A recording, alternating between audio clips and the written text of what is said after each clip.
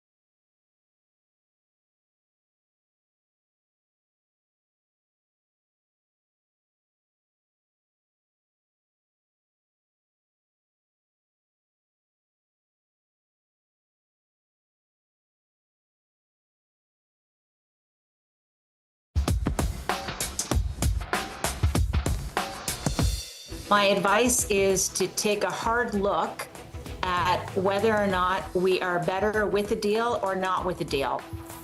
President Trump pausing his latest round of tariffs on Canadian goods until at least Saturday. 50% tariffs were set to kick in today.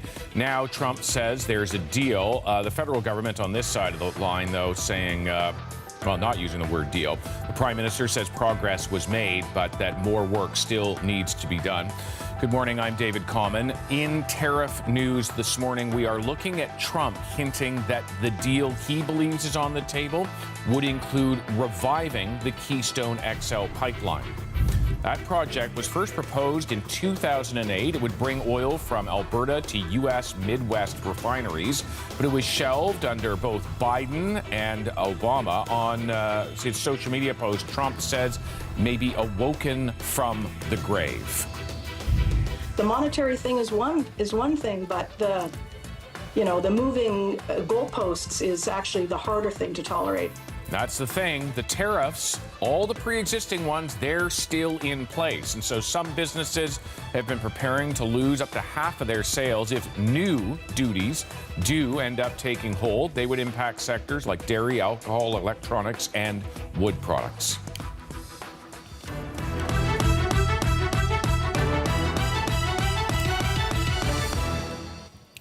Let us remember that these latest tariffs, which are now on hold, were not as big as the ones that had been previously imposed, but they were on CUSMA-compliant goods.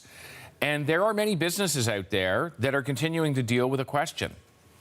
Do you pay the tariffs yourself? Do you pass them on to your consumers? Or is neither scenario palatable? Sheehan Desjardins has been looking at how some businesses are coping. Rahim Molu felt the blow to his steel business in Toronto early on. The mere idea of stiff tariffs on steel, enough to shut down all his exports south of the border. Overnight, distributors that we've been doing business with for over 10 years called us up and told us they couldn't do business with us because the climate was too volatile. His industry was first hit about 16 months ago, but even before the U.S. tariffs were fully implemented, Conquest Steel had already lost about 20% of its business. It was a shock for sure, and it's tough to have it evaporate right away. Of course, it's not just steel. Auto and aluminum manufacturers have all faced hefty tariffs for more than a year.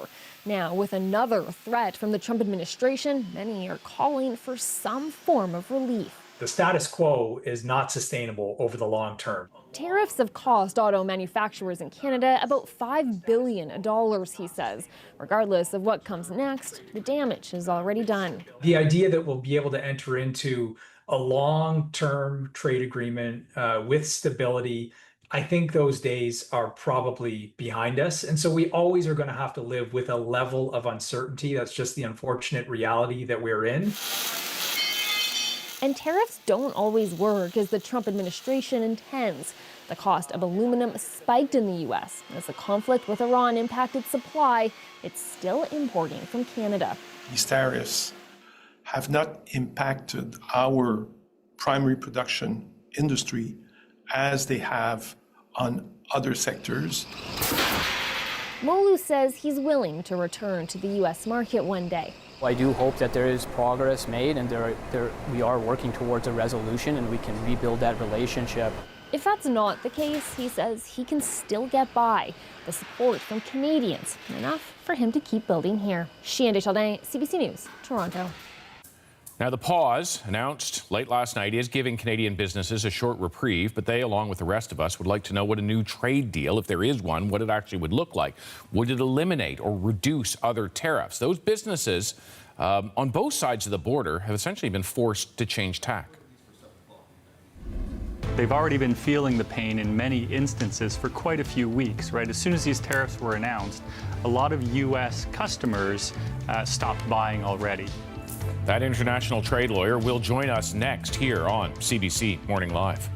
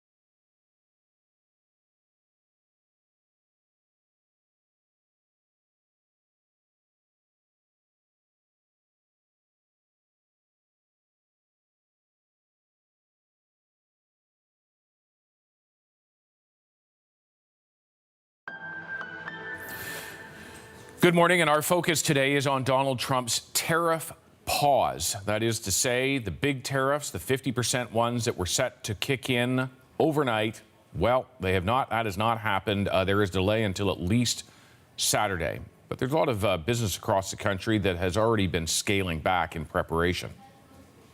It's an immediate cease and desist on all U.S. production, because at a 50% tariff, there's just no way we could manage that at all.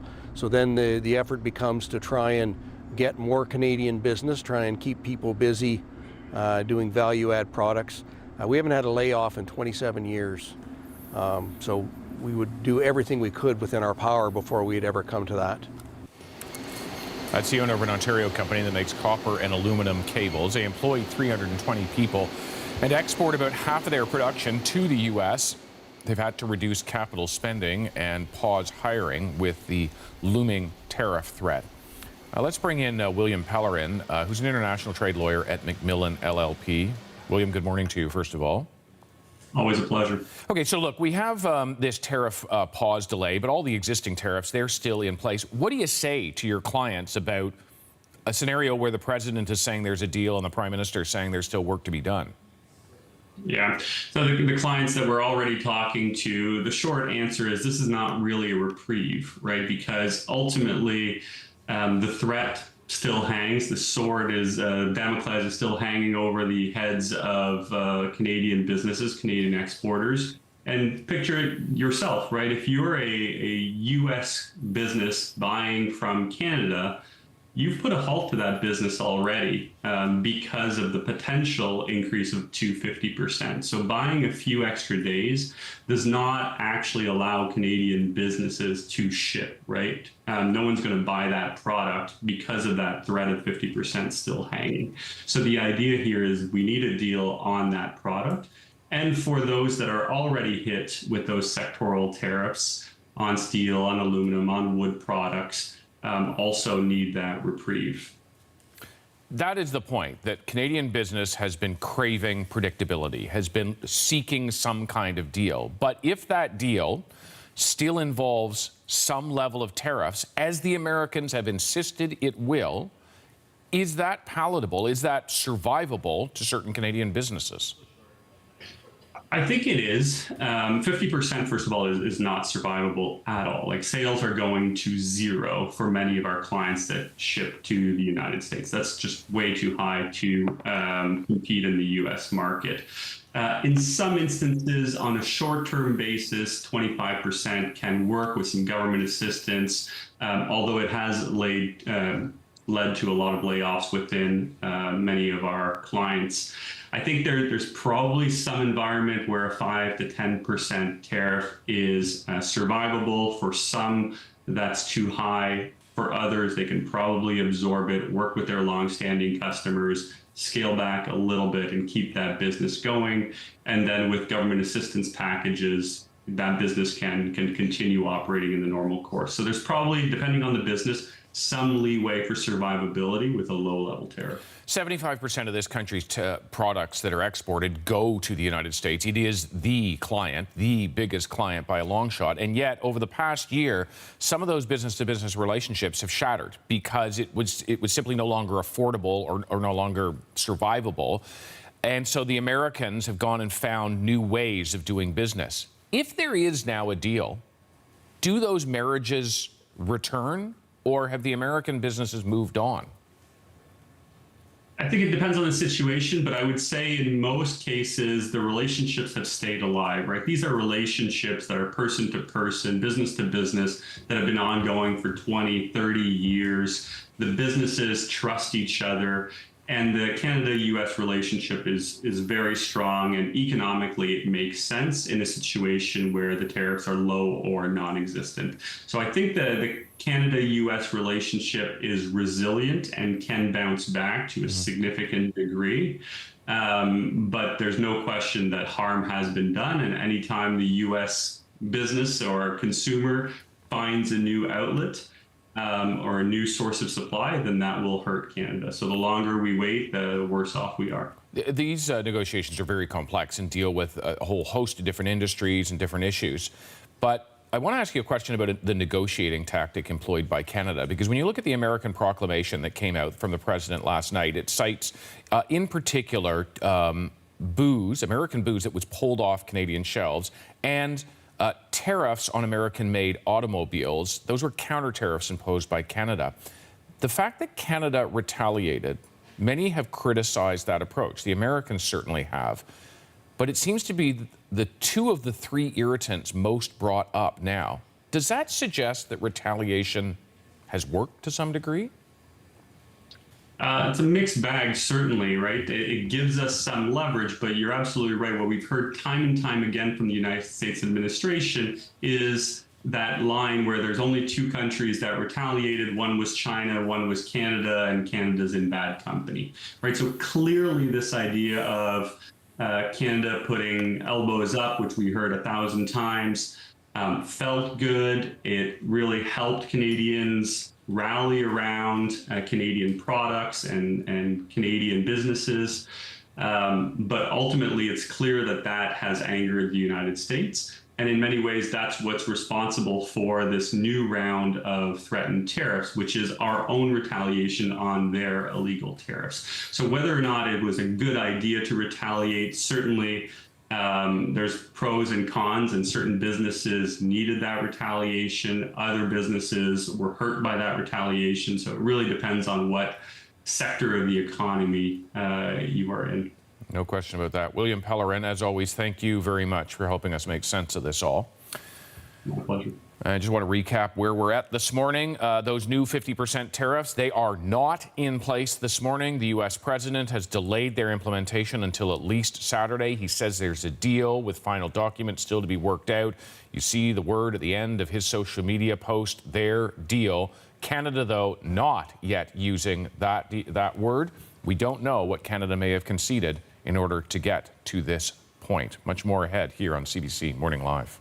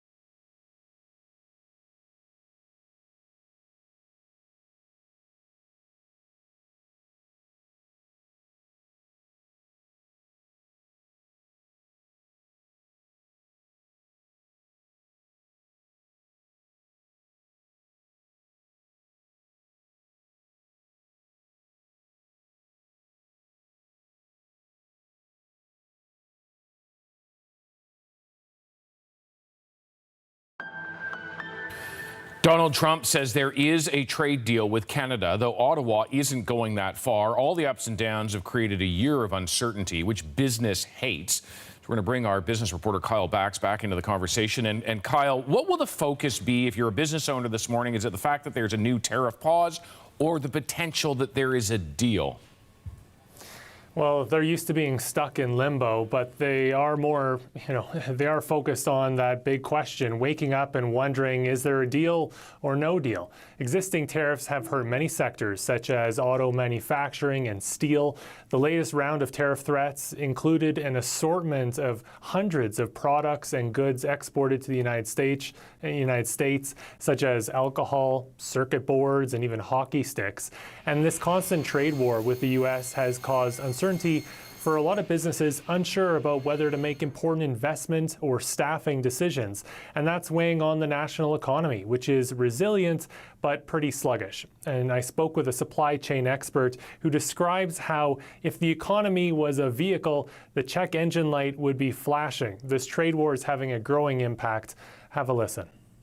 I think what really is frustrating from whether it's the Canadian business, the supply chain, the Canadian market side, is the uncertainty that has been wielded around for the past year and a half. And that creates frustration, obviously, with businesses, with exporters, with markets, with supply chains. And you wonder how much longer can we withstand that uncertainty that's been brought upon us for the past year and a half. The impact is not even across the country. Tariffs are hurting Ontario, Quebec, and BC the most, compared to relatively little impact in Alberta and Saskatchewan. Trump also mentioning the revival of an oil pipeline as part of this trade deal. This is something you've been reporting on for, 18 years? Exactly. I'm talking to Keystone XL. What's the latest there? Well, it's not clear how or why this project is part of these trade talks, but what is certain is this project is moving ahead. Back in March, Calgary-based South Bow announcing it is reviving parts of the Keystone XL project in partnership with a U.S. pipeline firm. The route is slightly different, traveling from Alberta to Wyoming, as opposed to the original route, which traveled to Nebraska. In April, Trump signed the presidential order to greenlight the project.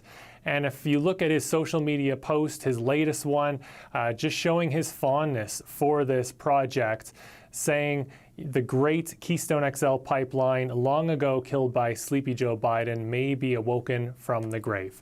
So there are hurdles for this project, but it's clear that the companies involved are moving forward, and the U.S. president sure wants that to move ahead as well. Kyle Bax, thank you very much for your insight. Now, the tariff pause is buying some more time for Canadian negotiators to continue with the U.S. side until at least Saturday, but it leaves a number of this country's big industries and small businesses in limbo.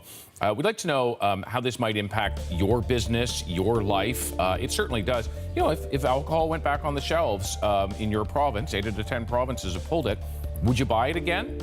Send us your thoughts, your questions. How is this impacting you? Morning Live at CBC.ca. And any questions you've got, we'll work to get you some answers. For Canadians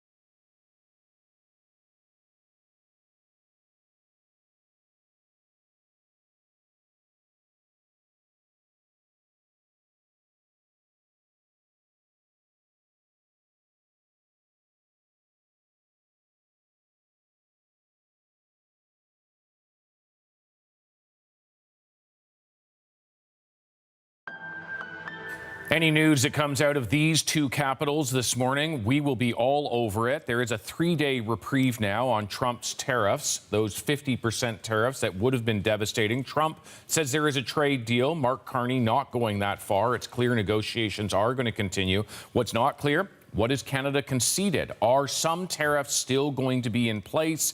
A Keystone XL pipeline that might end up getting built. We're going to have a lot more ahead for you here on CBC News Network and the ongoing threat to Canadian business.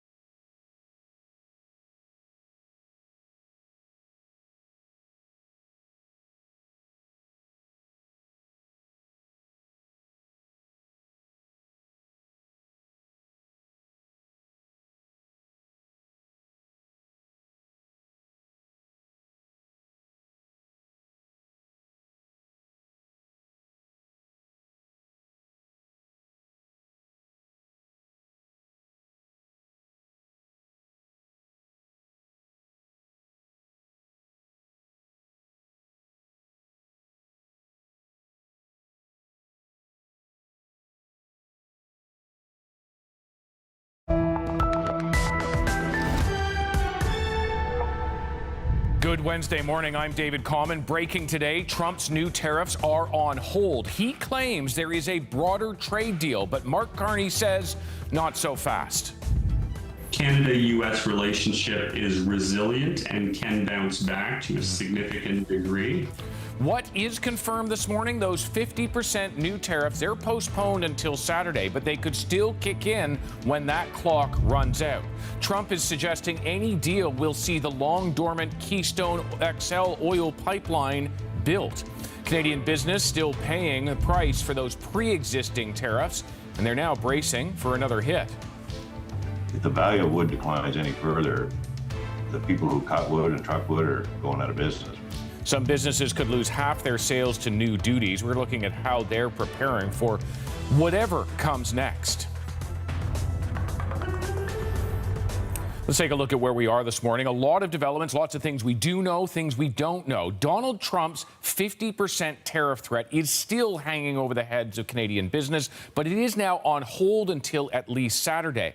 Let's take you through what we do know. Trump waited until less than 2 hours before his midnight deadline to make the announcement, showing his ongoing flair for political drama. There was reporting that a framework was on his Oval Office desk in the afternoon, but he set a new deadline, giving negotiators 3 more days to come to a final agreement. Now, Mark Carney not going as far as the U.S. president. The Prime Minister's own statement makes no mention of a deal. He says progress has been made, but more work needs to be done. We know that the Americans had demanded a number of concessions on key industries, auto, steel, dairy from the Canadians had said that tariffs were going to remain.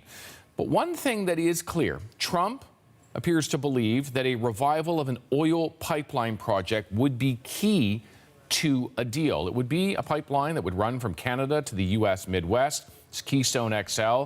We have an in-house expert on that. Kyle Bax in our Calgary studio up early this morning. Kyle, let's get to some of the hard details. There's not a lot from the potential of a trade deal, but the notion that Keystone XL is one of them. Where does the progress on that pipeline now stand?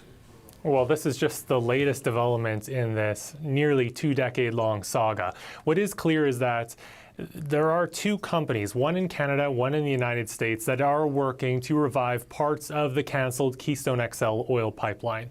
In March, Calgary-based Southbow announced it was pursuing this project.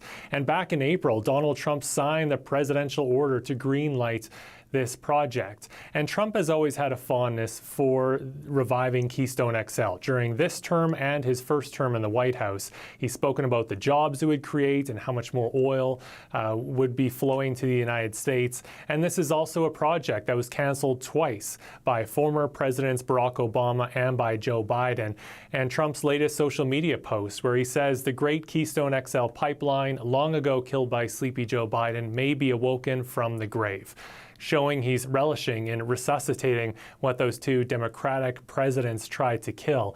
This project, the latest reiteration of it, it would increase Canada's oil exports to the United States by about 12%. The route is slightly different. Instead of moving oil from Alberta down to Nebraska, this new route would travel down to Wyoming. There would likely be other projects that would get built in the future that would move that oil to different parts of the U.S. Midwest or down to the U.S. Gulf Coast. For Canada, this project is largely already built in Alberta and Saskatchewan. The pipe is in the ground, about 150 kilometers of pipe already in the ground. The permits are in place, but this seems to still be a bargaining chip with the United States. Yeah, and a curious one, because we know the U.S. president has a fond spot, if you will, for oil and energy broadly. And it is curious because Canada had chosen, Kyle, as you well know, as you've reported, not to use energy in retaliation, not to try to tariff it, not to try to use it against the Americans. Trump, along the last year, has said, well, we don't need Canadian oil, which makes this pipeline all the more interesting. Why do they need Canadian oil? Well, I think for Donald Trump, he's under a lot of pressure to lower gasoline prices in the United States. Fuel prices have spiked this year, as we've seen, of course, across Canada because of the U.S. war with Iran. This new pipeline project, it's not going to help in the short term, but it could send a message to voters, that he is, wanting to lower gasoline prices. A lot of Canadian oil is heavy oil, and a lot of refineries in the United States, especially in the U.S. Midwest, they are configured to use heavy oil, and that's why they are heavily dependent on Canadian oil exports. This Keystone XL project, this revived version of it, the two companies are expecting to make a final investment decision next year, and there could still be some legal challenges. Experts have also told me that state regulatory permits are still needed. Southbow, that's the Calgary company, it is working with a partner called Bridger Pipelines in the United States. Again, this is a smaller pipe than the original Keystone XL, and it's not as long of a route, but these two companies, they are continuing to develop this project. It is quite striking to see the connection potentially between the war in Iran, oil prices, and American trade talks with Canada. That is quite something. Thank you for drawing that line. Appreciate it. Kyle Bax. Thank you. All right, look, these negotiations are going to likely continue today in Washington. Dominic LeBlanc, who has been leading negotiations for the Canadian side, along with Janice Charette, will likely meet with Jamieson Greer. We're going to talk more about that, but a reminder that there's a lot we don't know. The U.S. president is claiming that there is a deal. We know the U.S. side had demanded concessions, said that tariffs on some level were going to remain on many industries, but perhaps at a lower level. We know the Americans had demanded changes to retaliatory tariffs on American-built automobiles, a return of U.S. alcohol to Canadian shelves in the 8 out of 10 provinces that had been taken off. We know they'd even been saying, and potentially this was part of the trade talks, that Canada should buy more F-35 jets. You see one there. Canada already on the hook for up to 30 of them, has the option to go for 58 more. And the Americans seemingly wanted us to buy more of those. Could that be part of the trade talks? Absolutely could be, but these trade negotiations not happening in public, and so we just go with the public statements we have. On that, let's turn to Chris Reyes, who's in our New York bureau this morning. Chris, much firmer language coming from the U.S. administration, Trump using deal. You're also looking at his trade representative and what he's been saying. Yeah. Absolutely. And good morning, David. I'm going to repeat a lot of what you just said and a lot of what Kyle just said, because that gives you a sense of how much we're sifting for details this morning. But a lot of those few details that we do have worth underlining. And as you mentioned, the language is probably the first one to point out. The fact that not only is President Trump calling this a deal, he's calling it a deal, David, in capital letters. So a deal, exclamation mark. That's what he posted on social media. Timestamp 10:15 p.m. So just a little under 2 hours before that deadline of the 50% tariffs taking effect. He did qualify that statement, however, by also writing that it's subject to the finalization of documents. Now, the White House confirmed some of this, releasing a signed presidential proclamation, adding that the pause is a result of Canada expressing a commitment to remove its own tariffs and restrictions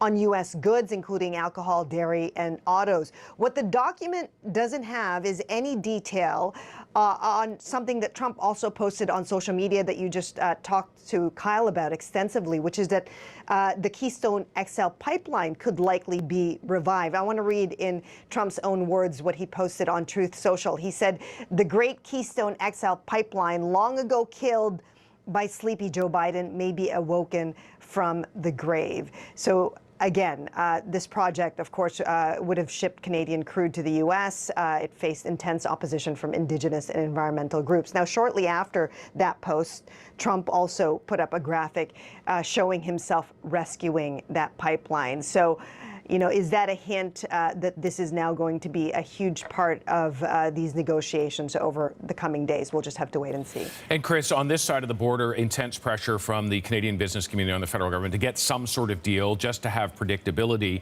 On the American side, we've seen some of that, often behind the scenes with quiet lobbying, but there are some groups that have been a little bit louder.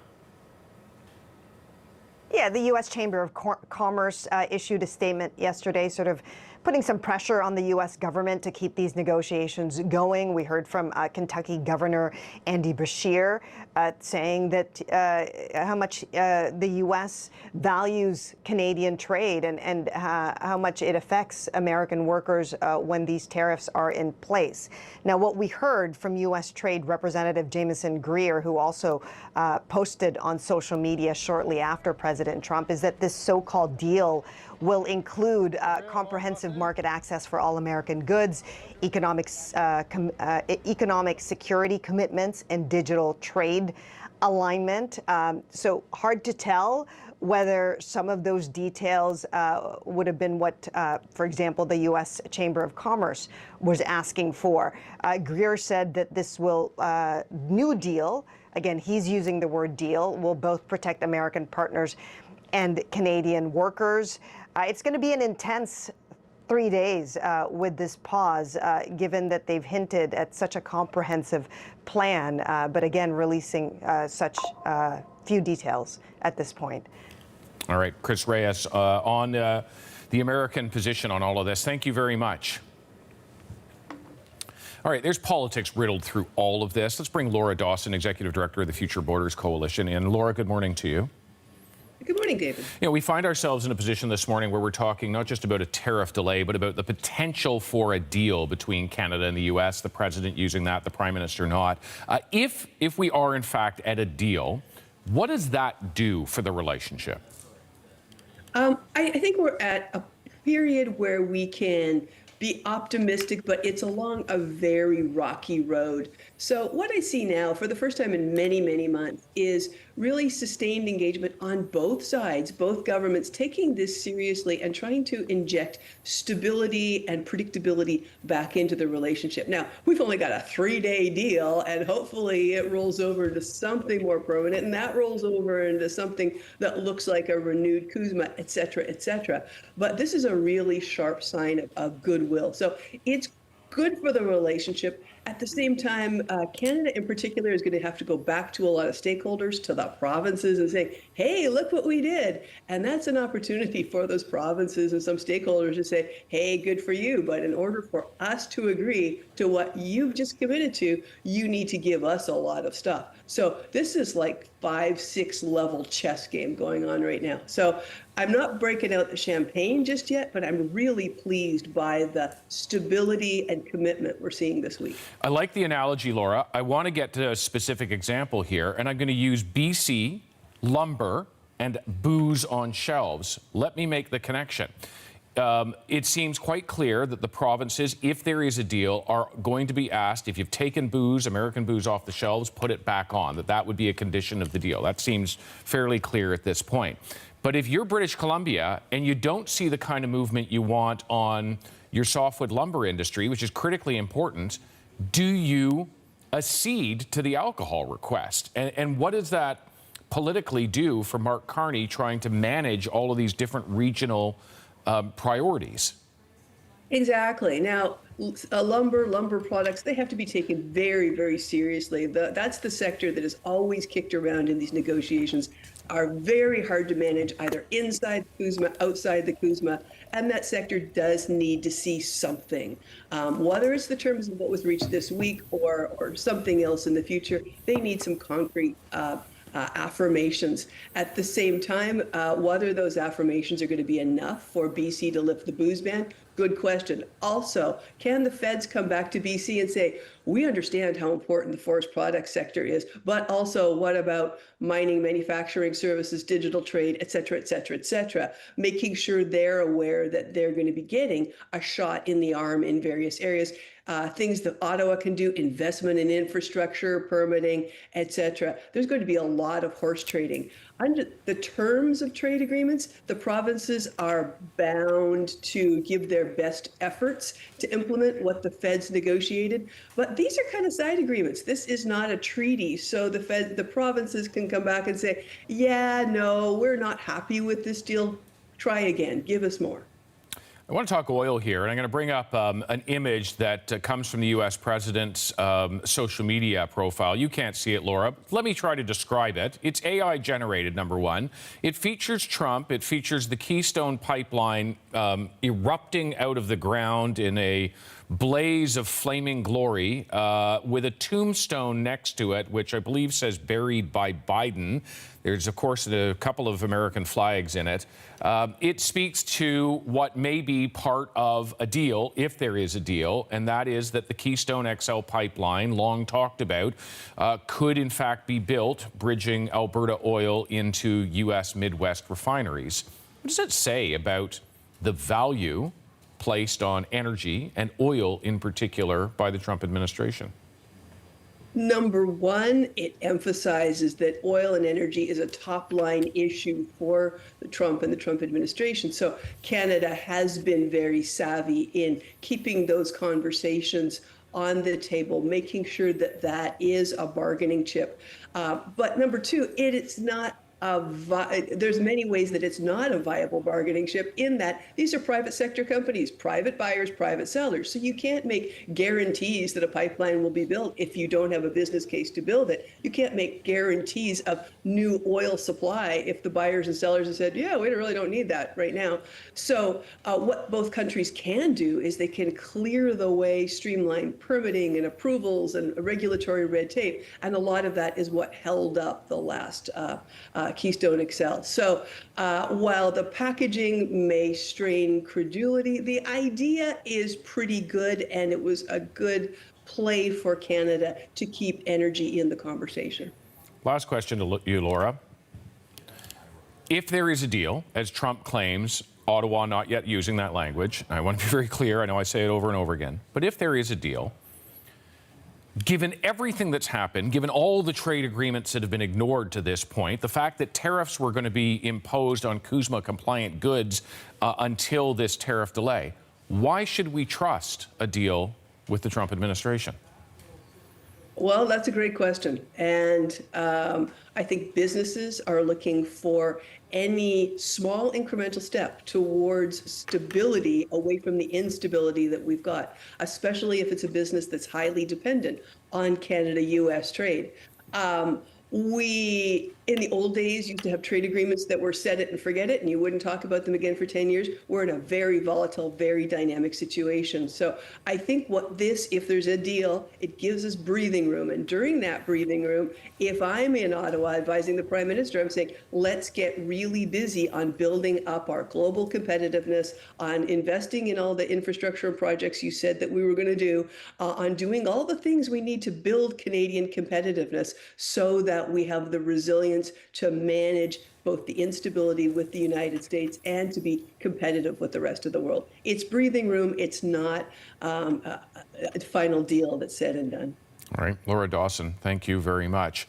This will, of course, be critically important for Canadian business. 75% of this country's exports go to one country, and that is the United States. As much as Canadian business has been seeking new partners in other places, the U.S. is the giant marketplace and critically important, and that's why getting some sort of deal has been so important for the business community.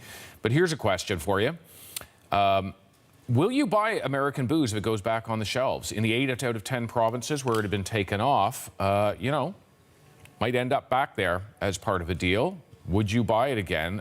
This has been asked by pollsters, and a large number of Canadians have said probably not. I'd like to know what you think. I'd also like to know how all of this is impacting your business. Do you have any questions about the tariff delay until Saturday?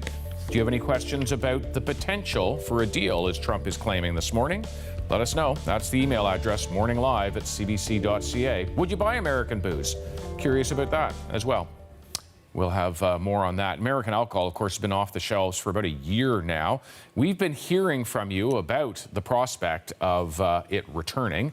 Let's take a look at what some people are saying. Russ telling us, I think that allowing U.S. alcohol for sale in Canada is a small concession if it means a larger concession on the part of the U.S., for instance, on lumber from B.C. Dennis says provinces can put U.S. booze back on the shelf, but that doesn't mean he's going to buy it. And Tom tells us if the ban is lifted, he will not buy American. Tom's pretty definitive. He says he also stopped shopping at places like Walmart when the trade war started, and he won't go back.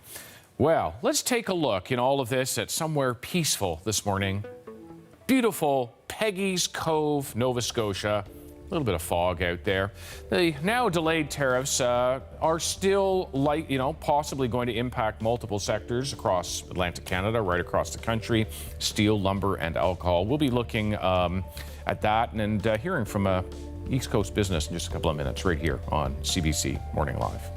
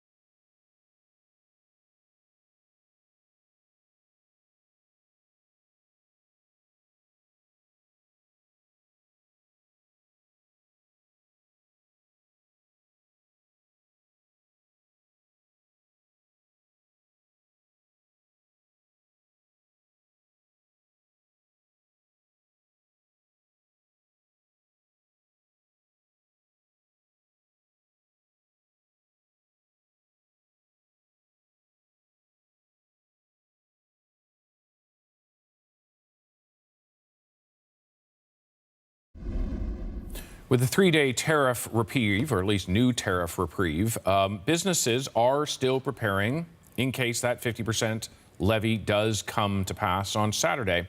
Donald Trump has pushed the deadline to that point, but certainly sectors that are looking at the potential impact: lumber, steel, alcohol. Total value of exports under threat in Nova Scotia and New Brunswick alone is more than $500 million.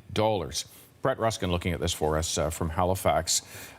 Brett, right across the country there are potential impacts, and those trickle down to individuals, whether it's the job that you work at, it's the business you operate, or the things that you buy. Can you take us through some of the impacts there in Atlantic Canada? Sure, yeah. So Atlantic Canada, David, not necessarily as targeted or perhaps as susceptible and would feel the same severity of impacts as other places like Ontario, like British Columbia, if these 50% tariffs should come into effect from the American government. But there is still kind of minimal impacts or moderate impacts depending on the industry. So taking a look at the steel industry, for example, in New Brunswick, there have been steel manufacturers and steel makers and processors who have been able to pivot to Canadian markets, domestic markets, other customers over the last number of years, even leading up to this current tariff war. Taking a look at the alcohol industry, the largest Canadian-owned brewery in Canada is the owned Mooseheads Brewery. That is one that has seen or is seeing around 10% of their revenue coming from American sources. And so if there's a 50% tariff, that could be a hit to that major employer there in New Brunswick. And then also taking a look at the lumber industry as well. I was able to speak with a representative of the Woodlot Owners Association in New Brunswick, talking about the impact that additional tariffs could have on the entire forestry sector. Here's what he had to say. If the value of wood declines any further, the people who cut wood and truck wood are going out of business. We've already lost a lot of wood producers, and we've lost a lot of truckers already, and because the margins just aren't there. So if any of this new tariff finds its way down to the wood supplier, they're done. So you can see the trickle-down effect, essentially, of these tariffs on folks who cut down the trees, the truck drivers who move the trees to the mills, the mill workers who transform that raw primary product, that resource, and then even the value-added factories that change that wood into different products that then get exported all across North America. That could have impacts on all of those jobs should tariffs take effect. David?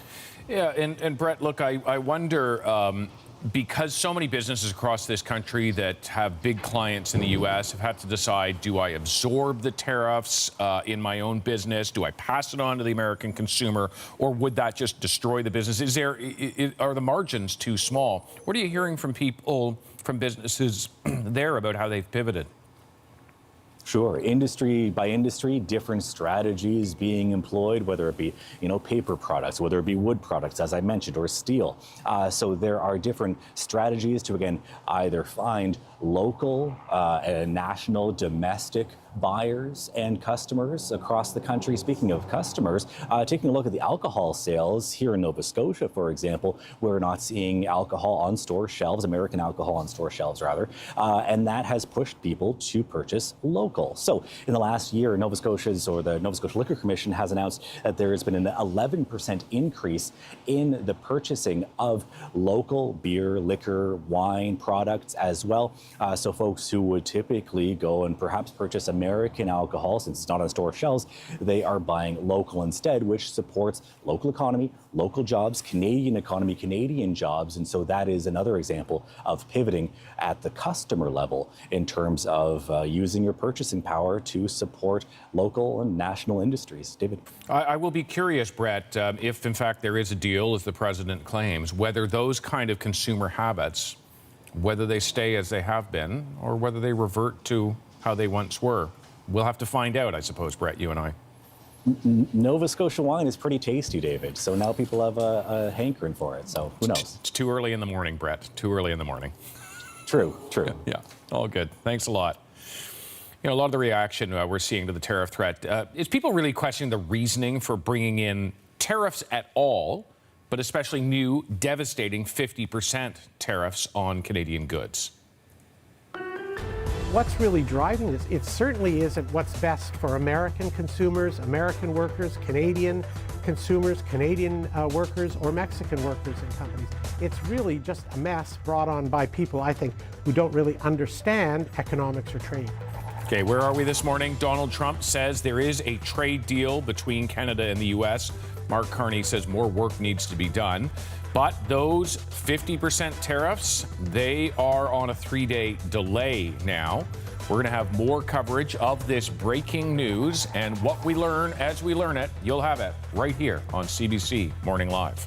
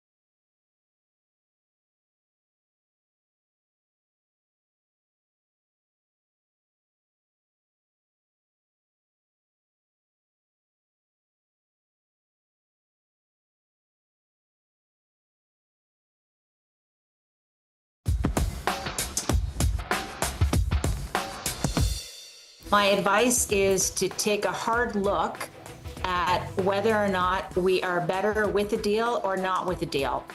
President Trump is pausing his latest round of tariffs on Canadian goods until Saturday. Trump also says there's a bigger trade deal in play, Ottawa being more cautious. Mark Carney says progress has been made, but that more work needs to be done. Good morning, I'm David Common. Breaking on this morning, if there is a trade deal, Trump suggests it could include reviving the Keystone XL pipeline. That project was first proposed in 2008 to bring oil from Alberta to U.S. refineries in the Midwest, but it was shelved under President Biden. Trump saying it may be awoken from the grave. The monetary thing is one thing, but the moving goalposts is actually the harder thing to tolerate. Canadian businesses, of course, still feeling pain from all those existing tariffs and now the threat of new ones. Some have been preparing to lose half their sales if new duties do take hold.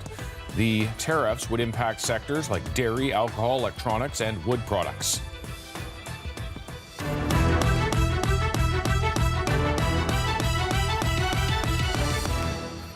All right, let's look at where we stand right now. A new Canada-U.S. trade deal has in many ways been the goal, but the U.S. has asked for major concessions from Canada, including that tariffs will always be in play, but perhaps less than they are right now.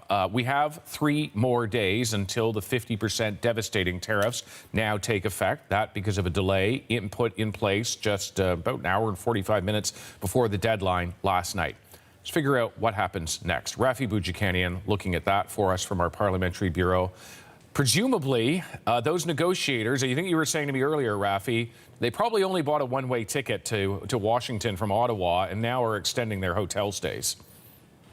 Yeah, I mean, look, U.S.-Canada Trade Relations Minister Dominic LeBlanc has been in Washington for more than a week now. I have no sense yet of whether he's got any scheduled meetings today with his American counterparts, but I'm sure that, you know, the phone is ringing. I don't know how quickly someone will pick up on the other side, but the fact that we've got this 3-day extension to these new tariffs kicking in suggests to me that the Americans want to speak more. We did get a statement from the Prime Minister's office last night. It was pretty terse. Let's put that up on your screens in part as I read it to you. It says substantial progress has been made, although there is important work still to be done. While we continue this work, Canada remains focused on building a stronger, more independent and more competitive economy at home. So much less bombastic than what we heard from the White House. We know that, that statement from Donald Trump included the word deal. We're seeing that nowhere here in the Canadian statement. We're also not seeing any specific references to what the Canadians are targeting in these negotiations, right? But we know what those are. The tariffs, the existing sectoral tariffs on auto, steel, aluminum, softwood lumber.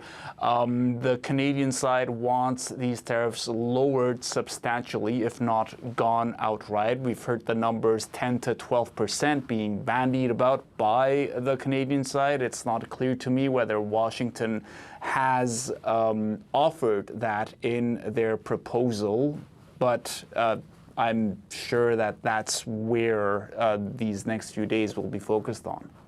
The question, Rafi, is what price will Canada have to pay in order to get some relief on those existing tariffs? There'd been talk that the Americans want Canada to buy more F-35s or be part of the multi-billion-dollar Trump pet project, the Golden Dome. All this being said, the bigger issues are things like dairy and lumber and steel.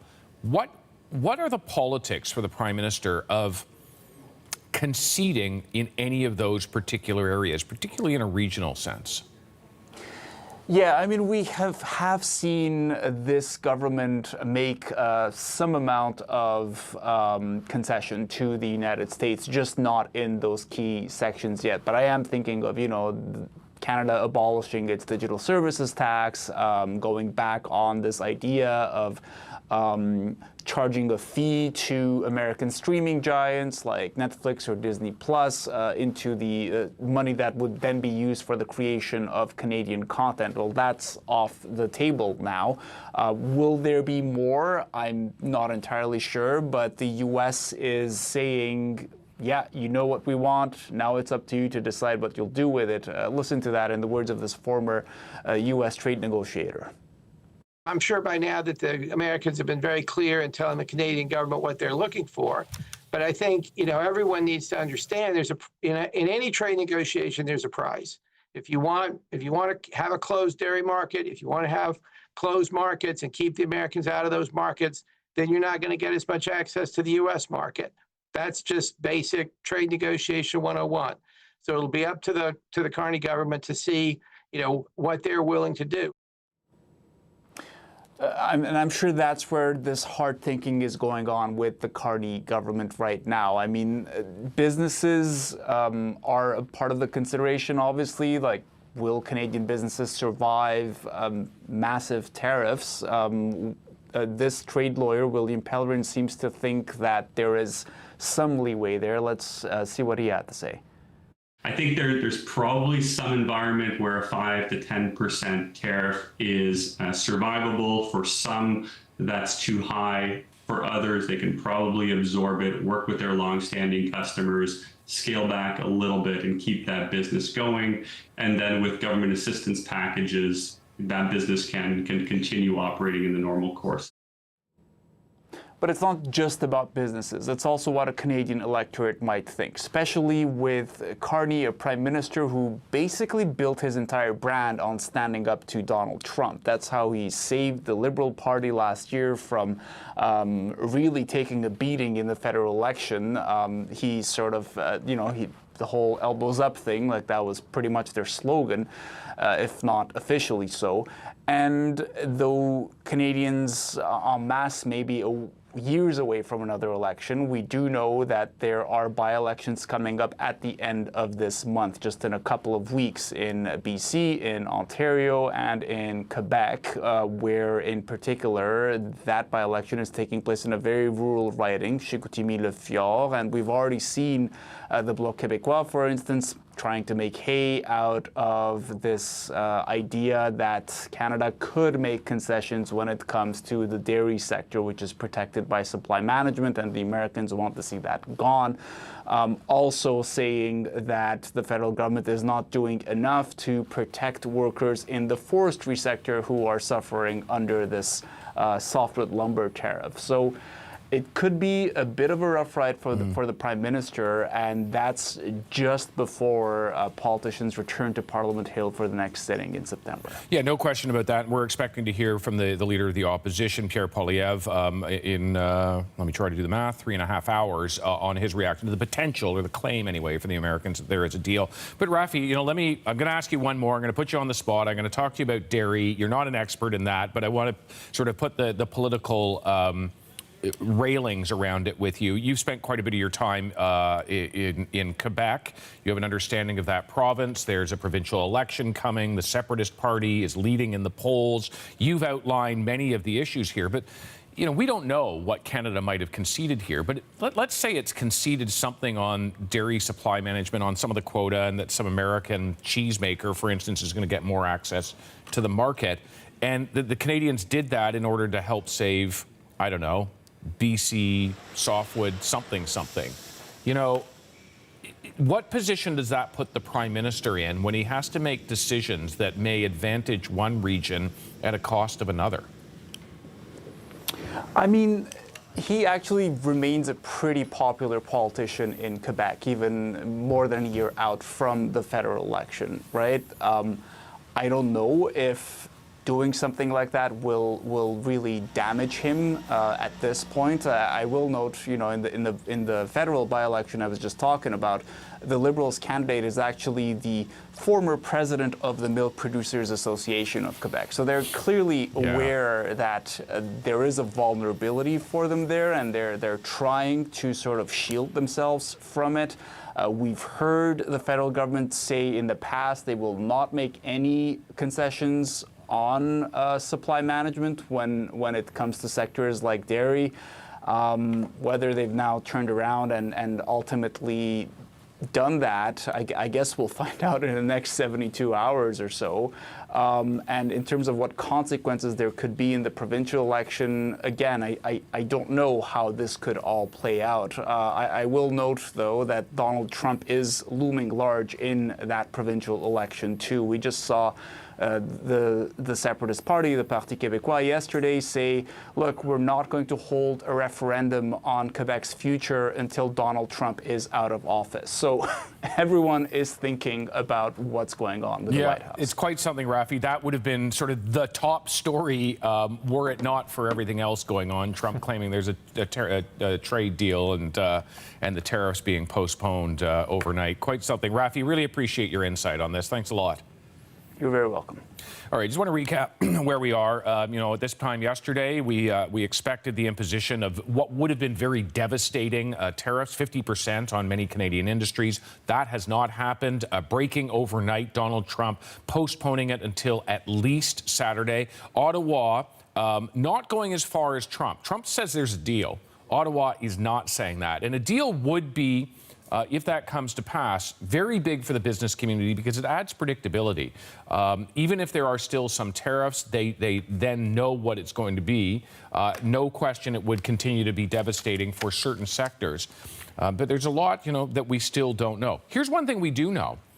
Trump says that if there's a deal, an oil pipeline is part of it. I want to bring Kyle back into the conversation because you've talked repeatedly to us about Keystone XL, quite something to see that back in play. Yeah, this is, and it's not exactly clear why this project is part of these trade talks. But what is certain is this project is moving ahead. It is being revived. It was back in March that Calgary-based Southbow announcing it was bringing back parts of the Keystone XL proposal in partnership with a U.S. pipeline firm. Now, the route is slightly different. The original Keystone XL would be traveling from Alberta down to Nebraska. Now, this new route would move oil from Alberta through Saskatchewan into Wyoming. In April, Donald Trump signed the presidential order to greenlight the project. And during both of his terms in the White House, he has had a fondness for this pipeline. His latest social media post further evidence of that, saying last night, the great Keystone XL pipeline, long ago killed by Sleepy Joe Biden, may be awoken from the grave. Now, there still are hurdles for this project. There could be legal challenges. State regulatory permits in the United States are still needed. Southbow, the Calgary company, it is planning to make a final investment decision next year on whether to commit to building this project. And there is interest by Canadian oil producers to use this pipeline. Southbow has said it has secured 20-year contracts from oil producers to ship through this pipeline if it is built. So it has the customers. For Canada, this project is largely already built in Canada. The pipe is in the ground in Alberta and Saskatchewan. It was back in 2020. I actually traveled to southeast Alberta to see about 1,000 workers and heavy machinery putting pipe in the ground as part of this Keystone XL project. All the necessary permits are also in place in Canada.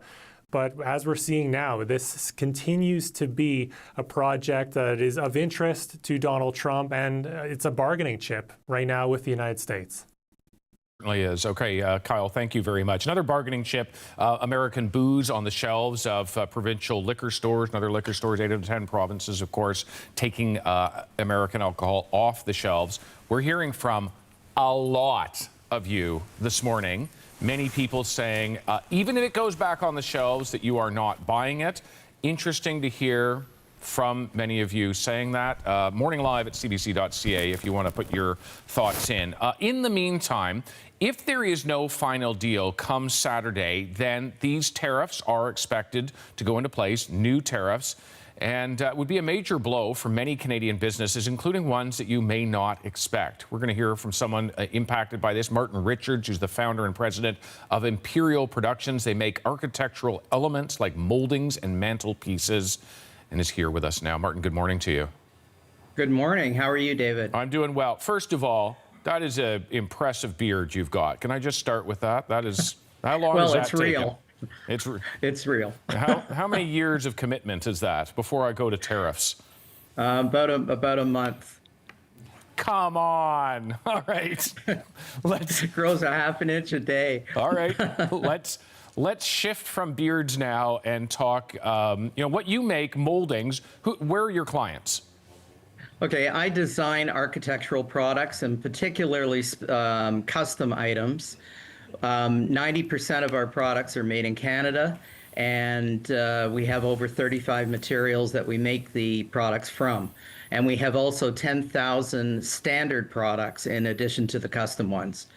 The custom is the most difficult, and that gives us an edge over many of the other suppliers because very few companies in the world do custom architectural products. And where are your clients? Our clients are, we've sold to 16 countries, from the United States to the Bahamas to the Netherlands. I've even sold my ceiling medallions in Okinawa, Japan. So it is worldwide, but the big problem is getting the products to market, because obviously the cost of freight, as we are all generated towards movement towards the United States. Well, and that's the thing. It is such a big market and it's so close to you. What has the existing tariffs and the prospect of these new ones that are now seemingly on hold until Saturday, what does that mean for your bottom line? It means confusion. That's the biggest problem. For example, if I were to ship columns to Spain, those columns, and I've even sold them to decorative columns to Italy. If I send them, they have a VAT tax. If I send them to Britain, they have a VAT tax.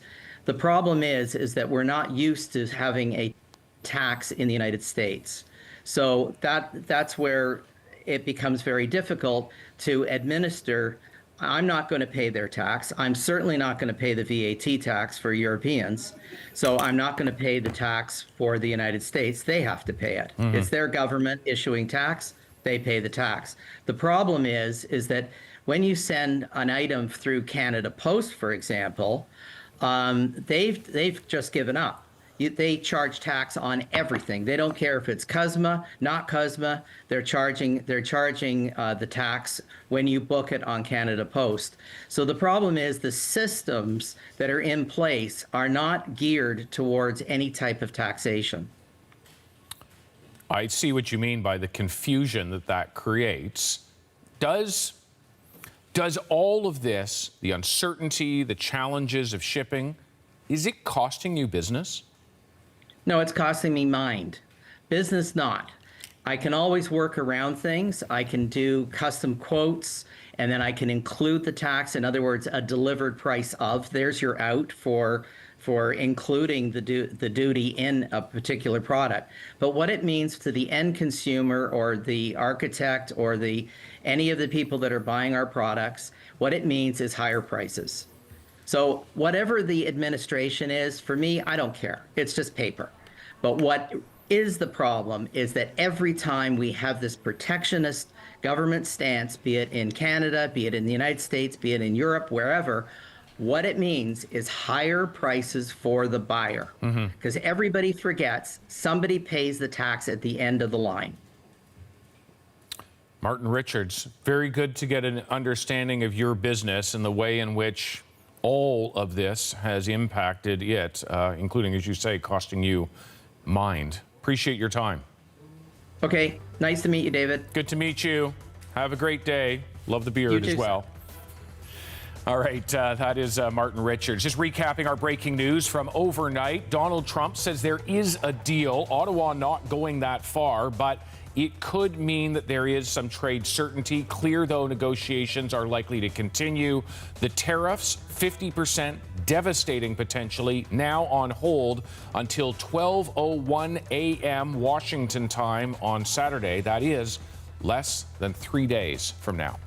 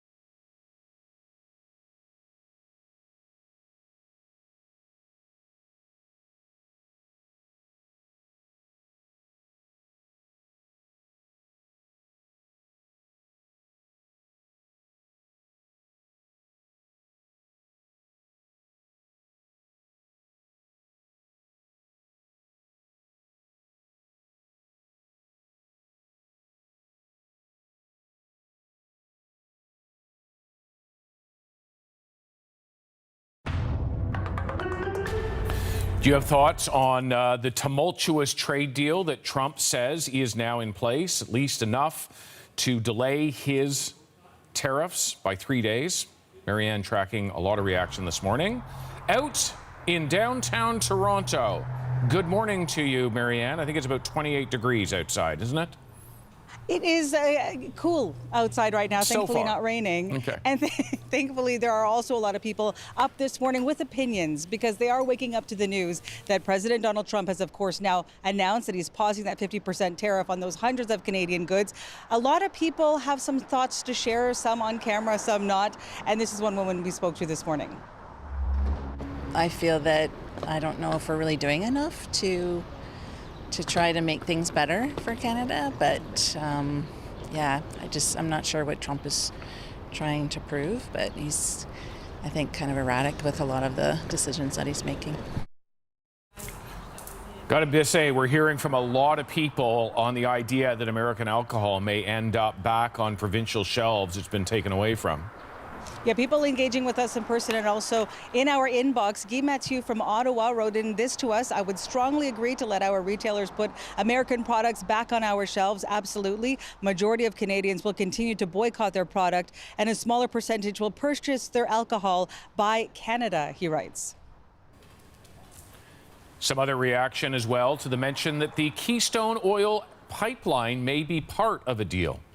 Yeah, which we know was in President Donald Trump's statement, not in Prime Minister Carney's. This was written into us from Fred Perel saying climate change has become so severe that society needs to do everything possible to minimize the use of fossil fuels. However, thoughts of the revival of the Keystone XL pipeline have emerged because he says Donald Trump insists that climate change is one big hoax, regardless of evidence emphasizing the contrary. One key question, of course, is what Canada might have conceded in order to get to this point, whether it's a deal or not. Yeah, and that's something we've been asking people here on the streets as well. This was written to us this morning from Donna Vernest, saying, I am thinking about why dairy supply management is so important to us. We live in a more northern climate than American farmers do and deal with more challenging growing conditions. Could we compete at all with U.S. farmers, or would we lose our ability to feed ourselves if we lose support for our agriculture? A lot of questions there, a lot of food for thought for that, David, and we'll be out here this morning getting reaction here, downtown Toronto throughout the morning. Marianne, thanks very much. Stay warm. All right, just recapping the breaking news that's happened overnight. Donald Trump making a number of pronouncements. One, that he says there is a trade deal between Canada and the U.S. Mark Carney not going that far, but we do know Donald Trump has delayed until Saturday his devastating new 50% tariffs. The old ones remain in place. Will they be reduced under a trade deal? That's what business wants. We'll be looking ahead here on CBC Morning Live. Life is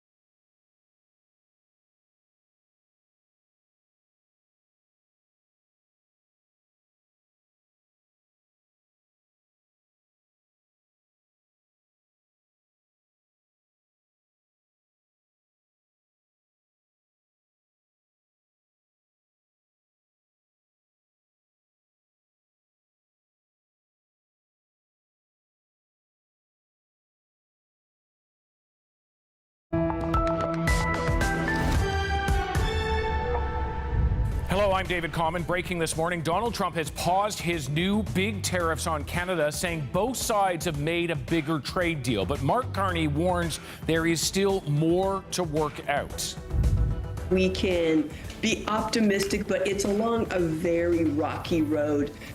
So for now, Canada gets a little breathing room. The deadline for those new 50% tariffs has now been pushed to midnight Saturday morning. Trump puts a long dormant oil pipeline back on the table, signaling that a deal could include the revival of the Keystone XL project. Canadian business wants certainty, wants a trade deal, but the Americans have insisted that some tariffs will remain. 50%, first of all, is not survivable at all. Like, sales are going to zero. Business owners across the country tell us what they're hoping to see. Donald Trump appears to be signaling something potentially big between Canada and the U.S., a deal that could go beyond the 50% tariff threat against Canadian goods. He is holding off on those tariffs right now until at least Saturday. That happening very late last night. Let's take you through what we know and we don't know. It was just about 2 hours before the midnight deadline. That is Trump's flair for the political drama. There was even some reporting that a framework agreement was on his desk yesterday afternoon. Instead, Trump set a new deadline, giving American and Canadian negotiators 3 more days to get a final agreement. Mark Carney not going as far as Trump. His own late night statement says nothing about a tentative deal. He just says progress is being made, but more work needs to be done. Carney also says nothing about, take a look at this from Trump last night. We are talking about reviving the Keystone XL pipeline, oil moving from Alberta to the U.S. Yes, that is AI generated. What you're seeing did not actually happen. A pipeline erupting out of the ground in a cemetery, seemingly. We're going to take you through what we know and what we don't.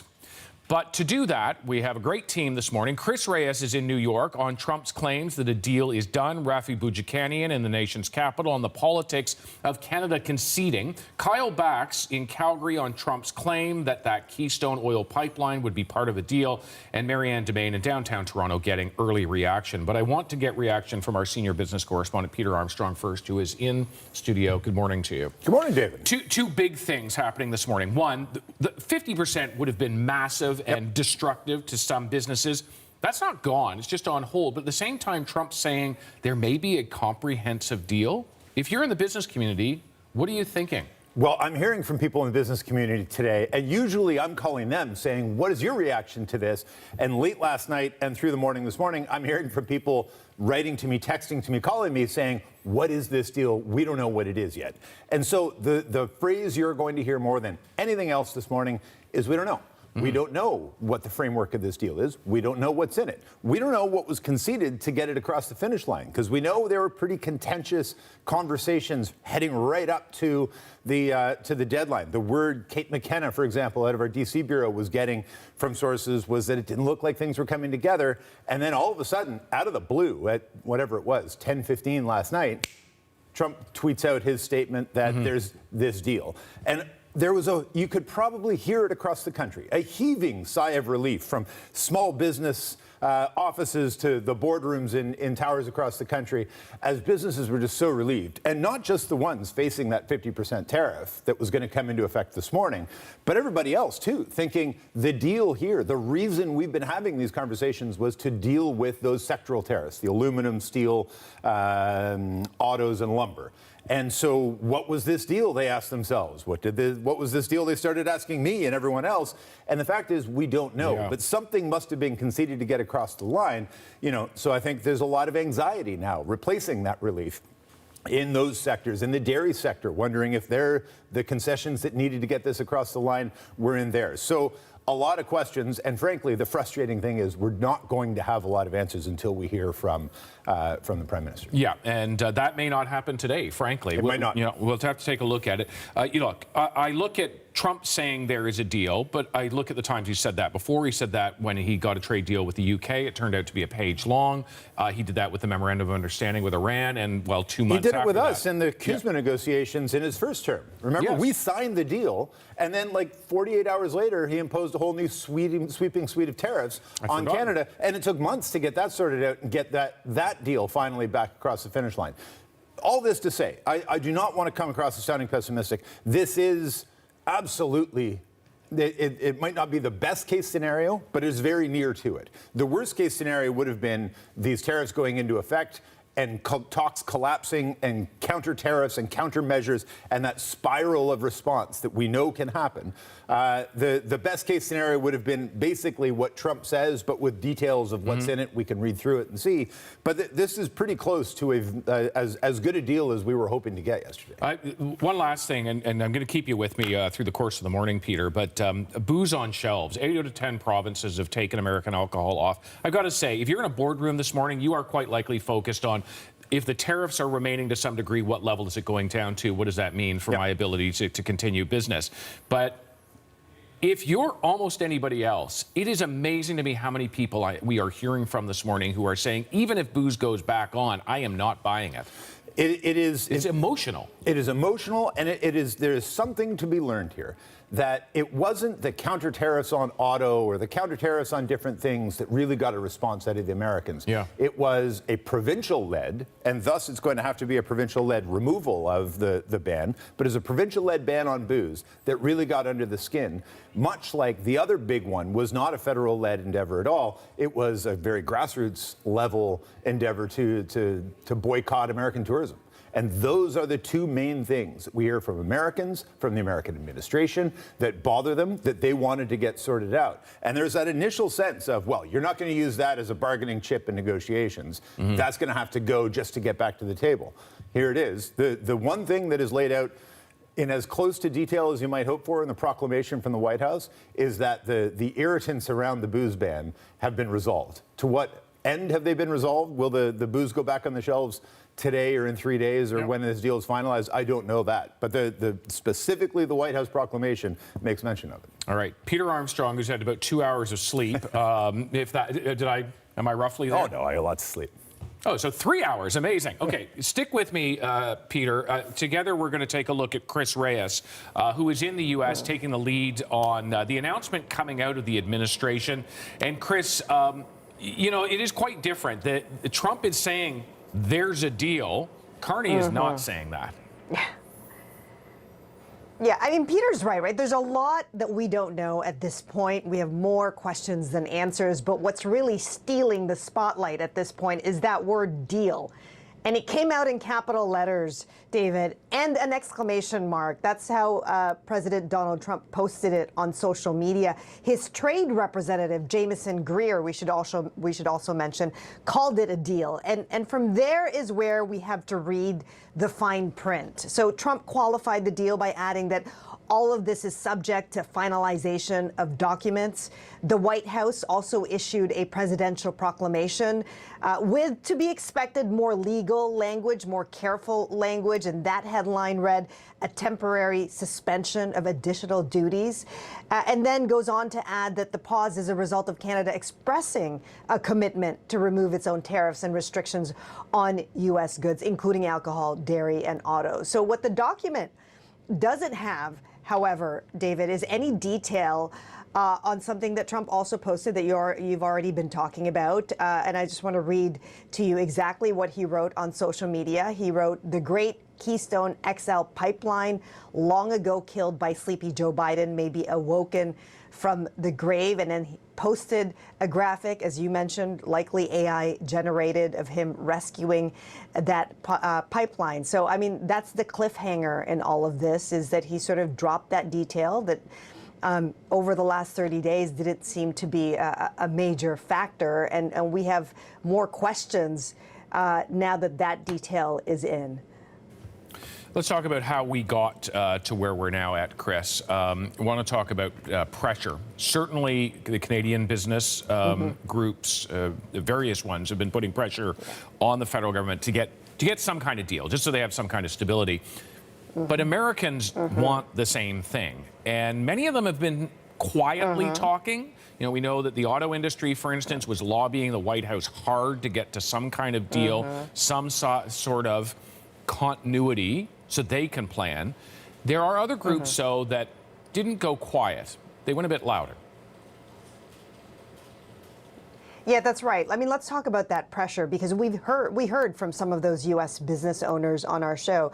And yesterday, one business owner said he thinks the reason people are not speaking out is because they are afraid of any kind of clapback or retaliation from the Trump administration.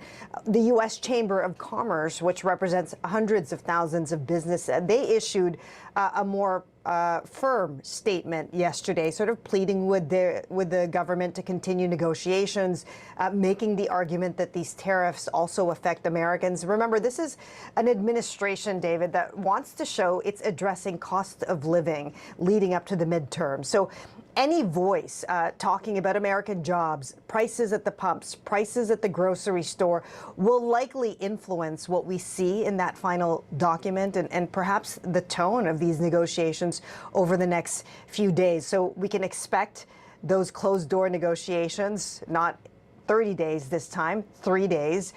There's a lot of it to be finalized. In Greer's own words, David, he said there's a lot of important work to do.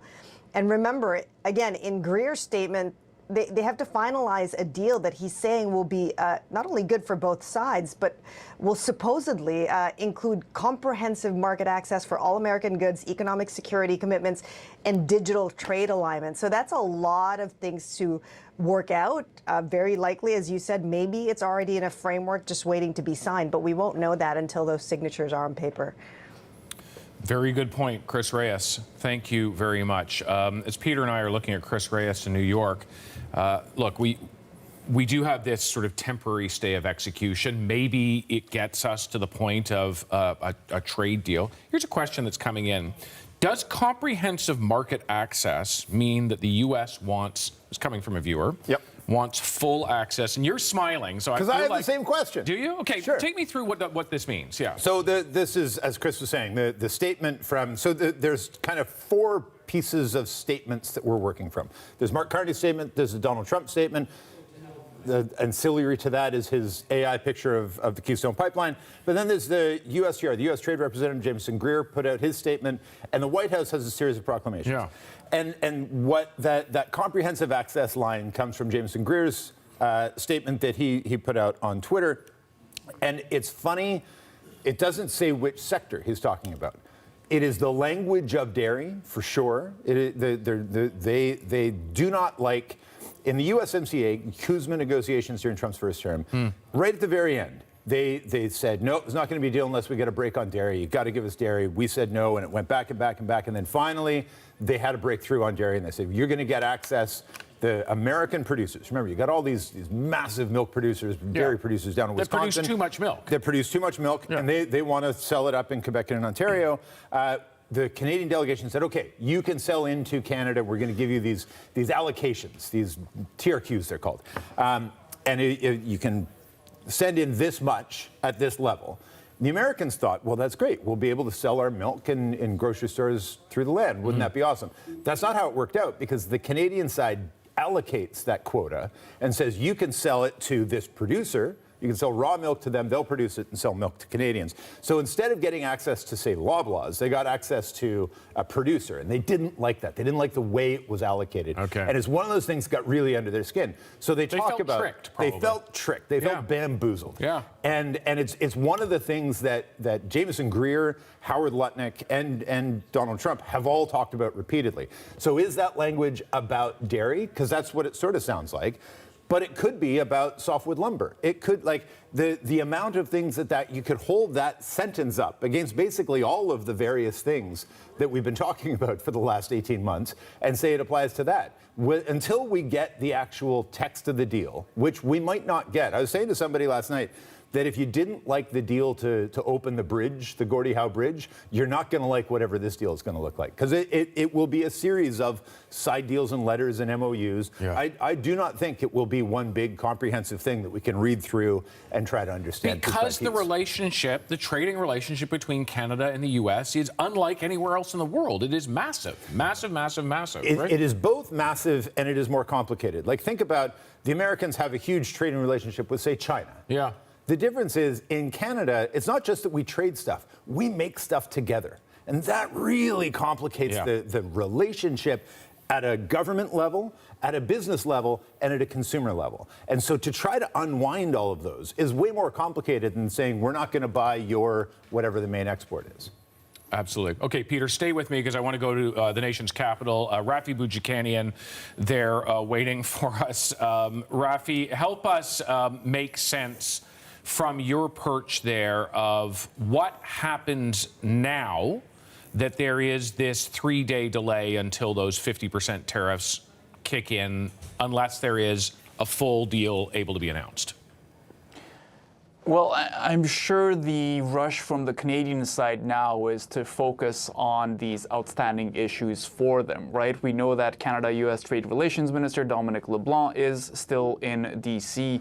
today. I'm trying to get a sense from his office of whether or not he has further meetings scheduled. I'm told that we'll be first to receive the word if that happens, though I'm not holding my breath because the Canadian side has been a little bit more secretive when it comes to all these talks than their counterparts in the U.S. Just, comparing those statements as we have, right? The White House getting into using words like deal, and then we have that statement from Prime Minister Mark Carney, which, to recap, let's put that up on your screens just so we can focus on it a little bit.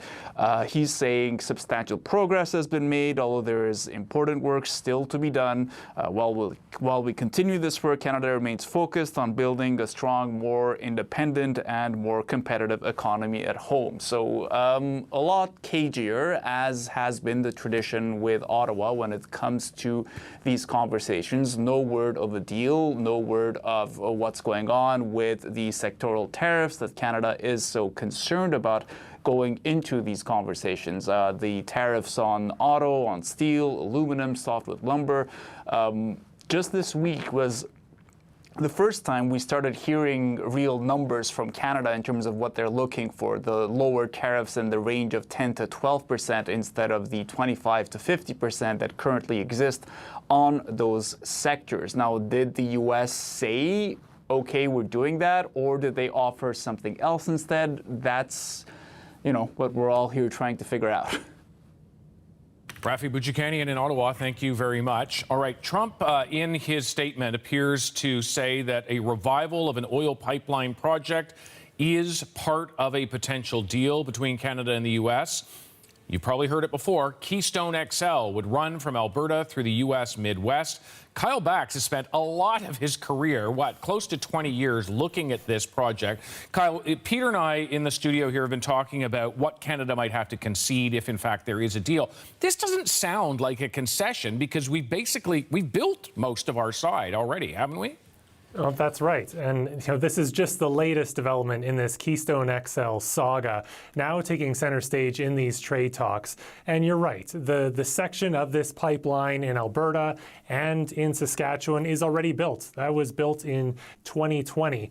But now it's a big question about what happens on the U.S. side of things. And this project, it is moving ahead. Back in March, Calgary-based Southbow announced it was reviving parts of the Keystone XL project in partnership with a U.S. pipeline firm.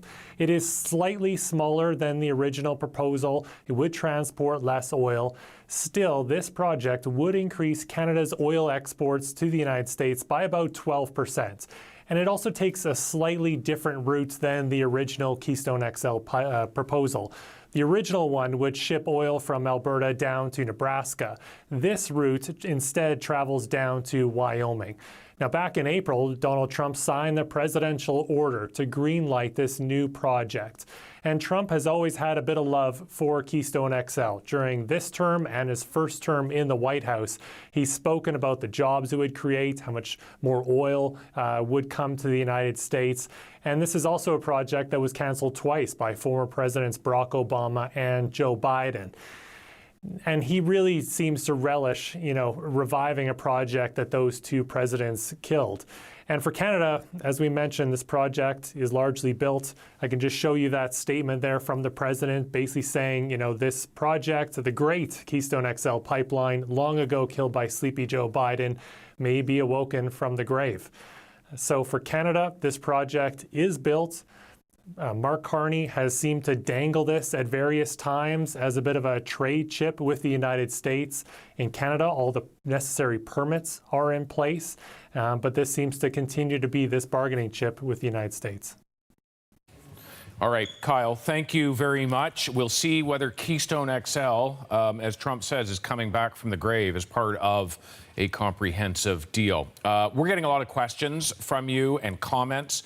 What do you think about how all of this might impact your business? One question is about American alcohol. If it returns to the store shelves in your province, 8 out of 10 provinces have it off the shelves now. Would you buy it again?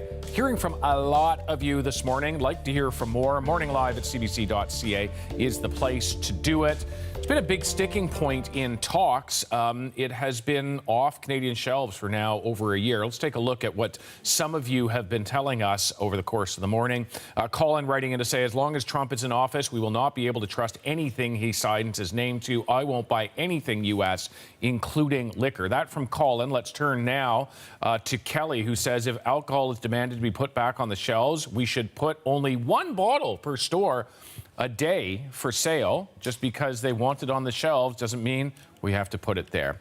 We are going to take a very short break, but want to talk about Canadian softwood lumber. It has for years been dealing with tariffs. Coming up, we will hear from the president and CEO of the Forest Products Association of Canada on what the potential of a new deal being claimed by Trump this morning would mean potentially for his sector. This is CBC Morning Live.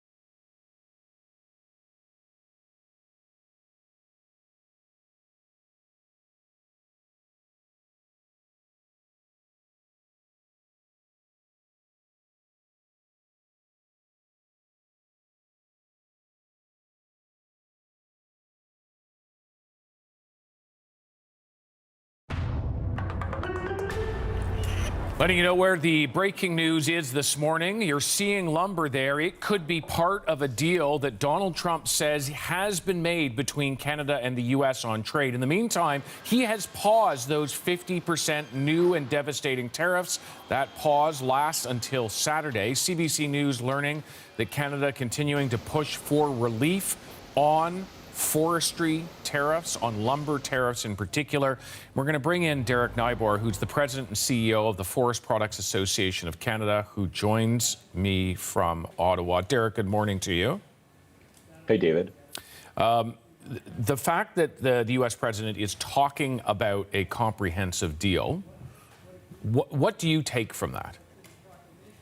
Well, I think, we were all up late last night wondering what was going to happen. And so, it's not perfection, but it's definitely real progress. So the immediate relief of the Section 338 tariffs coming off, for our industry, that's about $5 billion worth of shipments. And that's a real issue for if you're in a veneer or fiberboard or paperboard categories. So getting that relief, of course, we want greater certainty and are keen to see what the full deal looks like. Derek, my colleague, senior business correspondent Peter Armstrong here in studio with me this morning, and he's been tracking all of these trade talks as they've gone along, and you have key questions as well, Peter. Well, I wonder, Derek, how much briefing you've had about what potentially might be in a deal, and one of the big sticking points in the lumber industry is there's like $11 billion worth of money that was improperly charged to Canadian companies held in a kind of escrow account. We call it the deposits. I wonder if you're getting any sense if that is included in what we might get, if these Canadian companies might be able to get that money back, or are we just sort of getting so far ahead of ourselves that will be a thing that we'll get maybe today, maybe tomorrow, or even Friday? Yeah, it's a good question. We're an industry unlike any other. We've been dealing with softwood lumber duties and disputes since 1982. And then so our softwood lumber duty amount went up to 35% last August. Then lumber got hit with an additional 10% on the Section 232, which brought us to 45. And on that same day, kitchen cabinets got hit with 25. Wood upholstered furniture got hit with 25. And then fast forward to a few weeks ago, we have another segment of our value chain potentially getting hit with 50. So, all in, that's, over $11-12 billion of our product annually that would go to the U.S. So I think for us, I look at we look at that Section 338 and the Section 232 tariffs as a stroke of the pen risk. That's the stuff that, at the whim of the president, that can change. We want to see that uncertainty go away and some stability there. And then the next stage to that would be getting back to the table to talk about softwood. We saw U.S. housing starts year over year in July are down 13%. The U.S. economy is really struggling right now, and we'd like to get back to talking about how do we build this North American economy and get more houses built versus creating more uncertainty through these tariffs and through a prolonged softwood lumber dispute. Derek, the Americans have made clear that on a whole host of industries that tariffs are going to remain, that they might just get lowered. There might be some relief. If I look at lumber, what is the number you would look for? Like, what can the industry sustain? I was talking to my colleague in auto. I think we all want open access. We saw in the trade representatives posting last night about access for all American products. We would want the same, and so we'd like to see and don't forget, like the Section 232 tariffs, the additional 10% on lumber, the 25 on kitchen cabinets, the 25 on wood upholstered furniture. That's under the guise of a national security risk. Like kitchen cabinets from Canada are providing a security risk to the United States of America. Absolutely ridiculous. So we want to see resolution. So our hope is, as we're discussing all of these other items, all of these other chips are on the table. This is the time, hopefully, that we can address some of those and then get to a discussion and a path on softwood. So, Derek, Europe, for example, I think their tariffs are at 15% for the lumber that in a lot of cases is replacing the Canadian lumber that should be going to the United States. If you see a number below 15, is that sustainable? Like I said, we are at a huge deficit with the Europeans right now. So about the 12% decline we've seen in the first half of this year on our volumes has mainly been made up by lumber coming from Austria, Sweden, and Germany. That's a big issue for us. So for us, we'd like to see the risk go away. I don't know why there's a national security risk tariff on our products. So we'd like to see that get to zero and get back to building a North American economy jointly, and then at the same time moving to a path to get resolution on softwood. All right, Derek Nybar, thank you very much for your time. We're going to continue to track all of this. Appreciate your time, though, this morning. We know Canada thanks, wants David. the U.S. to drive down tariffs to the lowest possible level, particularly on autos. And we are going to be speaking with Flavio Volpe of the Automotive Parts Manufacturers of Canada in just a few minutes. In fact, Flavio here with us right now, stepping into the studio. So Peter and I will be speaking with Flavio in just a moment. He's also on the Canada-U.S. Economic Council for the Prime Minister. Perhaps he has some inside details. We'll get that in just a moment.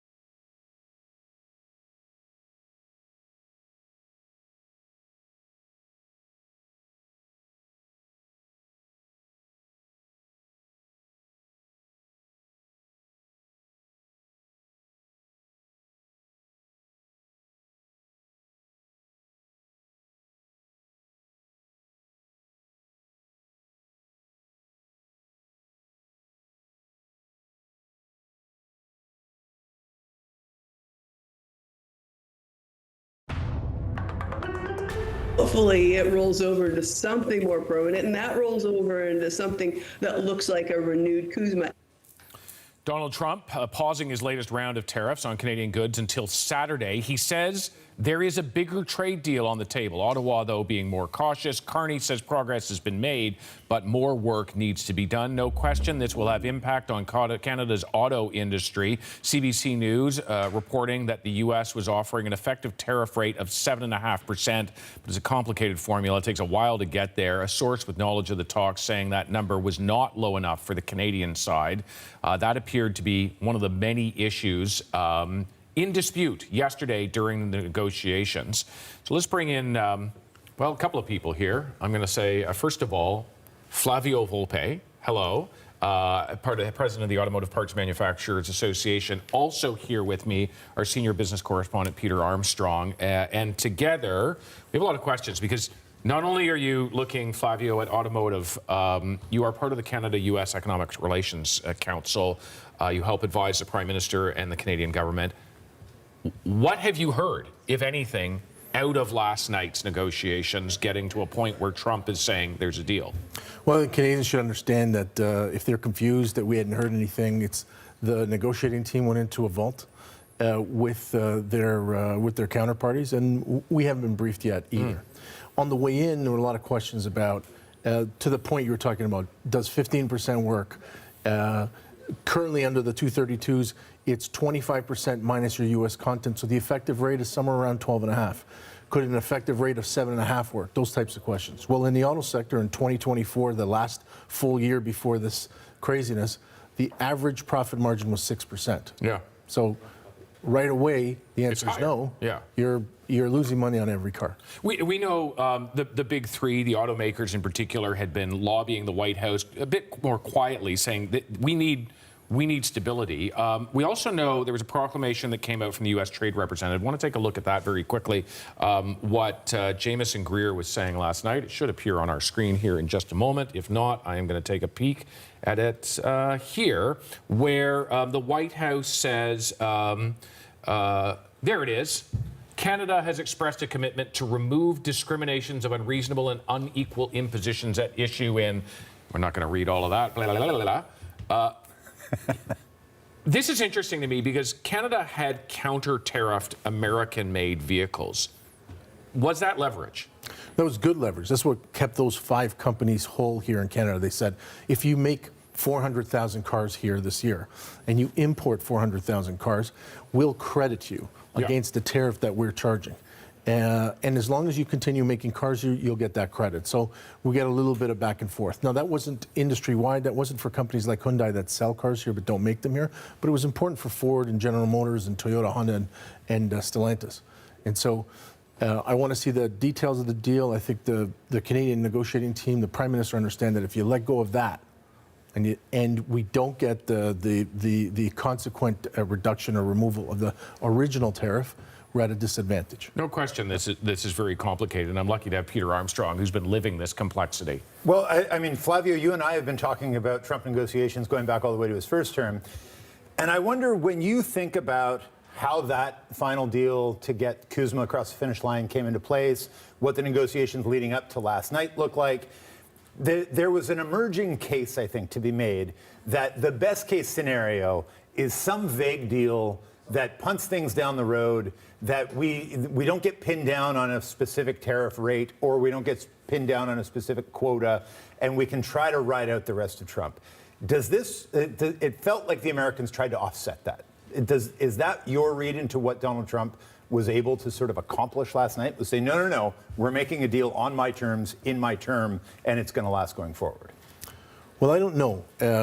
Certainly, if you were a casual observer, you'd say you probably hit the mark. But we've heard that they won the war in Iran 7 times now. Fair. So I'm not sure what he said last night is what the actual deal is. What's important for the auto sector is the rules of origin in the CUSMA dictate exactly, look, this is a car, these are the 60 components that are in a car, and then we're going to judge where they come from. If we made some interim deal that said, okay, look, it's a 15% rate, and you get credit for U.S. content and you get credit for Canadian content, but we're really going to grind it out in the USMCA. This says to automakers, look, the real deal is there. Get up and speak out. Like, when you say that the automakers have been quiet as they've talked to the president, I mean, you're being generous. They haven't said anything. If I was running an auto company, I'd go to... They've been doing some lobbying of the White House itself. Let's be... That we know, right? Oh, yes. Yeah. But, what we know that has worked with him is to challenge the math.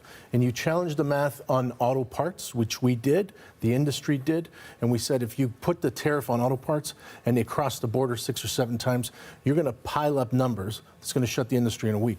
And they backed off. In the car making segment, the 3 American companies have written off over $50 billion last year. And they say, well, it's not all tariff related, it's also EV related. Right. Well, by the way, which president pulled back on all the EV commitments? So they don't challenge him publicly.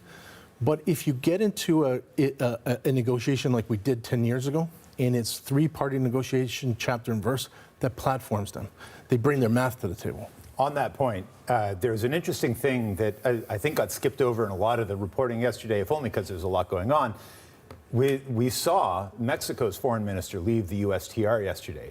So at some point yesterday, the Jamieson Greer, the United States Trade Representative, was meeting with both the Canadians and the Mexicans. Separately. We think separately. In the same building, though, right? Yeah. So is there something to be said that everybody keeps talking about Mexico's so much further ahead than Canada? I certainly wouldn't make that case. They just indicted the governor of Sinaloa. So, it'd be like indicting Scott Moe. It's not a great sign that the relations between the U.S. and Mexico are going great. But is there a sense that perhaps there is a growing three-party set of negotiations coming here? We think so, but again, we need to see the terms of the deal. I think people are still very nervous. Workers are nervous. Canadian companies that are invested in this country, in the U.S. and Mexico, are nervous. If there's a deal that Mexico's out, well, there's 120 Canadian-owned auto parts factories down there serving American automakers that sell to Canadians. It's so intermingled. You can't judge the deal until we see the terms of it. If, in fact, the deal is, look, here's some interim principles where Canada has been read in as equal to American content in that allowance, that's a principle change that's positive. But that effective rate, that actual tariff that gets charged, has to be below the profit margin, because the car makers that make cars in Canada are not charities, and they're not Chinese. They have to make money on the cars. And if they don't, for every 1% on a typical plant is $100 million of tariffs they either absorb or pass to their customers. Well, if you're at 3% and you build that car for 5 years, you've now got a charge that's as big as building a new plant in Ohio. Flavio, one last thing to you. Damage has been done over the last year. I look not far from where we're broadcasting, Brampton. That is a Stellantis assembly plant that has been idled for quite some time, and there are indications it may never come back. Has the damage been done to the auto sector, in Ontario in particular, but in this country broadly? Damage has been done to automaker investment confidence. That Stellantis Brampton one is a real curious one. We had Tony Filosa, who is the global CEO, say to Mark Carney last year when he idled it, if you get CUSMA peace and tariff peace, I've got a product for you. Well, 5 days before maybe we have peace or not, the company is telling the union we're going to sell the plant. Well, they have a product. They have several products. One of them is the Chrysler Aero. And we all know the Aero name in this country, but that's got to be built somewhere and it's unallocated. And so unless we get clarity on the deal this week... Yeah, if you're Stellantis, why would you put something into a country? Why would you put a car to be built in a country and do all the investment if you have no idea if you can get that car out of the country without it being tariffed to hell? Yes, and except in this case, for 60 years, we've supported Stellantis and the predecessor companies, including bailing them out from bankruptcy. With taxpayer money. Twice, in 1979 and in 2009. So some of that is owed, and whether it's owed on a balance sheet or in the terms and conditions, it's owed if you think you're going to keep the customers. Okay, Flavio, we are going to get details on this apparent deal, potential deal, claim deal at some point. Please come back and give us your reaction at that point in time. Thanks very much. In the meantime, breaking news this morning, we have the first political reaction to the potential of a new deal. It's coming from Quebec's Premier, Christine Fréchette. In fact, what we know is that negotiations are still going on, and we need to have all the information before establishing our position. What businesses need is confidence and stability and predictability. And we are asking the federal government to work for a reduction of the tariffs that are being applied. And we also avoid any new tariffs, and also make sure that there is a review of the agreement we have in order to give stability to our businesses. And our red line, not to be crossed, are the protection of the supply management mechanism, as well as the protection of culture and language. So these are our demands, and we are in close contact with the federal government. Every hour or 2 hours, we're getting some fresh news, but we don't have still the big picture, and we need that. And there, Quebec's Premier really elucidating the key question. What did a deal, if indeed there is a deal, what does it cost Canada? What does Canada have to concede? We know the Americans were asking for a whole bunch of concessions, including accepting tariffs as just a thing that will always be, but perhaps at a lower level. There'd even been talk that they wanted us to buy F-35s, participate in Donald Trump's multi-billion-dollar Golden Dome. Is that part of a very complex deal? The fact of the matter is, we don't know this morning. What we do know, the tariffs set to go into effect at midnight overnight, they have been delayed until at least Saturday. Trump saying there's a trade deal. Mark Carney, at this point, not going that far. We'll tell you more of what we know coming up ahead here on CBC Morning Live.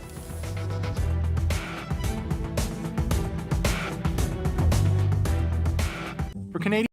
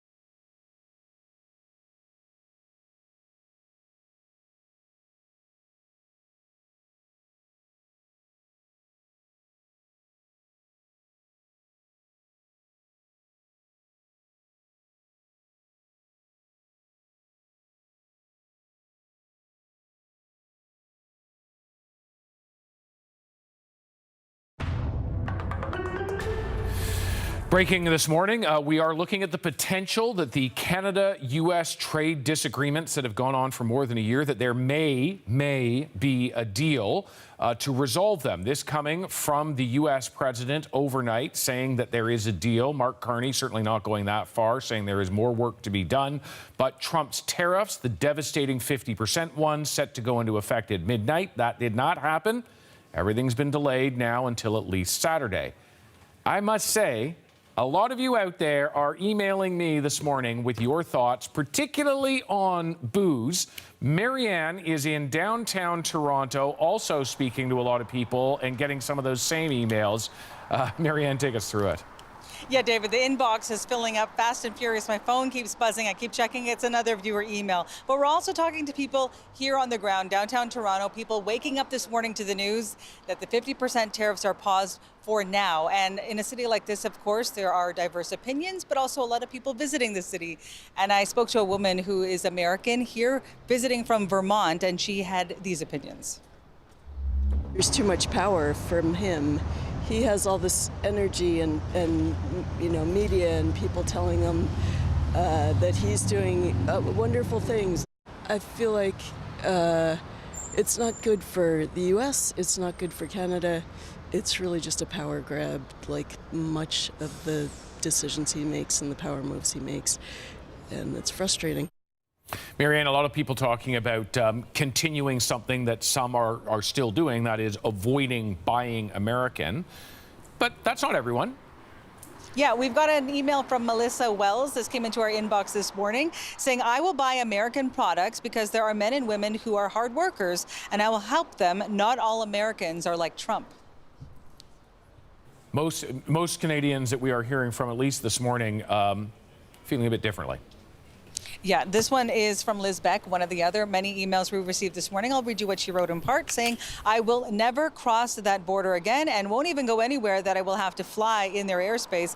Unfortunately, I worry that younger people are not paying attention to this issue, and I'm not sure that they even know about the threat to our sovereignty. Of course, David, we are here speaking to people downtown, people of all ages, so we're hoping to get the perspective of not only young people, but those who are heading into work downtown, anyone who may have been tracking the story, which changes so quickly depending on the day. But of course, all eyes were on the deadline of 12:01 this morning, and now all eyes to 12:01 Saturday morning. What will happen into Friday evening? What will Canadians be waking up to Saturday morning? We'll talk to them about that today. All right, Marianne, thanks very much. Peter Armstrong, senior business correspondent here in studio with me. And Peter, you and I have talked to Goldie Hyder, who's the head of Business Council of Canada, represents a lot of the bigger businesses. And he's made the point, I think, to both of us about the way in which Canada in some ways has changed, the reaction, the emotions that are attached to this, that many Canadians won't cross the border, won't buy American booze, feel offended on a personal level. And I wonder, do things evolve again? So one of the things that Goldie keeps telling me, because I have these meetings with Goldie, I call him all the time. I was texting him last night. He was one of the very few that was optimistic throughout the course of the day yesterday into the night, saying we're going to get a deal. He reminds me that during the War of 1812, people living in Canada marched down to the White House and burned the place to the ground. That was a low point in Canada-U.S. relations. Say that, yeah. And look at us, look at us for the last sort of 50 years. The closest of allies and the tightest trading partners, he repeats like a mantra, we will get through this. And that, for the most part, the business that is done between the United States and Canada is not done between a president and a prime minister. It's done by thousands of businesses across the country that do business with a small business across the border.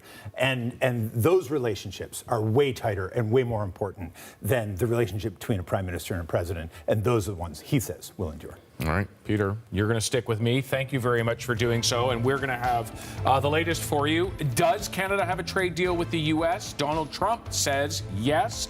Mark Carney not saying anything about that, but we do know the tariffs set to take effect did not. Oh, and an oil pipeline might be part of the deal. More on that coming your way in just a moment here on CBC.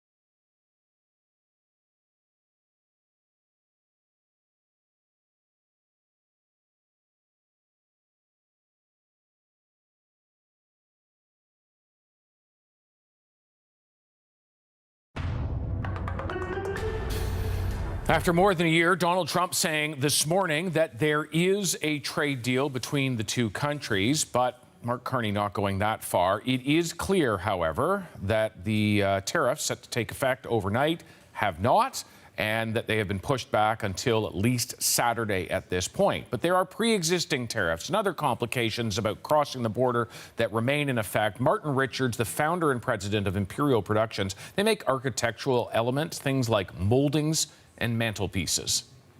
It means confusion. Yeah. That's the biggest problem. For example, if I were to ship columns to Spain, those columns, and I've even sold them to decorative columns to Italy. If I send them, they have a VAT tax. If I send them to Britain, they have a VAT tax. The problem is that we're not used to having a tax in the United States. So that's where it becomes very difficult to administer.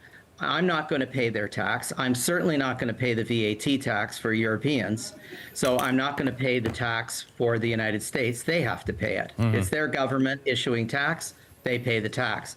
The problem is that when you send an item through Canada Post, for example, they've just given up.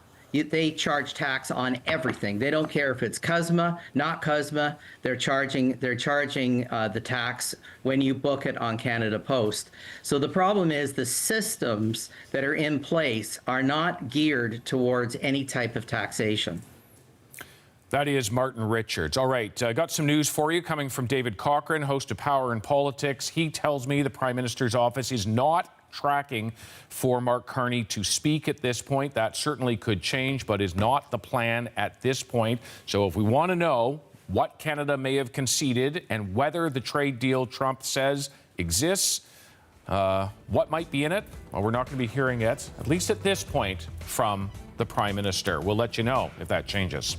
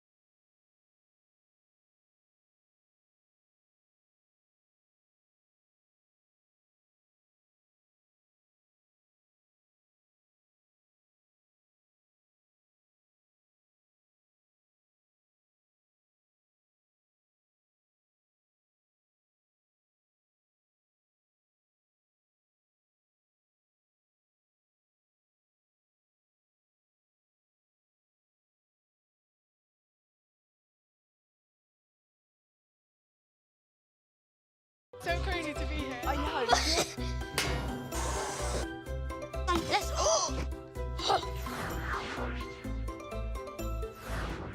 For Canadians without health benefits at work, rising out-of-pocket health costs are hitting hard. But with personal health insurance from Green Shield, you can keep costs down and more money in your pocket. Our plans cover the things you actually need, like up to 80% coverage on dental. That should put a smile on your face.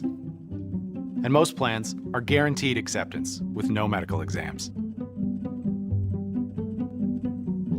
Want over $2,500 in coverage for registered specialists? Just call this number and get the coverage you deserve. And of course, you can save really big on prescriptions, like up to 90% coverage big. Now that's peace of mind you can count on. It's easy to apply, and there's no waiting period. Visit greenshield.ca for a free quote. Or call 1-844-292-7873. That's 1-844-292-7873. With Fast Signs, create striking custom visuals that inspire pride district-wide. Fast Signs, make your statement. These are the new smoking honey melts at Firehouse Subs. We were founded by firefighters, so they're built right. Melty and toasty with smoking honey chipotle sauce and loaded with grilled chicken or prime rib. Yeah, it takes a Firehouse kitchen to make a melt this good. Mom, where's my glove? Mazda, a leader in safety. Named the safest new car brand by Consumer Reports. She has absolutely no idea. But you do. And that makes all the difference. Find out why Mazda is a leader in safety. I'm Canadian, and Canada is my home country, and Montreal's my home city. And when I say, what do I love about Canada? It's like saying, what do you love about home? The familiarity, the beauty of the country, the beauty of the cities, Montreal, Toronto, Vancouver, Halifax, Calgary. I mean, these are great cities. And I've been to them all and entertained at them all. Beautiful cities, beautiful people. It's my home.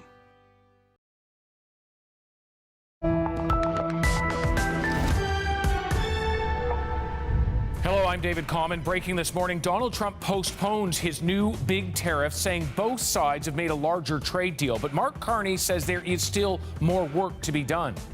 What we know is that negotiations are still going on, and we need to have all the information before establishing our position. Those new tariffs could still take effect Saturday. Negotiators have until then to work out the final details. Trump signals he wants more Canadian oil, saying a deal could include the resurrection of the Keystone XL pipeline. But Canadian businesses are still reeling from pre-existing tariffs, and the Americans have said some will remain. Immediate relief of the Section 338 tariffs. It's not perfection, but it's definitely real progress. Many business owners saying half their sales could disappear if new tariffs do take effect. Plus, we've been asking you to weigh in on potential Canadian concessions. Would you go back to buying American booze if it returned to shelves, or will your boycott live on? Donald Trump this morning appears to be signaling something potentially big between Canada and the U.S., a larger trade deal that could go beyond his 50% tariff threat. He is putting that potential hit on $28 billion of Canadian goods on hold until at least Saturday. But he waited until just about 2 hours before last night's midnight deadline to make the announcement. There you see it there. At the end, he says, deal. It's a cliffhanger, seemingly out of his days as a reality TV star. He's now giving U.S. and Canadian negotiators 3 more days to finalize an actual deal. Trump also coming out with a teaser reviving the Keystone XL pipeline. This is AI generated, if you hadn't figured that out. Pulling it out of the political grave. Keystone XL. Now, no mention of any of this from Mark Carney. The Prime Minister's own late-night statement says nothing about a tentative deal, just says progress has been made and more work needs to be done.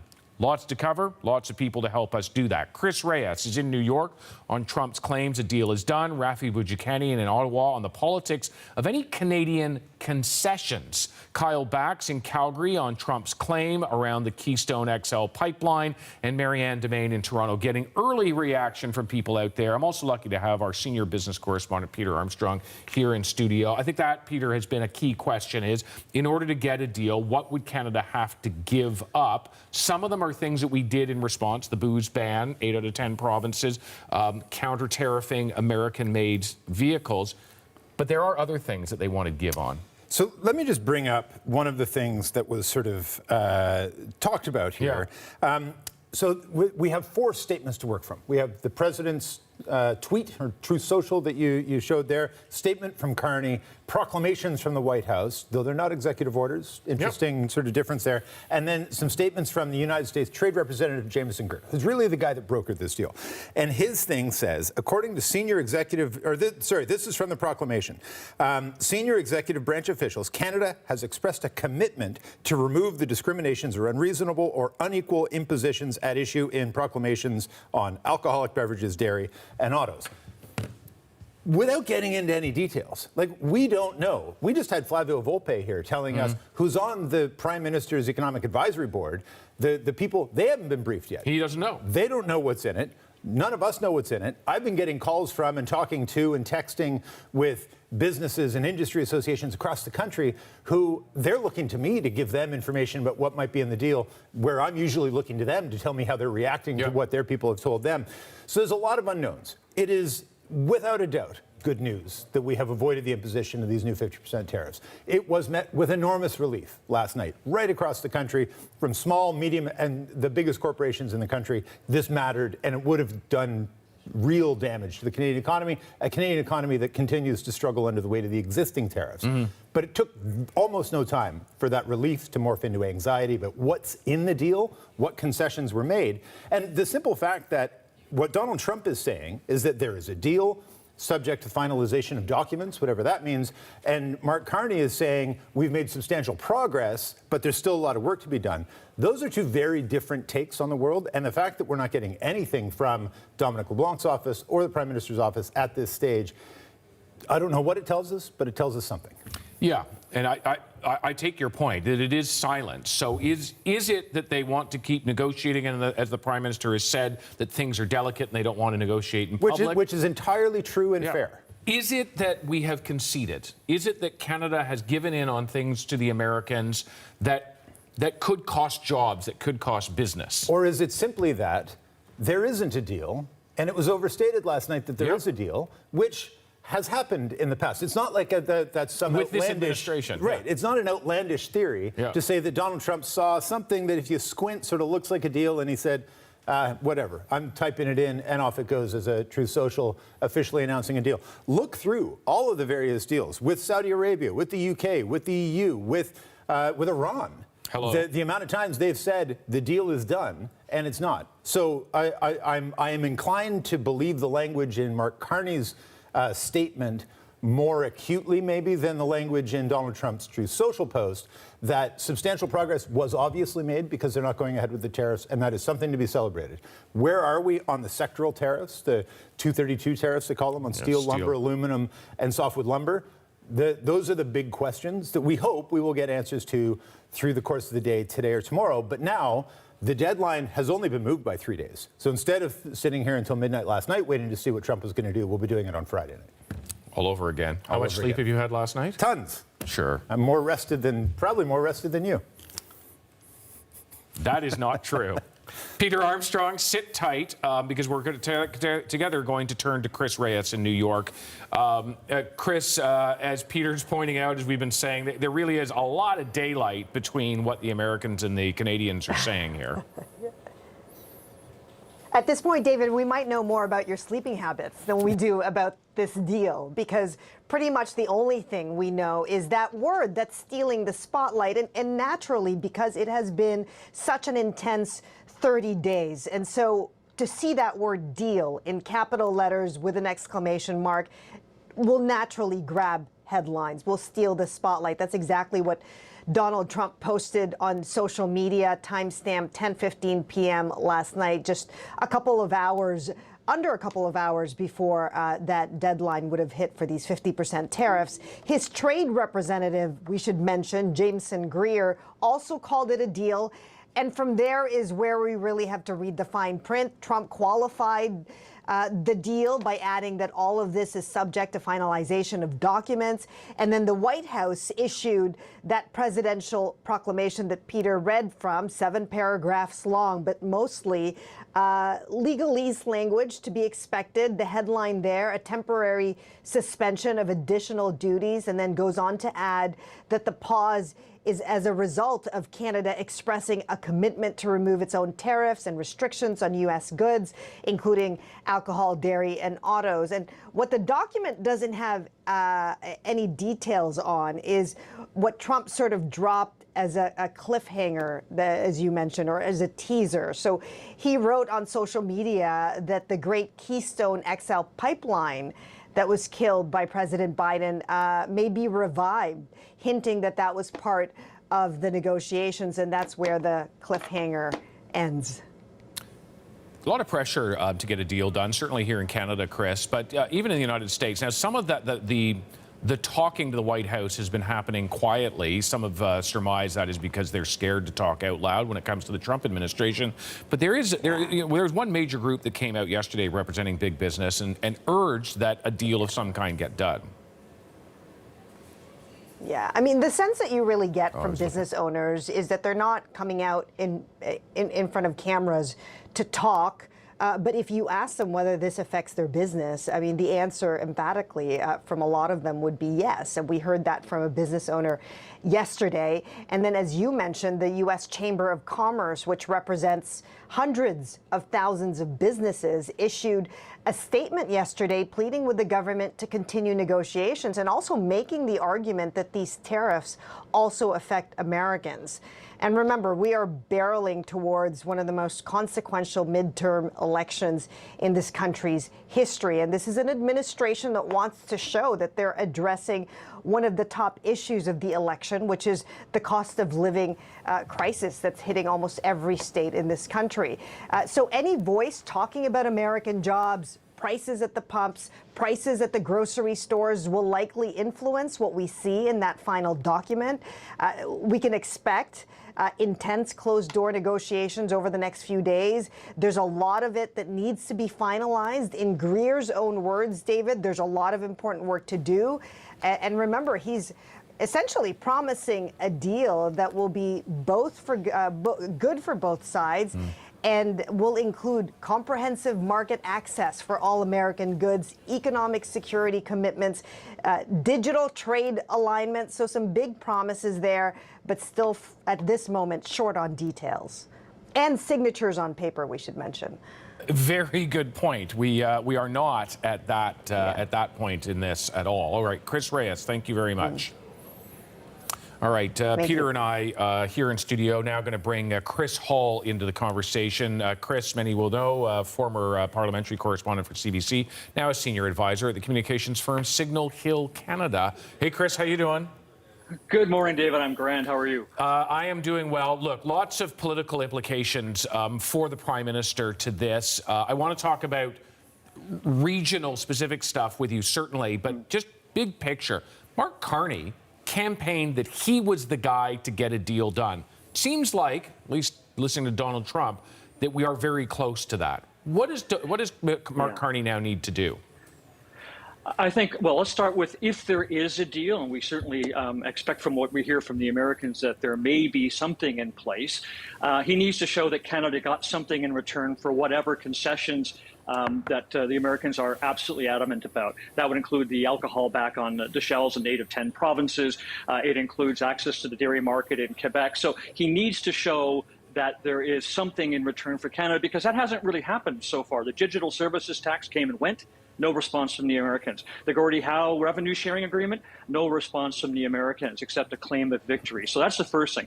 The other thing is that the unity that the Canadian government with the provinces has presented is a leverage. It's an important bargaining chip for this country, and certainly one that Donald Trump is paying attention to. It's one of the reasons he would have exempted oil and potash, two products America needs to keep down gasoline and food prices, but also knowing that those are two provinces that would resist strongly any attempt to try to put quotas on or to put an export tax on those two products to the United States. So he needs to keep that united front. How he manages that, once we see some of the details, presumably as early as Saturday, we will get some idea of just what has been sacrificed and what political price he might have to pay here in Canada. Chris, when you and I worked together on Parliament Hill, you used to always warn me not to leap to conclusions, which I often did too often. When I look at a statement from the president that says we have a deal subject to finalization documents, and I look at a statement from the Prime Minister that says we've made substantial progress, which is clear. They did avoid the imposition of tariffs overnight, but there's still a lot of work to be done. What should I be trying to do to square those two and get my head around where the truth may lie in the gap between those two statements? Yeah, as Peter, as you alluded to earlier, the president often states things categorically that are not yet defined, and he gives extensions or he takes a step back. I'm inclined, having talked to people here, that it is more likely that what Mark Carney is saying is closer to the truth. They have something that they are negotiating as a foundation here but the devil is always in the detail. So, for example, with a provincial election coming up in Quebec, led by the Parti Québécois potentially winning, how do you sacrifice dairy? What do you need to show Quebecers in return? Is it something on forest products? Is it a reduction in the tax on aluminum, much of which is produced in Ontario? If you look at, in Quebec, and if you look at BC, I mean, the forest products industry and the new taxes that are being proposed, the new tariffs being proposed on those wood products, they're going to be disproportionately felt. So what does Premier Lee need to see in return for lifting the ban that he's got on alcohol on the table? So I think in the end, this is a very difficult balancing act for the Prime Minister. We always talk about the most important relationship being between Canada and the United States, but for this Prime Minister, the importance of making sure all of the regions and all the sectors of our economy have something in return for whatever concessions might be on the table will be really a key to how he is dealt with in the future. And presumably what we hear about when we have a potential referendum coming down the pipe in 2 months, a question on whether to hold a referendum on separation in Alberta, in Quebec, a provincial election coming, and a key by-election that Rafi Boudjikanian was referring to earlier. There's a lot of political at stake, a lot of politics at stake for the Prime Minister. Did you mention British Columbia? And I just missed it? I did. Yeah. No, I did mention it about what does Premier Lee need if, for example, to take off the ban he has on alcohol. What does he need to see for the forest sector? They are going to be very hard hit by this. As Peter was talking with Derek Nybor, I mean, there's a lot of billions of dollars tied up already in escrow, waiting for some solution to this ongoing 40-year problem and bickering over the softwood lumber and whether we somehow pay a bounty for producing softwood lumber in Canada. And a dispute among the Canadian softwood producers about what should be done with that $11 billion. There are groups of Canadian producers saying use that $11 billion as leverage and as a negotiating tool, whereas the smaller players are saying, no, I want my money back. Yeah. And squaring those is going to be like, that is, Chris and I, we've all been covering the softwood lumber file for literally my entire career. Yeah. Yeah, keeping the premiers on side includes BC's, and I think in the end, that is what we're going to really need to watch. How does the Prime Minister convey what has been accomplished here? I would say, having watched him, is that he's not always the strongest communicator, as we saw with trying to explain what was given up in the Gordie Howe Bridge deal. So I think he needs to really be on his game, and he needs to keep all of those premiers on side, which means presumably everybody gets to walk away with something. Chris, one last thing I just want to throw at you. You're a young man, but you've been around for a long time. Let me put it to you that way. That's all I was going to say. Thank you, David.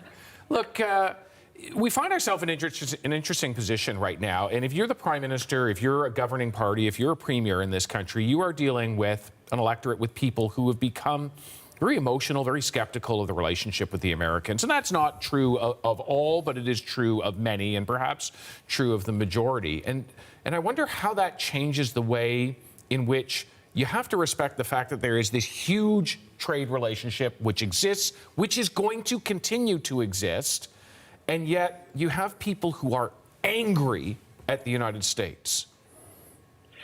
I don't disagree with you at all. I've been hearing from officials here who believe that even if, for example, alcohol goes back on the store shelves across all 8 provinces that are now banning it, that Canadians will not buy to the same extent that they did. They are also reluctant to travel to the United States for a variety of reasons, which includes the manner in which the Trump administration has dealt with the Canadian government and Canadian people. I think there is a lesson here that you have to lead, and that's what the premiers and the Prime Minister were elected to do, to lead. And so how do they bring public opinion back to where it needs to be when it comes to, we have to have some kind of arrangement with the United States. We are doing all the side work about trying to broaden our trade links with Asia and with Europe, but the fact remains that we cannot survive without the United States. So no deal versus a bad deal versus a good deal. A lot of that will depend on whether the premiers and the Prime Minister can speak in the same voice and agree that what we got was a better deal than was on the table 6 months ago, a year ago. Chris Hall, great to see you. Thanks very much, buddy. You too, David. Thanks. Bye. Peter and I have been looking at another aspect that Donald Trump has been talking about, and that is potentially the Keystone XL pipeline, it being revived. It's been talked about for close to 20 years. They've actually built some of it. Kyle Bax is in our Calgary studio, and Kyle spent a good chunk of his career, I think, talking about Keystone XL. So, Kyle, what exactly is it that Donald Trump? We're gonna listen to Kyle right now. This is just the latest development in this Keystone XL saga, now taking center stage in these trade talks. And you're right, the section of this pipeline in Alberta and in Saskatchewan is already built. That was built in 2020. But now it's a big question about what happens on the U.S. side of things. And this project, it is moving ahead. Back in March, Calgary-based Southbow announced it was reviving parts of the Keystone XL project in partnership with a U.S. pipeline firm. It is slightly smaller than the original proposal. It would transport less oil. Still, this project would increase Canada's oil exports to the United States by about 12%. And it also takes a slightly different route than the original Keystone XL proposal. The original one would ship oil from Alberta down to Nebraska. This route instead travels down to Wyoming. Now, back in April, Donald Trump signed the presidential order to greenlight this new project. And Trump has always had a bit of love for Keystone XL. During this term and his first term in the White House, he's spoken about the jobs it would create, how much more oil would come to the United States. And this is also a project that was canceled twice by former Presidents Barack Obama and Joe Biden. And he really seems to relish, reviving a project that those two presidents killed. And for Canada, as we mentioned, this project is largely built. I can just show you that statement there from the president, basically saying, this project, the great Keystone XL pipeline, long ago killed by Sleepy Joe Biden, may be awoken from the grave. So for Canada, this project is built. Mark Carney has seemed to dangle this at various times as a bit of a trade chip with the United States. In Canada, all the necessary permits are in place, but this seems to continue to be this bargaining chip with the United States. That is Kyle Bax in our Calgary studio. Peter Armstrong, senior business correspondent, and I are here. Listen to Kyle. We're talking about the things that might be easier for Canada to give. The Keystone XL is basically built. It's buried. Putting liquor back on shelves in the 8 out of 10 provinces that have them off. That's an easy thing to give. The real question will be on the more complicated ones. Having said all of that, there may not be a deal yet, but markets, including currency, beginning to react. Yeah, I'm just noticing the Canadian dollar is up significantly. It was down at like 70 cents US as little as a month ago, and it's all the way up to 72 cents American dollars right now, which is interesting, and it tells us that markets believe this. The markets are looking at this and saying, like, if you watch the coverage in the United States, I watched CNN and CNBC, the financial news channels, and Bloomberg yesterday. Hello, there's CBC News Network. What are you doing? Okay. Well, after your show. Okay. And there was no mention of any of this. Yeah. And even the mention last night and this morning is that, oh yeah, they got a deal. It's done. We can move on to the broader CUSMA negotiations. There's no real getting into the weeds. This is a sign that the markets believe that sentiment and that this was but a blip on a broader move towards a longer settlement of the CUSMA negotiations. I don't know that that's true, but it's what the markets are telling us. And the interesting thing here is that low dollar, keeping it at 70 cents US, has been a real help to exporters that have been trying to manage themselves through the tariffs. Because if they're selling at a low Canadian dollar, they're getting more American dollars back for whatever they're exporting. So that helps the oil producers. That helps the auto manufacturers that have been able to cushion the blow a little bit with that currency exchange. As the dollar starts to come back, that cushion's going to shrink a little bit. Their margins shrink a little bit. Flavio Volpe was talking about how tight those margins are. Every little bit moves, and this is going to move the dial at least a little bit. Yeah, currency can change that dynamic. Oh, right. If there is a deal, it really is going to depend industry by industry. I know softwood lumber, for instance, will be watching closely. It's long had to deal with steep anti-dumping and countervailing duties. I mean, for decades, industry leaders are hoping that what Trump claims is true. That there is, in fact, a deal, and that deal impacts softwood lumber.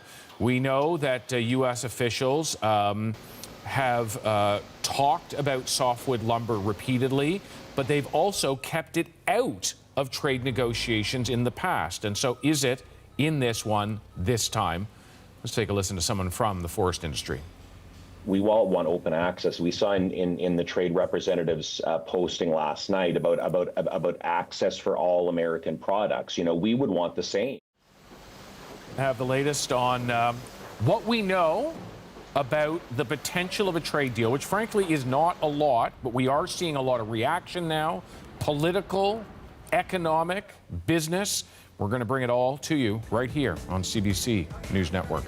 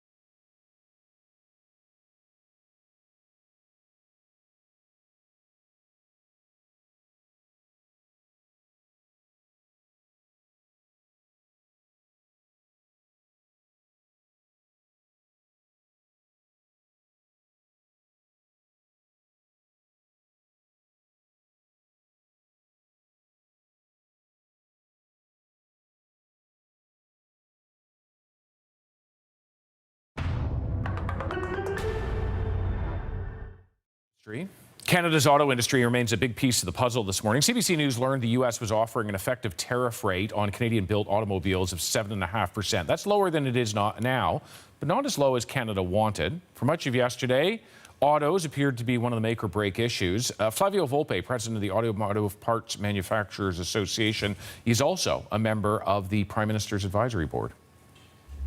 Canadians should understand that if they're confused that we hadn't heard anything, it's the negotiating team went into a vault with their counterparties, and we haven't been briefed yet either. On the way in, there were a lot of questions about, to the point you were talking about, does 15% work?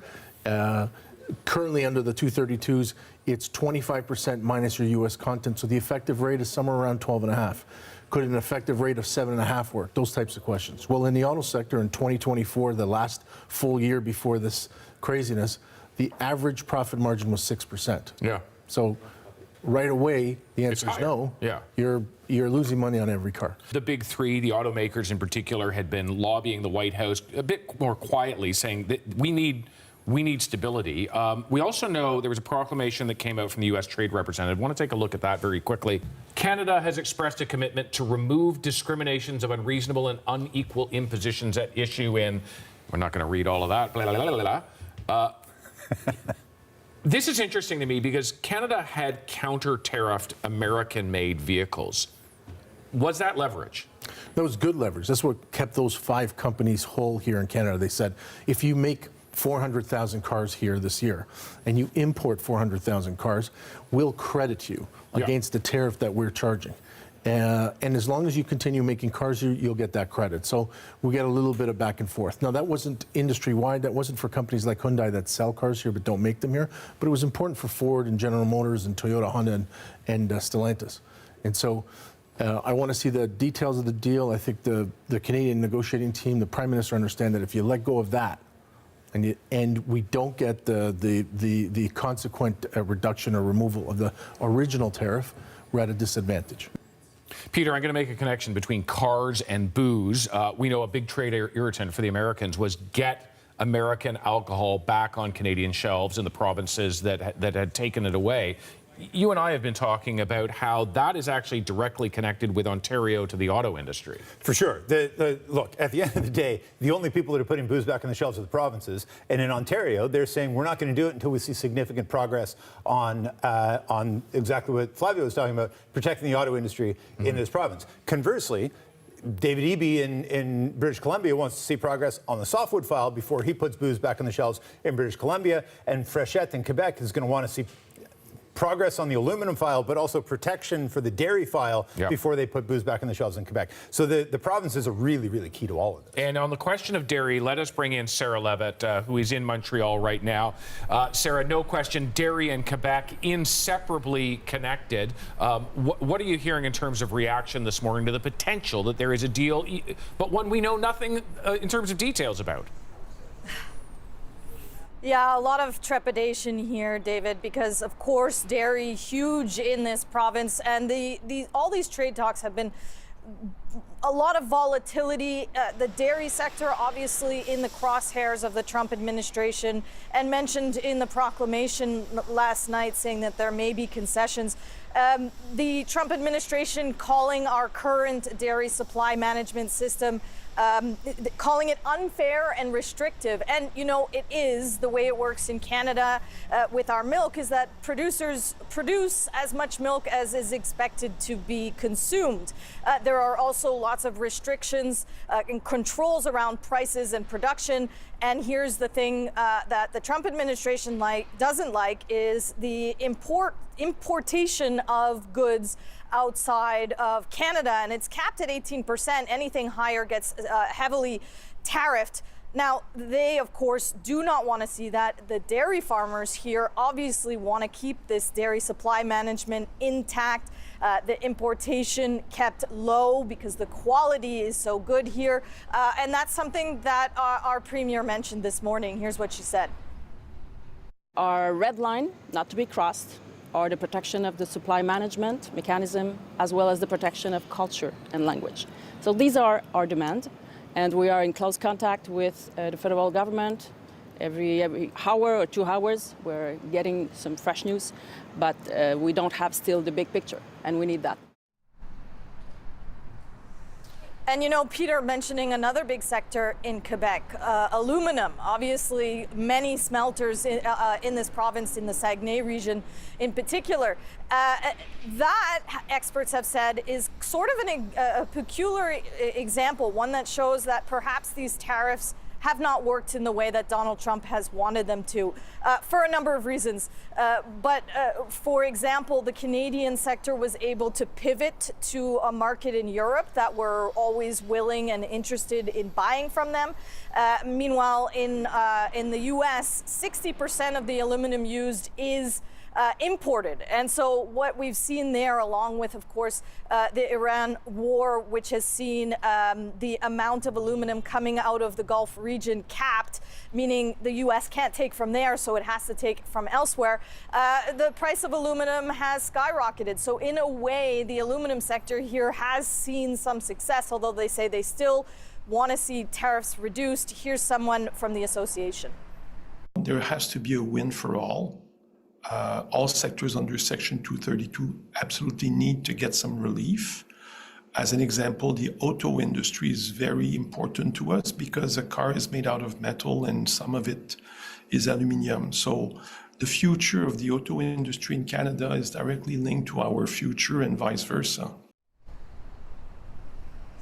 And you know, the section that he was talking about, of course, is the tariffs that have already been put in place, some at 50%, you know, steel, aluminum, lumber. Of course, we're seeing what was supposed to come into effect at midnight, and that has had a lot of people worried. This reprieve, welcome, but of course, lots of volatility here and lots of questions still remain about what this deal is going to be about. Yeah, and we do not know the answer to that, not yet. Sarah Levitt, thank you very much. And I return to Peter Armstrong here in the studio. I don't know about your email, but tons of people. Busy. Yeah, it's busy. Tons of people emailing in, and thank you for emailing in. But a lot of people talking. And if you're working in the Prime Minister's office and you have something you want us to be able to say about what's in this deal, please feel free to email either David or me. Now would be a good time. A lot of people, though, emailing about the booze ban and the prospect that alcohol is going to come back on shelves in places that it doesn't exist. Some people saying, forget it, I'm done, I'm not going to get back to it. So quite a bit of reaction there. We're not seeing reaction down in the United States. Like, you think about the frequency with which Trump administration officials appear on the big American networks in the morning to talk about, oh, like there's a trade deal done. It's not happening. It's funny, in the break, I was actually looking for a tweet that sort of breezed by my feed in the midst of all this last night, and it was one of the bigger names in the American sort of financial news channel systems. And all he said, he retweeted Trump's statement, and was just like, okay, good news, move on to the broader CUSMA negotiations, as though this is a done deal. And markets are telling us the same thing. But in America, this hasn't registered. It might have registered had the tariffs gone ahead last night into this morning. It almost assuredly would have registered had Canada gone ahead with counter tariffs and countermeasures. But for the most part, Americans simply aren't tracking this. But it is an interesting sort of dichotomy, much like in Canada, where the tariffs aren't hitting everywhere and they aren't hitting evenly. But where they hit hard. The countermeasures Canada's taken, and the two biggest ones are not from the federal government. They're from the provinces and grassroots by people in terms of the booze bans and the tourism boycotts. Those are the ones that are really under the skin, and where they're hurting a lot. Andy Bashir was on television yesterday trying to push back to get a deal, the governor of Kentucky. We've seen very serious, very well-funded campaigns out of Maine, out of New Hampshire, out of California, out of New York, out of Georgia to try to draw Canadian tourists back, because it is where it is hitting hard. But it isn't evenly spread. So when and the Americans have an awful lot on the table right now, when they're focused on it, they're really focused on it. But for the most part, most Americans are not. There you have it. Okay, Peter. Peter's going to stay with me, and we've got a lot more coverage heading your way here on CBC News Network. Is there a deal? Trump says there is. Nobody else is saying that, but very least Trump's tariffs, the latest ones, the big ones, 50%, they have been pushed off this point till Saturday. More to come.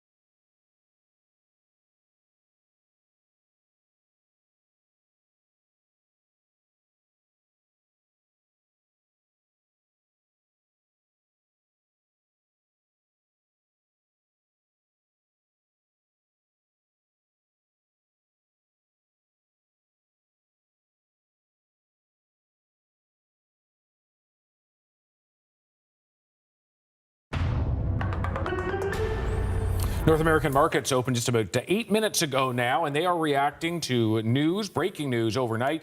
Donald Trump saying there is a deal on trade between Canada and the U.S. Mark Carney not going that far, saying more work still to be done. Negotiators quite likely going to be meeting today and at least until Saturday, when Trump has postponed his tariffs, big ones, the latest ones. The existing ones, well, they still exist. Where are we seeing some of that reaction? We're seeing it on the markets. Our senior business correspondent, Peter Armstrong, with me.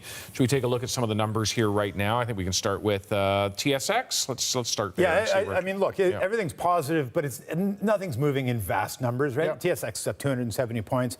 A good start to the day, and it's been a good little run for the TSX. The American indexes, we will see movement on the day. Yeah. They're not paying attention to this. They simply aren't. And we talked a little bit about this before the break, that it's not just markets that aren't paying attention. Like this is the Dow Jones Industrial Average. It's up it's incremental. 100 points on the day. We'll see where that ends up, and we'll see what moves it.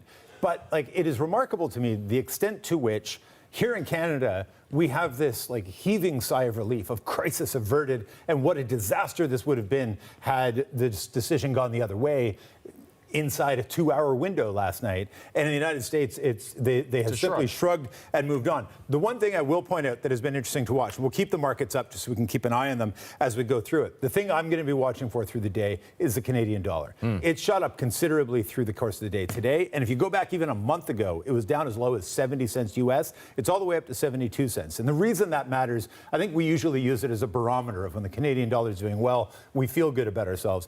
That doesn't really track. One of the things that does happen is when the dollar's low, exporters do well. So a low dollar has been a real cushion for a lot of these exporters that have been getting hit by tariffs, that have been getting less access to the American market, not selling as much. So if it's climbing now, is that bad for them? If it's climbing now, it's bad for them. Yeah. They're not going to be able to bring in as much money.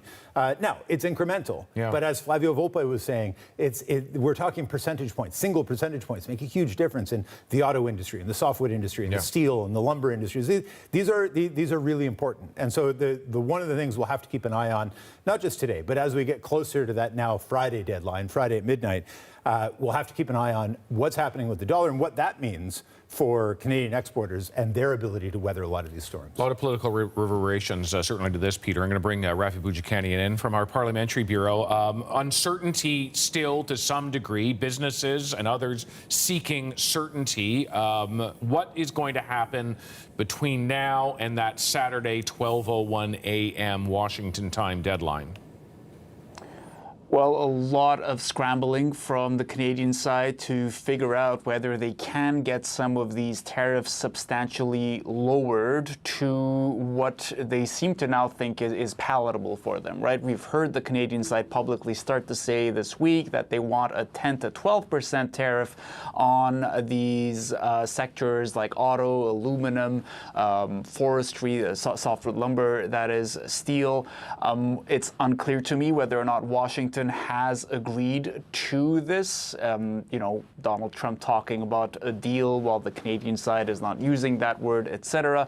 And it's also unclear to me what this might cost the Prime Minister politically. We have seen over the course of the last year Mark Carney make what certainly his political opponents are framing as concessions, whether that's the removal of the digital services tax or, this idea that they were going to make American streaming giants like Netflix and Disney Plus pay for the creation of Canadian content. That's now gone too. Carney framed that as an affordability decision. He said that the giants would have passed that cost down to the Canadian consumer, and that was not acceptable for him.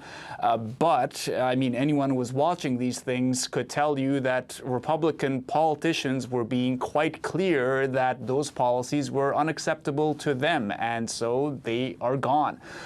Now, I don't know that financially either the Canadian business sectors would be, looking at a lower tariff rate as say, apocalyptic. Let's listen to this trade lawyer for his take on that. I think there's probably some environment where a 5 to 10% tariff is survivable. For some, that's too high. For others, they can probably absorb it, work with their longstanding customers, scale back a little bit and keep that business going. And then with government assistance packages, that business can continue operating in the normal course.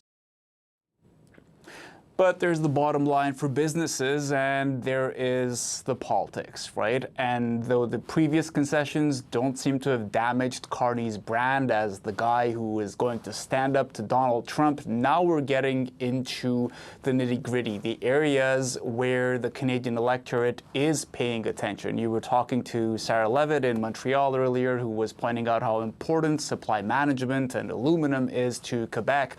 To that, I would add, say, the forestry sector, softwood lumber, which matters a lot in BC, in Ontario, in Quebec, the most populous provinces in Canada, and ones where there happen to be by-elections in about 12 days. And in Quebec in particular, in Chicoutimi-Le-Fjord, a rural riding, the Bloc Québécois is playing up how it says the federal government has not done enough to protect forestry workers from these tariffs that already exist. So there is a lot of brinkmanship going on. There's a lot of the opposition parties trying to say Carney's not doing a good enough job standing up to the Americans. So far, that's largely happened in the context of, you know, Parliament Hill and people yelling at each other.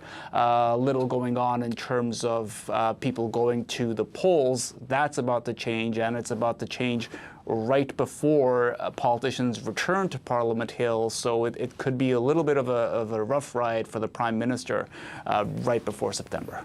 Quite right. All right, Rafi Boudjikanian, thank you very much. We're also looking at the potential for a trade deal. It may involve returning American booze to Canadian shelves. If that is in your province and it returns to the shelf, would you buy U.S. alcohol again? Question we've been asking all morning and hearing from a lot of people, I will say. We're going to have more of that conversation coming up in just a moment here on CBC Morning Live.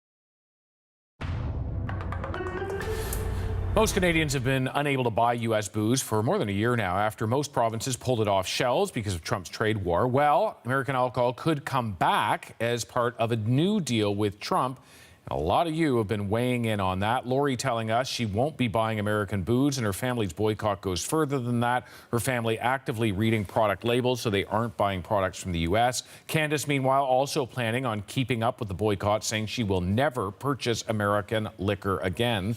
Let's turn to a liquor store that may soon have American alcohol back on the shelves. Our Jamie Strachan outside an LCBO in Toronto. Jamie, you've been seeing people there. I wonder how people are feeling about the prospect that American booze could be back on those shelves. Well, I think, David, during this tariff war for people here in Ontario, one of the most tangible things that they see every time that they go inside of one of the province's many liquor stores is that sign reminding them that these stores are not stocking American booze. Before that ban was put into place, there was about 3,600 brands from more than 30 states sold by the LCBO. It accounted for $1 billion in sales, about 15% of its total revenue. So a substantial part of the market. Some of the polling that's been done recently, and based on some of the conversations we've had here this morning and some of the emails that you're getting, say about 7 in 10 people in Canada's biggest provinces, BC, Quebec, and Ontario, say that even if that booze is put back on the shelf, they won't be going back and purchasing it. Many have found other brands.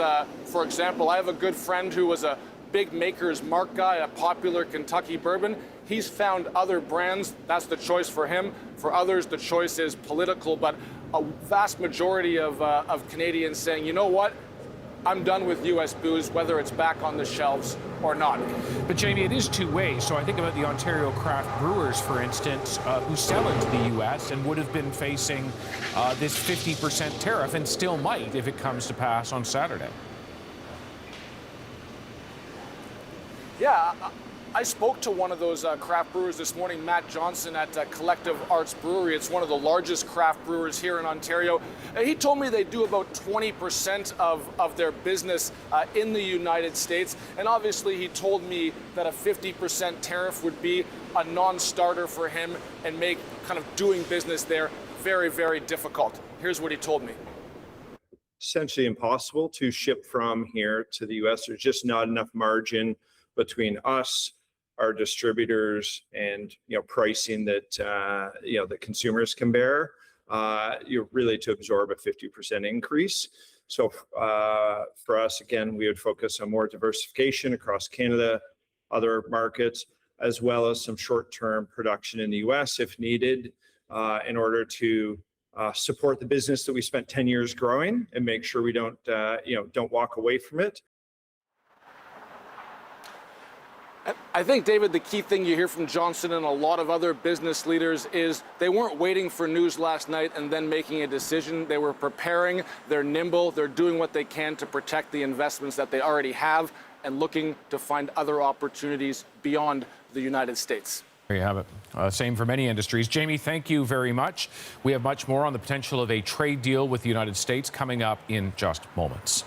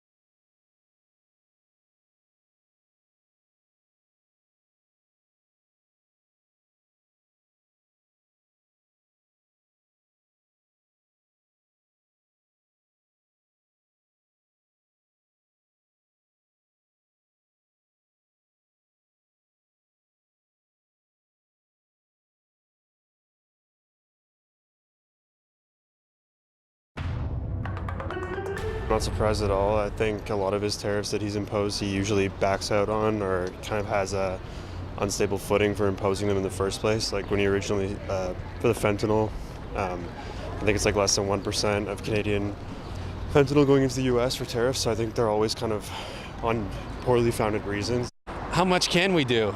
You know, I think they've got more power, politically speaking, and when it comes to these negotiations. So I think I think maybe we're doing our best, but I guess we'll see next week, right? Yeah, we will. In fact, sooner than that. Recapping where we are this morning with the breaking news: Trump's tariffs, the threatened ones, supposed to take effect overnight today. They've been postponed until Saturday, and that is because Trump says there is a deal with Canada. And yet, what do we make of the fact that Mark Carney is not saying that? Maybe that there's a lot more still to be worked out. Peter Armstrong, senior business correspondent, as we wrap things up here, your final thinking. So, yeah, I think there are kind of two stories. There's the gap between what the president says and what the prime minister says, and it's important. And we'll have to figure that out as the sort of day and next couple of days progress. But the other thing is, and I think it's really important not to lose sight of the fact, I felt like those last 12 hours leading up to last night's deadline might have been the most important 12 hours in Canadian economic landscape for the last couple of years. They were more important, I think, than the last round. Because had those tariffs come into play, it would have been 50% is huge. It would have ended some businesses. It would have ended some businesses. It would have ended the talks, and it would have increased the counter tariffs, would have increased the response to the United States. It would have started a really bad cycle. That was avoided. That is a huge success. Thousands of Canadian businesses are better off today as a result of that. There are still a lot of questions. What does this mean for the sectoral tariffs? And we will get to that. We will find those answers. I'm impatient for it. I'm sure you are too. But now the last part of it, and this part really does matter, this was only a 3-day pause. So when we were all here waiting until midnight last night to find out what is the final state of this, is it going to go ahead, is it not? That's only been punted till Friday night. And now we're going to have to wait until then to see if they can get this final part of it across the finish line. And that's going to be no easy task. So let's just point out to everybody, as far as we know, negotiations will continue today in Washington. That Dominic LeBlanc, who has been leading these negotiations, along with Janice Charette on the Canadian side, Jameson Greer on the American side, that is likely going to continue today, likely into Friday, perhaps into Friday night, leading up to yet another tariff deadline on Saturday morning. CBC News Network, your place to find out the latest. As it stands, the Prime Minister's office telling us Mark Carney not expected to speak today, so we may not get more details. However, that could change, always can.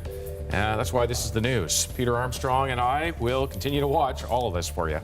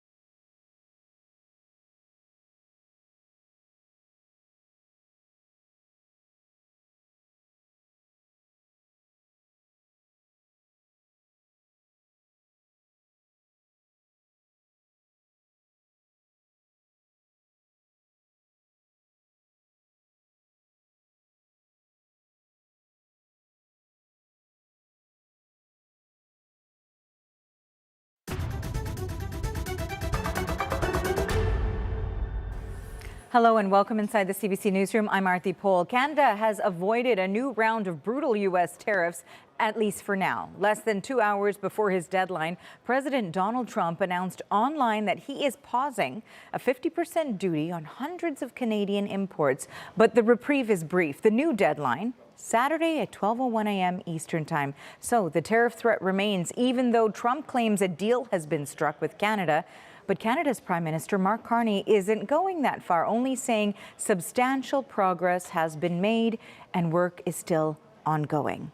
Now, we do have extensive coverage of this story with our CBC News team. Chris Reyes is in New York, tracking reaction in the U.S. and the messaging coming from the Trump administration. Our Rafi Boudjikanian is in Ottawa, following developments from the federal government. And our senior business correspondent, Peter Armstrong, is here in studio, and he'll be with me throughout the hour as we navigate and make sense of this situation. Peter and I will also be speaking with various industry leaders and stakeholders.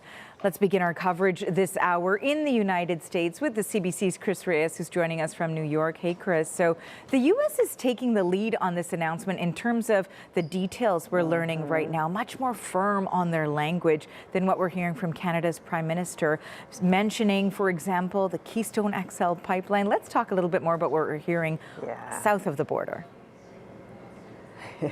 If by firm, Arthi, you mean capital letters and an exclamation mark, that's certainly what we're getting from President Donald Trump. And it's a word that's stealing the spotlight this morning, given how intense these negotiations have been in the last 30 days. Now, he does qualify that by saying that all of this is subject to the finalization of documents. Also worth noting that his main trade representative, Jameson Greer, also called it a deal. And then the White House issued a presidential proclamation, which is to be expected, full of sort of legalese language. That headline, a lot more, it's not as firm, if we could say that. So the headline read, "A temporary suspension of additional duties," and then it goes on to add that the pause is as a result of Canada expressing a commitment to remove its own tariffs and restrictions on U.S. goods, including alcohol, dairy, and auto. So a lot more careful language there. We know that President Trump likes to use the word deal a lot. We also know that he's used the word deal before in other situations, and it doesn't always become like a firm deal that's signed by the parties involved. The other thing that we should mention that you already hinted at is that the document from the White House doesn't have any details on what Trump dropped at the end of that social media post. So it reads, "The great Keystone XL pipeline, long ago killed by sleepy Joe Biden, may be awoken from the grave." And then he posted this graphic of himself rescuing that pipeline. So I think for a lot of people this morning, that came out of nowhere, almost a little bit of a teaser cliffhanger to all of this, hinting that that possibility is now part of these trade negotiations. Now, Chris, when you and I were speaking yesterday as well, we were talking about the coverage that we're seeing south of the border, which can sometimes be an indicator of the level of urgency or importance in the United States. And we're seeing what seems like limited pressure on Washington from U.S. industry groups to get a deal and bring in some level of certainty. What can we expect before the next deadline? That's right. I think what you can expect is a lot of intense closed-door negotiations that's now condensed to 3 days, because speaking to that pressure that you were just talking about, Arthi, so the U.S. Chamber of Commerce yesterday, which represents hundreds of thousands of businesses, issued that statement using pretty firm language, pleading with the government to continue negotiations, making the argument that these tariffs also affect Americans.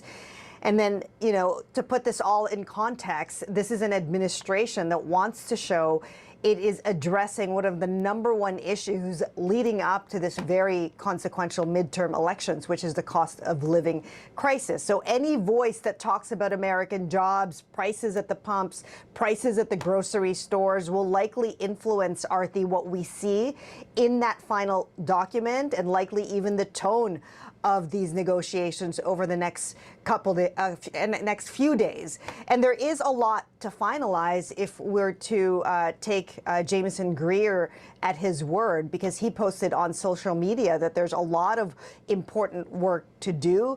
And he also promises that this eventual deal will be good for both sides and will include comprehensive market access for all American goods, economic security commitments, and digital trade alignment. So big promises there, very short on details, more questions than answers at this point, with the exception of that word deal in capital letters with an exclamation mark coming from President Donald Trump. Well, we know you're tracking it all for us, Chris. Thank you for this. That's the CBC's Chris Reyes in New York. Thank you. Okay, so from the U.S., let's now turn our attention to Canada's capital. Rafi Boudjikanian joins us now from Ottawa. Rafi, Donald Trump says the U.S. and Canada, quote, have a deal, as we've been discussing with Chris Reyes. And although Mark Carney says substantial progress has been made, he does not use that word in his statement. So there appears to be a bit of a disconnect between the two statements from Washington and Ottawa. Take us through what more we know about what is on the table and the big questions that still require some answers here. Absolutely, Arthi. There is no use of the word deal. There is certainly no exclamation mark in Canada's statement either. Let's take a quick look at it while I read it out to you in part. The Office of the Prime Minister said substantial progress has been made, although there is important work still to be done. As this work is ongoing, the United States has agreed to postpone the implementation of its 50% tariffs on a range of Canadian goods under Section 338 of the U.S. Tariff Act of 1930 until end of day August 21st. While we continue this work, Canada remains focused on building a stronger, more independent and more competitive economy at home. So what else do we not see in this statement? Any mention of the specific sectors that Canada still has an issue with? I'm thinking of steel, auto, aluminum, softwood lumber. We do know from Canadians that they're looking for a substantial reduction of the existing tariffs on those sectors, if not eliminating them outright. We've heard the numbers 10 to 12% quoted this week. Now, I'm not sure if that's what the U.S. has agreed to. I'm not sure if Canada is making some progress there. I can tell you that U.S.-Canada Trade Relations Minister Dominic LeBlanc is still in Washington, though his office has not told us whether or not he has any further meetings scheduled with his U.S. counterpart, Jameson Greer. One would think that if there are 3 days left to these talks, then both sides have agreed to continue the conversation, though we don't have a line of sight on that yet. Also unclear to me is whether or not any Canadian politicians will come out and speak to us today about where things are at. No scheduled appearances from LeBlanc before the media at this point, none from the Prime Minister either, so that's something we'll be watching out for as well. So while, Rafi, we might not be hearing a whole lot from the Prime Minister, we are starting to get some political reaction. We know we are going to be hearing from the Conservative Party leader later on this morning in the 11 a.m. Eastern Time hour, but we have already heard from some premiers, for example. Take us through what we know so far.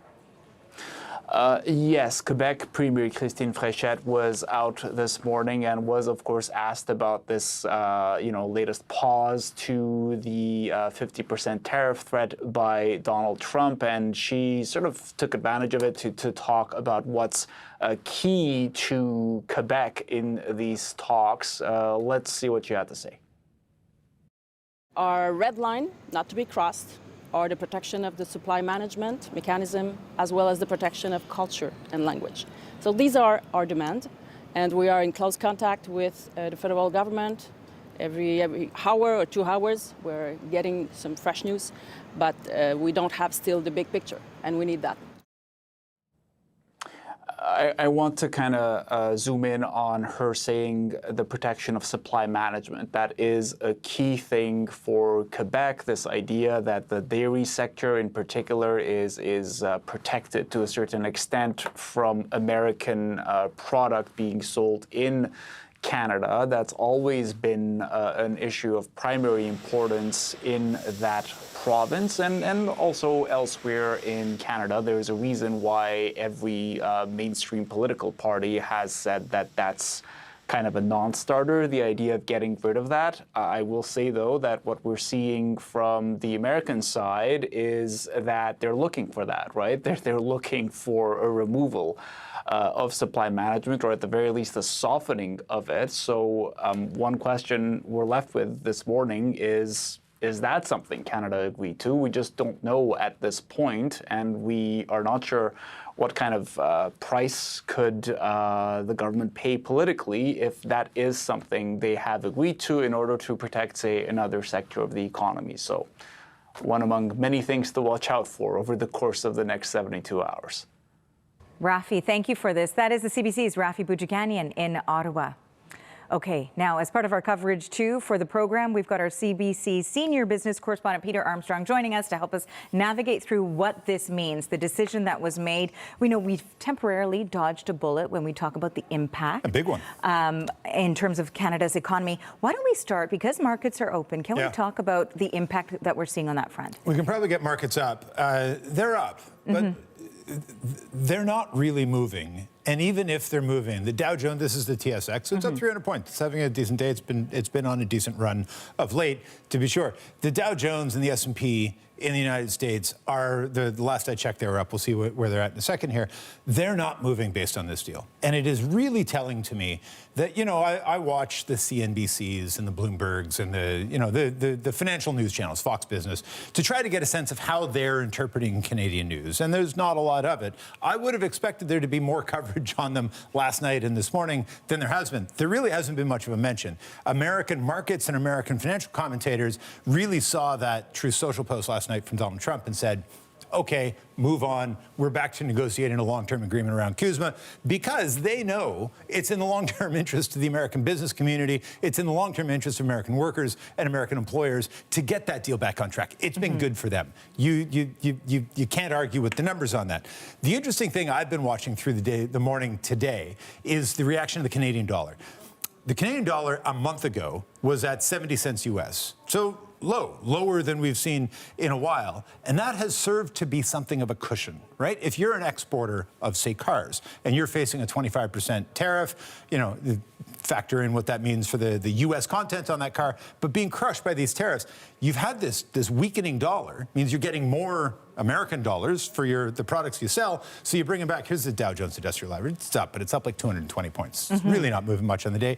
It's not paying attention to the trade deal because I think markets have really baked it in. But back to the dollar, when the dollar's low, those exporters make more because they sell in U.S. dollars. Right. So they bring in more money, and it's been a bit of a cushion against the tariffs. Now we're seeing a deal, and the dollar's starting to rebound, because a lot of people have been looking at the price of oil going through the roof and the Canadian dollar staying flat. Usually they move in lockstep.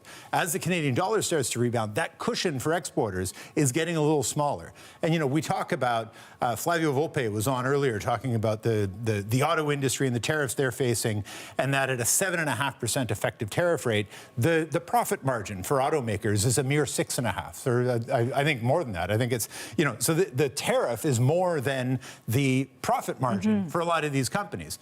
The difference, though, is if they're making a little bit extra and they can cushion that out on the dollar exchange, then they can kind of come out of this a little bit better than expected. But if we're starting to lose that benefit, then that's going to change the calculation for a lot of these companies that are trying to find a way to navigate through these incredibly stormy waters that, as you point out, this isn't a deal to end all this. It's a deal to hold off until Friday night. We were all here last night waiting to see what the deal would be. We'll all be here back on Friday night hoping that another deal is made to extend this by maybe 30 days instead of 3 this time. Unless something is reached before then, which is always a possibility. You know, and it's interesting, too, when we talk about the coverage that we're seeing south of the border. For us, a lot of the question has been, will these tariffs even come into place? It sort of really plays into the uncertainty, too, that the economies have really had to start dealing with. So, sure, we've temporarily dodged a bullet, which would have had a huge impact on so many of the businesses on this side of the border and south of the border, too. But how much is that uncertainty that we're still hanging under?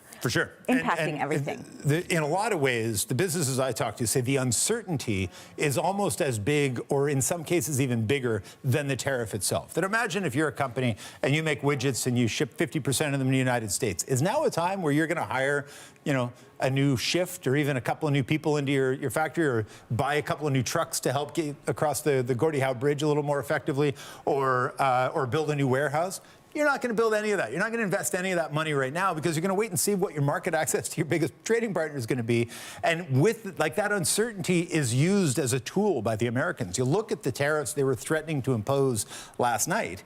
They weren't just sort of randomly picked. They were very specifically targeted to try to go after specific industries where they felt they had leverage, specific regions where they felt they could double down on tariffs, right? Like the value added in wood rather than just the softwood. So it combines industries and it pits provinces one against the other. So these are really deliberate and really designed to inject yet more uncertainty into a deeply uncertain environment for Canadian business that is trying to get them off kilter. So they put pressure on the government to try to make a deal and back down and get a deal that's beneficial to the United States. So this has all been very deliberate, very planned out, and so has the Canadian response, right? The Americans got the sense the Canadians were trying to wait this out and get to the other side of the midterms where maybe Donald Trump would have a little less political power. The Americans saw that, and that's a big part of why this set of counter tariffs or new tariffs were being threatened last night, to try to offset that and say, no, we're not going to let you wait. We're going to try to get a deal.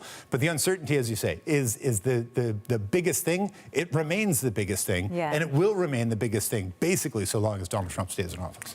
Okay, of course, we're going to continue to analyze and dissect this. Peter Armstrong is going to stay here on set with me, and because we also have an interview coming up with another member of the Prime Minister's advisory committee on Canada-U.S. economic relations. So we will have more on that conversation. But for now, we also want to turn over to Calgary, because Donald Trump appears to be pushing for a revival of an oil pipeline project with a long and so far ill-fated history. The Keystone XL pipeline would run from Canada to the U.S. Midwest. And we've been discussing it off the top of the show, but we also have our own in-house expert on the Keystone XL pipeline joining us now. Hey, Kyle, nice to have you join us from Calgary. So we know that the Prime Minister floated the idea of refocusing on Keystone with Donald Trump back in October. What would that involve? Yeah, floated the idea, and now we see it resurfacing. Just the latest development in this Keystone XL saga. A proposal first unveiled nearly 20 years ago, but now taking center stage in these trade talks. Trump says the deal would address one of his long-standing gripes. In a social media post, he says the great Keystone XL pipeline, long ago killed by sleepy Joe Biden, may be awoken from the grave.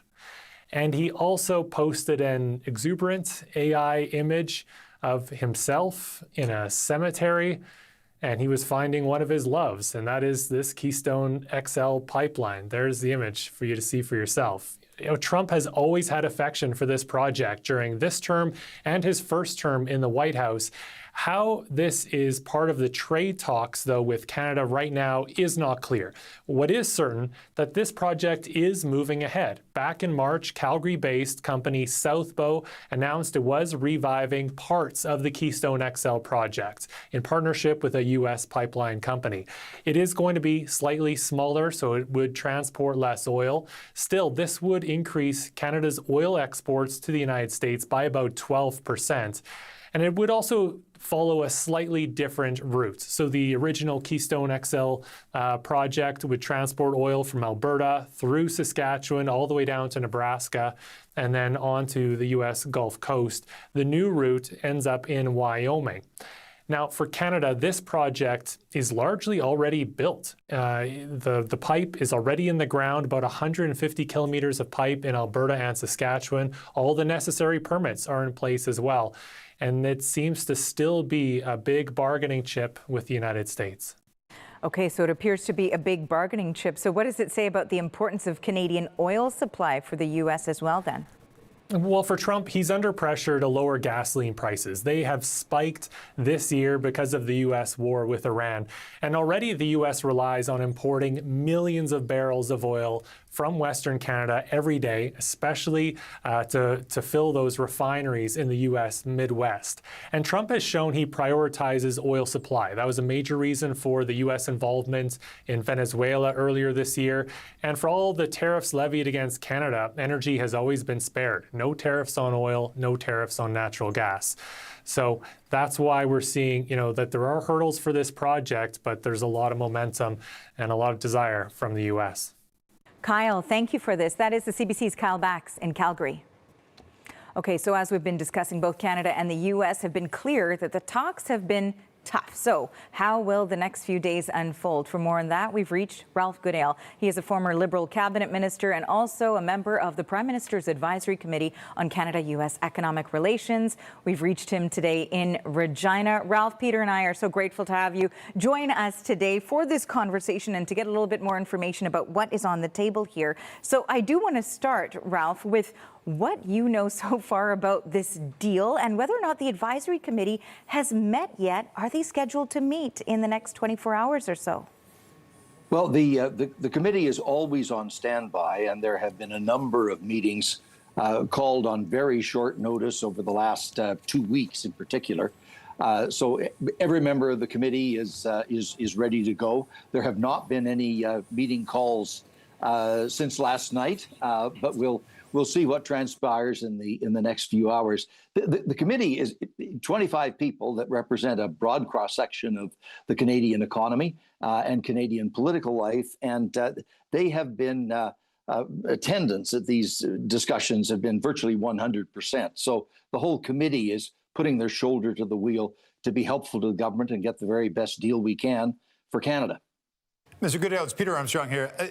I get what you're saying, and we had Flavio Volpe on earlier talking about he hasn't been briefed, like the committee itself hasn't been briefed. Is there a political imperative, though, for the Prime Minister to get the message about what this deal is or isn't over the course of the day today? I'm hearing from, as I'm sure you are, endless amounts of businesses, industry associations, lobby groups that are trying to pin down what was conceded to get this deal across the finish line. And, we have Trump saying there's a deal and Carney saying we have made progress, but still lots of work to be done. Filling that gap, as you know, will be filled by whoever's talking. And if it's not the Prime Minister, it'll be somebody else. Is there a political imperative for him to get that message out? I'm sure he will want to be as specific as he can, as quickly as he can.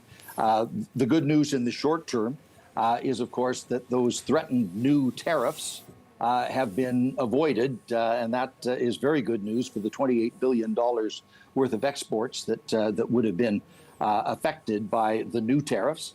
A second objective for the Government of Canada, equally important, is to get the existing tariffs, never mind the new ones, the existing tariffs, get them reduced by as much as possible, and then to have a path forward to finish the work on CUSMA and get it protected and extended into the future, because that is the advantage for Canada. That's what gives us the umbrella of CUSMA. That's what gives us the very best market access into the United States compared to the rest of the world. So the progress has clearly been made.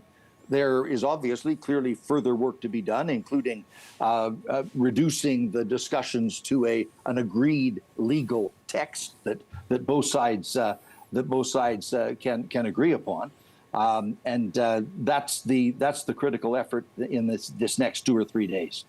When we talk about the critical effort in the next 2 to 3 days, again, there's another deadline looming, puts a lot of pressure on both teams. But we know that Canada, often as the smaller economy, is sort of in a more vulnerable position, so to speak, though there are, of course, points of leverage here. So how much then does this weigh into how much Canada can concede and how happy Canadians will be with that deal at the end of it, knowing that right now Trump says there's a deal and Canada says, Mark Carney says there isn't? Well, the Canadian objective is to have the largest possible and the freest possible access to the U.S. market with the greatest amount of certainty for the long term. The degree to which the United States is prepared to collaborate and cooperate with Canada in providing that market access will determine what Canada is prepared to give in return. In other words, our offers to the United States will depend entirely on the quality and the durability of the American commitments to us. That's the give and take of negotiation. And that's the hard work that has been done for the last number of days and weeks since these threatened tariffs were announced about the middle of last month. We're into it would appear, we're into the end game of that process, and this is always the most difficult, but also the most important work to be done. And I can understand why the Prime Minister and the Chief Negotiator and Minister LeBlanc, Janice Charette and others are being very circumspect in this period of time to make sure that nothing inadvertently interferes with the best possible outcome that they want to achieve for Canada. And they will be, I'm sure, consulting very closely with the individual sectors of the economy and with the provinces, who will all be affected and have a very large stake in this effort. You know, Mr. Goodell, I'm reading through the fine print. We don't have a ton of documents to work with. We have the President's statement, the Prime Minister's statement, the White House proclamations, and then the USTR made his own statement. And it reads, the deal will include comprehensive market access for all American goods, economic security commitments, digital trade alignment, many important provisions that will continue to protect our market, American workers, along with our Canadian partners. That feels very, especially from Jameson Greer, who's a real details guy, that feels vague. And I wonder, is there protection for Canada in the vagueness of this? Like, once we get closer to an actual deal with paper and signed letters, then everybody starts to go through it. It feels like this is one of those things that we've agreed to make provisions for an agreement to be somewhere down the road. You know what I mean? It doesn't feel like there's specific details in this yet.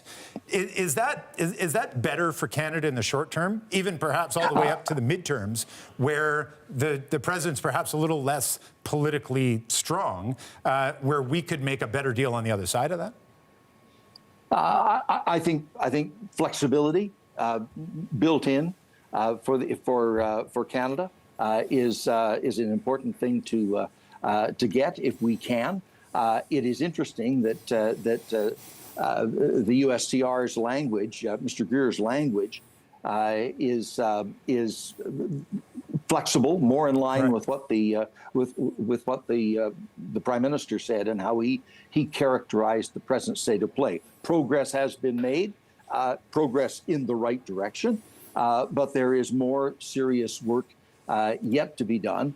And beyond the immediate crisis, if you will, of avoiding the threatened tariffs and getting the existing tariffs reduced as much as possible.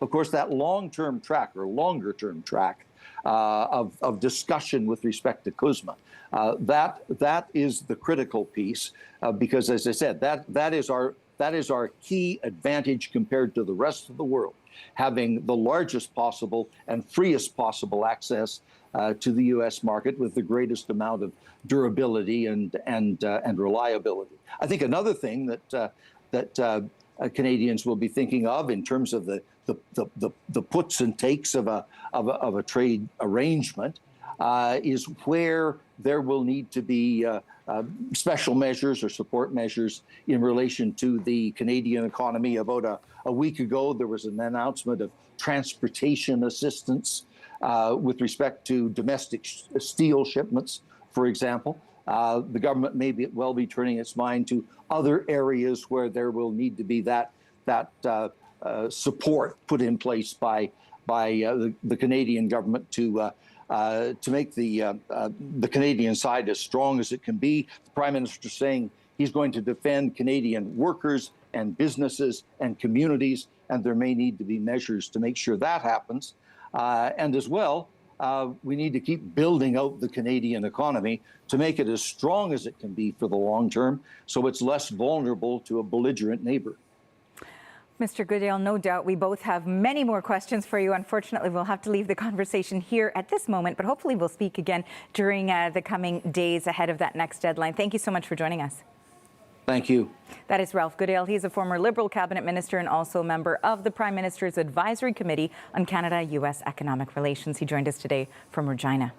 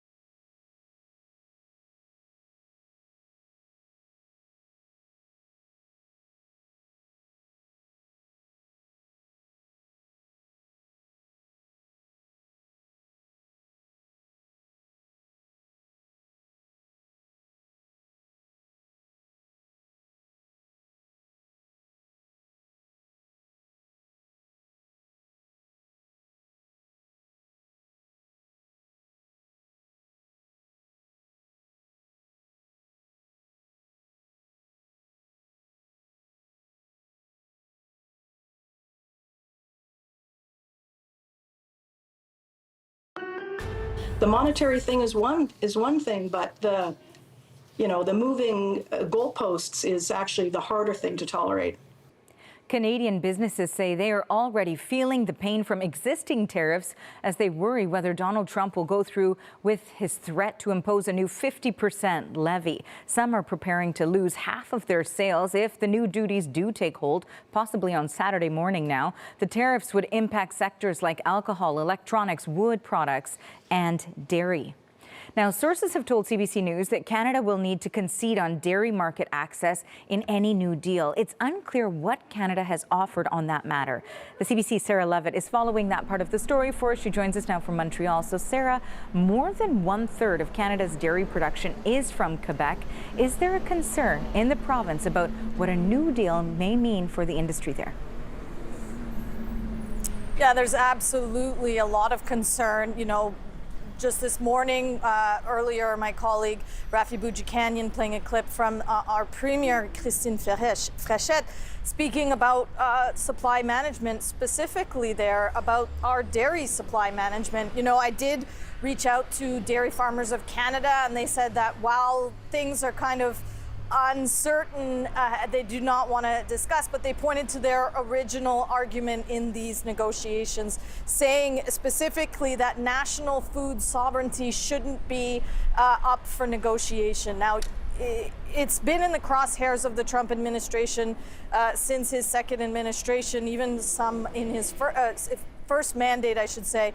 And basically because of the supply management system. So our system, farmers supply as much milk as is expected to be consumed. There are heavy restrictions and the price and production is controlled. Also, imports controlled, capped at 18%. And that's something that the Trump administration would like to see changed. Anything over that 18% is heavily tariffed. At one point, Trump was really, I believe it was like about a year ago, really highlighting that specifically, saying some stuff that we want to, dairy products we want to import into Canada gets levied at 200%.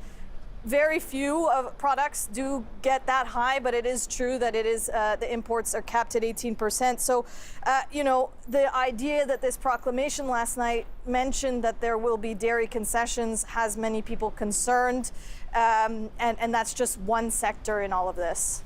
As you mentioned, of course, one sector in all of this, because it's not only the new tariffs that have a very specific list of what it is they target. There's also the previously existing tariffs, sectors like aluminum and steel, for example, that are dealing with their own tariffs, those Section 232. So how are they bracing for potential new levies and the impact that would have?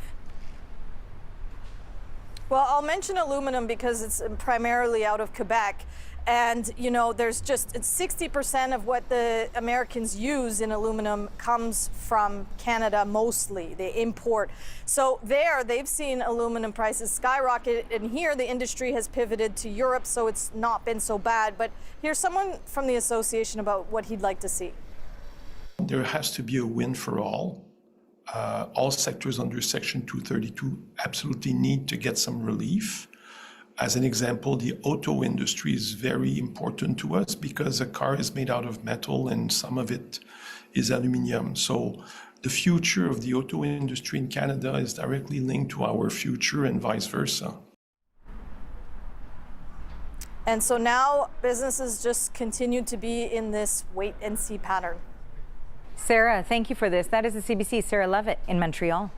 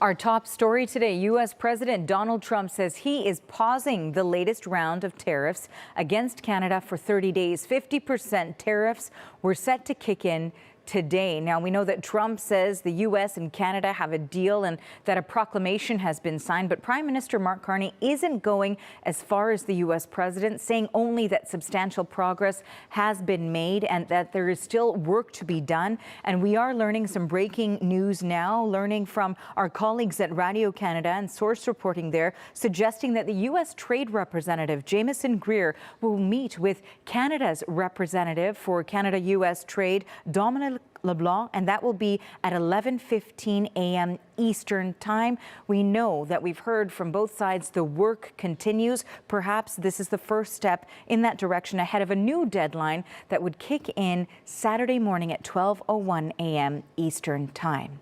So, if a deal is struck and American alcohol returns to Canadian shelves, for example, the big question is, will Canadians buy it. A recent poll suggests a majority will continue to take the elbows up approach and plan to maintain their boycott. The CBC's Jamie Strachan is at a provincially run liquor store in Toronto, and he joins us now live. So, Jamie, how are people feeling about the idea of American alcohol possibly returning to the shelves?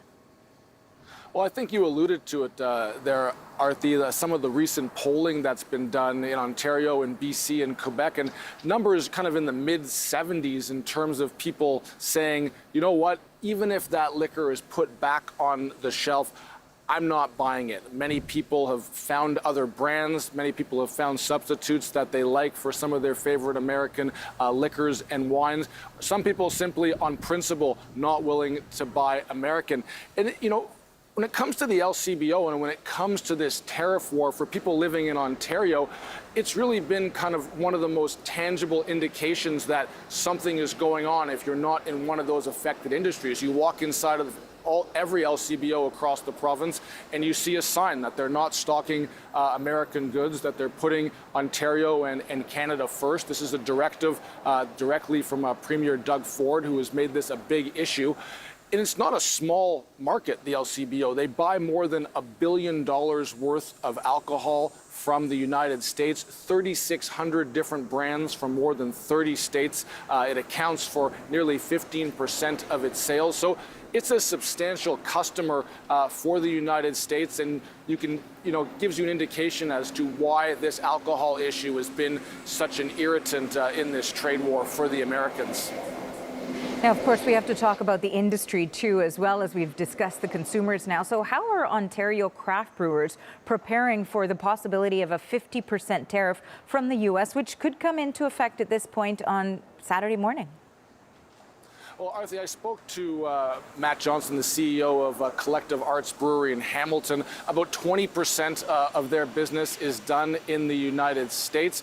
He told me that obviously if a 50% tariff comes into effect, that business would basically come to an end. Here's what he told me. Essentially impossible to ship from here to the U.S. There's just not enough margin between us, our distributors, and pricing that the consumers can bear. Really to absorb a 50% increase. So for us, again, we would focus on more diversification across Canada, other markets, as well as some short-term production in the U.S. if needed, in order to support the business that we spent 10 years growing and make sure we don't walk away from it. Arthi, I think a key thing in all of this, in speaking to Johnston and others, is they weren't waiting until last night to decide, what are we going to do? They've been proactive, they've been nimble, looking for other markets, other opportunities to replace that U.S. business. Arthi? Thanks for this, Jamie. That is the CBC's Jamie Strachan in Toronto. So at this stage, we don't have a lot of details around any potential deal that may have been done with the United States. So let's talk a little bit more about what we do know and what it means. Joining us from Ottawa with his take on where things stand now, the CBC's Aaron Wary. Of course, we also have that breaking news to report that the two representatives will be meeting at 11:15 a.m. Eastern Time. So talk still very much ongoing. We know that Donald Trump has paused the tariffs, says there's a deal. Mark Carney says not so fast. Where do things stand? Yeah, I think that's the question right now. I really thought, I'd be coming on this morning to sort of parse through the deals of some kind of resolution, either a deal or tariffs or some kind of extension to the tariffs that Donald Trump was threatening to impose as of 12:01 last night. Instead, we have this sort of in-between world where the tariffs aren't being applied, but the extension to those discussions is only going on for 3 days. We have Donald Trump and Jamieson Greer saying there's a deal, or at least using the word deal. That's not a word, as you've been pointing out, that the Canadian government is prepared to use. We do know at least that as you reported, Dominic LeBlanc and Jamieson Greer are going to be talking in Washington shortly. That suggests that there's still obviously discussions going on, that there are still things to discuss. But as of right now, we really don't know where this is going to land. And as much as there are suggestions from the U.S. side about what's been agreed to or what might be part of a deal, I think it's very hard to know what that's going to amount to. And I think that leaves us kind of essentially where we were for the last few days for at least 3 more days, trying to parse out what's on the table, what could be up for negotiation, what might be on the table, what's not. And I think at this point, all you can sort of do is sit back and wait to see some final text, because at this point, I think it's really hard to know where exactly this is going to land. And with all of that, of course, there's the political impact as well. We've seen over the course of the past year and a half that there have been concessions that have been made on the Canadian side, and not a whole lot has been received in return. When we're talking about potential discussions here, source reporting based on our colleagues, of course, in Ottawa, that there could potentially be changes to the dairy system, the supply management system, whether or not there are concessions on putting U.S. alcohol back on the shelves. I mean, politically, could there be a lot of fallout out of this for the Prime Minister? Yeah, I think it's to say the least, these are high stakes for Mark Carney.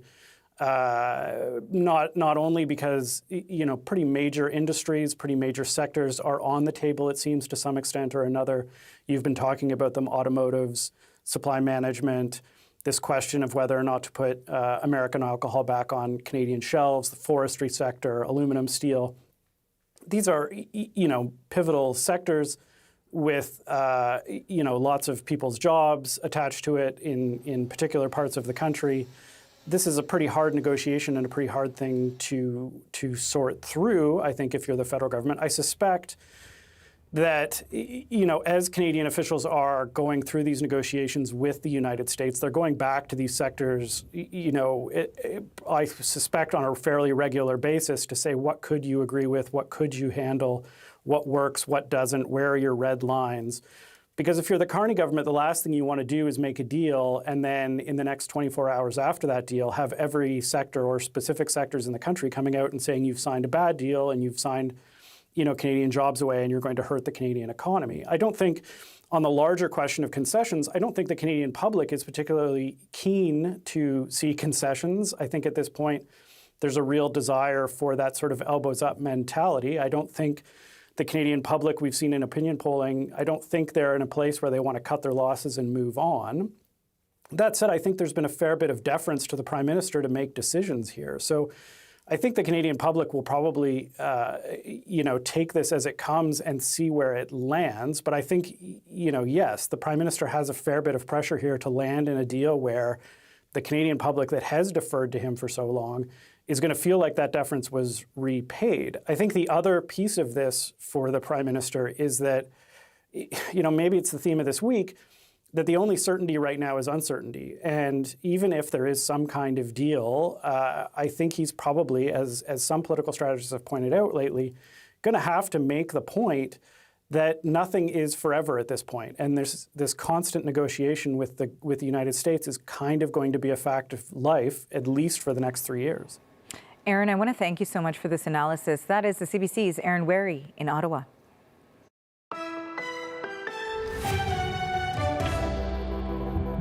If you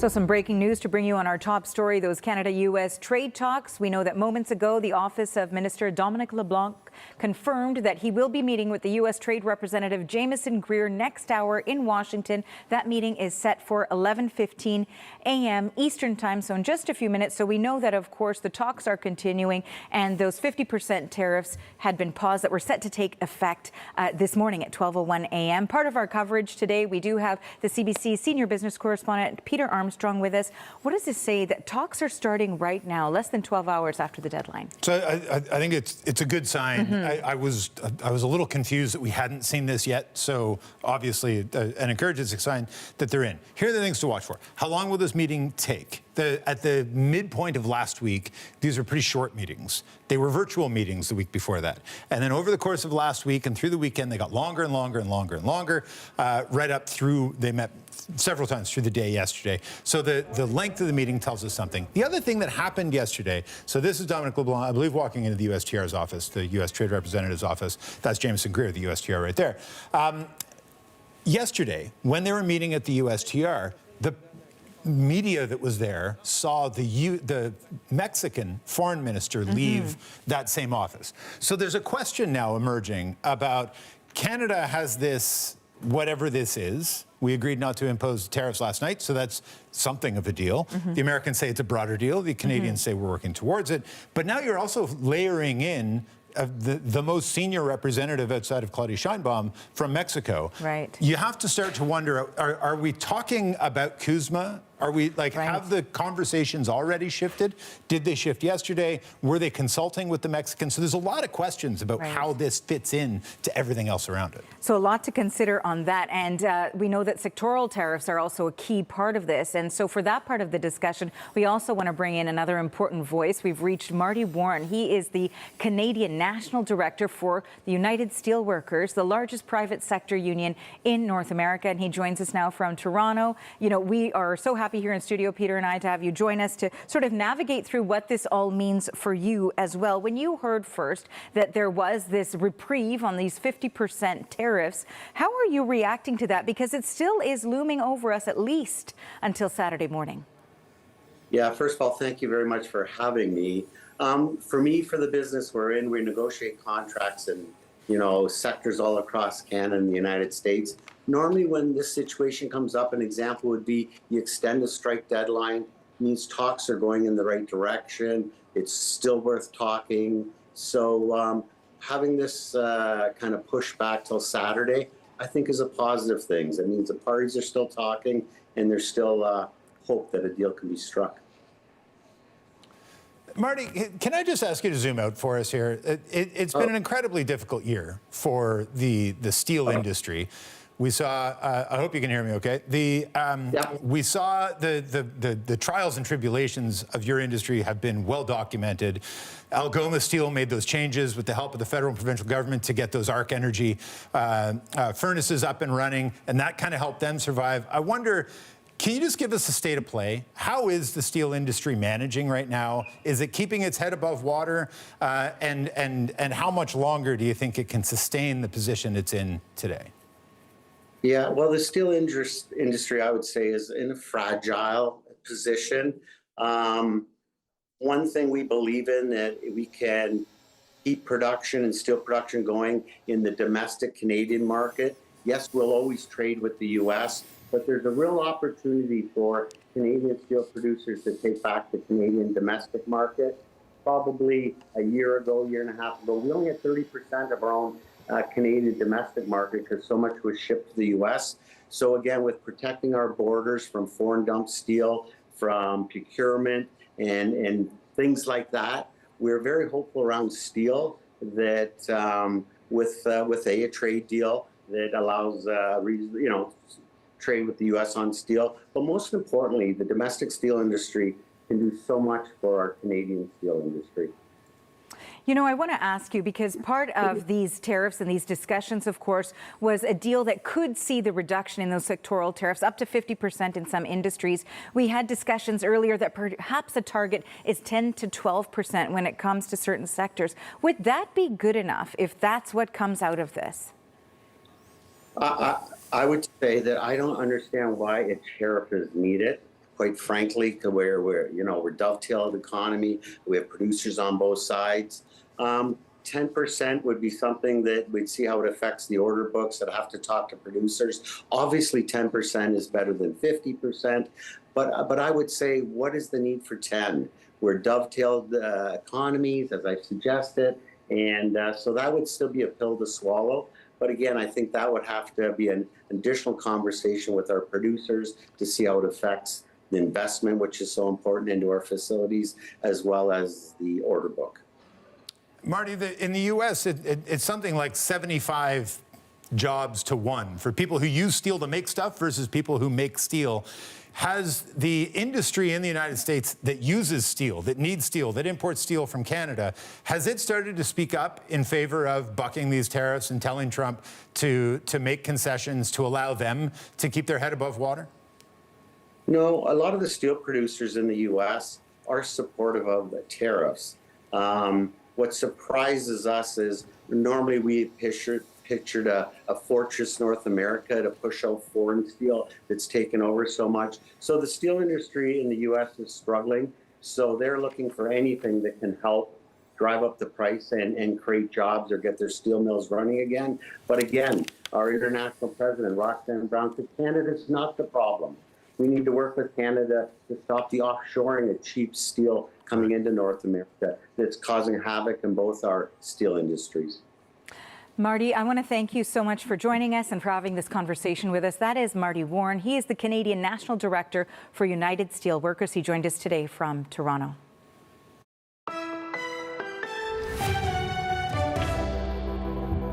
There's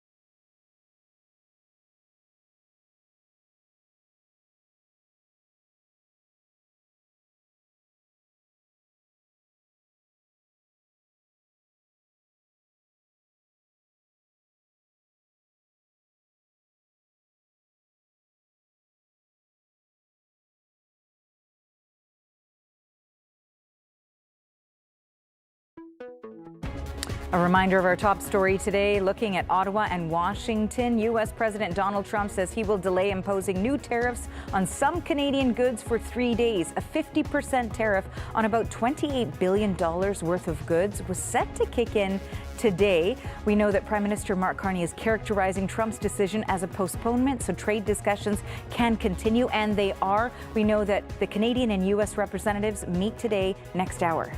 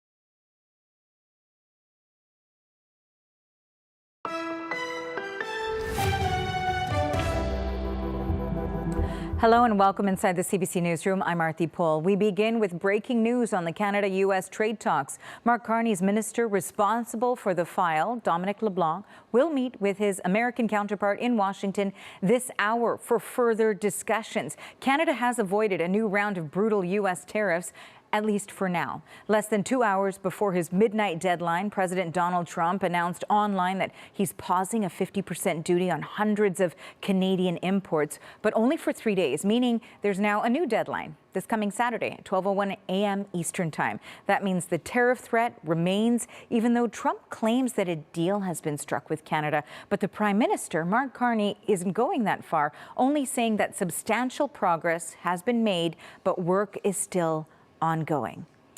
And here now is a live look at Charlottetown. Any minute now, we're expecting to get reaction from Conservative Party leader Pierre Poilievre to the developments in trade negotiations. We'll bring that news conference to you once it gets underway.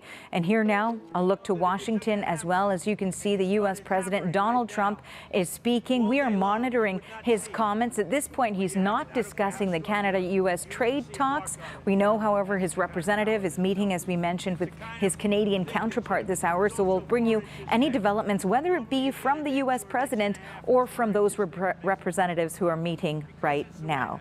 So for now, to further discuss all of this, let's bring in the CBC's Rafi Boudjikanian. He's in our nation's capital. Rafi, we know that Donald Trump has said that the U.S. and Canada, quote, have a deal, although Mark Carney says there's substantial progress. The language, of course, very much matters in this case when we're talking about their statements. Appears to be a bit of a disconnect. What can we glean from what we're hearing? Well, perhaps that the U.S. is maybe quite happy with the way the state of things are, but Canada still has some stuff to work on. And just, this last hour, we got word that U.S.-Canada Trade Relations Minister Dominic LeBlanc will be meeting with his counterpart, the U.S. Trade Representative Jamieson Greer. So perhaps that will be an opportunity to hash these things out. As you say, the statements are quite different from the Trump administration versus what we're getting from Prime Minister Mark Carney's office. Let's take a closer look at that one. Let's put it up on your screens as I read it to you in part. Mark Carney's office says substantial progress has been made, although there is important work still to be done. As this work is ongoing, the United States has agreed to postpone the implementation of its 50% tariffs on a range of Canadian goods under Section 338 of the U.S. Tariff Act of 1930 until end of day August 21st. While we continue this work, Canada remains focused on building a stronger, more independent, and more competitive economy at home. So, yeah, the word deal is not in there.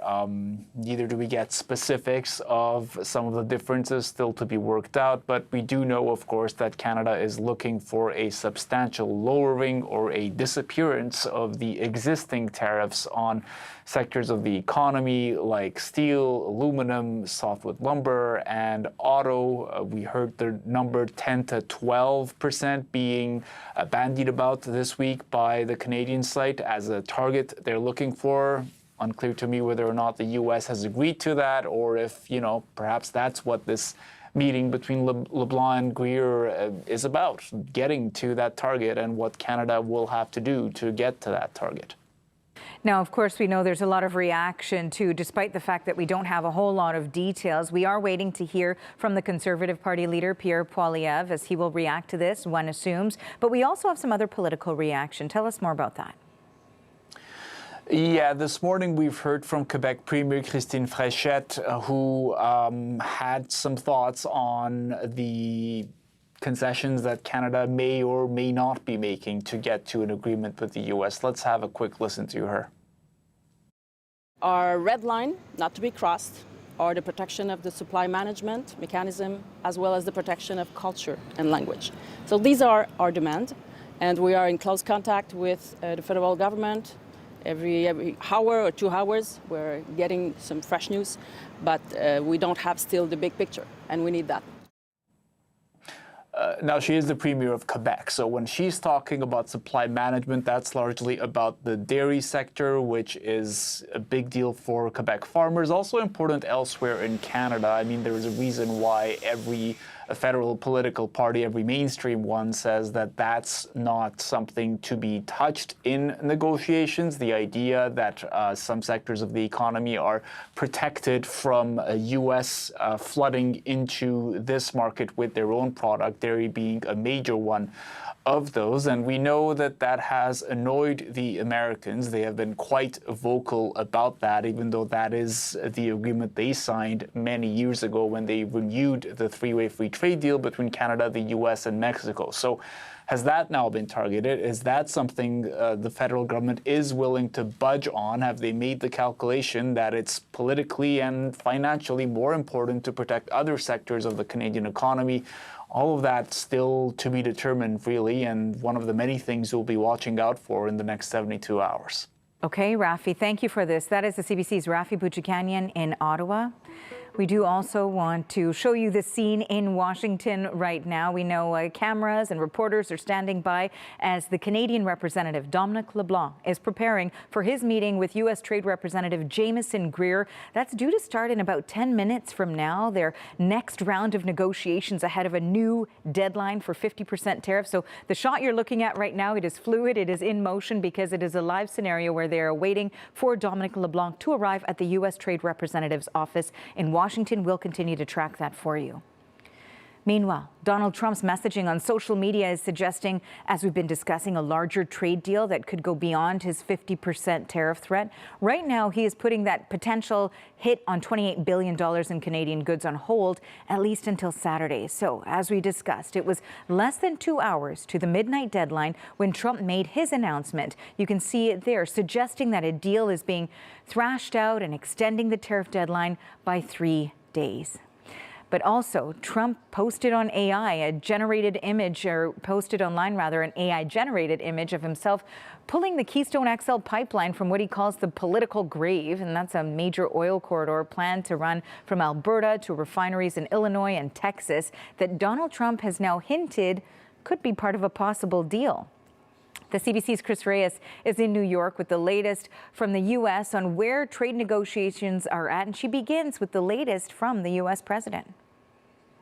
If by firm, Arthi, you mean capital letters and an exclamation mark, that's certainly what we're getting from President Donald Trump. And it's a word that's stealing the spotlight this morning, given how intense these negotiations have been in the last 30 days. Now, he does qualify that by saying that all of this is subject to the finalization of documents. Also worth noting that his main trade representative, Jamieson Greer, also called it a deal. And then the White House issued a presidential proclamation, which is to be expected, full of sort of legalese language. That headline, a lot more, it's not as firm, if we could say that. So the headline read, "A temporary suspension of additional duties," and then it goes on to add that the pause is as a result of Canada expressing a commitment to remove its own tariffs and restrictions on U.S. goods, including alcohol, dairy, and auto. So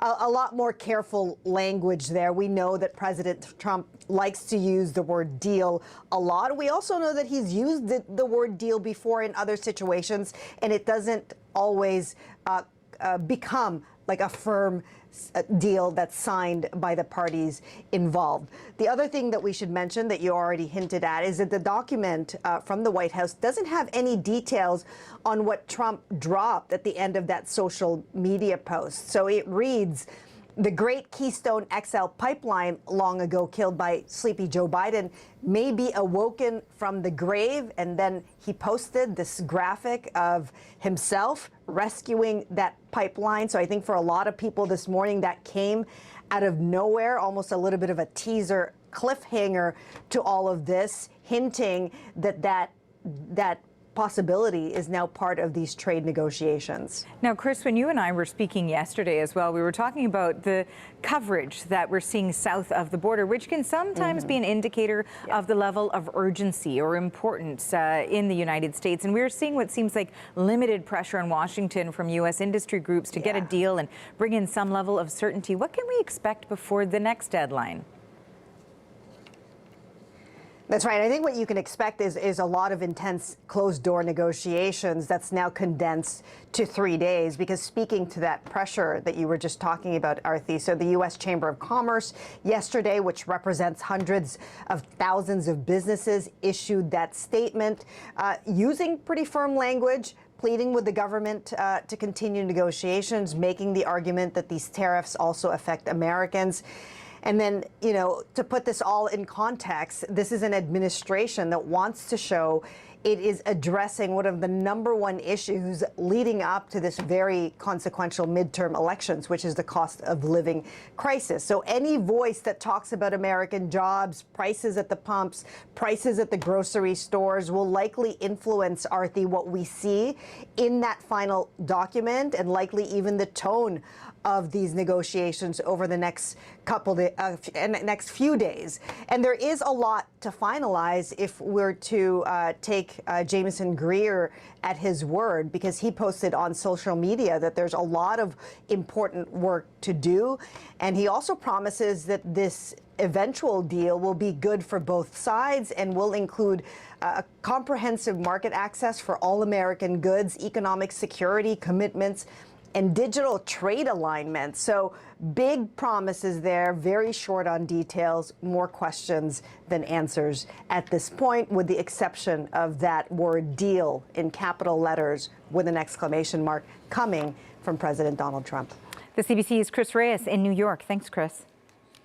So the tariff pause has led businesses in Canada to breathe a collective sigh of relief, at least for now. But how is all the uncertainty impacting them? For more on this, we've reached Matthew Holmes in Ottawa. He's the Executive Vice President of the Canadian Chamber of Commerce. Matthew, I want to thank you so much for joining us today. I'm here with my colleague, the Senior Business Correspondent, Peter Armstrong. And we've got lots of questions for you in regards to what we're seeing sort of develop this hour. We know that the Canada-U.S. Trade Minister Dominic LeBlanc will be meeting with U.S. Trade Representative Jameson Greer any moment now. In about 3 minutes is when it's scheduled to take place.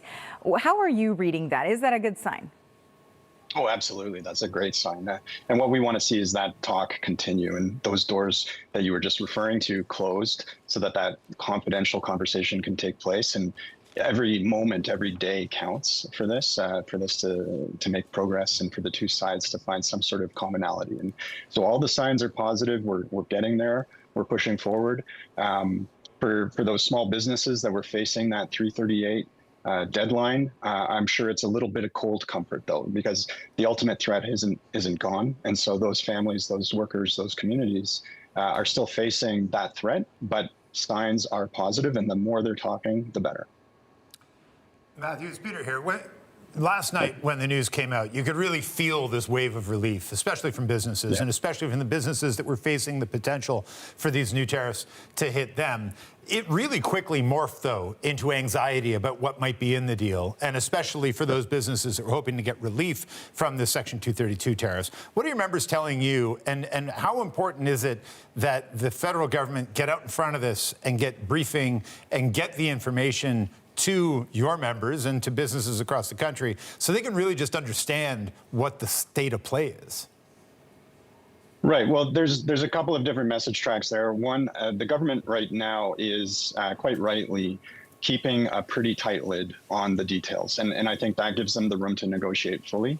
And it doesn't allow for that sort of public negotiation that Prime Minister Carney spoke of earlier in the week to start taking control of the situation. And so that's what we don't want to see happen. Of course, there's a lot at stake here for different sectors. We have the 232 sector, or the 232 tariffs that apply to steel, aluminum, lumber, and autos. We have the 338s, which affect a whole range of different products in different parts of the country. And so different sectors and different types of businesses are going to feel this in different ways. What's important, though, is that we're in a negotiation. So there will be trade-offs here and there. I think what Canada has been doing is playing for a long game. And let's remember, this is an interim deal for the real deal. The real deal is going to be the renewal of CUSMA. So this is really just bringing the temperature down, getting some of those grievances out of the way, making sure that we can have a fruitful, constructive conversation between the two sides. And then let's bring Mexico in, and let's get the three parties together, and let's get this big deal done. You know, it's interesting too, Matthew, because we've sort of been dissecting these messages that we're getting from the Canadian side and the American side that have deferred. And I do want to bring up the statement that was posted online by the U.S. Trade Representative Jameson Greer, in which he says the deal will include comprehensive market access for all American goods, economic security commitments, digital trade alignment, and many important provisions that will continue to protect our market and American workers along with our Canadian partners. How are you reading that? How are your members, or how is everyone interpreting that message from the U.S. that is not matched by the Canadian counterparts? Right. Well, the Americans have been pretty clear what they're looking for and what they want throughout this. And so we always take that with a little bit of a grain of salt in terms of what are they going to end up having in the final agreement. And that's, again, this is an interim agreement to get us to the actual CUSMA renewal. So we'll look at all of that when we have the details. I don't want to get into too many hypotheticals.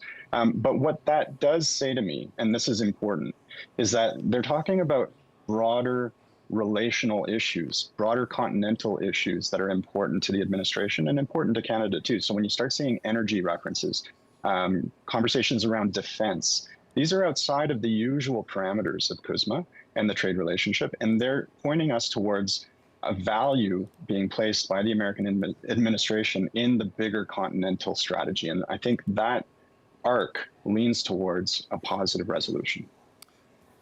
That same statement from the USTR talks about comprehensive market access and digital trade alignment. Those are at once incredibly vague, but also very specific. Yeah. And I think the sectors will read into it what they will. And I understand what you're saying about it's important to allow the federal government to negotiate without having to divulge where it's at. Can you just give me a sense of where you think businesses are in terms of, like, how much rope do you think they have? Do you think they can make it through the next 2 days without a more comprehensive briefing? Or are they going to start pulling at those strings to try to get more information before this next deadline comes into play? Well, I've heard from some of our members, and remember the Canadian Chamber includes about 125 sectoral associations, right, as well as our chambers of commerce across the country, as well as private sector businesses. And so we have different touch points along the supply chain, if you will, and throughout communities. And so, the forestry sector is experiencing this very differently than the aluminum sector, for example. And that's because they're part of global supply chains and global marketplaces, which bring in different pressure points and also different off-ramps for them in terms of market access and other places they can sell when there's this sort of disruption. So different sectors are feeling this differently. When we see the final deal, or the interim deal, we'll have to speak with those members and really understand what are the areas. What I do know is the government's negotiating team is one of the best, if not the best, in the world. They are spending a lot of time understanding the sectors at stake here. And so I have some confidence that they're taking into consideration how those sectors can respond and what will tomorrow look like once we have a deal. And so I think, again, this is about a longer game play. It's bringing the temperature down, getting us to the table where we can actually get some of these grievances put aside, get some of this put aside so that we can move towards a big North American deal. And I think, again, cautious optimism here, lots of emphasis on the caution, but, we'll have to look. I mean, the old CUSMA had a digital chapter, but it didn't have an AI section. It was written before AI. Right. So do we want to kind of refresh it a bit? That's actually a positive for a deal like this. There aren't any free trade deals that have that kind of perennial renewal built into them. And when Ambassador Greer testified at Senate last year in December, one of the things he really emphasized was, this is actually a good thing, that we can come back to the table, refresh this thing, and maybe we want to talk about critical minerals. It's not in the old CUSMA. Maybe we want to talk about AI. These are big things that affect our future workforce, our future communities. So, there's some trade-offs there. And of course, everybody wants to know what's in it. I don't think we're there yet, so we'll have to keep watching. Matthew, I want to thank you so much for joining us today and for your perspective. We appreciate it. Great to be with you both. That is Matthew Holmes. He is the Executive Vice President with the Canadian Chamber of Commerce, and we reached him today in Ottawa. Now, from Ontario, we want to take you to Charlottetown, Prince Edward Island, where, as you can see, the Conservative Party leader, Pierre Poilievre, is speaking about, of course, the avoidance of this most recent tariff deadline. Let's listen in. that there is now a 3-day delay on U.S. tariffs. And we're looking forward to seeing the new and excellent deal that is being finalized. One we expect and we believe should include an end to tariffs on Canadians. While we disagree with the Prime Minister making so many concessions, with his giving the Americans 50% of the tariffs on a bridge that Canadian taxpayers paid 100% of the cost to build, we still stand by ready to help. We renew the offer we've been making for over a year, that we are here to work with all parties, including the government, to fight for a win for Canada. And we hope that over the next couple of days we'll hear the good news that Mr. Carney will have kept his promise and the Canadians will get a even better deal than we had before. That's what he promised, an even better deal than we had before. To me, that should mean no tariffs on steel, aluminum, autos, lumber, and an exemption to Buy America. And Conservatives have laid out clear plans to achieve that. Okay, so we were listening in there to Conservative Party leader Pierre Poilievre. Our eyes are now in Washington. And you know, the door you're looking at is the door to the U.S. Trade Representative's office. And Minister Dominic LeBlanc just walked through those doors moments ago. You know, we are going to get the audio from what we heard from Canada's minister who is handling a lot of these negotiations. We know that those discussions are set to start at any moment now. You can see here Dominic LeBlanc arriving. Let's listen into his remarks. Bienvenue à Washington, D.C. C'est le trajet d'Ottawa. Is there a deal, Minister LeBlanc? Tombez pas, tombez pas. J'ai l'impression qu'on aura tout le temps au monde de discuter ça avec vous. Our work is continuing. I'm seeing Jameson now. We've said we have a bit more work to do to finalize this, and that's the work we're doing. Allez-vous rester à Washington jusqu'à samedi, Monsieur LeBlanc? Okay, so interesting to hear those comments there from Minister Dominic LeBlanc, perhaps getting a little bit more information there, as he says, a bit more work to do before things are done. So is there potentially here a deal that could be announced at the end of this deadline? We know that the new deadline for 50% tariffs is 12:01 a.m. Eastern Time on Saturday morning. Initially, it was supposed to come into effect today itself at midnight. So we'll dig into that a little bit deeper in just a moment, but we do now want to take you back to Charlottetown, where Conservative Party leader Pierre Poilievre is speaking. United States. So a better deal would at least have to start with that. We need zero tariffs on aluminum, steel, autos, lumber, and a full exemption to Buy America. Now, that's, in fairness, a lot of the things I just described are things that were agreed to by President Trump in the previous CUSMA agreement and or achieved by earlier conservative governments like Prime Minister Harper. So Mr. Carney has set that bar for himself. We want him to keep his promise and get an even better deal for Canada than we had before. And Conservatives are willing to do anything we can to help him keep that promise. Maria Saru, CTV News. Has the Prime Minister briefed you at all during these negotiations since the threat of Section 338 tariffs? No. No, in fact, we're here, and I reiterate my offer. Conservatives have offered to help the Prime Minister since the very beginning. I've done it numerous times in our phone calls. When I went to the United States of America, I very clearly refused to criticize him on foreign soil. I briefed him on my visit and my meetings with governors and other American leaders, and our MPs have reached out again and again to the government to offer any help we can. Richard Bragdon here is the chair of the Canada-U.S. Parliamentary Friendship Group. He's been continually offering his help, but Mr. Carney has refused to have any help from anybody, but we still want to make sure that he keeps his word and gets the great deal, the even better deal that he promised Canadians. Raphaël Caron, Radio-Canada. Le président Trump dit qu'il y a une entente. Est-ce que vous faites confiance au président Trump? Do you trust President Trump?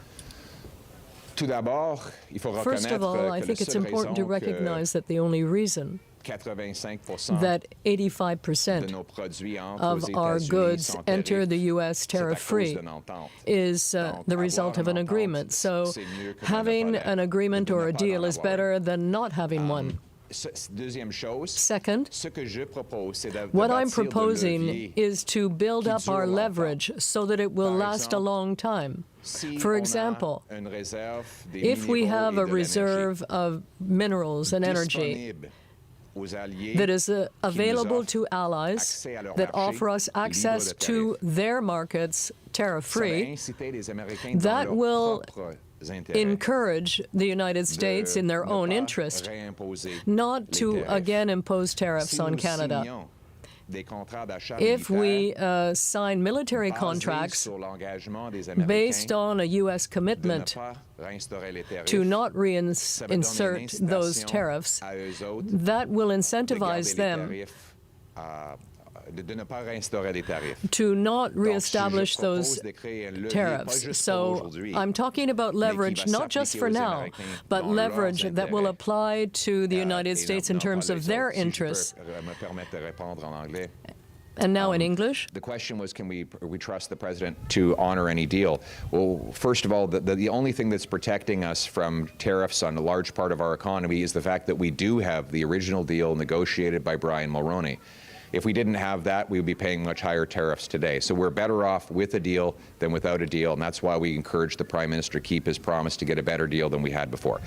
But what I also propose is putting forward strong, long-term leverage. If you promise that over the next 5 years we will fill up a massive strategic energy and mineral reserve that will be available to tariff-free allies in the event that they need them, they will have a long-term interest in honoring their tariff-free commitments, knowing that that is a condition of getting what they want from us. Same with military purchases. We should sign into that, that we will make large-scale military purchases with our American friends, but that the purchases of American-made goods are contingent on continued tariff-free access.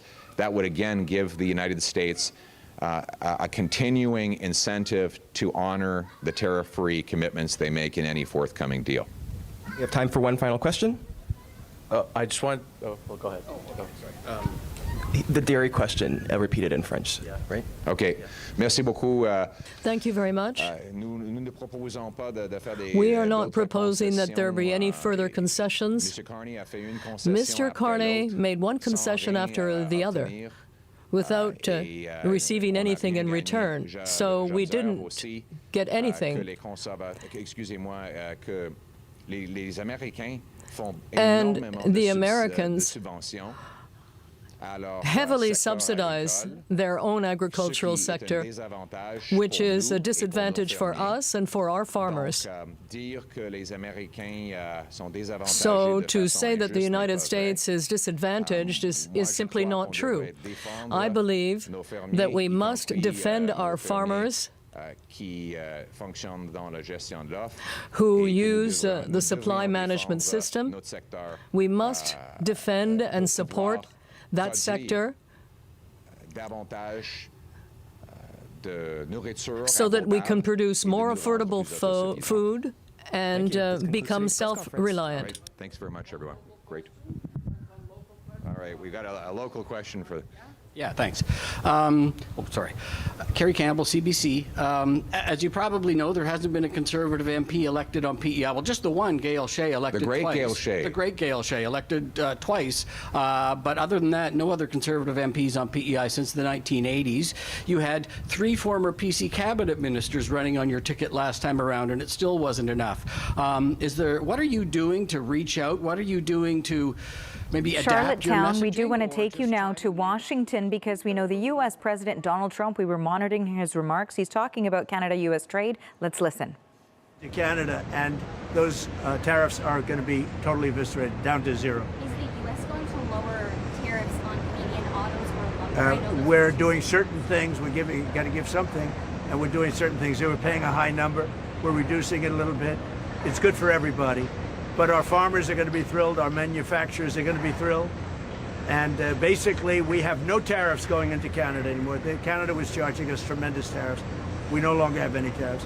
And what I was able to do is we put, as you know, under the new tariff, I guess you'd call it the new tariff schedules that we came out with. They were going to get a 50% tariff on everything starting today. and we've held it back 3 days. It's all subject to finalization of documents. So subject to the finalization of documents, we have a deal with Canada, and I think it's a very good deal for both parties. It's great for our farmers. Our farmers will no longer be held up because they were being hurt very badly by Canada. Yeah. The Strait, last night we had a lot of boats come through.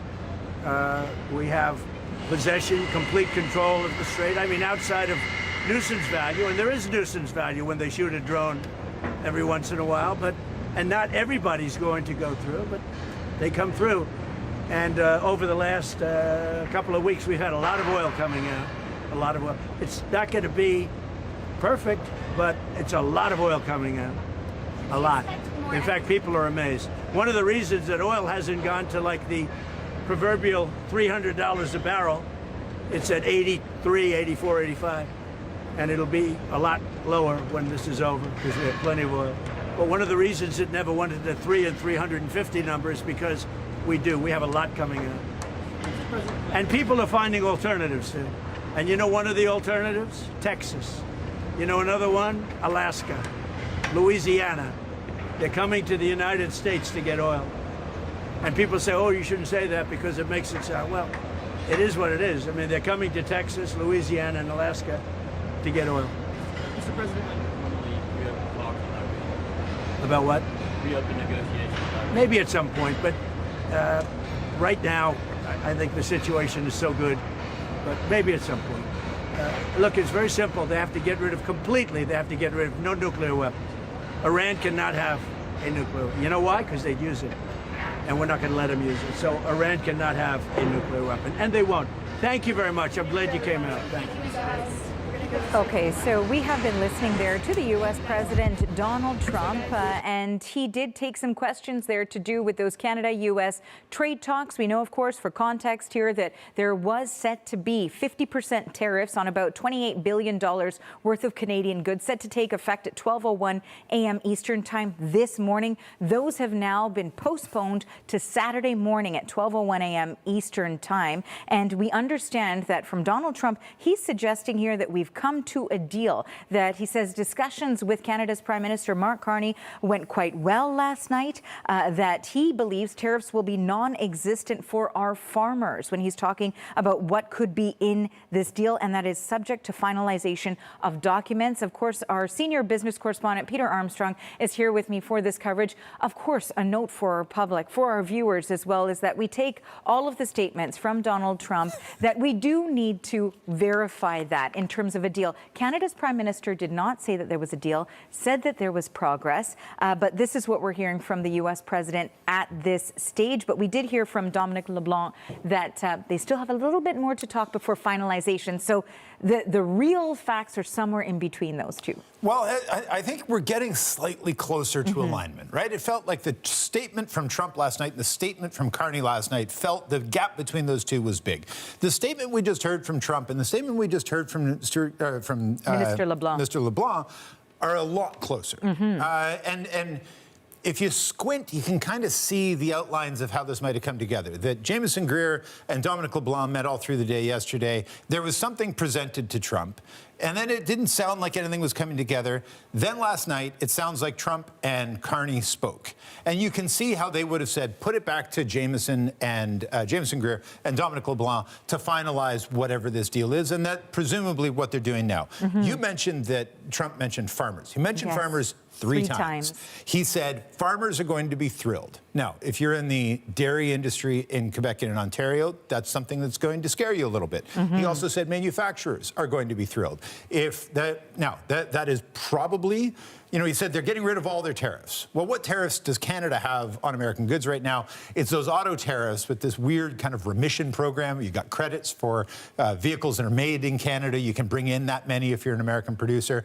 But the way that's structured has really annoyed the Trump administration. So it sounds like there has been progress on that. But again, you really have to sort of squint into the lens to try to see the outline of something. But with everything everybody says, whether it's Dominic LeBlanc or the president or, and hopefully we'll hear from Jameson Greer at some point today, we're getting little tiny tidbits of information that help us sort of shape the broad outline of what this, whatever this is.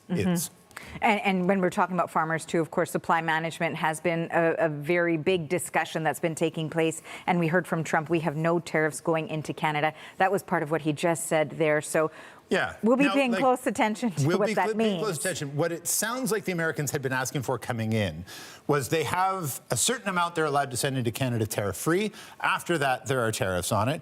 And what they were upset about wasn't the cap. It was how we allocated what was coming in. That the Americans thought they had gained access to sell milk at Loblaws. But what in fact they had gained access to is we allocate that tariff quota. So we say, no, you can't sell it to Loblaws, but you can sell it to this producer. You can sell raw milk to a producer in Quebec, and they'll sell it to people at the retail level. That's what the Americans have been angry about. That's what they're trying to negotiate. We've been talking, Sarah Levitt has been getting statements from dairy industry. I've been hearing from people in dairy industry.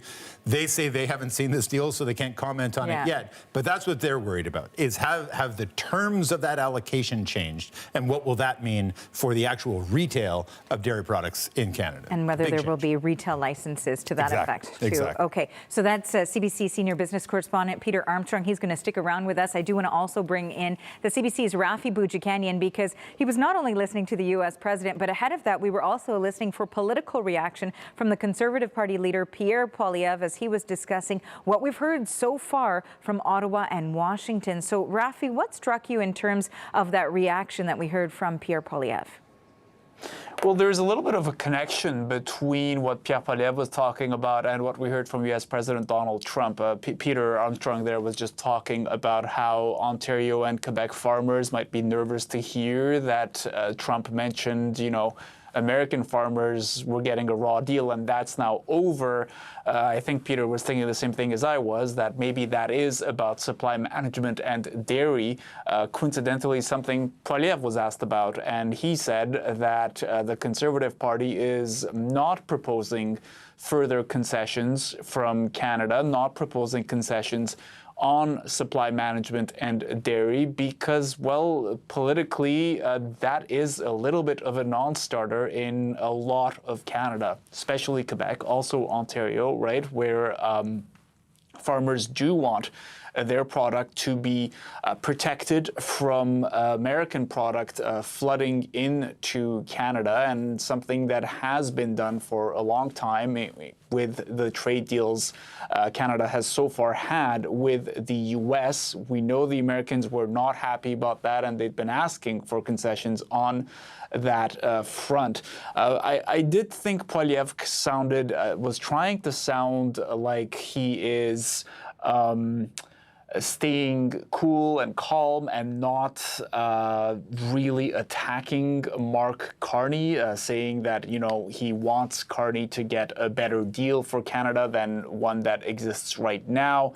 Although it kind of also felt like damning with faint praise in the sense of, bringing up Carney's own record and saying, yeah, Carney said he's going to get a deal for Canada, so let's see him do it now. That seemed to be sort of the big theme from the Conservative leader in answering questions about the little we've heard so far of whether or not there is, in fact, a deal with the U.S. Rafi, thank you for this. That is the CBC's Rafi Boudjikanian in Ottawa.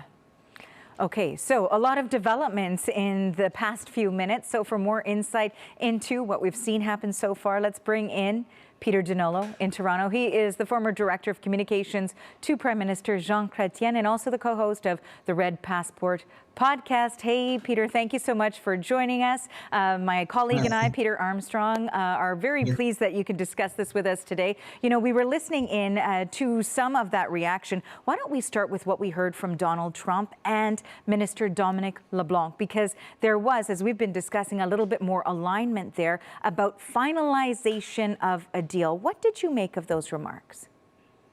Well, first of all, let's take a step back here. And to call this a negotiation is, I think, a total misnomer. The Americans have a gun to our head with these 50% tariffs on top of the other stuff they've been throwing at us. And this so-called negotiation is what we will do to have them remove the gun from our head. So right at the beginning, we're at a disadvantage.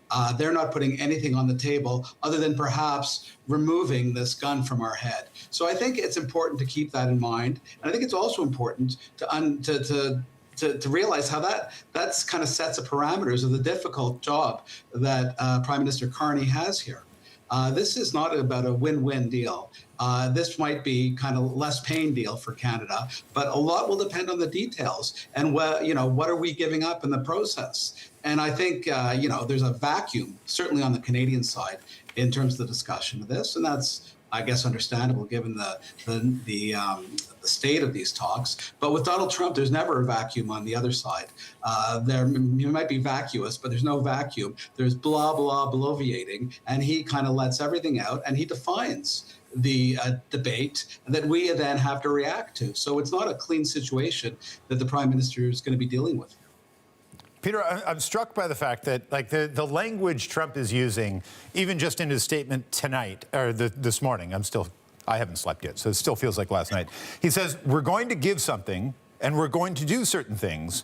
They were paying a high number, we're reducing a little bit, it's good for everybody. Like, even by Trumpian terms, it's incredibly vague. And I wonder, is vague okay for Canada right now? And especially as we wait for the finalization of whatever the talks between Jameson Greer and Dominic LeBlanc are. Is vague kind of the pocket Canada wants to be in for at least this moment? Well, listen, vague is it's better to kick the can down the road, right. Than have 50%, wake up to 50% tariffs this morning in these areas. Better to have the threat 3 days down the road. But this is the problem with Trump. There's always these threats. And of course, Peter, when he does sign a deal, he doesn't honor it. He signed the original USMCA a few years ago, and he's violated that with these tariffs and other trade actions he's taken. These ridiculous trade actions that punishing us for fentanyl or for slave labor or threatening to put tariffs on because we've got forest fires, not to mention the ongoing threats that he's made about annexing Canada, making us a 51st state. So listen, I guess, no action on the American front is better than action. But if this thing is going to be resolved, what we don't want is another Gordie Howe Bridge resolution in the sense of, yes, the bridge was finally opened. But it came at a cost to Canada. And I hope the Prime Minister learned a lesson there, that when he tried to kind of obfuscate or spin what the result was, what the cost to Canada was, he got caught out by the Canadian media. And we wouldn't want that to happen again. Canadians are pretty militant right now when it comes to the U.S., and with good reason. Trump has been threatening us and smacking us around for a year and a half. And we are angry and tired of it. Mark Carney was elected with a mandate to stand up to it. And that's been sort of uneven. We've had wonderful moments like the speech in Davos. We've had less wonderful moments like the digital service tax or the Gordie Howe Bridge.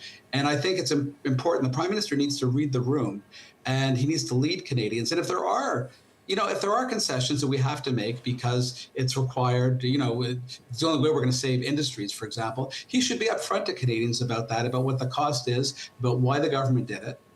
I think in some other areas, like on, dairy, on the dairy marketing, what I find interesting is that nobody seems to be pointing out that we had a unanimous vote in the House of Commons in Parliament a year ago, saying under no circumstances would we sacrifice supply management in dairy.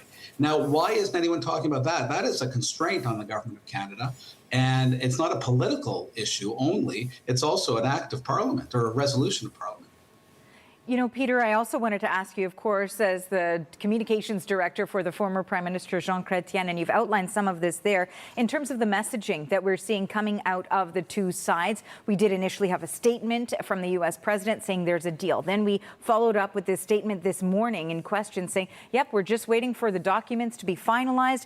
When you talk about the way the Prime Minister has been speaking about it, he says we've engaged in intensive discussions, substantial progress has been made, there's still important work to do. And then we got this update from Dominic LeBlanc where he has said we have a bit more work to do to finalize this, and that's the work we are doing. So a little bit more similar language between the two. If you're the director of communications for Mark Carney right now, watching what has happened with the bridge fiasco as well, what are you telling him to say coming out of this? Because Donald Trump likes to jump the gun.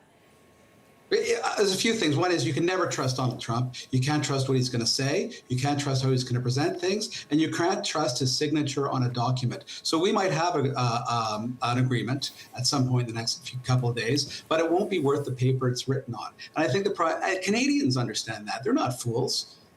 We've seen Trump in action for too long. Canadians understand that. So I think it would be a mistake for the Prime Minister to try and puff this up as some kind of big win-win for Canada. What it is we managed to turn back the doomsday clock with the Americans for the time being, whether that's for a month, a year, the rest of the Trump mandate, whatever. But I think it would be a mistake to try and claim this is a big win. What is a win, by the way, and he should be, really celebrating the deal that he signed with the premiers of Newfoundland and Quebec earlier this week. This hydro deal is a huge deal that's going to have a far bigger impact on the Canadian economy than any of these tariffs that Trump is talking about over the longer term. But when he talks about Canada strong, making us stronger, that's the kind of. Sorry, Peter, I didn't mean to interrupt you there, but we did want to take our viewers to Washington right now. As you can see, Dominic LeBlanc and Jamieson Greer are speaking on the steps of the U.S. Trade Representative's office. Let's listen in. Together across agencies, the American government, the Secretary of Commerce, Secretary of Treasury, myself, the Chief of Staff, with the President, who had a number of phone calls with the Prime Minister. We're looking at documentation at this point. I have responsibilities to brief Congress on what documents might look like, speaking with American stakeholders, businesses, unions, etc.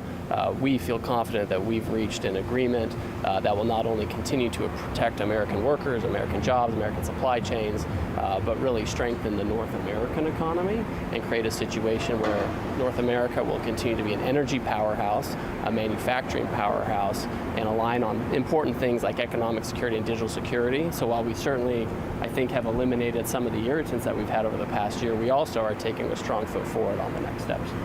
Thank you. Thank you. Merci, Jameson. Bonne journée. Merci. À bientôt. Monsieur Leblanc, avez-vous dit faire des concessions sur la gestion de l'offre? Est-ce que, par exemple, les quotas seront revus? Est-ce qu'il y a des quotas qui sont octroyés aux agriculteurs américains à la suite de cette entente? Moi, je pense que c'est important de préciser que le système de gestion de l'offre demeure entièrement intact. C'était important de protéger le système qu'on a au Canada de gestion de l'offre. Ce sera évidemment protégé dans les textes qu'on est en train de finaliser, mais je n'ai pas d'inquiétude que les producteurs laitiers comme le secteur agricole. It's important that the agricultural sector be well protected, and we have maintained our tough line on supply management, and I'm very confident.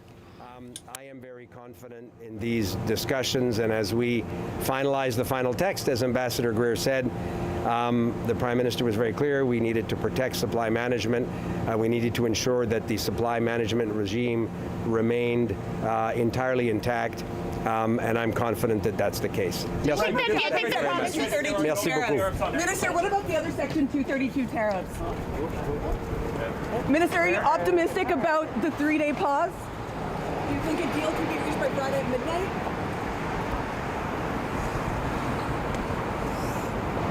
So the questions continue, of course, for Canada's Minister, Dominic LeBlanc, but the headline there, it looks like an agreement of some sort has been reached. We saw the announcement there on the steps of the U.S. Trade Representative's office in Washington. Jamieson Greer, Dominic LeBlanc saying that they have made an agreement that has been reached that is to strengthen the economy for both sides, eliminated a bulk of the irritants we heard from them, but also for the questions for Dominic LeBlanc following that conversation between Greer and LeBlanc. He said that supply management has been protected. A lot of details still missing here, but I do want to bring in the CBC's Rafi Boudjikanian. He was listening in there. What struck you from what we've heard so far? Let's just start with the idea that both men stood outside and actually engaged with journalists. A limited engagement, but what we've seen over the last couple of days is each of them kind of hurriedly leaving, not really taking any questions or just answering them as they walked away. This was a little bit different, right? They wanted to be seen together, and then if you get into the actual language, beyond the body language, they did talk about an agreement. It sounds like it's not signed yet, but they're on their way there. I did find it interesting that the U.S. trade representative used the word irritants, as you pointed out, Arthi, and said that many of them are gone now, but then we know that for them, the supply management protections were an irritant. And then according to the U.S.-Canada Trade Relations Minister, Dominic LeBlanc, that's still in place, right? And so now I'm left wondering, because we also heard from U.S. President Donald Trump that their farmers are going to be happy with this deal. So if it's not supply management protections that have been removed, what is going to make American farmers happy? I'm not quite sure about that. The other, of course, lingering question is what is happening with the tariffs that were still in place, the steel, auto, aluminum, softwood lumber tariffs, or Section 232 tariffs, as you heard one reporter kind of shorten them all to in trying to get an answer out of LeBlanc there, and LeBlanc did not have anything to say about that.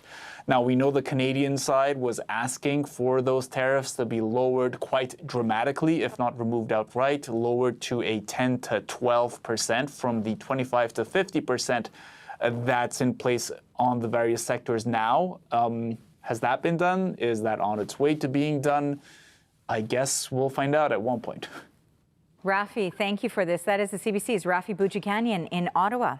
And of course, here in Studio 2, we've got CBC senior business correspondent. Okay, so we just watched essentially the announcement that an agreement has been reached, although the documentation is still needing to be signed here. That there has been, though, sort of a closing of the gap, so to speak. Interesting, though, as Rafi pointed out, if farmers are happy on the U.S. side, will they be happy on the Canadian side, too? So I've literally just sent an email to some people in the dairy industry to say, what is the gap between? So Dominic LeBlanc's line said, we needed to protect supply management. The supply management will remain entirely intact. Is there a gap between that? Because I believe, I'm trying to remember, Katie Simpson will remind me if she's watching, the language at the end of the CUSMA negotiations, that they then said, supply management remains entirely intact, but there was a carve-out that allowed an increase of American dairy products into the Canadian market while maintaining the supply management system, right? So there's a small erosion of it, but the system was largely intact. Is there a gap between what he said here and an increase in the allocation and a changing of how those allocations are dispersed? That, I think, will be really interesting. The first question that got out was, I couldn't quite clock who it was, but they got the question about supply management. The second question, of course, was about the sectoral tariffs, but he had answered his one question and was moving on and said nothing about it. It is striking to me that he said he had absolutely nothing to say when asked, is there anything to do with the sectoral tariffs? So there we're talking about we're talking about auto, lumber, steel, and aluminum are the key ones in that. He was asked, are they included in this? He had nothing to say. That doesn't mean they're not in it, but he wouldn't respond. That, to me, I think is the biggest question at this point. And what is that gap between we're keeping supply management intact and are there perhaps concessions that allow for the system to remain intact, but there to be an increased allocation or a change in the way that allocation is dispersed? And of course, we're waiting for the details on all of this still, because the papers still need to be signed as part of what we heard, too, from Jamieson Greer in terms of next steps. We should point out here is that he essentially said that he does need to, or he highlighted that the Secretary of Commerce, Secretary of Treasury, himself, the U.S. Trade Representative, as well as the Chief of Staff of the President had all had a number of phone calls with Prime Minister Mark Carney, and they're looking at documentation, that he also has responsibilities to brief Congress on what documents might look like. So these are some of the next steps as well. You have something that you want to highlight here? No, and perhaps I'm reading too deep into the parsing of the sentences, but there's a point where Jamieson Greer referred to documentations. Yes. I don't know that he intended to do that, but I have often wondered, are we going to get one letter or one agreement that we can go through with annexes and understand what it is, or will there be a series? Because remember, Jenna Shadat had talked about what she expected there would be these Lego-like things that they could tack on to the CUSMA agreement. agreement, and there would be several of them. So are we going to get several letters? Are we going to get several MOUs? Are we going to get several agreements? Or is it going to be one comprehensive thing? The fact that he used a pluralized form of that might be me reading a little bit too much into this and tell you that I've probably gone off the deep end as far as into the weeds goes. But well, there is a lot to parse through here for certain, and hopefully we will be getting more details as the day continues. I do want to bring back also Peter Dinolo, who is the former Director of Communications for Prime Minister Jean Chrétien, and you were listening in along with us there. I've got about 90 seconds where I wanted your reaction to what we just heard from Jameson Greer and Dominic LeBlanc. Well, again, it sounds like that supply management in dairy is off the table, which is a positive thing. I think what's going to be really important looking forward, again, Canada's not going to get any wins out of this. What we'll get is we'll get the Americans to pull back, hopefully, on some stuff. I think there will still be tariffs of 10 or 15% in some of these areas that there shouldn't be in the first place. I think what people ought to be looking for, what the Prime Minister ought to really beware, is if there are other elements on the Canadian side where we have given up some areas of sovereignty, for example. Have we agreed to buy, as was speculated in the media on the weekend, that there might be an agreement that we would buy American fighter jets? If that's the case, that's going to be a big problem for Canadians. Have we agreed tacitly to join the American Golden Dome defense scheme? Again, that's a big sovereignty issue for Canada. So if the Prime Minister needs to be careful about this stuff. Last-minute rescue from the worst fate on trade is important and good. On the other hand, the sovereignty of this country is at stake right now. We're under this constant barrage from this predatory president, and if there's any erosion of that in this agreement with the Americans, it'll be a big political problem. Peter, thank you for joining us and for your insights today. That is Peter Dinolo. He's the former Director of Communications to Prime Minister Jean Chrétien, and we reached him today in Toronto. Again, a reminder of our breaking news this hour as CBC's senior business correspondent Peter Armstrong and I were just listening in to the minister responsible for Canada-U.S. trade relations, Dominic LeBlanc, and the U.S. Trade Representative Jameson Greer announced that there was an agreement that was reached. The paperwork still needs to be signed, but we'll have much more on this as the day continues. You're watching CBC News Network.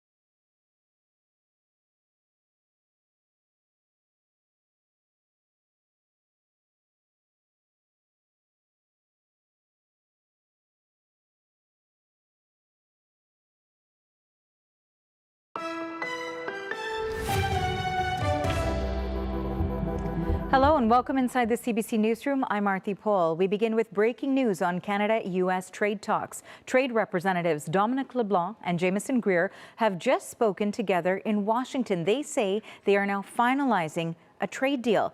They've been locked in intense discussions for about a week now. Here's more from the negotiators just moments ago. We're very happy with where we ended up. We worked together across agencies, the American government, the Secretary of Commerce, Secretary of Treasury, myself, the Chief of Staff, with the President, who had a number of phone calls with the Prime Minister. We're looking at documentation at this point. I have responsibilities to brief Congress on what documents might look like, speaking with American stakeholders, businesses, unions, etc. We feel confident that we've reached an agreement that will not only continue to protect American workers, American jobs, American supply chains, but really strengthen the North American economy and create a situation where North America will continue to be an energy powerhouse, a manufacturing powerhouse, and align on important things like economic security and digital security. So while we certainly, I think, have eliminated some of the irritants that we've had over the past year, we also are taking a strong foot forward on the next steps. Thank you. Thank you. Merci, Jameson. Ouais, bonne journée. Merci, à bientôt. Monsieur Leblanc, est-ce que faire des concessions sur les gestions de l'offre? Est-ce que, par exemple, les quotas seront revus? Est-ce qu'il y a des quotas qui sont octroyés aux agriculteurs américains à la suite de cette entente? Moi, je pense que c'est important de préciser que le système de gestion de l'offre demeure entièrement intact. C'était important de protéger le système qu'on a au Canada de gestion de l'offre. Ce sera évidemment protégé dans les textes qu'on est en train de finaliser, mais je n'ai pas d'inquiétude que les producteurs laitiers comme le secteur agricole sera bien protégé. On a maintenu notre ligne dure sur la protection de la gestion de l'offre et je suis très confiant. Just on the question of supply management, I am very confident in these discussions, and as we finalize the final text, as Ambassador Greer said, the Prime Minister was very clear. We needed to protect supply management. We needed to ensure that the supply management regime remained entirely intact, and I'm confident that that's the case. Yes. Okay, now ahead of hearing from LeBlanc and Greer, they also spoke together, but Donald Trump made some comments from the White House just before that, and he was asked by reporters about his decision last night to pause for 3 days those 50% tariffs on a wide range of Canadian goods. That was, of course, set to take effect today at 12:01 a.m. Eastern Time. Let's listen in to the comments from the U.S. President. We had a very good conversation with the Prime Minister last night, and we've come to a deal with Canada. As you know, the 50% tariffs across the board were going on against Canada today, and they called yesterday and they gave us the points that we had to have. Very fair deal for both. The tariffs will be non-existent for our farmers. Our farmers were paying tremendous tariffs into Canada, and those tariffs are going to be totally eviscerated, down to zero. Is the U.S. going to lower tariffs on Canadian autos or lumber? We're doing certain things. Got to give something, and we're doing certain things. They were paying a high number. We're reducing it a little bit. It's good for everybody. But our farmers are going to be thrilled. Our manufacturers are going to be thrilled.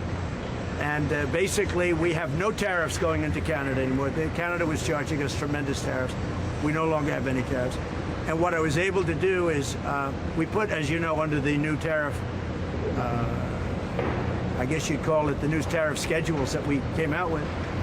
They were going to get a 50% tariff on everything starting today, and we've held it back 3 days. It's all subject to finalization of documents. So subject to the finalization of documents, we have a deal with Canada, and I think it's a very good deal for both parties. It's great for our farmers. Our farmers will no longer be held up because they were being hurt very badly by Canada. Okay, so a lot of questions remain, and we have extensive coverage of this story with our CBC News team. Chris Reyes is in New York, tracking reaction in the U.S. and the messaging coming from the U.S. president and his administration. And Rafi Boudjiganian is in Ottawa, following developments from the federal government. So let's begin on this side of the border and bring in Rafi Boudjiganian first. Rafi, we heard from Donald Trump. He said this past hour that the U.S. and Canada have a deal that farmers, American farmers, farmers will be quite happy. And for the first time, the headline here, it appears an agreement has been reached. We heard that joint announcement, seeing both representatives come out and state that, but we haven't seen the details. What questions remain for you? Yeah, we haven't seen the details, Arthi. It's not clear to me that anyone signed a document, but just the fact that Dominic LeBlanc and Jameson Greer stood there on those steps and addressed journalists together, rather briefly, but they still addressed them, suggests to me that something is afoot, that we might be moving beyond the negotiations phase at this point. I was struck by Donald Trump saying in that clip you just aired that American farmers will be happy. Trump came out first before the two representatives and said that moments before them. And my interpretation at that time was, oh, so is there something going on the supply management front? That's, as a reminder, the protections for some sectors of the Canadian economy from being flooded by American product, and namely the dairy sector. That's why the mention of the word farmers made me think of supply management. However, then Dominic LeBlanc comes out and says, nope, nothing is changing on that front. Let's listen to that LeBlanc clip again. The Prime Minister was very clear. We needed to protect supply management. We needed to ensure that the supply management regime remained entirely intact, and I'm confident that that's the case. Now, no pun intended, but supply management is a bit of a sacred cow, if you will, in Canada, right? There's a reason why every mainstream political party at the federal level and provincial level says, don't touch this. And so I guess it was a key objective of the federal government to make sure that does not happen. One big question I still have, of course, is about their other key objective, because LeBlanc notably did not answer a question asked about that from a journalist in that very scrum. He was asked about the tariffs on sectors like auto, steel, aluminum, softwood lumber, those punishing 25 to 50% tariffs, the existing ones, and whether or not they're gone. We know the Canadian government was looking to dramatically reduce them or get rid of them outright. We heard them talk this week about the Canadian side, that is, talk this week about a 10 to 12% target as the goal here. I don't know whether or not that has been achieved. And of course, as we continue to track reaction too, and who's being looped in, there's sources from the dairy, steel, auto and lumber sectors who are saying that their industries have not yet been briefed by the government on this possible agreement and what's in it. So of course, we'll want to watch for that. What else have we heard so far, Rafi? Well, so yeah, they're saying they have not been briefed yet. We're also hearing that premiers will be briefed today, that there will be some kind of call between the federal government and provincial and territorial premiers to tell them, I suppose, what's the latest in this agreement, an agreement that has not been signed yet, so perhaps we should call it a draft agreement. So they'll get to be in the loop. We also heard in this last hour from Conservative leader Pierre Poilievre. He was out at a news conference in PEI, and of course he was asked about these latest developments. Again, I should point out he spoke before the two representatives themselves came out to speak. So, his thoughts were informed by what everyone knew up to that point. He was asked about what kinds of things the Canadian government should be looking for in signing an agreement, and let's listen to how he answered that question. We had basically no tariffs on goods coming from Canada to the United States. So a better deal would at least have to start with that. We need zero tariffs on aluminum, steel, autos, lumber, and a full exemption to Buy America. Now, that's, in fairness, a lot of the things I just described are things that were agreed to by President Trump in the previous CUSMA agreement and or achieved by earlier conservative governments like Prime Minister Harper. So Mr. Carney has set that bar for himself. We want him to keep his promise and get an even better deal for Canada than we had before, and Conservatives are willing to do anything we can to help him keep that promise. So you're hearing him say zero tariffs as the goal here. We've heard the Americans say for a while that Canada should accept some level of baseline tariff going forward. Again, we don't know what that baseline tariff is going to look like post this agreement. If it does get signed, we're still waiting for those details. We have also heard from Quebec Premier Christine Fréchette earlier this morning. She was asked, what are the concessions she's not willing to have Canada move on? And let's see how she answered that one. Our red line, not to be crossed, are the protection of the supply management mechanism, as well as the protection of culture and language. So these are our demands, and we are in close contact with the federal government. Every hour or 2 hours, we're getting some fresh news, but we don't have still the big picture, and we need that.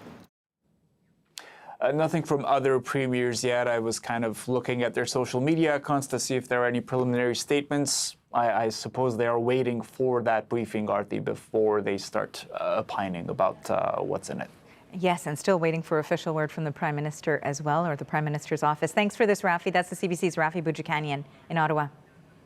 You're welcome.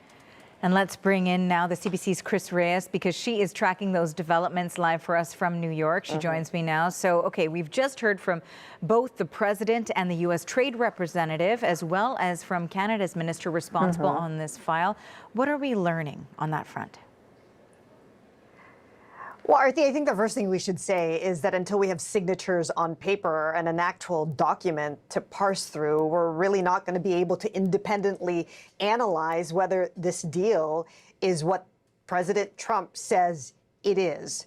But in the absence of those details and the fine print, what we are getting is a lot of tone, language, and even optics that really stand out, if only because there's such a contrast from what we've seen in the last few weeks with these intense negotiations, and maybe you can even argue in the last year and a half since Donald Trump took office in this second administration, and it felt like the relationship between the two countries was forever changed. So I want to start with Trump, who we should mention was actually touring the media around this brand new helicopter pad in front of the White House. So I'm just mentioning that because this wasn't a planned presser on these tariffs. It wasn't formal like that, but the question did come up and the president answered it. And what really strikes me with the tone and the words that he used is he said it was a good conversation with the prime minister.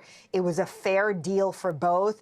And he even mentioned that the U.S. had to make some concessions. So this is very different from some of the inflammatory language that we've been hearing from President Trump against Canada. But then he also, of course, highlighted what this means for American farmers in particular, even though, as Rafi was talking about there, we don't have any details about what exactly he means by that. So let's have a listen at Trump again. Subject to the finalization of documents, we have a deal with Canada, and I think it's a very good deal for both parties. It's great for our farmers. Our farmers will no longer be held up because they were being hurt very badly by Canada. All right, and then shortly after that, there was another sort of media availability with Jameson Greer and Dominic LeBlanc standing side by side. And again, I mean, Rafi alluded to this, just the optics of seeing the two of them speaking to media, sort of presenting a united front is very different from what we've seen in the past. We also heard Jameson Greer talk about the North American economy. I mean, I don't know if I've heard him use that kind of language recently.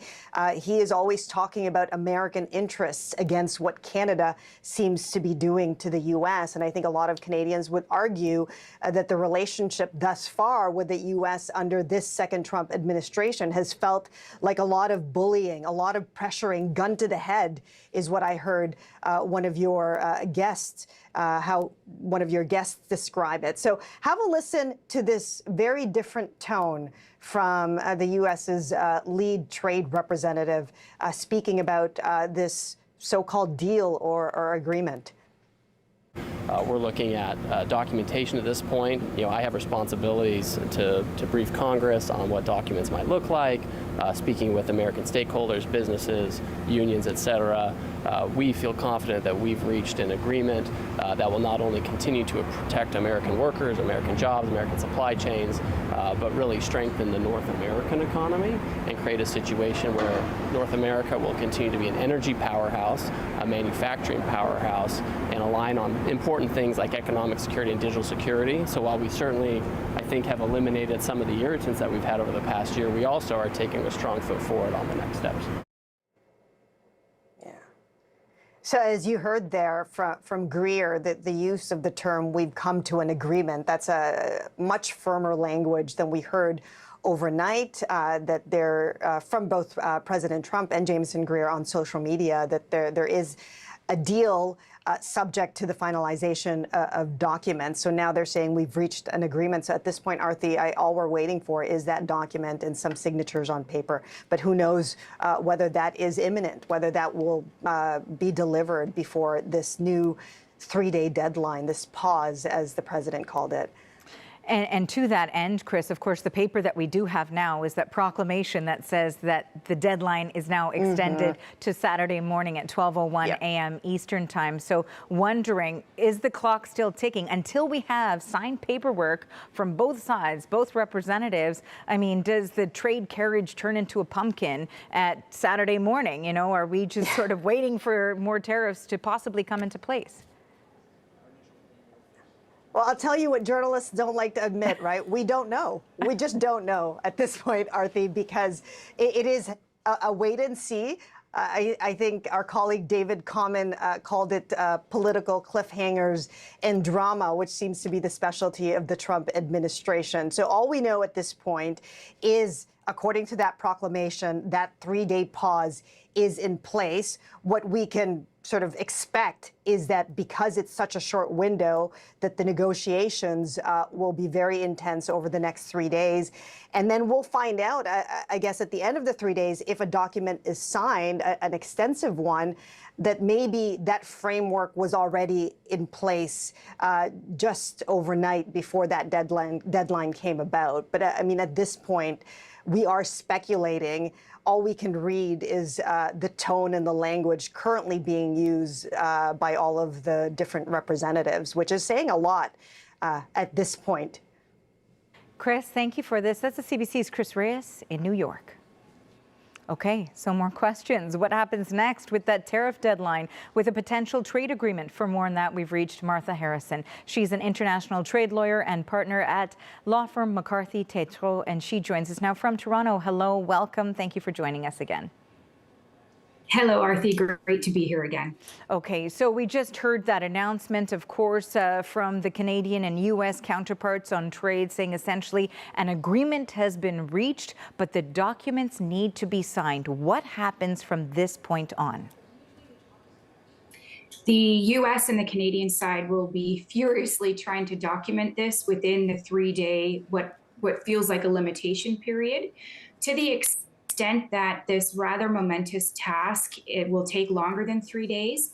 From a legal perspective, it appears that President Trump will have to push the proclamation for another few days, because at the moment, the tariffs are still due to take effect under Section 338 of their tariff rules in 3 days. So they will need to make adjustments to that. So in terms of the adjustments that need to be made, they only be made once the documents are signed on either side? Or can there be some headway right now in trying to eliminate that looming deadline, knowing that, at least verbally, from what we understand, an agreement has been reached? I would expect, if the documents can't be fully drafted in the next 3 days, that President Trump would create another window of opportunity to finalize. So he would probably extend the proclamation deadlines and the tariff entry deadlines for another, who knows, week, 2 weeks, depending on how far along they are with the documentation. Now, if the concessions in the agreements are specific enough that they can be drafted quickly and succinctly, we may not need that extension. And now, Martha, too, in terms of the steps that need to take place on the U.S. side, and I know I'm sort of putting this in there right now, but we heard from Jamieson Greer. He is essentially saying, I have responsibilities to brief Congress on what documents might look like. So how long can that process take? The process can take, frankly, as long as Jamieson Greer wants it to take. It can be an immediate process where he provides information to the stakeholders, the governmental stakeholders, outlining what concessions have been made and effectively telling the stakeholders what will be documented. It can be as short as that discussion, or it can invite some feedback. If feedback is invited, then the drafting process may get a little more complex, but I suspect that the agreement in place is so specific that there would not be significant opportunity for pushback from the U.S. stakeholders. Again, we'll have to wait and see. But the comments made by both President Trump, Jamieson Greer, and Minister LeBlanc around things like farmers being happy, but supply management staying intact, those are all informative of the types of concessions that have likely been made between the parties. And now, Martha, as we're speaking, of course, there's a statement which has been posted by Canada's Prime Minister. So I just want to show that to our viewers, and perhaps we can discuss that in a moment as well. Just in the last few minutes, Prime Minister Mark Carney has said congratulations to Minister Dominic LeBlanc and Ambassador Greer for the significant progress in the Canada-United States trade negotiations. Canada entered these discussions with the best overall trade terms. We are now moving towards an agreement that reinforces that Canadian advantage, including by securing the best terms in each of Canada's most important strategic sectors and providing greater certainty about our future trading relationship. And of course, it's showing there also an image of the Ambassador Greer and Minister LeBlanc as well. What are you taking from that message from the Prime Minister? Not a lot of details. Not a lot of details. I'm sure that's by design. So what I take from that is there's been this real emphasis on most important sectors. We can presume that means for Canada, the steel and aluminum sectors, the sectors that have felt that real pressure under the older Section 232 tariffs, which are still at play right now. And we can also likely presume that dairy has been discussed because that also is an important sector. When it comes to things like a potential dairy concession or discussion, there are multiple ways for the government to ensure that supply management stays intact, but that the U.S. feels sufficient concession to move forward with this arrangement. For example, how quota is allocated and the interpretation of how quota is allocated to Canadian importers to bring in U.S. product. That can in and of itself be a discussion point that might solve the ire from the U.S., but also protect the supply management system. On the Section 232 tariffs, those industries, I know that Prime Minister Carney made very clear prior to these, the finalization of these negotiations, that he was really hoping for a reduction in the Section 232 tariffs that are already in place, those sectoral tariffs. Perhaps there has been some progress made there with a reduction from the 25 or 50% allocation of tariff, depending on which commodity we're talking about. And of course, the other sector, very important in Canada, we have softwood lumber and autos. I expect that there have been potential concessions made on at least 2 or 3 of those sectors. Martha, I want to thank you so much for going through this breaking news story with us. I know there still are a lot of details we're waiting for. We appreciate your expertise. My pleasure. Thank you very much. That is Martha Harrison. She is an international trade lawyer and a partner at McCarthy Tétrault. Okay, so as we continue to follow this developing story, I also want to bring you the minister responsible, Dominic LeBlanc's statement as well. We know we were looking at the Prime Minister's statement. Now, in the statement from Dominic LeBlanc, he says that the chief trade negotiator and I met this morning with the United States Trade Representative, Jamieson Greer, in Washington, D.C., and we are working collaboratively towards a finalized agreement between our two countries. Importantly, at the end, he said efforts remain ongoing. We'll continue to dig into that, but we know also that sources have told CBC News that Canada will need to concede on dairy market access in any new deal. Let's bring in the CBC Sarah Levitt for that part of the story. She joins us now from Montreal. Quebec, of course, a key player in all of this. More than 1/3 of Canada's dairy production is from that province. So just how much concern is there in Quebec right now, especially when we listen in to the questions that have been put forward to Minister LeBlanc? I think the biggest issue at play right now is the uncertainty, knowing that in the proclamation sent last night that there was an indication there would be concessions around the dairy industry. And we heard from Martha Harrison there about what that may look like. And the dairy farmers of Canada saying they won't comment while these negotiations are ongoing until they see a final product, but they have always maintained that they want that national food sovereignty, as they put it, is something that shouldn't be up for negotiation. And by that they mean, you know, the actual dairy supply management. And the way it works, of course, in Canada is the farmers supply the amount of milk that they expect Canadians to use. The production, the prices, these are all regulated. And of course, so is import. Import just at 18%. And you know, the dairy industry was a big sticking point for the Trump administration, arguing that it was unfair and restrictive. So lots of concerns there about what's exactly going to happen. But at least from Quebec's international minister, international affairs minister, he says we have to remain optimistic. Here's what he said.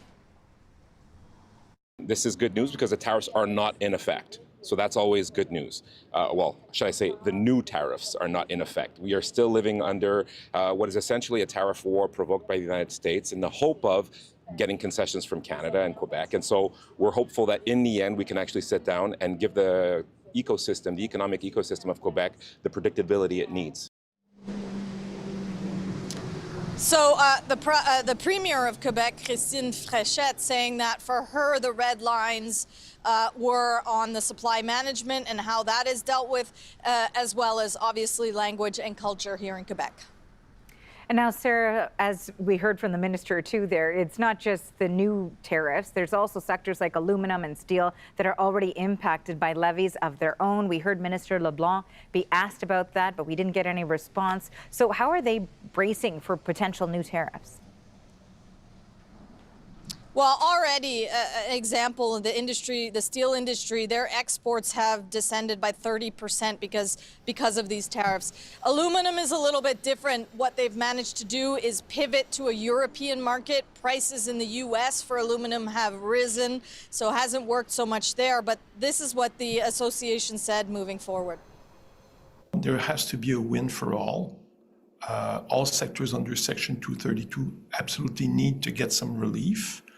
As an example, the auto industry is very important to us because a car is made out of metal and some of it is aluminium. So the future of the auto industry in Canada is directly linked to our future and vice versa.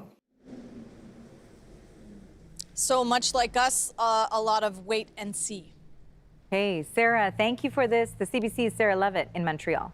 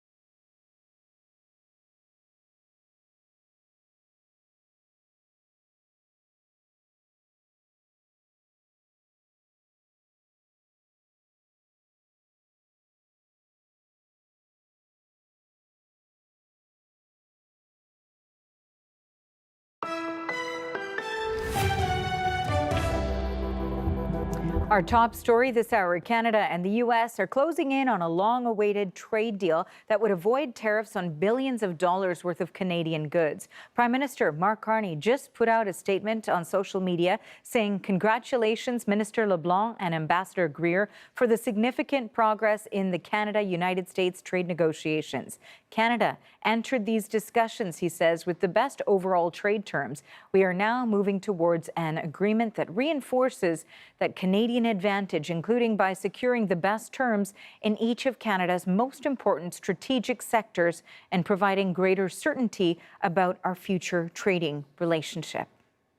Okay, so a 3-day pause on Trump's 50% tariff threat against Canada has brought some relief, as well as the announcement of an agreement.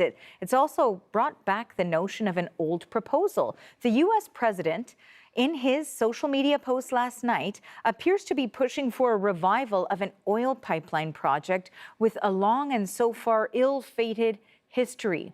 Now, the original Keystone XL pipeline would have run from Canada to the U.S. Midwest, and we have our own in-house expert on the Keystone XL pipeline joining us now, the CBC's Kyle Bax in Calgary. You know, so much has happened since these first discussions, since that first post from the U.S. president where he suggested that perhaps the Keystone XL pipeline will be part of this agreement. Now we have the announcement of our agreement, but no details on that yet. But let's talk about what it could mean. Well, Arthi, it's still a proposal, but it's more than a pipe dream. This is an actual project being developed, and it's taking center stage in these trade talks. Trump says that this trade deal with Canada would address one of his long-standing complaints, and that is getting Keystone XL built. In his social media post late last night, he says that the great Keystone XL pipeline, long ago killed by sleepy Joe Biden, may be awoken from the grave. And then he also posted an AI image of himself in a cemetery resurrecting the Keystone XL pipeline. Now, Trump has always supported this project, and the exact role that this project is playing in these trade talks is not clear. But what is certain is that this project is moving ahead. Back in March, Calgary-based Southbow announced it was reviving parts of the Keystone XL project in partnership with a U.S. pipeline firm. It's a slightly smaller pipe, so it would transport less oil. Still, this project, if built, would increase Canada's oil exports to the U.S. by about 12%. And it also would follow a slightly different route. So the original Keystone XL would export oil through Nebraska, eventually ending up at the U.S. Gulf Coast.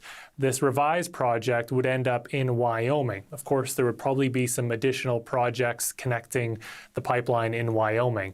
And for Canada, this project is largely already built. So the pipe is in the ground, about 150 kilometers of pipe in Alberta and Saskatchewan, and all the necessary permits are in place. But it's still clearly a bargaining chip for Canada with the United States. So to that end, then, how much leverage is there when we talk about Canadian oil supply for the United States? Well, for Trump, he's under pressure to lower gasoline prices, which have spiked this year because of the U.S. war with Iran.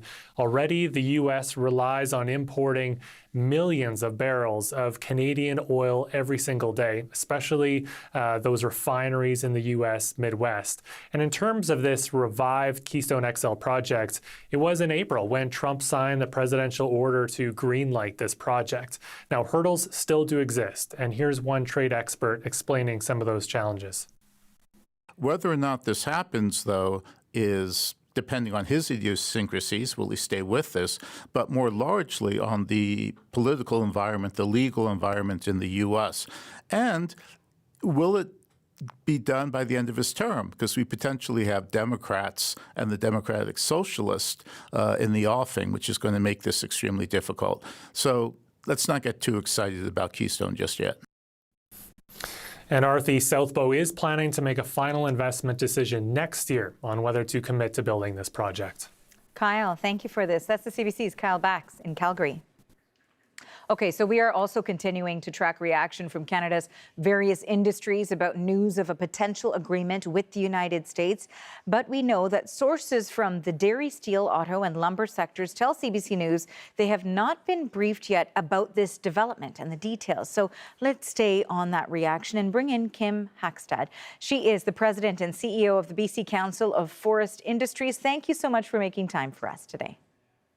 Thank you for having me today, Arthi. You know, I have the statement that was issued from your organization in my hand, where you say that this, of course, is encouraging, that discussions are progressing and that the implementation of these Section 338 tariffs are at least paused and perhaps avoided, depending on how fast that paperwork gets signed. But we know that the sectoral tariffs, those 232s, would be incredibly important. What details are you specifically looking for in the documents once they become public? Yeah, thank you. Well, we're certainly thinking about not seeing the 338 tariffs coming into place. We also are very interested in what could happen with the Section 232 tariffs on lumber and about the softwood lumber dispute. You know, those are essential concerns for our industry, and we'll look forward to reviewing the details of any agreement. So what would be the objective when you're speaking on behalf of your particular industry? We know that the Section 338 potentially avoided, although we have to wait for all of the details. But the 232 specifically, Minister LeBlanc was asked about that, and we didn't get a response. What are you looking for on that? An elimination of those tariffs? A reduction? To what extent? Well, we don't want to negotiate in the public, but what I'll say is the risk for the 232 tariffs is that they're really a stroke of the pen risk. They can be moved up and down at any given time. And so they don't give a lot of predictability and certainly any certainty. So we would like to see a pathway where that stroke of pen risk is reduced. So, of course, we understand that an agreement has been reached. We're waiting for the details of that. So the uncertainty, as you just pointed out, remains. How has the industry been faring with this looming uncertainty that has been really existing for more than a year? Well, it's been a tough time here in BC. You know, we've lost 21 sawmilling facilities since 2023. We've also seen in the less than the last year the announcement of 2 pulp mill closures. So the industry is under a lot of stress. This additional, you know, threat of the 338 tariffs and not resolving other tariffs will continue to cause challenges. And I think that's really unfortunate because, you know, lumber is a product that at the most fundamental builds homes. And, you know, Canada and the United States are facing significant housing cost challenges, housing affordability challenges. And if we can reduce these tariffs, which are really taxes on consumers, we can help improve housing affordability in the United States. You know, I do also want to ask you in terms of not just the industry, but how much they've been included in some of these discussions. We understand from source reporting, as we've been talking about, that many of the industries have not been briefed on the details yet. Premiers are going to be having a meeting, is what our source reporting says at this stage. Do you have any indication that the lumber industry will be met with before documents are signed? Well, we know that we've had updates from the negotiators. We expect we will receive more. I don't envy the position they're in. They've got really hard jobs. They've been working what sounds like 24/7 over the last few weeks. We look forward to rolling up our sleeves with them once we can understand the details of the deal and see how it impacts forestry workers across Canada and communities that depend on forestry as their major industry. Kim, I want to thank you for joining us and for your response to and reaction to this breaking news. That is Kim Hackstad. She is the president and CEO of the BC Council of Forest Industries. Thanks again. Thanks so much. And now stay with us. We have more coverage on our top stories still ahead. The CBC's Catherine Cullen, host of the podcast The House, will join us live for a big picture look at the potential trade deal and what we know so far and a breakdown of the comments from negotiators so far today. That conversation is coming up right here on CBC News Network.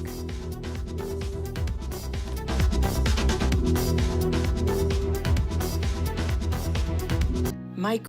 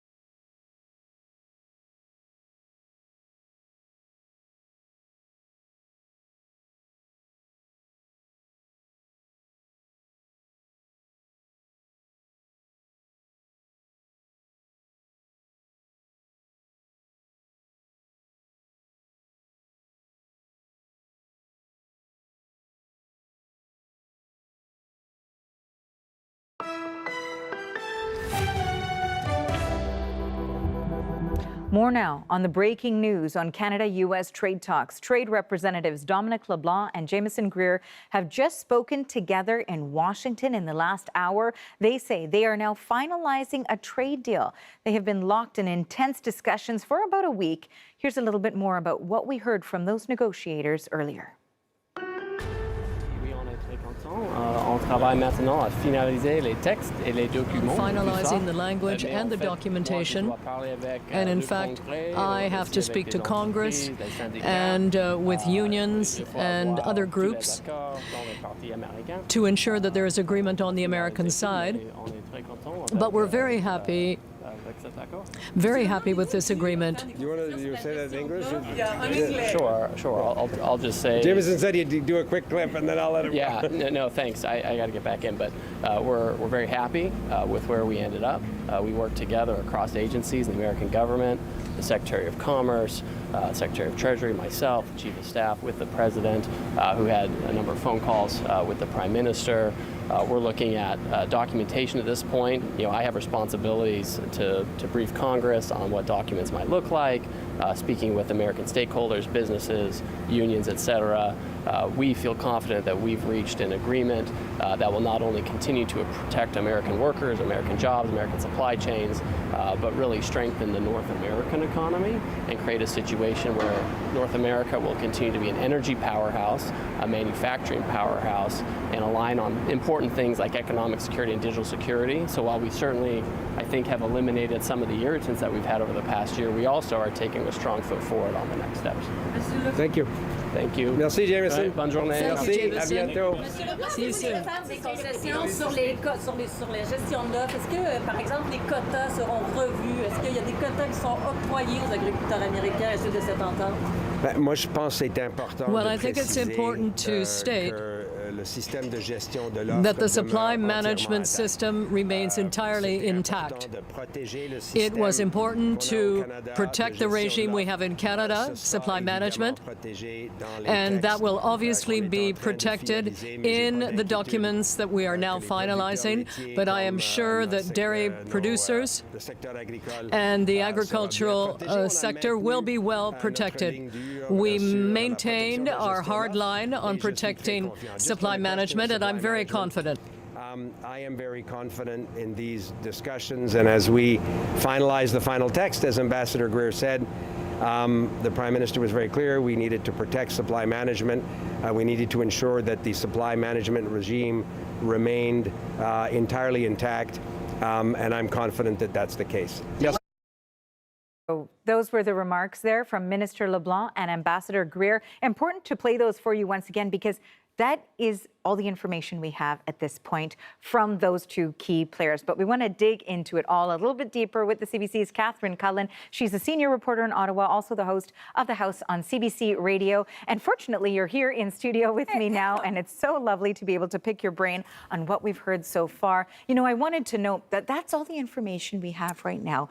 Details are missing. Well, the basics are missing in a lot of ways, Arthi, which is interesting. And I think even I'm struck by some of the language that we're hearing. And this is maybe like a little bit in the weeds, but I noticed Ambassador Greer talks about where we've ended up, whereas Dominic LeBlanc talked about the idea that we're now finalizing this deal. That tweet we saw from the Prime Minister, he talks about how we are moving towards an agreement. Dominic LeBlanc himself tweeting, we are working collaboratively towards a finalized agreement. So you even now can sense over the course of the day, yes, obviously things have evolved, and it really does feel like we are headed to a place where all sides have agreed, but that there's still a little bit of a sensitivity there. And I think certainly from the Canadian side, we can understand why you want to move carefully when it comes to an agreement with Donald Trump. I know in the past when we've talked about tariffs and whatnot, it's always been this question of the Prime Minister's office and the people around, both when it was Justin Trudeau and now when it is Mark Carney, wanting to see things in writing, having everything in writing before they decide to respond. So making sure that, in fact, everybody agrees on exactly what it is we're commenting on. And that will be important, too, when we look at whether or not the new tariff deadline is, in fact, postponed or delayed, because the paperwork needs to be signed. So for now, it remains in place. That proclamation is the paperwork that we have. We were talking about the messages that we're seeing, ahead of that announcement from Ambassador Greer. earlier and Minister LeBlanc. We heard from Donald Trump. He said, we've come to a deal. Tariffs will be non-existent for our farmers. The deal is subject to finalization of documents. But we have no tariffs going into Canada. That's what we heard from the U.S. president. And then when you contrast that with what we heard from the Prime Minister, I mean, what do you make of these sort of two narratives? Indeed. And I mean, I think we have to think a lot about the audiences for this. Of course, Donald Trump is going to want to say that he has a win here. That is just in his DNA, right? He sees himself as a winner. That is the message he's trying to hammer, particularly at a time when, yes, we're coming up on the U.S. midterms and his popularity has been flagging.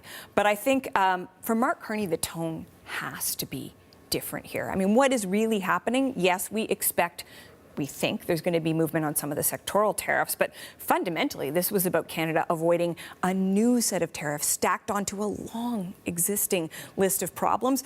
And the sense is, or certainly the question is, what's going to happen with those sectoral tariffs? We don't necessarily expect them to disappear. I think a lot of the conversation over the course of the last week has been precisely what level will be tolerated behind the scenes and who is going to have to make sacrifices. When we hear Donald Trump talking about farmers and how happy American farmers are going to be, and then we hear Minister LeBlanc talking about protecting the supply management system, how do those two things coexist? If you look back to the negotiation of the original CUSMA, I think the Canadian side felt that they gave the Americans something to be happy about that didn't fundamentally affect supply management very much. We know things are different this time, right? So this, again, we keep saying, well, we want to see the details, but it's not even the details. It's the top line information about what both sides have committed to and what Mark Carney has been willing to concede, because there are clearly going to be concessions here, and how he's going to make that politically palatable in this country. And that is an important piece of all of this. Also, because you've got this insider info, because you have been on the ground in Ottawa. So in terms of the strategy that we're seeing, everything that they say is strategic, coming from government officials. So I noted that he answered the question about supply management, and then there was a follow-up on the 232 tariffs, and there was no information there. I mean, that's a decision. And I mean, this is the question, you know, I'm here in Toronto because I'm hosting As It Happens. Spoke to Brian Clow, somebody who's been on News Network. He was, for Justin Trudeau, basically the point person within the Prime Minister's office on the Canada-U.S. relationship. And he was saying a key piece of this is going to be the conversations with the provinces, right? Because if one sector comes out a little bit better than another, that is a very difficult political message. And there are so many pressure points in this country right now. The Quebec election, the question of whether or not the Parti Québécois could come to power if the federal government tries to put something into effect that the PQ says is just not in Quebec's interest. You could give rise to a sovereigntist victory, which is clearly something Mr. Carney, a federalist, would not like to see. You know, British Columbia, would they be willing to take American booze, put it back on the shelves if there's not enough movement on softwood lumber? There are so many chess pieces here. We talk about it in terms of the premiers, but really it's about Canadians, right? It's about whether Canadians feel that the Prime Minister has done enough to fight for them, that he is treating the country fairly. And we understand that baked into this is that Canada, Mark Carney, is going to have to give. So is this something Canadians can stomach when we have already seen numerous concessions over the course of this relationship? And that's sort of the final question that I have for you, Catherine. I mean, how tricky will it be for the Prime Minister to make this pitch to Canadians, knowing that there is, in all likelihood, some concessions in some areas? That's how negotiations work. There will be on the American side too, most certainly.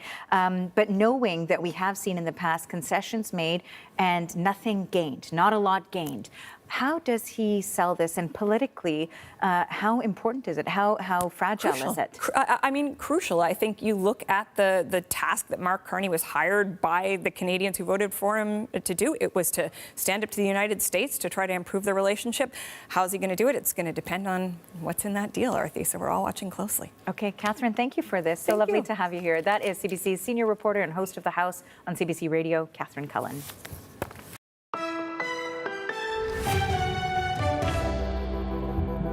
For Canadians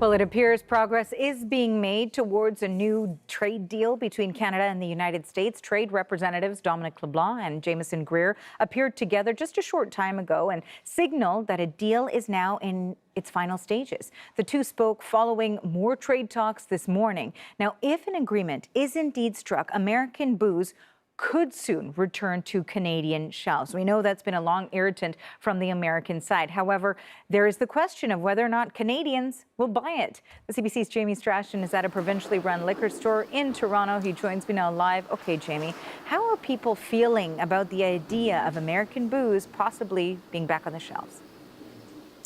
According to recent polls, are the people here in Ontario and in other Canadian provinces like BC and Quebec are saying, you know what, if that liquor comes back, I'm good. I've moved on. I've found other products. I've found other things that I like from a taste perspective, or politically. They're just still simply not prepared to buy American booze. Those numbers ranging anywhere from 70 to 75%.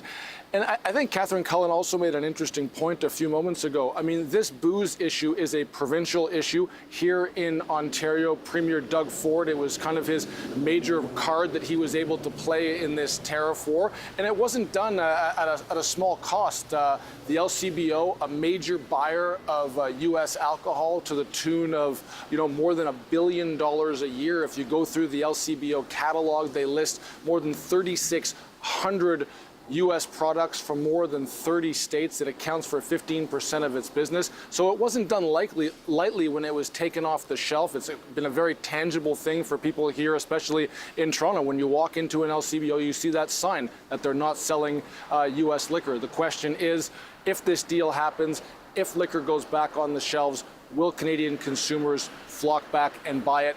Early indications from some of the polling done recently says, for the most part, no. Arthi? Thanks for this, Jamie. That is the CBC's Jamie Strachan in Toronto.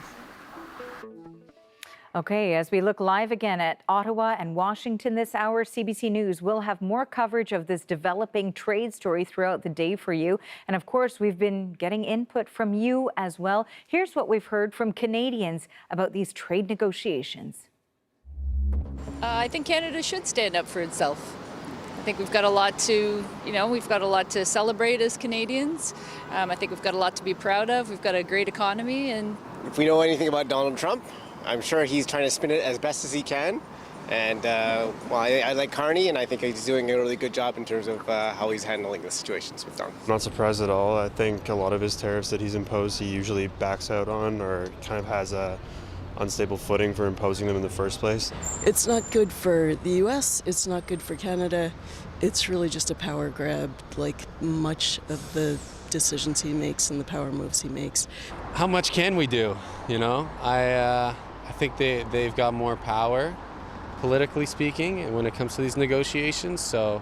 I don't know if we're really doing enough to try to make things better for Canada, but I'm not sure what Trump is trying to prove, but he's, I think, kind of erratic with a lot of the decisions that he's making.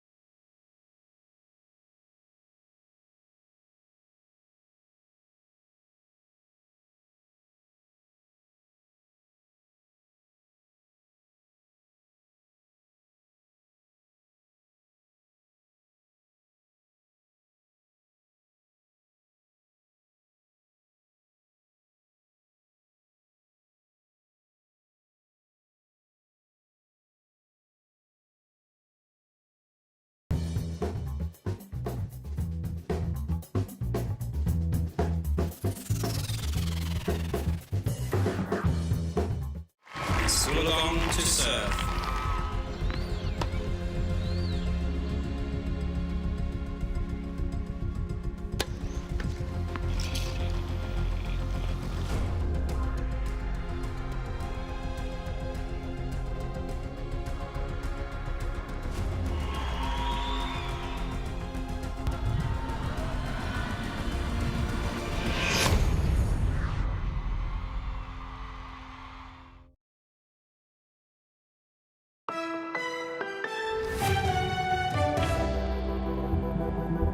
Hello, I'm Mark Carcassole in today for Andrew Nichols, and this is CBC News Network. A trade agreement with the U.S. at least appears closer to becoming a reality. Just last hour, the Prime Minister posted this on social media. Congratulations, Minister LeBlanc and Ambassador Greer, for the significant progress in the Canada-United States trade negotiations. Canada entered these discussions with the best overall trade terms. We are now moving towards an agreement that reinforces that Canadian advantage, including by securing the best terms in each of Canada's most important strategic sectors and providing greater certainty about our future trading relationship. Now, in a rare moment, just over an hour ago, the two men leading the way in those talks appeared together before the cameras after meeting in Washington. Dominic LeBlanc and Jameson Greer spoke to reporters assembled there. We're very happy with where we ended up. We worked together across agencies in the American government, the Secretary of Commerce, Secretary of Treasury, myself, the Chief of Staff, with the President, who had a number of phone calls with the Prime Minister. We're looking at documentation at this point. I have responsibilities to brief Congress on what documents might look like, speaking with American stakeholders, businesses, unions, etc. We feel confident that we've reached an agreement that will not only continue to protect American workers, American jobs, American supply chains, but really strengthen the North American economy and create a situation where North America will continue to be an energy powerhouse, a manufacturing powerhouse, and align on important things like economic security and digital security. So while we certainly, I think, have eliminated some of the irritants that we've had over the past year, we also are taking a strong foot forward on the next steps. Thank you. Thank you. Merci, Jameson. Bonne journée. Merci. À bientôt. Sur les gestions de l'offre, est-ce que, par exemple, les quotas seront revus? Est-ce qu'il y a des quotas qui sont octroyés aux agriculteurs américains à suite de cette entente? Moi, je pense que c'est important Well, de I think it's important to state le système de gestion de l'offre that the supply management system remains entirely intact. It was important to protect the regime we have in Canada, supply management, and that will obviously be protected in the documents that we are now finalizing. But I am sure that dairy producers and the agricultural sector will be well protected. We maintained our hard line on protecting supply management, and I'm very confident. I am very confident in these discussions, and as we finalize the final text, as Ambassador Greer said, the Prime Minister was very clear. We needed to protect supply management. We needed to ensure that the supply management regime remained entirely intact, and I'm confident that that's the case. So that's where things stand right now. Fairly vague statements. He did not clarify in follow-up questions what exactly he meant, particularly about supply management, but we will have extensive coverage for you throughout the day here from our CBC teams across the country and south of the border. The CBC's Catherine Tunney is parsing the messaging from U.S. officials in the U.S. Capitol in D.C., and then here at home, our Olivia Stefanovich is gathering reaction from Canadian leaders. So let's start off with Catherine in Washington. Kat, let's go deeper into the messaging from the president and his administration. What do we know about the terms of this agreement and what might be covered? Well, we have to come out of the gate saying we don't see signatures on a deal yet. We don't know what has been agreed to. And most of what we're hearing is from U.S. President Donald Trump. With all those caveats, though, it does feel like there has been some important movement on this file. We saw there two officials standing shoulder to shoulder, talking optimistically about a North American trade, even smiling, suggesting some kind of agreement is within sight. Definitely not the tone that that we've been used to over the past year. And that meeting this morning between Canada U.S. Trade Minister Dominic LeBlanc and U.S. Trade Representative Jamieson Greer came just hours after Trump announced he was pausing his promised 50% tariffs on Canadian goods, which were scheduled to kick in at midnight. Now, while speaking about his helipad today, Trump was asked about this so-called deal and described it in these terms. You got to give something, and we're doing certain things. They were paying a high number. We're reducing it a little bit. It's good for everybody. But our farmers are going to be thrilled. Our manufacturers are going to be thrilled. And basically, we have no tariffs going into Canada anymore. Canada was charging us tremendous tariffs. We no longer have any tariffs. So subject to the finalization of documents, we have a deal with Canada. And I think it's a very good deal for both parties. It's great for our farmers. Our farmers will no longer be held up because they were being hurt very badly by Canada.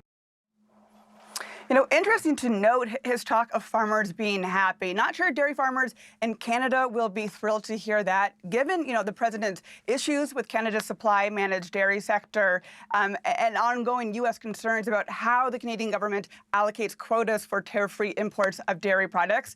Minister LeBlanc had this to say about the supply management system. I am very confident in these discussions, and as we finalize the final text, as Ambassador Greer said, the Prime Minister was very clear. We needed to protect supply management. We needed to ensure that the supply management regime remained entirely intact, and I'm confident that that's the case. So, we're waiting to see clarification between those comments. What, if anything, has been tweaked?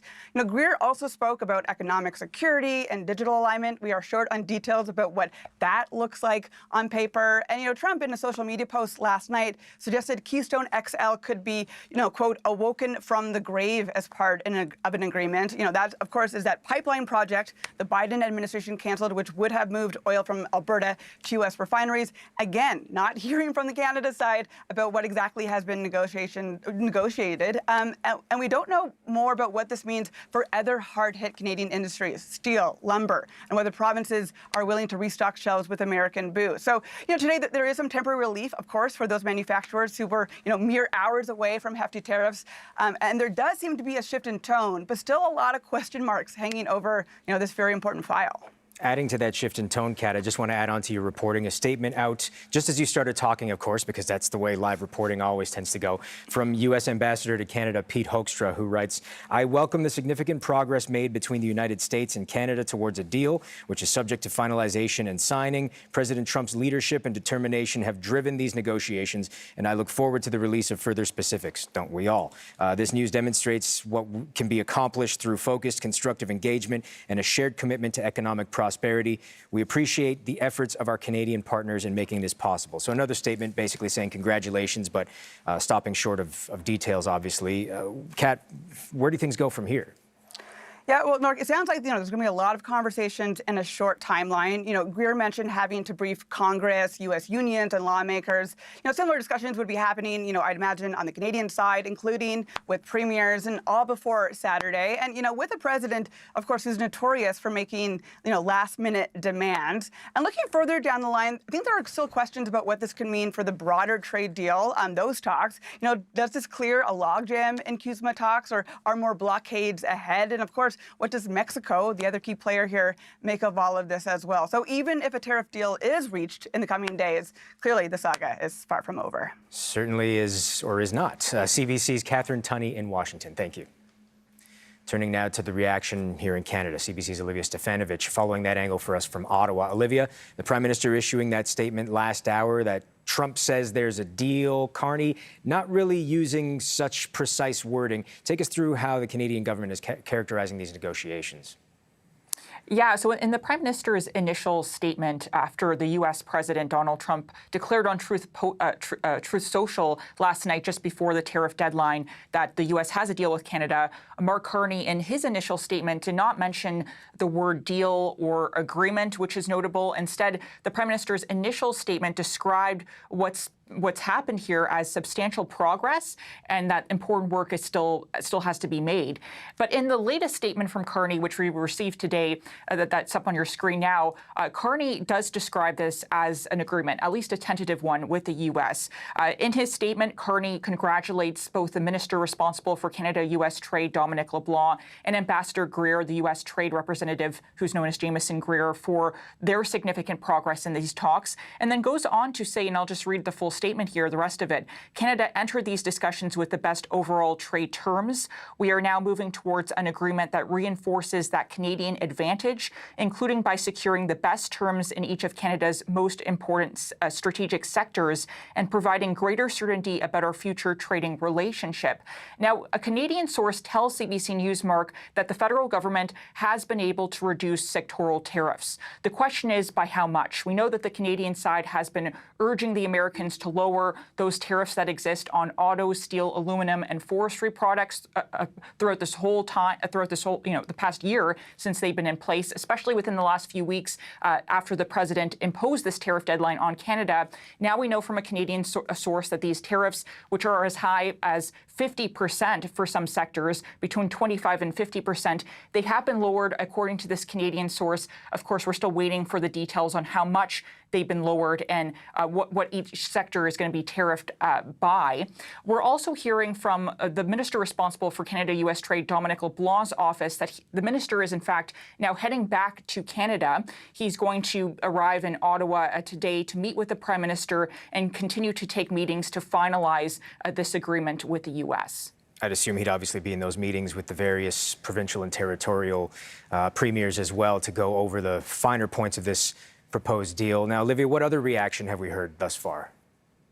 Well, we are hearing from opposition leaders. Let's start with the leader of the official opposition, Conservative leader Pierre Poilievre. Now, it's important to note that none of the opposition leaders have been briefed on the details of this agreement, and there is supposed to be a call with premiers between the premiers and the federal government at some point today. But so far, the opposition leaders, they're just getting information from what's really in the news right now, and we don't have a lot of the fine details at this time. What Poilievre is saying is that he's happy that there is a deal. A deal is better than no deal in his view, but he wants to see the fine print, specifically what's happened to sectoral tariffs. He says he wants to see them completely eliminated, and he says he wants to see if this deal is better than the one that already exists with the U.S., because he notes that Carney did promise a better deal with the United States. Have a listen.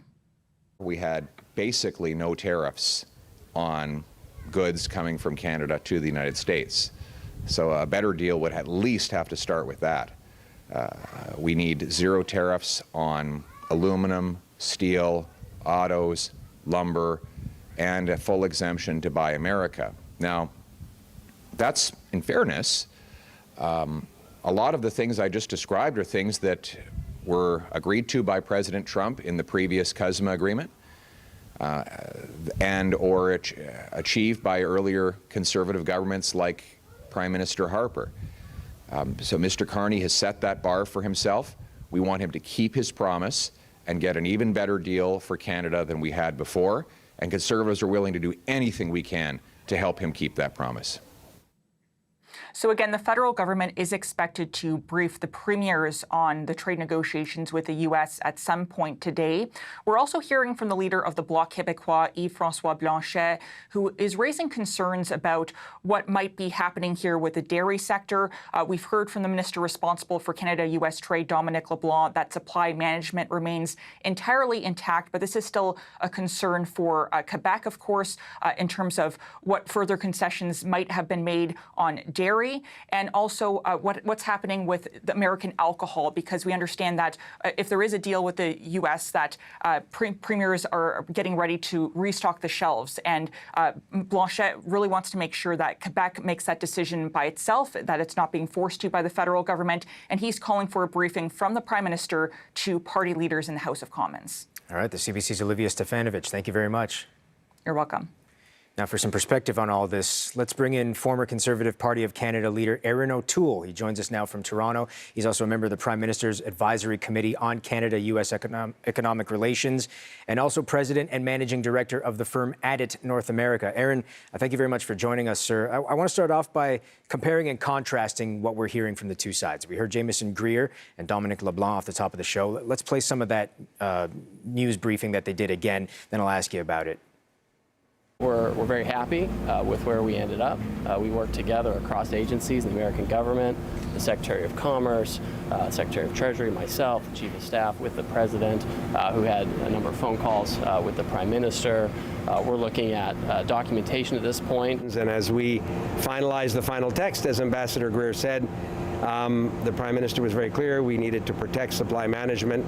We needed to ensure that the supply management regime remained entirely intact, and I'm confident that that's the case. Yes. So two perspectives there. You also kind of get two perspectives when you hear President Trump and Prime Minister Carney talk about it.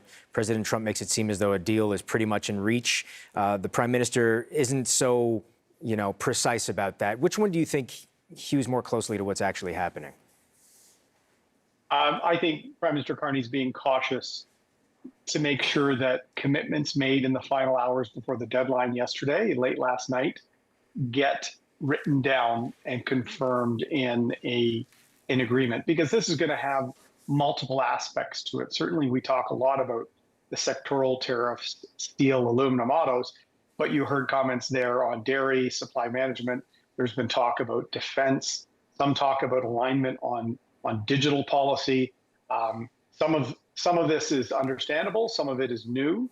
So I do think the Prime Minister will want to get all of that down in writing, in black and white, get alignment from the premiers, and then probably tell Canadians about it. And I'm optimistic. I always thought this would come down to the final few hours. That's usually when parties will finally show you their last negotiating position. And so we needed to push as much as possible on the sectoral tariffs and prevent the new 338 tariffs, while also safeguarding a whole range of interests. So it was tough negotiation, so I'm optimistic we will get a good deal. Sources are telling CBC News that there will be a virtual meeting today between the Prime Minister and the various premiers across the country. I wish I could be a fly on the wall in that session. Unfortunately, I think it's the only time in my life I've ever wanted to be a fly, but I won't be able to do that. But how do you think that session's going to go? That's not going to be an easy meeting, I don't think. I don't think so. And I think this is an area where Prime Minister Carney will have to spend some of his political capital. The Prime Minister has very high favorability rates. His popularity is very strong. Some of the premiers are struggling. One is about to go into an election in Quebec, and they're probably much more nervous about the mood of union leaders and certain sectors in their economy. So I think the Prime Minister will have to own this, good and bad, and use some of his political capital so that he can talk the premiers into aligning to get alcohol back on shelves. I'm talking particularly with Premiers Ford and Eby. They're probably reluctant, and I haven't heard much about softwood. So obviously auto and steel and aluminum would be more for Ontario, Quebec.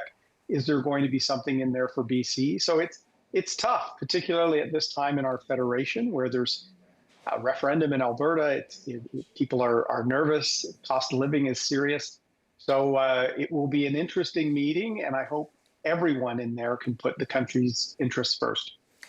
On top of balancing the reaction of the various premiers who all want their own individual things, as you mentioned, you have to worry about how Canadian consumers and businesses are going to take this if there are any concessions in this deal. How do you think they will react if there are concessions in their various industries in that document?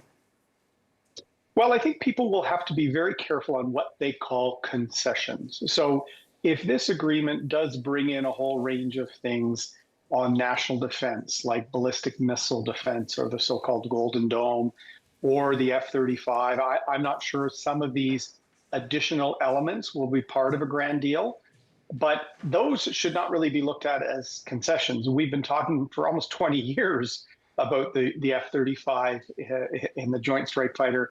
We've been talking about and collaborating in Arctic security and NORAD for decades. So some of them would be natural things Canada was looking to do. We would just be bringing them forward. There will be probably maybe some small changes in terms of the dairy quota that, of course, the supply management sector will want no changes. Auto and auto assembly, they wanted no tariffs whatsoever on autos and steel, aluminum. I'm not sure we're ever going to be able to get that. President Trump has a antiquated view of tariffs, to be honest, but he's very resolute on having some degree of tariffs. So I think getting them down is a win. Eliminating them entirely is probably impossible under this president. So I think everyone will have to put a bit of water in their wine, Mark, to see that overall we need certainty. We need the tariffs dropped as much as possible. And we certainly don't need the 338 tariffs, the threat of about 28 billion more of our exports being tariffed. So it's like spinning plates. There's a lot of sectors at play right now. I also wanted to ask you about, and it seems to be that President Trump's the only one really directly addressing it today, but he brought up the, I guess, resurrection, if you will, of the Keystone XL pipeline. Is that something in your involvement with the panel that you've heard discussed? Because to me, it kind of caught me off guard.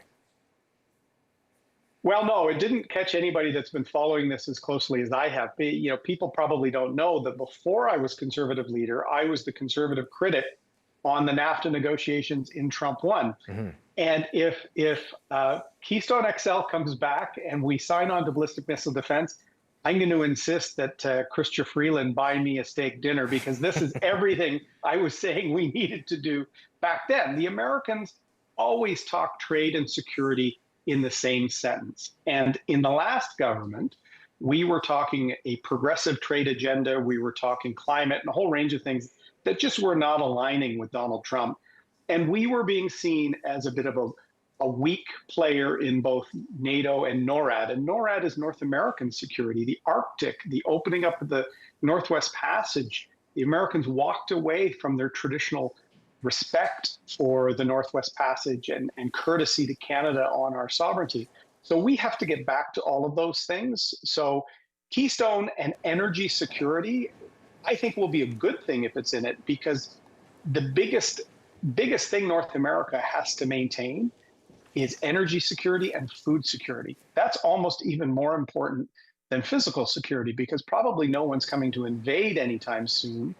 But we need food security. We need energy security. We've seen Europe and the war in Ukraine cause energy insecurity. So why would we not add that to NORAD and help the U.S. both on oil and gas, but also on critical minerals, uranium, or nuclear generation? So I'm hoping we can see some smart strategic play that's not only good for Canadian jobs and royalties and exports, but if it can help us lock in a better deal on 232 tariffs with the Trump administration, then it's a win-win. All right, Mr. O'Toole, and just one last quick question for you. I'm starting to run out of time, but I wanted to ask you, because I'm curious, where does this leave CUSMA? Are we going into a situation where we have separate bilateral agreements across the continent now, or is CUSMA still very much a thing? CUSMA is still a thing. Remember, in the first administration, President Trump said it was the best trade deal ever. Now he clearly doesn't feel that way. But I think the intention of going into this round of negotiation was to reach a deal to avoid the 338s, the new tariffs that the president was threatening, fix 232s and what's called the sectoral tariffs that were hurting our auto parts and other parts of our manufacturing and aluminum industries. And then the third part of it was to set a roadmap, not just to review CUSMA once a year for the next 16 years. If the Americans want to fix certain elements, let's do that in a collaborative way, not through trade wars and new tariffs, but by bringing tariffs down, seeking new alignment, and hopefully tweaking an agreement that is one that really works for both Canadian workers and American workers. Aaron O'Toole joining me from Toronto. Thank you very much, Aaron. Appreciate your insight. Thank you. And before we move on, I just want to address some breaking news we have into the newsroom. A Canadian source with direct knowledge of the talks has told CBC News that the government was able to get sectoral tariffs reduced in the agreement that the government is working towards. So again, another little tidbit. There's probably going to be a lot of those today. No real detail, but according to sources close to those negotiations, the government was able to get sectoral tariffs reduced in this proposed agreement. So another issue for us to be following along throughout the day. Now, if a trade deal is struck with the U.S. and confirmed, American alcohol could soon return to Canadian shelves, as you heard addressed earlier in this show. But a majority of Canadians say President Trump's repeated threats against Canada have left a lingering bad taste, and they plan to continue their boycott. Details on that part of the story coming up here on CBC News Network.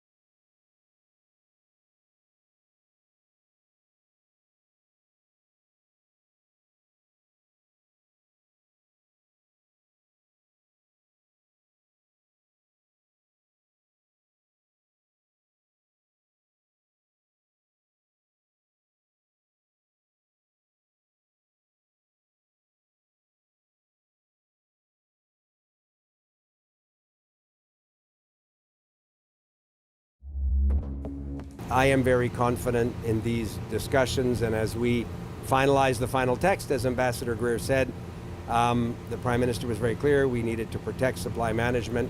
We needed to ensure that the supply management regime remained entirely intact, and I'm confident that that's the case. That again was Canada's Minister for Trade with the U.S., Dominic LeBlanc, speaking in D.C. a little earlier today, standing alongside his American counterpart, Jamieson Greer.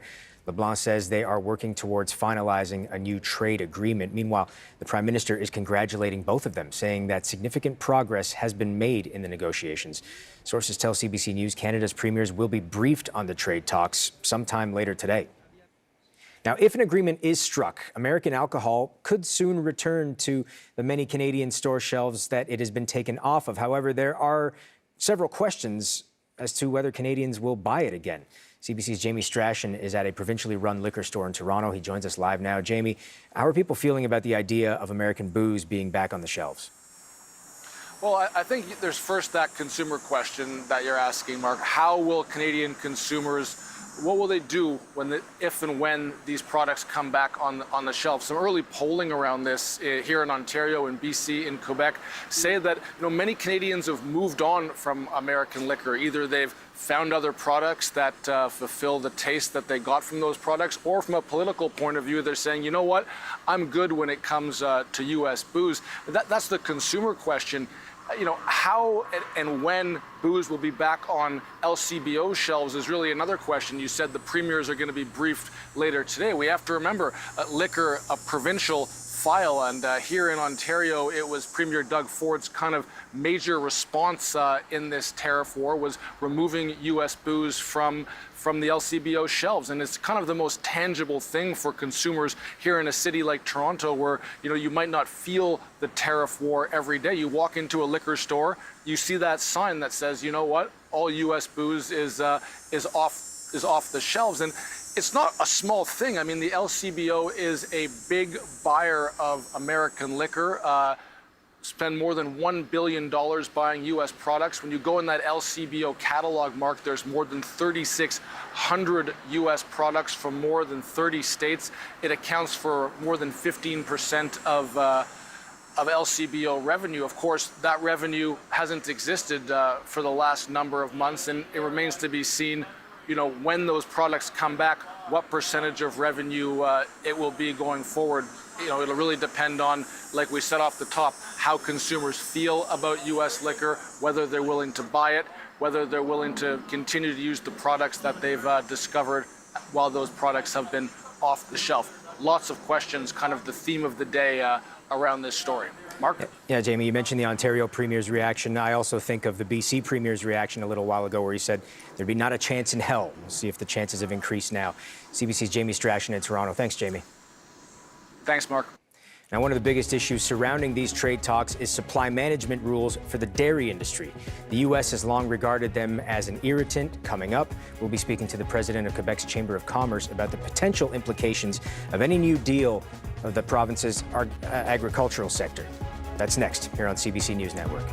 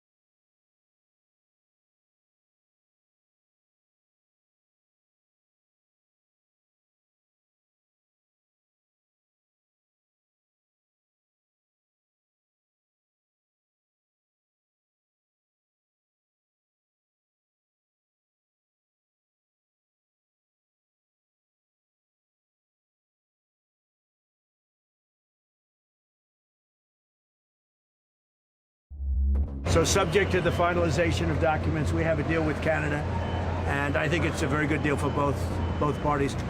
U.S. President Donald Trump confirming a trade deal is at least close with us here in Canada. Earlier, he posted this AI-generated image of himself pulling the Keystone XL pipeline from what he calls the political grave. The details of the trade agreement are still not known at this point. Prime Minister Mark Carney has congratulated his trade representatives for what he describes as significant progress in negotiations, saying that Canada is moving towards an agreement with the U.S. Now, President Trump's reference to Keystone XL may have come as a surprise to some. It did to me. It also brings back memories of that ill-fated pipeline. We have our own in-house expert joining us now, CBC's Kyle Bax. He's in Calgary. Kyle, Prime Minister Carney floated the idea of refocusing on Keystone with President Trump back in October. What would it involve to go down that route? Well, it's still a proposal, but it's more than a pipe dream. This is an actual project being developed. And it's clear during these trade talks how much Donald Trump cares about Keystone XL. Trump says the trade deal would address one of his long-standing complaints, and that is getting this pipeline built. In a social media post, he says, "The great Keystone XL pipeline, long ago killed by sleepy Joe Biden, may be awoken from the grave." And there are his comments about this project. And it wasn't just Joe Biden, but also Barack Obama, who both killed this project in the past. And Trump has always coveted this project. And the exact role the project is playing in trade talks, unclear. But as you can see, even this AI image resurrecting this project, this Keystone XL project. Now, this is a pipeline that is moving ahead. It's not with the name Keystone XL anymore. Back in March, Calgary-based Southbow announced it was reviving parts of the Keystone XL project in partnership with a U.S. pipeline firm. And it is a different size. It's only about half the size of what was previously proposed. And still, it would increase Canada's oil exports to the United States by about 12%. And it would also follow a slightly different route. The original Keystone XL would move oil from Alberta into the United States down through Nebraska and end up at the U.S. Gulf Coast. This new route would end up in Wyoming. Now, for Canada, this project is largely already built. The pipe is in the ground, about 150 kilometers of pipe in Alberta and Saskatchewan. All the necessary permits are in place, but it seems to still be a big bargaining chip for the federal government when it comes to these trade talks with the United States. What does all this say about the importance of the Canadian oil supply to the U.S.? Well, for Trump, he's under pressure to lower gasoline prices, which have spiked this year because of the U.S. war with Iran. And already the U.S. relies on importing millions of barrels of oil from Western Canada every day, especially those refineries in the U.S. Midwest. And in terms of this revived Keystone XL project, in April, Trump signed a presidential order to greenlight the project. Hurdles still do exist, and here's one trade expert explaining some of those challenges. Whether or not this happens, though, is depending on his idiosyncrasies, will he stay with this, but more largely on the political environment, the legal environment in the U.S. And will it be done by the end of his term? Because we potentially have Democrats and the Democratic Socialist in the offing, which is going to make this extremely difficult. So let's not get too excited about Keystone just yet. Now, Southbow is working with a U.S. company called Bridger Pipelines, and Southbow says it is planning to make a final investment decision next year on whether to commit to building this project. All right, CBC's Kyle Bax in Calgary. Thank you very much, Kyle. Thank you.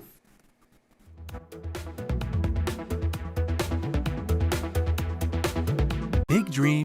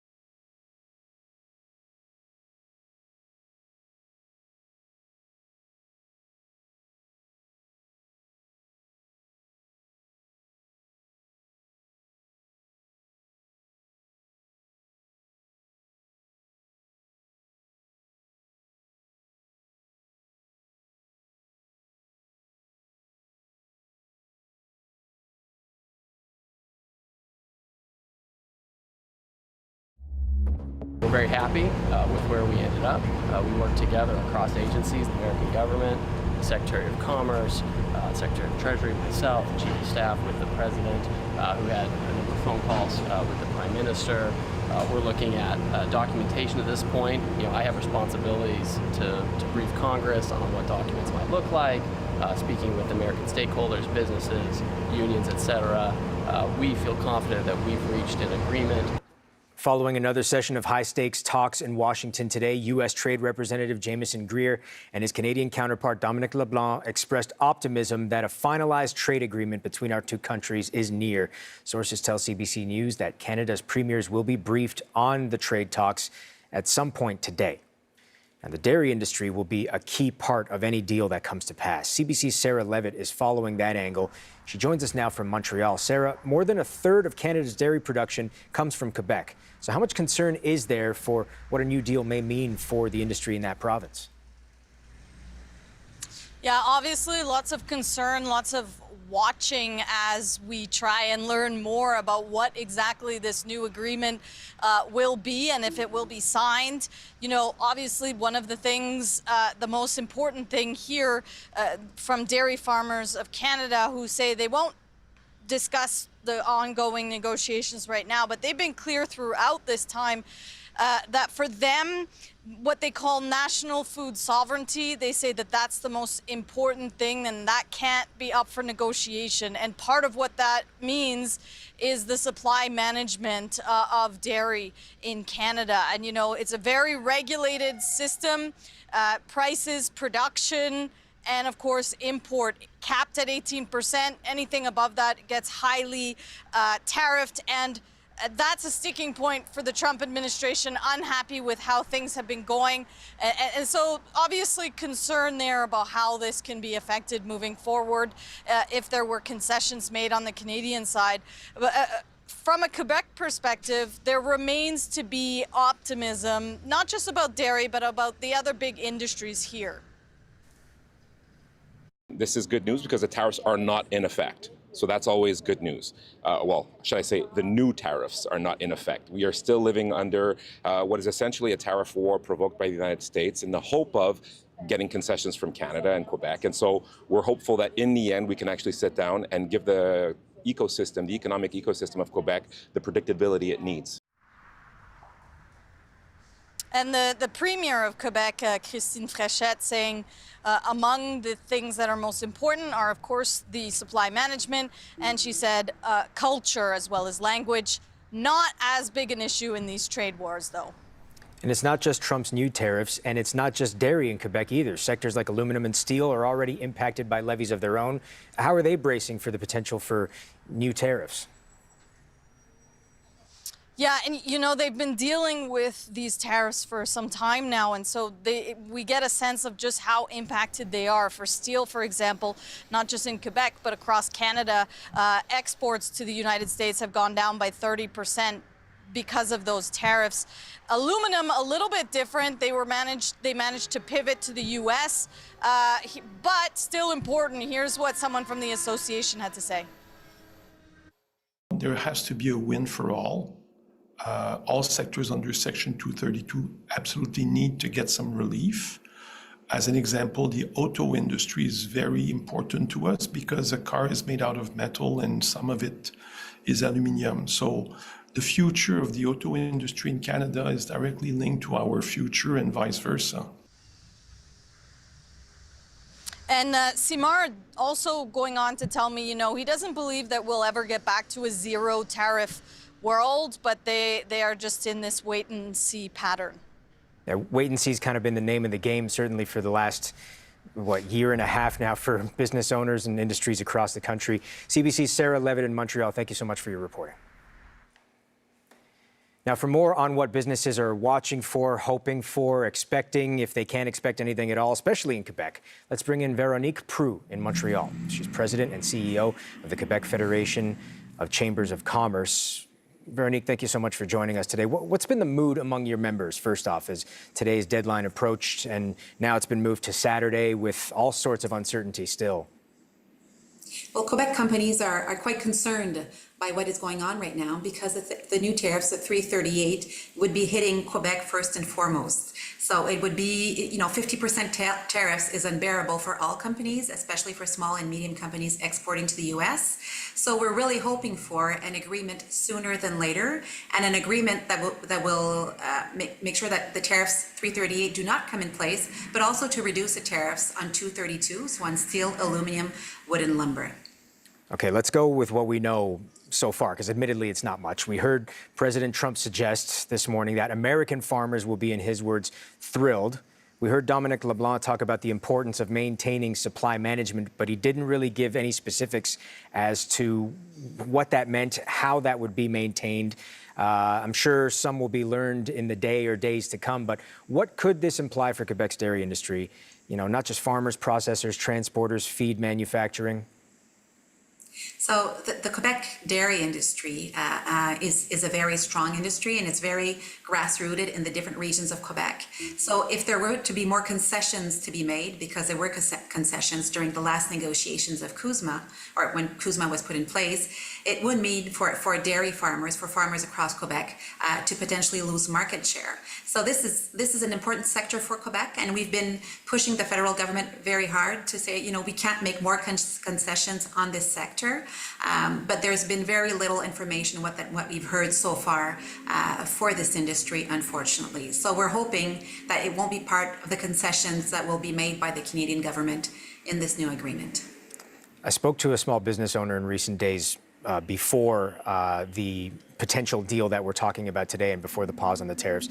And he had mentioned that, if anything, at least there was some notification that this could be coming and they had some time to prepare. But I don't know how feasible it is to really prepare, per se, in Quebec's dairy industry, in various industries. What sort of impact would this have on Quebec's economy, and what sorts of preparations can Quebecers make? Well, I would say that the first thing, and when we look at all sectors of activities, already since President Trump has announced these tariffs close to a month ago, already we were losing contracts to U.S. customers. So we had U.S. customers cancel contracts because they didn't want to have to pay the tariffs. So that's the first consequence of this new tariff war that is going on. The second thing is that there's not a lot, there are not a lot of mitigation plans when you have 50% tariffs, but once you get the predictability on the agreement and what will happen, you can make your investment decisions more wisely. What we've seen so far since the beginning of the tariff war is Quebec companies looking to invest in the U.S. So those who already had plants, manufacturing plants in the U.S., are transferring more production to the U.S., and those who don't have plants yet are considering to invest in the U.S. If you're in Quebec and you don't have access to the U.S. market anymore, why would you stay here? Also, for us, it's why it's so important to come to an agreement sooner than later, to give that predictability and to keep as much companies as we can in Quebec. And just to go back on a bit of data, in the early 2000s, 20% of our GDP in Quebec was related to manufacturing. Today, it's 11.5%.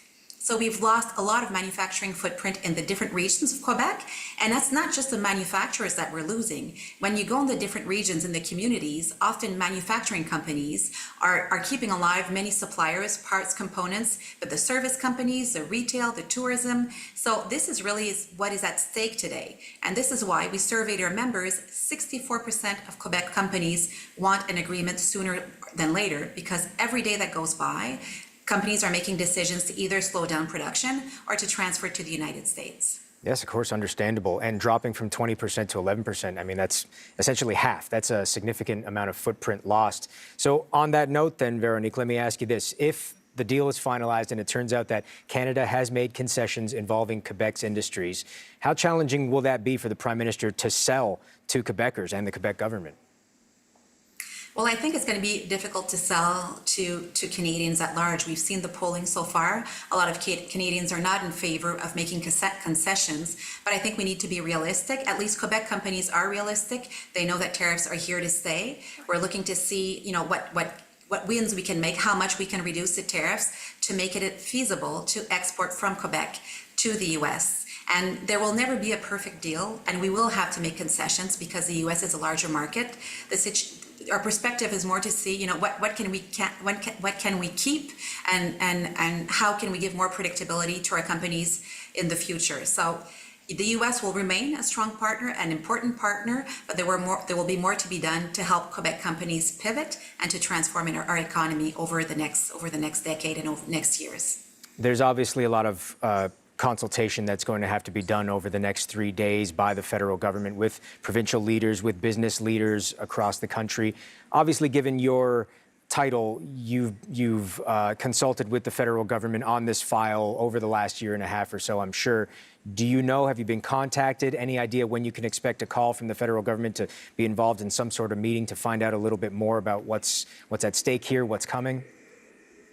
We've had conversations, of course, over the past year and a half and over the past few days as well. There is very little information that is communicated because of what is at stake right now, and I think it's appropriate to do so.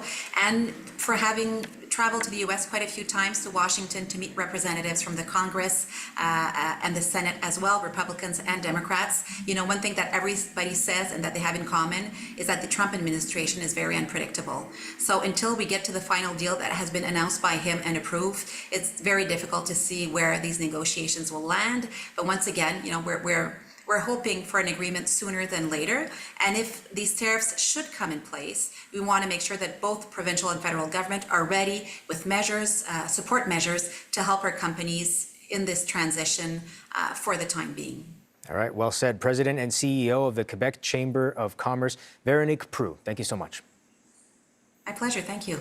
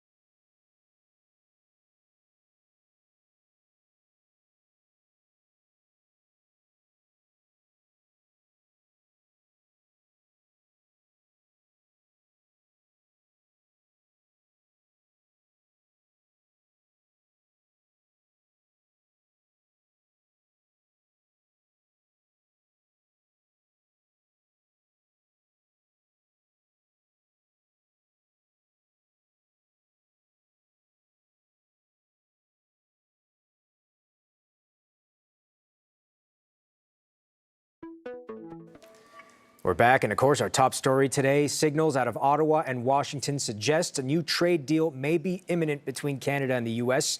We still don't really have a lot of detail. Prime Minister Mark Carney has congratulated Canadian and U.S. negotiating teams without actually confirming that a deal is done or about to be done. And Canada's Minister on U.S. Trade has expressed confidence in the outcome of the talks as well. Now, one detail we do know is that Dominic LeBlanc says supply management, which supports Canada's dairy industry and drew the ire of President Donald Trump, will stay intact. Late last night, Trump announced he's temporarily pausing the latest round of tariffs against Canada.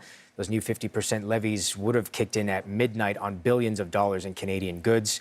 Now, obviously, no longer. Now, this is a story that we know has been top of mind for many Canadians in recent days. It's been our top story for how long now?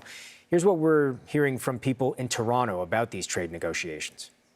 I think Canada should stand up for itself. I think we've got a lot to, we've got a lot to celebrate as Canadians. I think we've got a lot to be proud of. We've got a great economy, and if we know anything about Donald Trump, I'm sure he's trying to spin it as best as he can.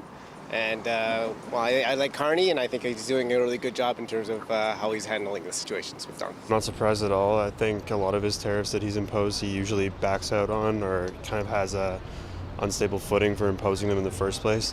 It's not good for the U.S., it's not good for Canada.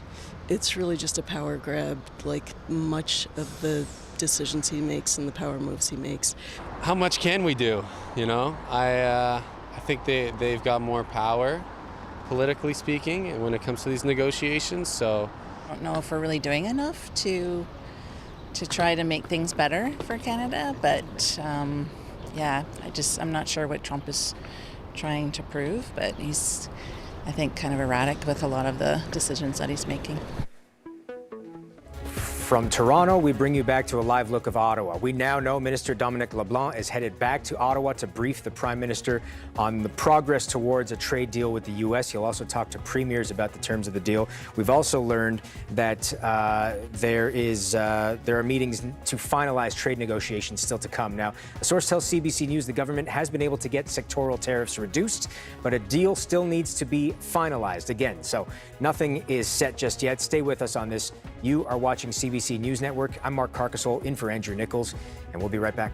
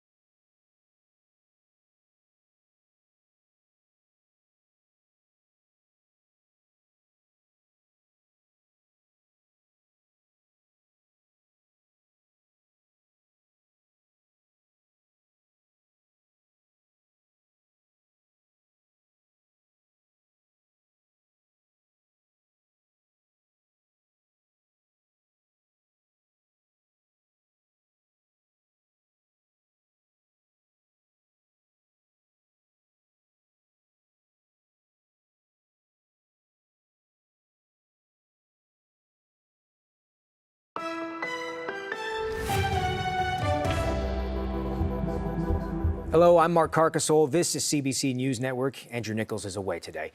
A trade agreement with the U.S. appears closer to becoming reality today. We now know that Dominic LeBlanc, the minister responsible for the file, is headed back to Ottawa from D.C. to brief the Prime Minister, Mark Carney, on negotiations.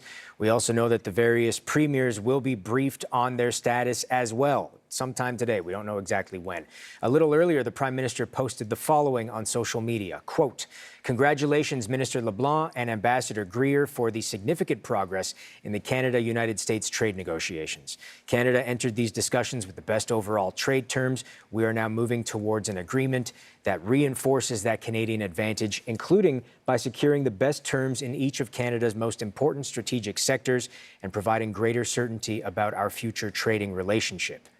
Now, in a rare moment this morning, the two men leading the way in the negotiations appeared together after meeting in Washington. Dominic LeBlanc and Jameson Greer spoke to the reporters assembled there. We're very happy with where we ended up. We worked together across agencies, the American government, the Secretary of Commerce, Secretary of Treasury, myself, the Chief of Staff with the President, who had a number of phone calls with the Prime Minister. We're looking at documentation at this point. I have responsibilities to brief Congress on what documents might look like, speaking with American stakeholders, businesses, unions, etc. We feel confident that we've reached an agreement that will not only continue to protect American workers, American jobs, American supply chains, but really strengthen the North American economy and create a situation where North America will continue to be an energy powerhouse, a manufacturing powerhouse, and align on important things like economic security and digital security. So while we certainly, I think, have eliminated some of the irritants that we've had over the past year, we also are taking a strong foot forward on these steps. Just on the question of supply management, I am very confident in these discussions, and as we finalize the final text, as Ambassador Greer said, the Prime Minister was very clear. We needed to protect supply management. We needed to ensure that the supply management regime remained entirely intact, and I'm confident that that's the case. So that's the messaging from both the American and Canadian sides. Different, yes, decidedly more confident as well. The devil, of course, in the details, and many of those are still unknown at this point. The CBC's Catherine Tunney is in D.C. She's digging into what we do know so far about the terms of the working agreement. Well, we have to come out of the gate saying we don't see signatures on a deal yet. We don't know what has been agreed to. And most of what we're hearing is from U.S. President Donald Trump. With all those caveats, though, it does feel like there has been some important movement on this file. We saw there two officials standing shoulder to shoulder, talking optimistically about a North American trade, even smiling, suggesting some kind of agreement is within sight. Definitely not the tone that we've been used to over the past year. And that meeting this morning between Canada-U.S. Trade Minister Dominic LeBlanc and U.S. Trade Representative Jameson Greer came just hours after Trump announced he was pausing his promised 50% tariffs on Canadian goods, which were scheduled to kick in at midnight. Now, while speaking about his helipad today, Trump was asked about this so-called deal and described it in these terms. You got to give something, and we're doing certain things. They were paying a high number. We're reducing it a little bit. It's good for everybody. But our farmers are going to be thrilled. Our manufacturers are going to be thrilled. And basically, we have no tariffs going into Canada anymore. Canada was charging us tremendous tariffs. We no longer have any tariffs. So subject to the finalization of documents, we have a deal with Canada.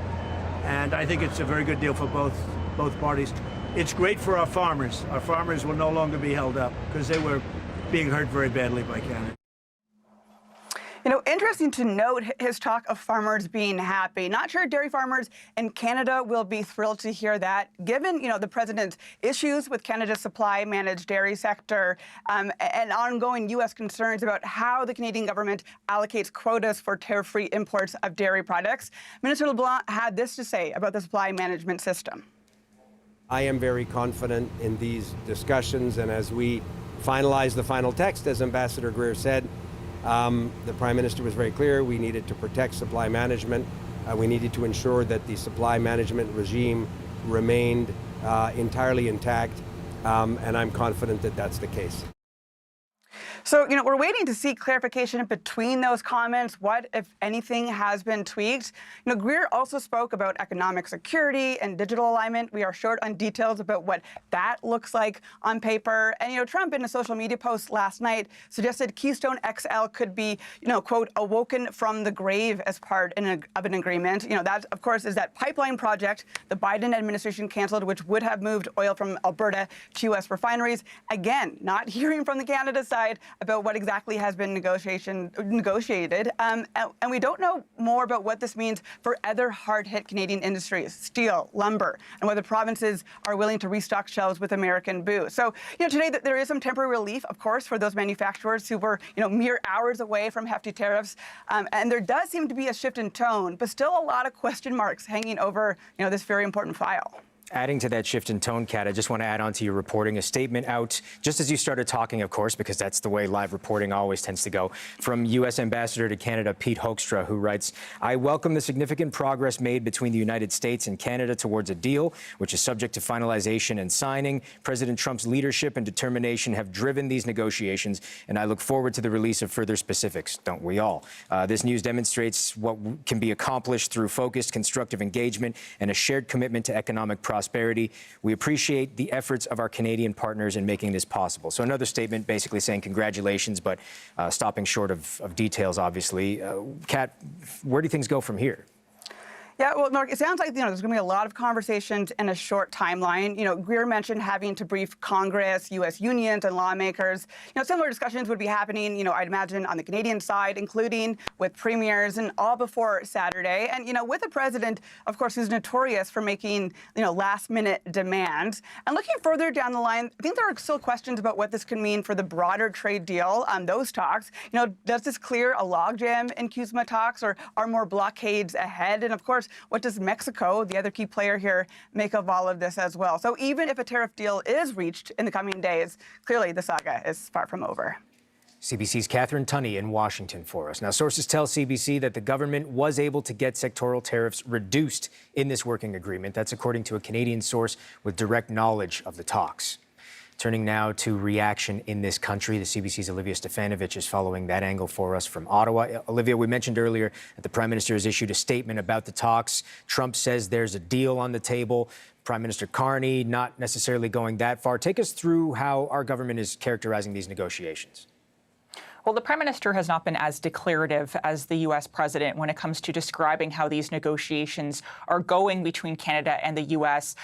U.S. President Donald Trump posted on Truth Social yesterday, just hours before that tariff deadline was set to kick in. He posted that the U.S. has a deal with Canada, subject, of course, to the finalization of documents. Now, the Prime Minister's office released a statement afterwards. It did not mention the word agreement or deal, which is notable. Instead, what Mark Carney's statement said was that substantial progress has been made and there's more important work to do. Now, we have a new statement that was issued by the Prime Minister's office today after these posts from last night. And this one congratulates the minister responsible for Canada-U.S. trade, Dominic LeBlanc, and the U.S. Trade Representative Jameson Greer for their work on these negotiations. And it goes on to say, I'll just read the last bit of it, that Canada entered these discussions with the best overall trade terms. We are now moving towards an agreement that reinforces that Canadian advantage, including by securing the best terms in each of Canada's most important strategic sectors and providing greater certainty about our future trading relationships. So that's the first time, Mark, that we're hearing Carney describe a tentative agreement with the U.S. in this latest statement from the Prime Minister's office. One of the big questions that's hanging over this tentative deal is what's going to happen to sectoral tariffs, because the Canadian side has been pushing for these tariffs that have been in place for well over the past year to be reduced significantly, or better yet, eliminated on steel, auto, forestry, and aluminum. And what we are hearing from a Canadian source, as you mentioned, is that the federal government has been able to reduce these tariffs. But a provincial source notes to Radio-Canada that, yes, these tariffs have been reduced, but it's important to note that they have not been completely eliminated. So there will still be some sort of tariff on these key Canadian sectors.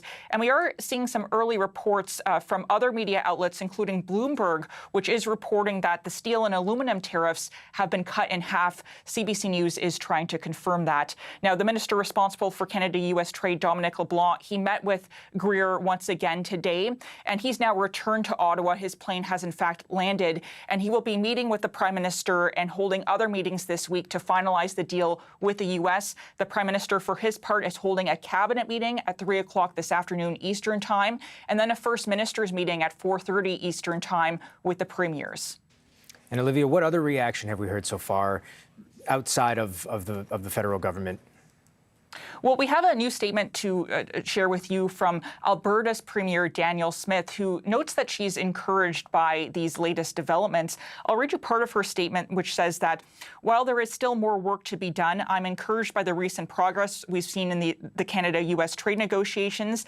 As we wait for the details of this deal, I urge the federal government to continue negotiating to resolve the remaining tariff issues and restore free and fair trade with the United States, while also diversifying and strengthening the Canadian economy. She also notes how her province wants to build new pipelines across Canada and even to the U.S. And that's important to note, especially since when Trump posted on Truth Social that there was a deal with Canada last night, he posted an AI-generated image of him resurrecting the Keystone XL pipeline from the grave. And it's noted that there are discussions between the two countries about resurrecting that progress, which, of course, Alberta, which will be involved with going forward. Now, on that note of Keystone XL, we are hearing from the NDP leader, Avi Lewis, that he doesn't want this project to go ahead. He issued a statement in reaction to these trade negotiations, urging the federal government to not move forward with this pipeline. And he's also urging the federal government not to make any further concessions to the U.S. without getting anything in return. He notes that no deal is better than a bad deal. We also have reaction to bring to you from the official opposition, from Conservative leader Pierre Poilievre, who spoke earlier today. Now, Poilievre says that in his view, it is better to have a deal than no deal, but he wants to see what the details are. He wants to see sectoral tariffs completely eliminated, not just reduced, and he wants to make sure that Carney keeps his word, because Carney did say that he would negotiate a better deal than the one that currently exists with the U.S. Here's more from Poilievre. We had basically no tariffs on goods coming from Canada to the United States. So a better deal would at least have to start with that. We need zero tariffs on aluminum, steel, autos, lumber, and a full exemption to Buy America. Now, that's, in fairness, a lot of the things I just described are things that were agreed to by President Trump in the previous CUSMA agreement. And or achieved by earlier conservative governments like Prime Minister Harper. So Mr. Carney has set that bar for himself. We want him to keep his promise and get an even better deal for Canada than we had before. And Conservatives are willing to do anything we can to help him keep that promise.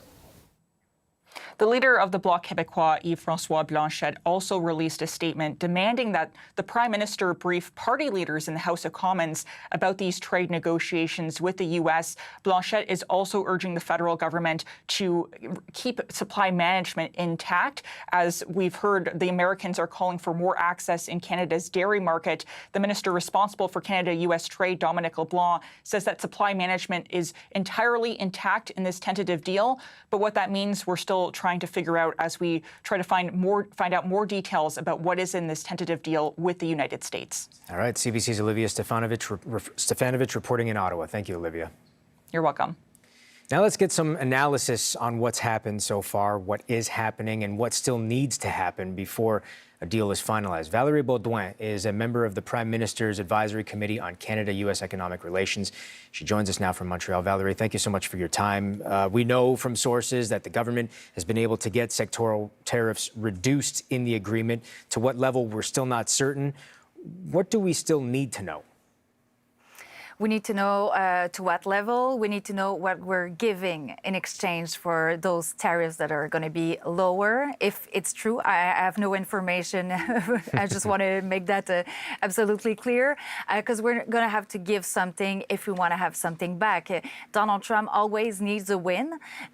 He needs it more than ever because of everything, because of the polling right now, because of the midterms that are coming. So we might be in a better position in that context, but we still need to give something back. And we don't know the extent of the deal. Is it going to really happen before Friday? We have a CUSMA agreement. We have a lot of things to learn in the next few days. We certainly do. And on that note of concessions, if they are there, we do know that the Prime Minister and various representatives have meetings with the various premiers today, members of cabinet as well, and many of those cabinet members represent areas that could be affected by whatever concessions may be had and the sectoral tariffs that are in place. We heard, for example, Quebec's Premier Christine Fréchette say that dairy was a red line in her province. So what do you think the tone of those conversations will be? I know the Canadian government said the same thing. There's a red line with supply management. And from what I hear in the U.S. side, it's not everyone in the dairy sector that want to touch the supply management. They don't want any change. There's a political aspect of it. So Donald Trump needs the farmers' vote, the rural votes. It's good for the GOP. That's one thing. But the economic part is not very interesting for some people in the dairy sector. They like it like that. They want Canada to have their ways, and they want to have the U.S. doing something else. So I'm not sure it's very important for the government, the American government, but when they talk about it, it's good for the base. That's what we need to remember. And let's compare and contrast here. President Trump says that there's basically a deal. When you listen to what the Prime Minister has to say, he says there's been substantial progress, but more work needs to be done. Can both things be true at the same time? Yeah, sure. Because Donald Trump, we know the president. He likes to say everything is great. It's going to be wonderful. It's going to be perfect for the United States. But for sure, there's going to be, as I said, some concession. And because he needs a win, he needs to say, I have a deal. I have a deal, because he's not making any deals with Mexico so far. With Iran, the Strait of Hormuz, nothing is clear, and we don't know what's going to happen. So he has a lot of things on the table right now. There's the midterms that are coming. So for him to use those words, for me, is perfectly logical. I think Carney is more, the premier is more, he has a different personality, I'm going to say. So he's going to be careful with the words, because it's not signed, it's not final. So they're still negotiation as we speak. Is there anything we can read out of the timing of the extension, pushing it to the weekend? Anything that signifies? Is there anyone in particular who benefits from the length of that short extension? I think it's going to be good for the Americans, because there's a pressure for the Canadian side to make a deal. We know we need to make a deal as well. So for us, it's good to have an extension. We could have tariff at midnight last night, and that's not what happened. So it's kind of a win. And for Trump, you know, he's always called the taco president. Trump always chickens out when it comes to tariffs and other sectors, I would say it like that.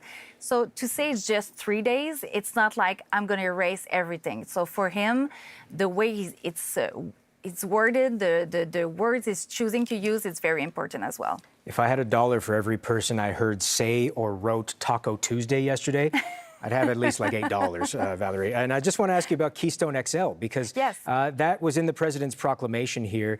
Did that surprise you as much as it surprised me? And am I reading this wrong, or is this, is this easier for us to implement than it is for them? Oh, yes. For them, it's going to be, it can be a nightmare, because let's just remember, Obama didn't want it. After Trump, when he was first elected president, he tried to have the project going again. Biden, his first day, he chose to sign an executive order canceling the permits. There was legal battles. It's not every state that wanted it. And now, even if Trump says, oh, Keystone XL is back on track, who's going to want to invest when we know in 2028 it can be the next president can be a Democrat.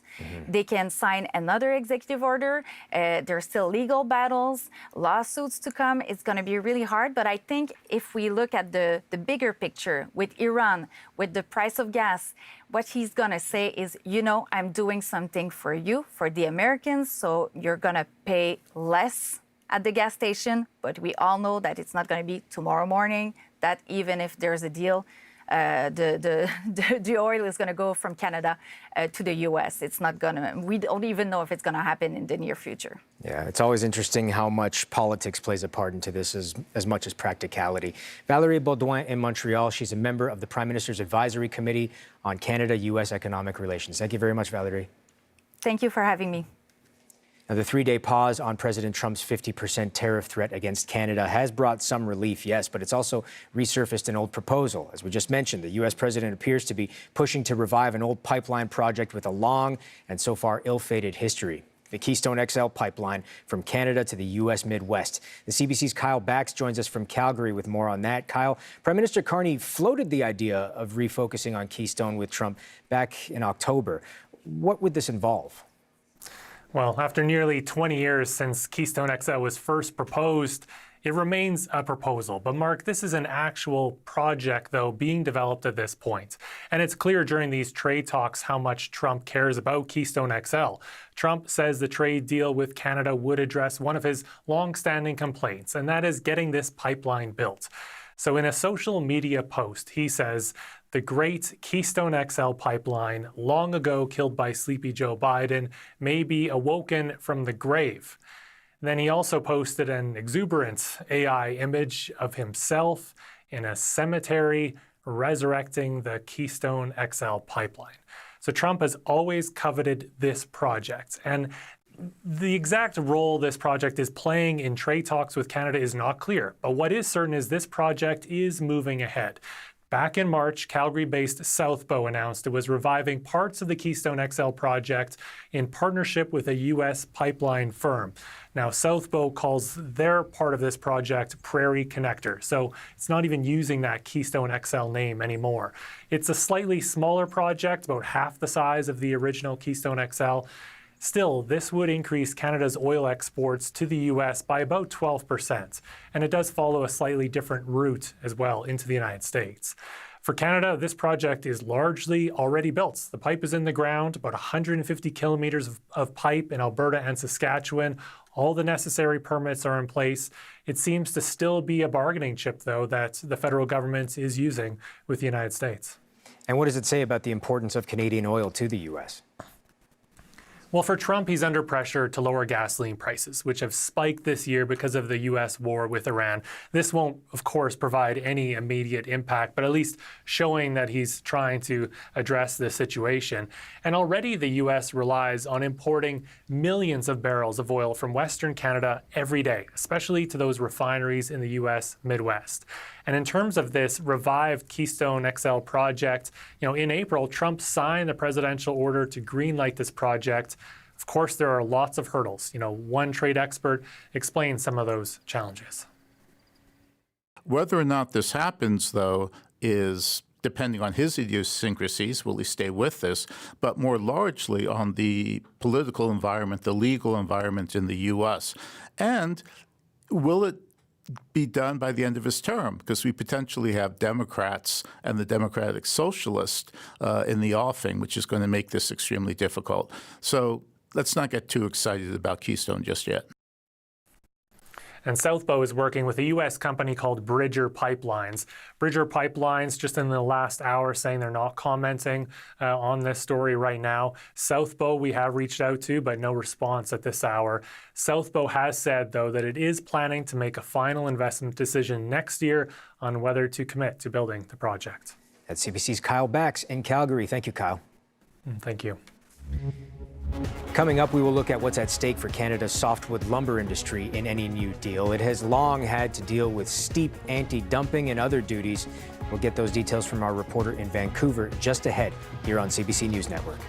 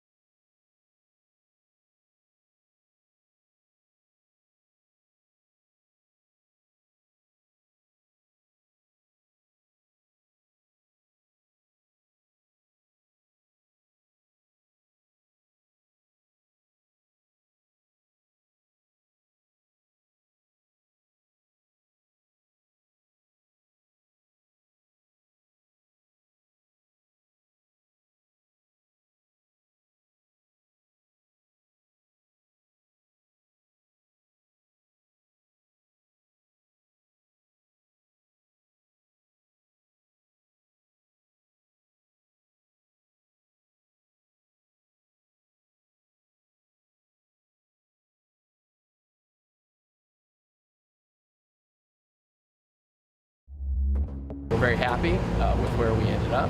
We worked together across agencies, the American government, the Secretary of Commerce, Secretary of Treasury, myself, Chief of Staff with the President, who had a number of phone calls with the Prime Minister. We're looking at documentation at this point. I have responsibilities to brief Congress on what documents might look like, speaking with American stakeholders, businesses, unions, etc. We feel confident that we've reached an agreement. That was the scene after more high-stakes talks in D.C. today. U.S. Trade Representative Jameson Greer and his Canadian counterpart Dominic LeBlanc expressing optimism that a finalized trade agreement is near. Sources tell CBC News Canada's premiers will be briefed on the trade talks about 2 hours from now during the First Minister's meeting, and the Prime Minister will chair a federal cabinet meeting within about a half hour. Now, Canada had been pressing for tariff relief in several key sectors, including forestry. Donald Trump's trade war has hit particularly hard in British Columbia, a major producer of lumber and wood products. For more on that, let's go to the CBC's Michelle Allen, who joins us live from Vancouver. Michelle, what's the situation like in BC under Trump's tariffs right now? Well, many are waiting to find out how much these sectoral tariffs will be reduced. We don't know how much right now, but a Canadian source does say we've been able to reduce them somewhat. One that BC is obviously concerned about is forestry. Many companies here say they're already struggling because materials and harvest fees are expensive, and domestic demand for Canadian wood products is not as high as they would like it to be. Here's what the president and CEO of the BC Council of Forest Industries had to say. Well, it's been a tough time here in BC. We've lost 21 sawmilling facilities since 2023.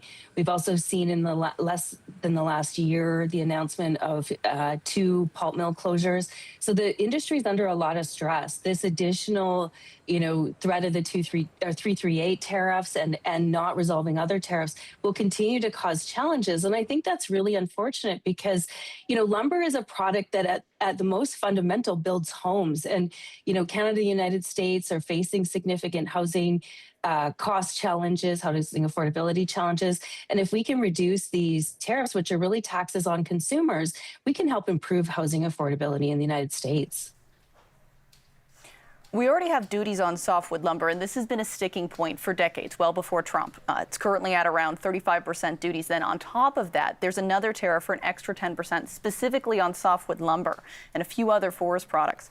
That's the Section 232 tariff. And we've previously heard the Trump admin was not interested in discussing the softwood lumber tariffs and thinks that softwood should be separate from other tariff talks. So we'll have to wait and see what Canada was able to negotiate there, if anything. I know obviously the talk today is that there's a deal potentially in the offing, but if that were to fall apart and new tariffs were to take effect in 3 days, how would that affect the forestry industry? So these new proposed Section 338 tariffs, these are the everything in the kitchen sink list of tariffs that include so many different things. Softwood lumber wouldn't actually be subject to them, though. Other parts of the industry and forestry would definitely feel a hit. The 338 tariffs, which would be, again, a whopping 50%, do include other forest products, things like plywood, paper, packaging, particle board, even like veneer, doors, that kind of thing. And the ironic thing about it is the BC forestry industry kind of pivoted in some ways to these products like plywood and veneer to get away from the previous tariffs affecting softwood lumber. But that window could be closing, and BC would likely be the province hardest hit if these proposed tariffs do go through. Based on 2025 trade values exports to the U.S., BC would feel it the most because more than 13% of the province's total exports to the United States are things under tariff threat, like wood and paper. So that's a significant chunk, higher than any other province. And a lot of people in BC are probably anxiously waiting to find out if we can get that proposed tariff reduced or removed. CBC's Michelle Allen in Vancouver. Thanks, Michelle. Anytime.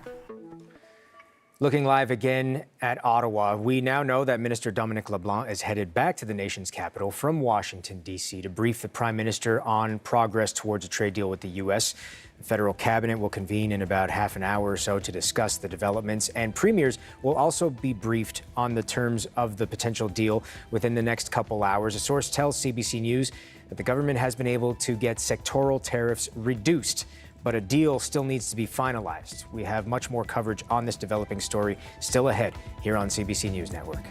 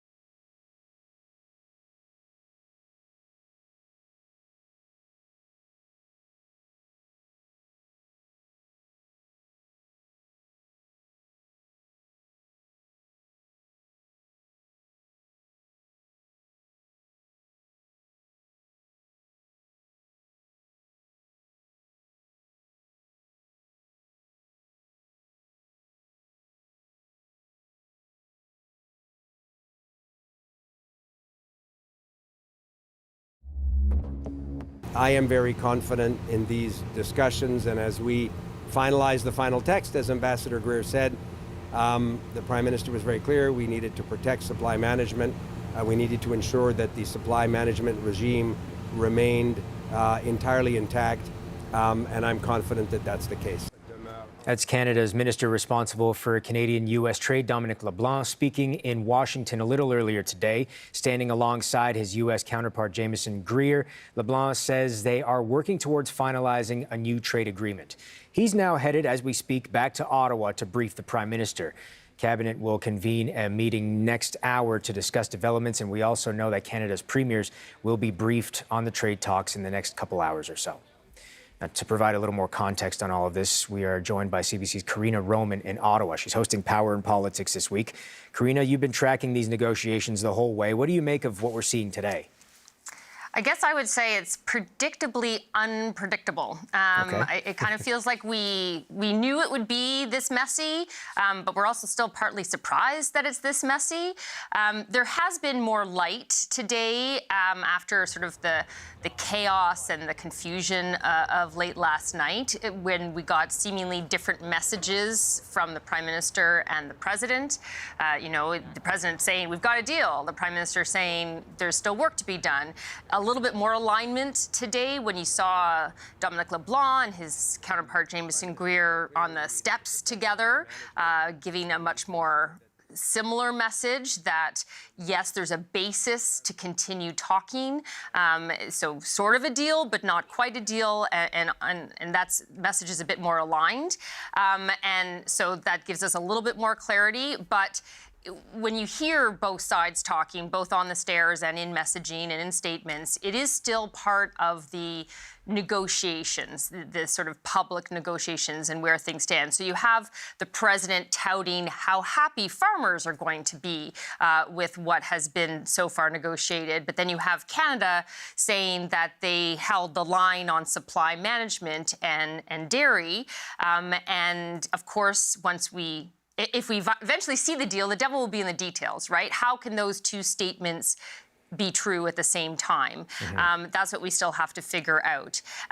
Now, we do know that Dominic LeBlanc has returned to Ottawa. I believe he's had wheels down. We do know that there will be a cabinet meeting, a virtual one at 3, I believe, and that there will be a First Minister's meeting to brief the premiers at 4:30. We're yet to hear what's going to happen with the advisory committee in terms of bringing them up to speed, or industries and sectors themselves, the very businesses and parts of the economy that will be affected. We don't know that yet. So there's still a lot of moving parts.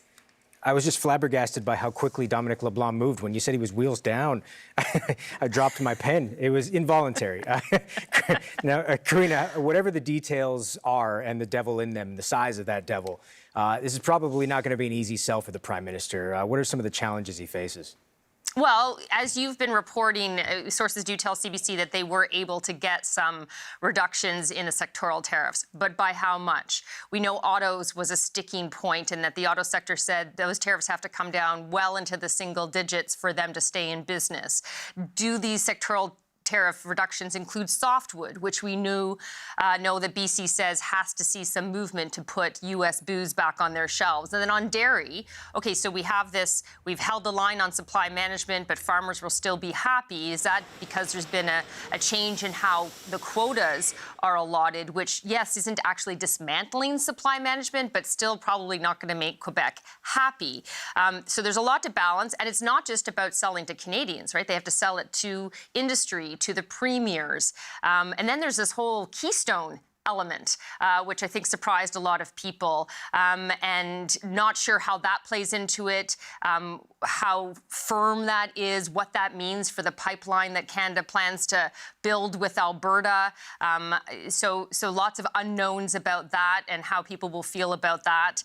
So in terms of selling, whatever this deal turns out to be, I think you're right. It is going to be a hard sell, and definitely the Prime Minister will have his work cut out for him. Yeah, even to the individual people that he's speaking to in cabinet who represent some of the areas that could be affected by any concessions, right?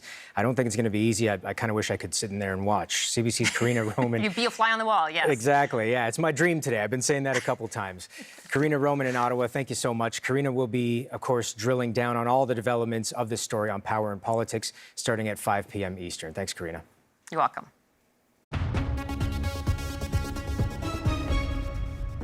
Hi.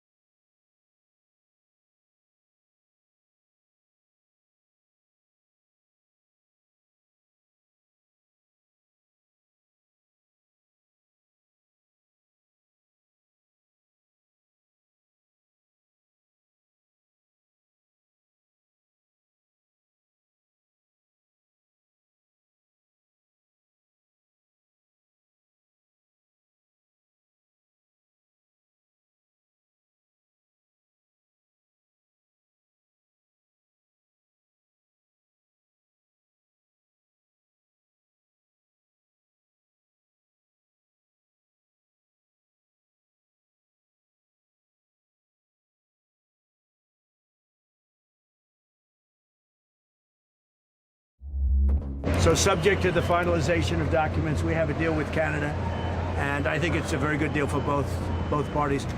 U.S. President Donald Trump confirming that a trade deal is close with Canada. You heard it there. Earlier, he posted this AI-generated image of himself pulling the Keystone XL pipeline from what he calls the political grave. The details of this trade agreement still not known at this point, but we do know that Prime Minister Carney is set to convene a federal cabinet meeting at the top of the hour, 3 p.m. Eastern time, and then he will meet with Canada's premiers about an hour and a half after that.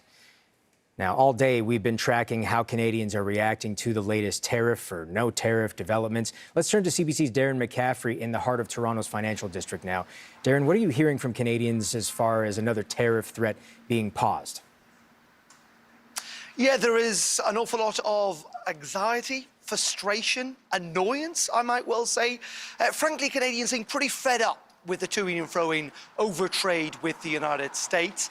Though there is a sense, I think, at the very least, that they think that the balance, at least anecdotally from the people I've spoken to today, as you say here in the financial district of Toronto, the balance the government, the federal government has struck has been about right. Have a listen into some of the people I spoke to here on the streets of Toronto a little earlier. I mean, we were doing pretty good with the old deal, so why change it? A lot of the stuff he's saying about it being offside is from a deal he created, so I don't see the problem with the old one. Trump thinks that he's got a winner here, but you know, we know what his track record is in telling reality. You guys buying a Canadian food or Yes. Canadian? We try as much as possible. Yeah.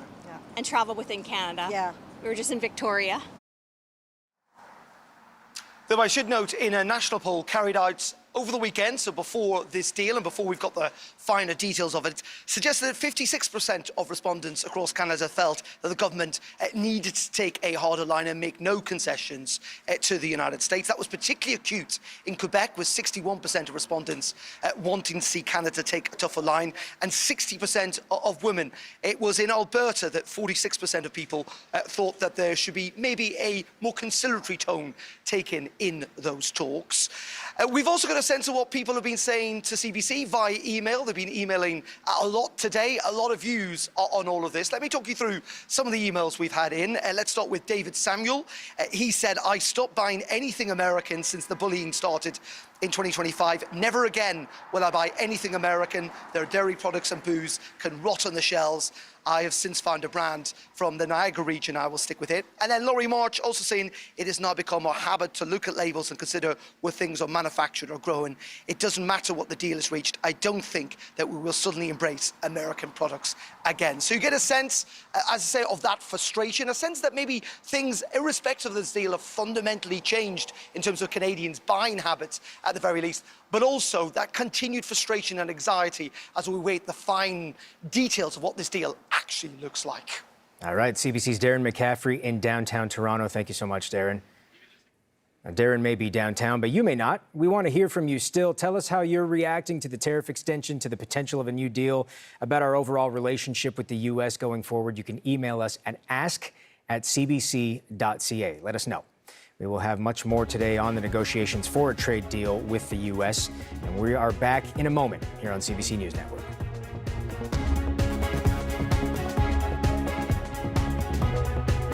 If you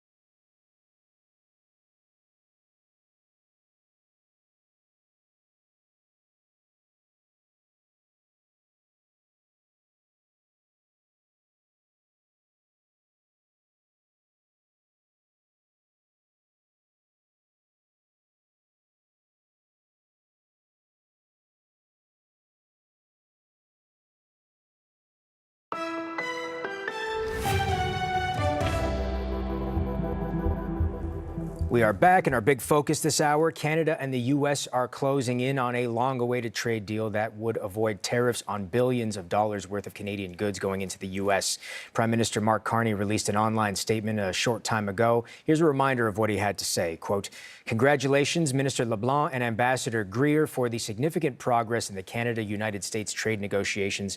Canada entered these discussions with the best overall trade terms. We are now moving towards an agreement that reinforces that Canadian advantage, including by securing the best terms in each of Canada's most important strategic sectors and providing greater certainty about our future trading relationship." So to learn more now about how the Canada-U.S. trade war is impacting local businesses, we've reached Amit Thakur in Brampton, Ontario. First off, shout out Brampton. I'm also a Brampton boy, Amit, so it's nice to meet you. He's the owner of Rupa Knitting Mills and House of Blanks, two companies caught up in the trade and tariff crossfire. Amit, now that we know a potential deal is pushed to Saturday at least, what are you feeling? Is there any sense of relief? Yeah, I definitely slept better last night compared to the nights before, yes. Lots of relief. And how does this affect your business? I mean, you've been leading it now for over 20 years. What's at stake for you if that deal were not to be reached? I think that it would have been devastating. You know, we produce textiles and apparel, and most of everything we produce ends up into the U.S. I would say probably at least 50 to 70% of it, either whether it's a raw material or a finished product we create that later downstream gets exported to the U.S. So, you know, going back up the chain, it would affect us. So it'd be a really tough thing. Looking at the situation over the last year and a half, even though as far as we know right now, you know, this new round of tariffs won't come into place, I can only imagine that for a business owner like yourself, it hasn't been easy. Has the thought ever crossed your mind, given what's happened and all the speculation about what could happen in the future, that maybe selling to the U.S. may not be a majority anymore, and vice versa? Definitely thought about it, but it's, you know, at the end of the day, in business, it's not really an option. I don't know if there's enough demand in Canada to be able to sell, you know, strictly to Canadians, and then selling overseas is a whole different can of worms, because just getting our products there isn't cheap. So, you know, we've got a nice large market to the south of us, and we want to participate in it. What about domestically? What are the challenges about selling textiles made in Canada in the Canadian market? I think primarily it's, you know, people have a very skewed sense of what it costs to make something. And, you know, fast fashion has not helped that.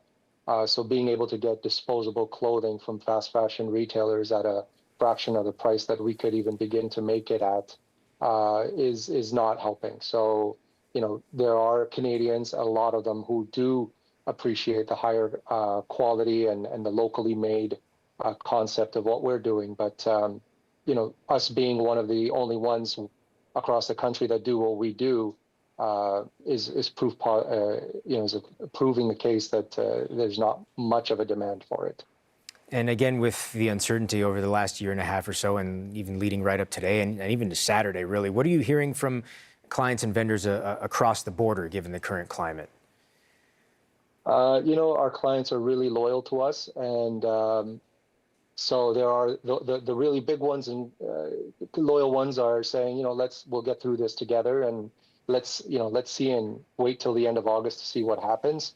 Then there are customers who, you know, are really tentative, not ready to place orders, not ready to commit to anything, and there are clients who, you know, all out abandon. So at the end of the day, 50% is not a small amount. And if I was on the other side of the coin, I would, you know, understand why they'd have to do what they have to do.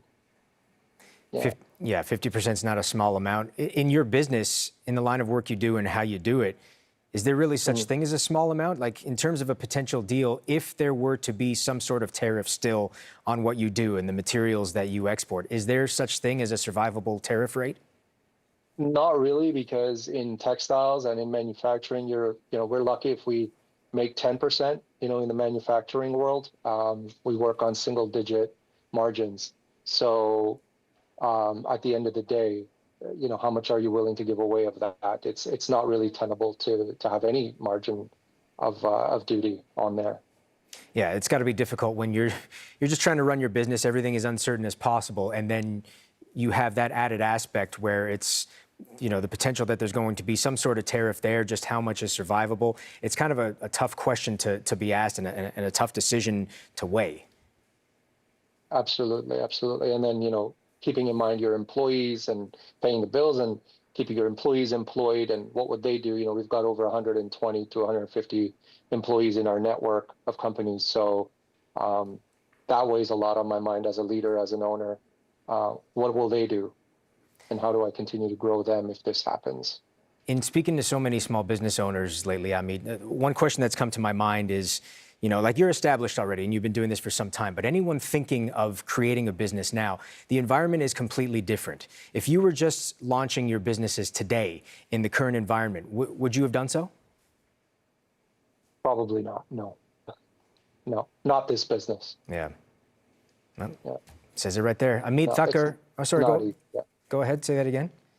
Oh, I was just going to say it's not easy at all. Yeah, I can't imagine it's not. Well, I wish all the best for you, my friend, especially as a fellow Bramptonian. Amit Thakur, owner of Rupa Knitting Mills and House of Blanks in Brampton, Ontario. Thank you, sir. Thank you.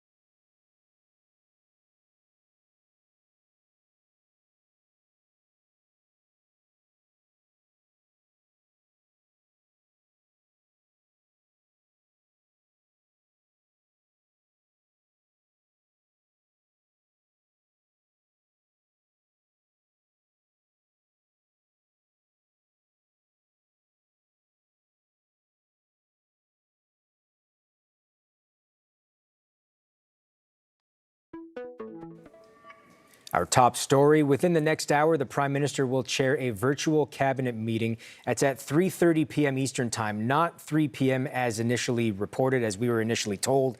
And then at 4:30 Eastern Time, he will lead a First Minister's meeting to brief the premiers. We still don't have a lot of detail at this point, but the PM has congratulated Canadian and U.S. negotiating teams.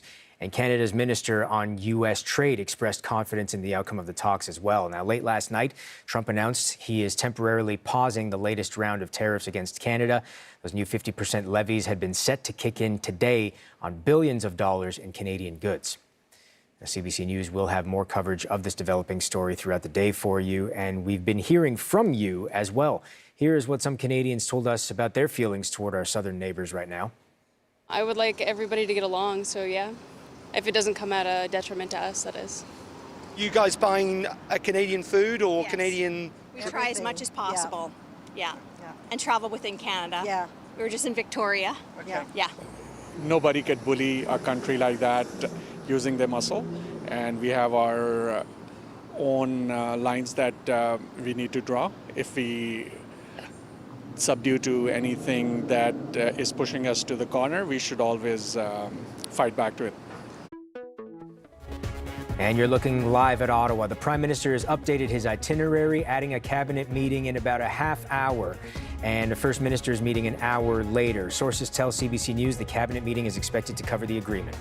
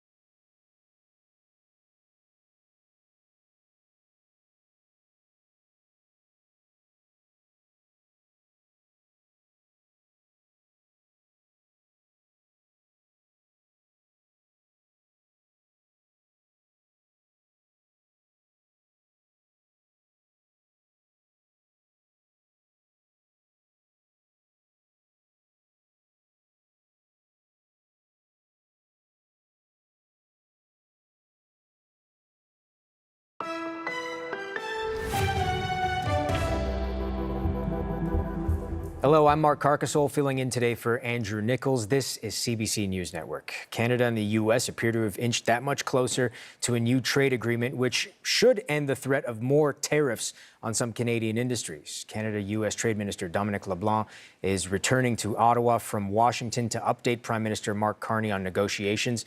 The Prime Minister will then brief cabinet ministers on developments later on this hour. A little earlier, Prime Minister Carney posted this on social media, quote, "Congratulations, Minister LeBlanc and Ambassador Greer, for the significant progress in the Canada-U.S. trade negotiations. Canada entered these discussions with the best overall trade terms. We are now moving towards an agreement that reinforces that Canadian advantage, including by securing the best terms in each of Canada's most important strategic sectors and providing greater certainty about our future trading relationship." Now, in a rare moment this morning after the latest set of talks, the two men leading the way in those negotiations appeared together. Dominic LeBlanc and Jameson Greer spoke to reporters assembled in D.C. We're very happy with where we ended up.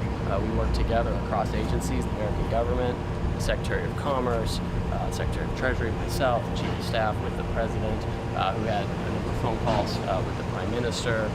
We're looking at documentation at this point. I have responsibilities to brief Congress on what documents might look like, speaking with American stakeholders, businesses, unions, etc. We feel confident that we've reached an agreement that will not only continue to protect American workers, American jobs, American supply chains, but really strengthen the North American economy and create a situation where North America will continue to be an energy powerhouse, a manufacturing powerhouse, and align on important things like economic security and digital security. So while we certainly, I think, have eliminated some of the irritants that we've had over the past year, we also are taking a strong foot forward on these steps. Just on the question of supply management, I am very confident in these discussions, and as we finalize the final text, as Ambassador Greer said, the Prime Minister was very clear we needed to protect supply management. We needed to ensure that the supply management regime remained entirely intact, and I'm confident that that's the case.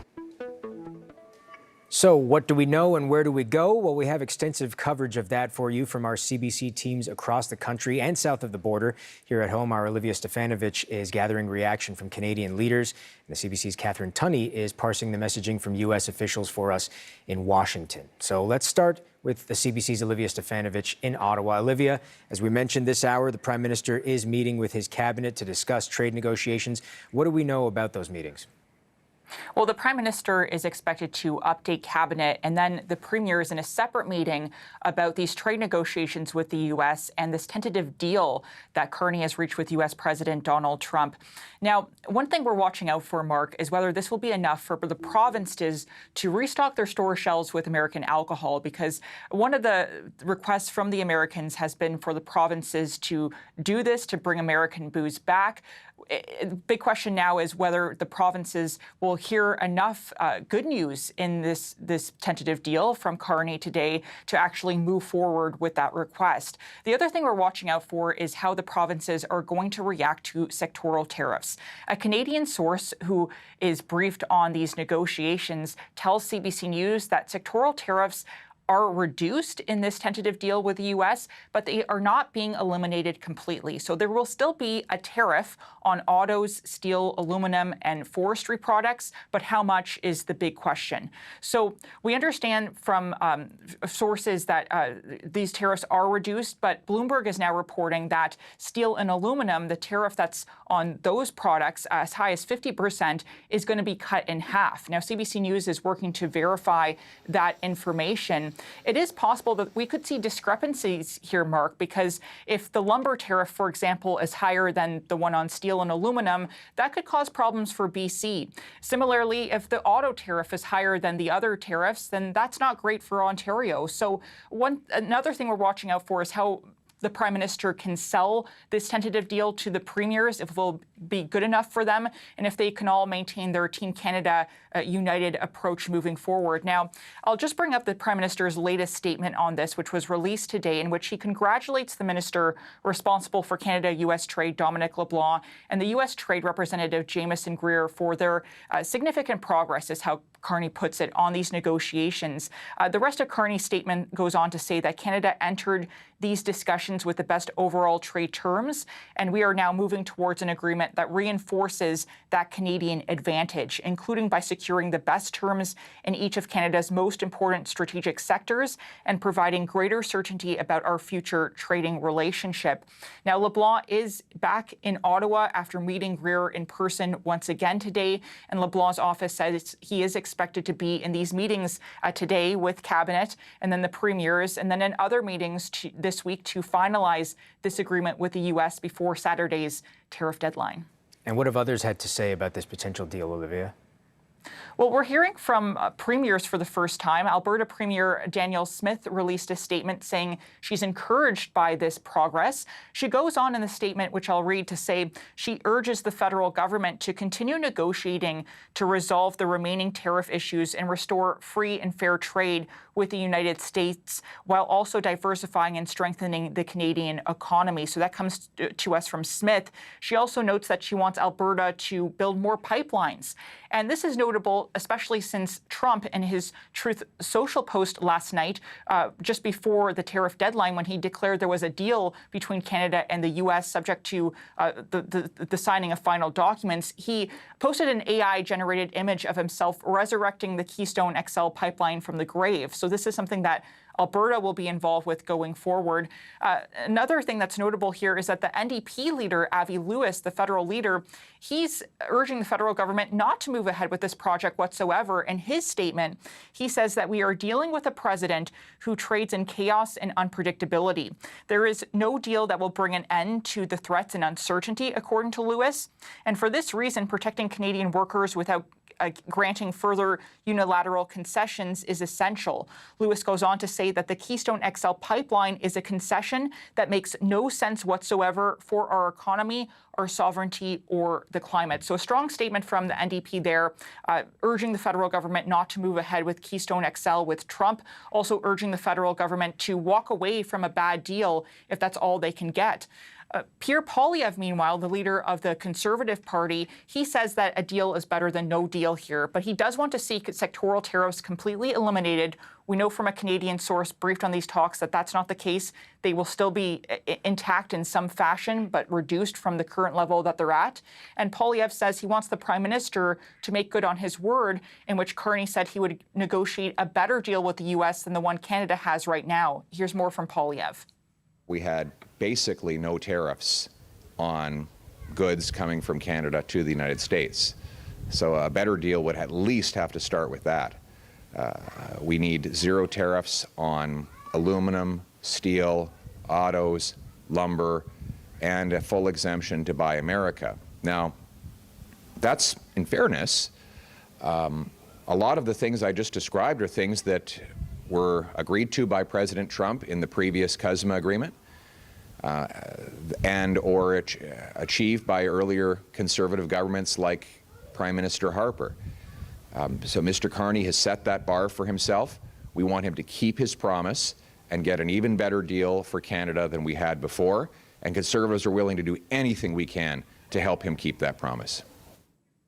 Meanwhile, the leader of the Bloc Québécois, Yves-François Blanchet, also released a statement, and he's urging the federal government to protect Canada's dairy sector because the Americans are looking for more access in that market. And even though the minister responsible for Canada-U.S. trade, Dominic LeBlanc, says supply management will be entirely intact with any deal with the U.S., Blanchet still has concerns about this, and he's also asking the Prime Minister to convene a meeting with party leaders in the House of Commons to update them on these trade negotiations with the U.S. All right, CBC's Olivia Stefanovic in Ottawa. Thank you, Olivia. You're welcome. Just called the Genius Act. Now you are looking live at Washington, the U.S. president delivering remarks with tech leaders at the White House currently. We will take you there if he comments further on a potential trade agreement with Canada. We're keeping an eye on that one. Now, also in the U.S. Capitol, CBC's Catherine Tunney. Kat, let's go deeper into the messaging from the president and his administration earlier in the day. What do we know about the terms of this agreement and what might be covered in it? Yeah, well, I think we have to start by saying we don't see signatures on a deal yet. We don't know what's been agreed to, what's still being negotiated. And worth noting that most of what we are hearing is from U.S. President Donald Trump and his officials. So with all those caveats, though, it does feel like there has been some important movement.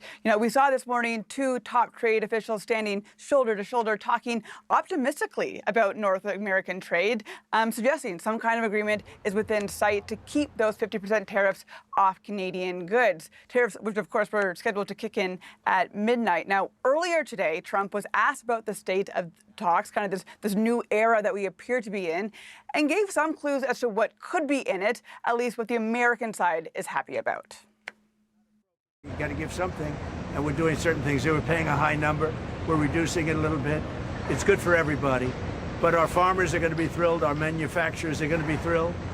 And basically, we have no tariffs going into Canada anymore. Canada was charging us tremendous tariffs.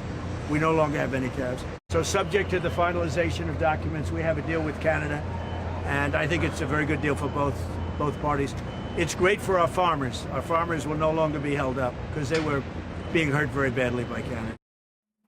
So interesting to note his talk of farmers being happy, given his issues in the past with Canada's supply-managed dairy sector. We know the U.S. side has been concerned about how the Canadian government allocates quotas for tariff-free imports of dairy products. For his part, Minister LeBlanc didn't offer any specifics, but said supply management will be upheld.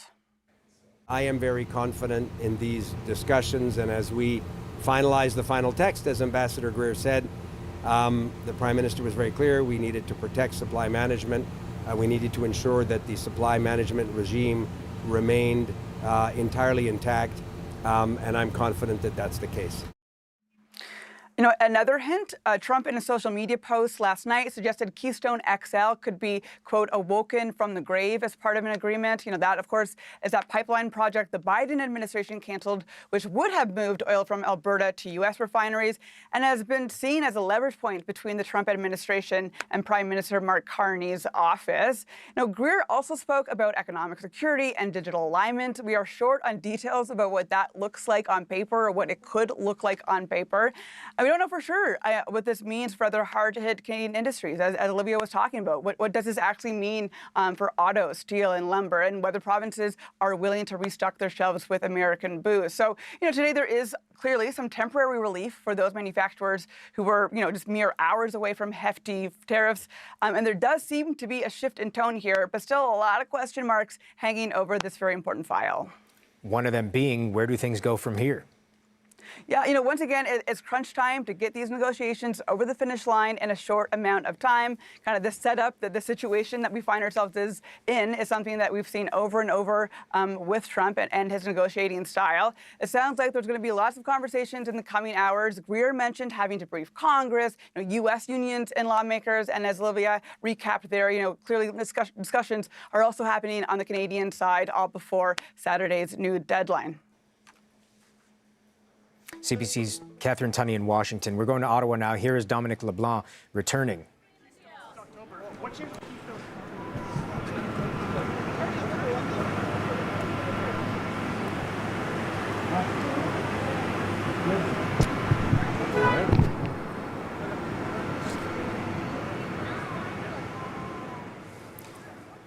Returning. Not answering any questions, though. Obviously, he's going in now to discuss this situation with Cabinet. We do know that that meeting is set to start in about 15 minutes or so, and then about an hour after that, there is the meeting with the First Ministers, the Premiers of the provinces and territories, to discuss what he's coming back to Canada with from D.C. Now, as the two countries work to finalize an apparent trade deal, the small print and details obviously will matter, especially for communities and industries that depend on trade moving freely across the border. For more on what could come next, let's talk to Roy Norton. He's a former Canadian Consul General and is a fellow at the Balsillie School of International Affairs. Roy, thank you so much for joining us. I want to start off by replaying part of something the President said earlier today, and then I'll ask you about it on the other side. Have a listen. Yeah, we had a very good conversation with the Prime Minister last night, and we've come to a deal with Canada. As you know, the 50% tariffs across the board were going on against Canada today, and they called yesterday and they gave us the points that we had to have. Very fair deal for both. So President Trump calls it a deal straight up. The Prime Minister doesn't really use such precise language. I want your take from what we heard out of the White House there. Well, Mark, it's not a deal until everything is signed, sealed, and delivered, and even maybe not then, because this president has a habit of yet another outrage after he's secured something he calls a deal. I'm encouraged by the fact that last night he described it as a deal. It suggests to me an inclination on his part, A, not to proceed with the new tariffs, the 50% tariffs on $20 billion of Canadian exports, but also potentially an interest in backtracking, backing down on some of the existing tariffs. He's hearing from his domestic community in the United States, certainly from the auto industry, certainly from consumers of aluminum, that the tariffs are killing them, as in their tariffs are killing them. And he's interested, I believe, in finding something that he can describe as a victory, which will allow him to meet those domestic demands. Now, a source with direct knowledge of the talks told CBC News earlier today that the government was able to get sectoral tariffs reduced in the potential agreement. There have been various reports throughout the day giving some numbers. We just got this into the CBC newsroom, which suggests that trade deal is expected to cut top-line U.S. tariff rates on Canadian steel and aluminum to 25%, but will also include some quota arrangements. What do you think about those numbers, about what Canada is potentially offering up here? Well, we don't know what Canada's offering up. I'm assuming, frankly, that we're offering up an end to the retaliatory tariffs that we introduced in response to these Liberation Day Section 232 tariffs of a year ago, 18 months ago now. We may be offering other concessions on access for dairy. They've made a big point about wanting to be able to restock wine and spirits, U.S. origin, on shelves in the provinces. I imagine that if the Prime Minister is about to have a conversation with the premiers, it might be for the purpose of confirming with them that they're willing to oblige on that. Those are the sorts of concessions that we were willing to make. We only introduced the retaliatory tariffs in response. This is not something that we had wanted to do. So getting rid of them, if the U.S. substantially reduces the tariffs that it has previously put in place and doesn't proceed with new ones, is a gain. Any lingering tariff, however, is still a departure from the standards of USMCA CUSMA. They were illegal when they were introduced, and it's unfortunate if they continue. On aluminum, the producers in Canada were already finding other markets anyway, and I'm sure they'll continue to do so rather than face a 25% tariff. So it may be moot. For his point, Canada's main emissary in D.C., Dominic LeBlanc, says that Canada would maintain supply management. That's what he said earlier today. He didn't really give any specifics as to exactly how or to what level, but could there be greater access to dairy for the U.S.? Sure. You can maintain supply management, the concept, the principle, and arrive at some kind of tariff rate quota system. It's a traditional trade device whereby up to a certain level of exports from the U.S., imports into Canada, there would be no tariff, but that there would be a tariff applied perhaps in a graduated stage process for amounts above that. Any of that would allow President Trump in Wisconsin, the dairy state in the U.S., a swing state, to claim some measure of victory. The president, of course, always claims victory, and I mean, I don't know how many times we've heard that the Strait of Hormuz is open. He is prone a little bit to exaggerate outcomes in favor of his own spin. He'll do that this time too, and it'll be important that we not be taken in by that, and that we wait and see what the fine print really is. Roy, you've been party to trade talks. Is what we're seeing here typical negotiation, not just the last-minute nature of it, but all the back and forth over the last several weeks? I'm old enough to have been a member of the negotiating team for NAFTA back in the early 1990s. No, this is not normal. In a normal trade negotiation, the parties will each advance their lists of things that they would like to secure, and then there's discussion back and forth, trade-offs. There usually aren't threats. There usually aren't extraneous tariffs, measures introduced that are illegal, but the president, I've spoken to you before on the subject of the Gordie Howe International Bridge, as we've seen in that project, the president is prone to create leverage, at least to try to do so, and to use that leverage then to press for more gains than could be expected in the course of a normal trade negotiation. In the grand scheme of things, NAFTA was not that long ago, young man. You give yourself some credit. You're not an old guy. Former Canadian Consul General Ray Norton, now at the Balsillie School of International Affairs. Roy, thank you so much for your time. Good to talk with you, Mark. Bye-bye. CBC senior business correspondent Peter Armstrong joins me now for his take on where things stand. Peter, negotiators say an agreement is close. What does this mean for the economy? I mean, look, there's several tranches to answer that. One is the staving off of the new 50% tariffs last night is fantastic news for the economy for a couple of reasons. I think on the one hand, those tariffs would have been incredibly harmful for the Canadian businesses that would have been hit by it. But the broader thing that would have happened is talks would have broken off, counter tariffs would have been introduced, replique from the United States. It would have, there is a cycle that we would have entered into that would have been harder to get out of. And that would have been very bad for the Canadian economy. So that's answer one. Answer two is we're still trying to get an answer to understand what needed to be conceded to get across the finish line. There's all kinds of numbers floating around. Really valued colleagues from other outfits have been able to pin down what they think are some of the numbers. Our team in Ottawa and Washington are getting some of the details. I'm talking to the businesses that are sort of implicated in all of this. So here we're talking about the Section 232 tariffs, these sectoral tariffs, auto, steel, aluminum, lumber. And they really are broken into the four. The auto stuff, nobody's saying very much about. So it'll be really interesting to see where that lands, because even yesterday, the rumor that was floating around was that they were bringing that down to 7.5% as an effective tariff rate. And that was going to be too high because the profit margin for the auto companies is like 6%. So it's outside of that. You can't make any money. You're not a charity. It's not going to work. So where did they land on that?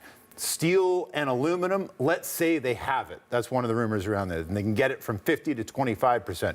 Great news for the aluminum guys, because they're making money either way, because demand for aluminum hasn't fallen and basically nobody else makes it at the level that we do. Bahrain does, but there's obvious issues with getting it out of Bahrain. Steel is one of the really interesting questions to me. Can they survive at a 25% tariff? How long could they survive at a 25% tariff is a really important question. I'm hearing from the softwood lumber guys that they're going to start getting some briefings, at least from the U.S. side, perhaps at the end of the week. So there are things developing. But all of these industries that are so deeply implicated by every decision that's been made haven't been briefed yet. They don't know. We know Cabinet is meeting now. We know the provinces are going to meet next. We know that both groups will leak, so we'll get some of that information. And then there's the advisory council that meets with the Prime Minister and the trade team to try to understand what the broader implications are, and we'll hear word from them. But at the end of the day, what we need to get are the details, and we need to hear from the industries that are implicated. Like, you'll hear a lot of people that will come on and say, this industry cannot possibly survive at X level, or the dairy industry can't give anything because they already gave. We need to really see the numbers. We need to look at them. We need to talk to various parties, right? Like, if you look at the softwood lumber dispute, you have these companies in BC alone that have very different views on how this needs to play out. Some willing to accept a tariff and a quota. Some only willing to accept a tariff. Some saying neither will work. And then they all disagree on how to manage the $10 or $11 billion that's being held by the Americans in wrongly applied duties that they owe back to the Canadians. So it's really hard for guys like me that just want to come on TV and say, this is what it is, and this is what I've learned, and this is why it's a good deal or not. We have to be more patient. And I'm struck by where I'm not feeling very patient today, trying to work my sources and get information. The industries that I'm talking to They have a longer view of this. They have a lot more at stake than any of us do. They have a better view of what's actually happening on the ground and what the different scenarios, how they might play out. They're patient, they're waiting, and they'll be sure to tell us when they know, we'll know. Yeah. And so I'm taking my lead from them. I mean, the ink's not even dry. The ink's not even on the paper. Ink's not even on the paper in a deal. There's still plenty of uncertainty, and that's what they have to operate with. And then even once they know, they have to process exactly what that means. For sure. And so zoom out. Like, what are the indicators telling us? Markets barely moved today. The Americans aren't really noticing this is going on. The Canadian dollar is up. And that tells us that FX traders, at the very least, are looking at this and saying, this part's solved. They're moving towards the bigger question of, can CUSMA negotiations now get back on? And it's worth noting yesterday, when, or around the time that Dominic LeBlanc was at the USTR, the U.S. Trade Representative's office, so too was the Foreign Minister of Mexico. So whether they were all in the same room at the same time, we cannot say, or don't know yet. We'll be able to say soon. But are we starting to get back to a place where the three countries can start to sit down and work out a deal? Like I say, we're looking at the Dow Jones Industrial Average there. It's up, but only by a blip. And I'm here to tell you, Wall Street wasn't really trading on the news of the Canadian trade deal today. No surprise to some. Right. So CBC Senior Business Correspondent Peter Armstrong, thank you so much for your insights. Now, coming up, we will look at what's at stake for Canada's softwood lumber industry in a new trade deal. It has long had to deal with steep anti-dumping duties, among others. We'll get those details from our reporter in Vancouver just ahead here on CBC News Network.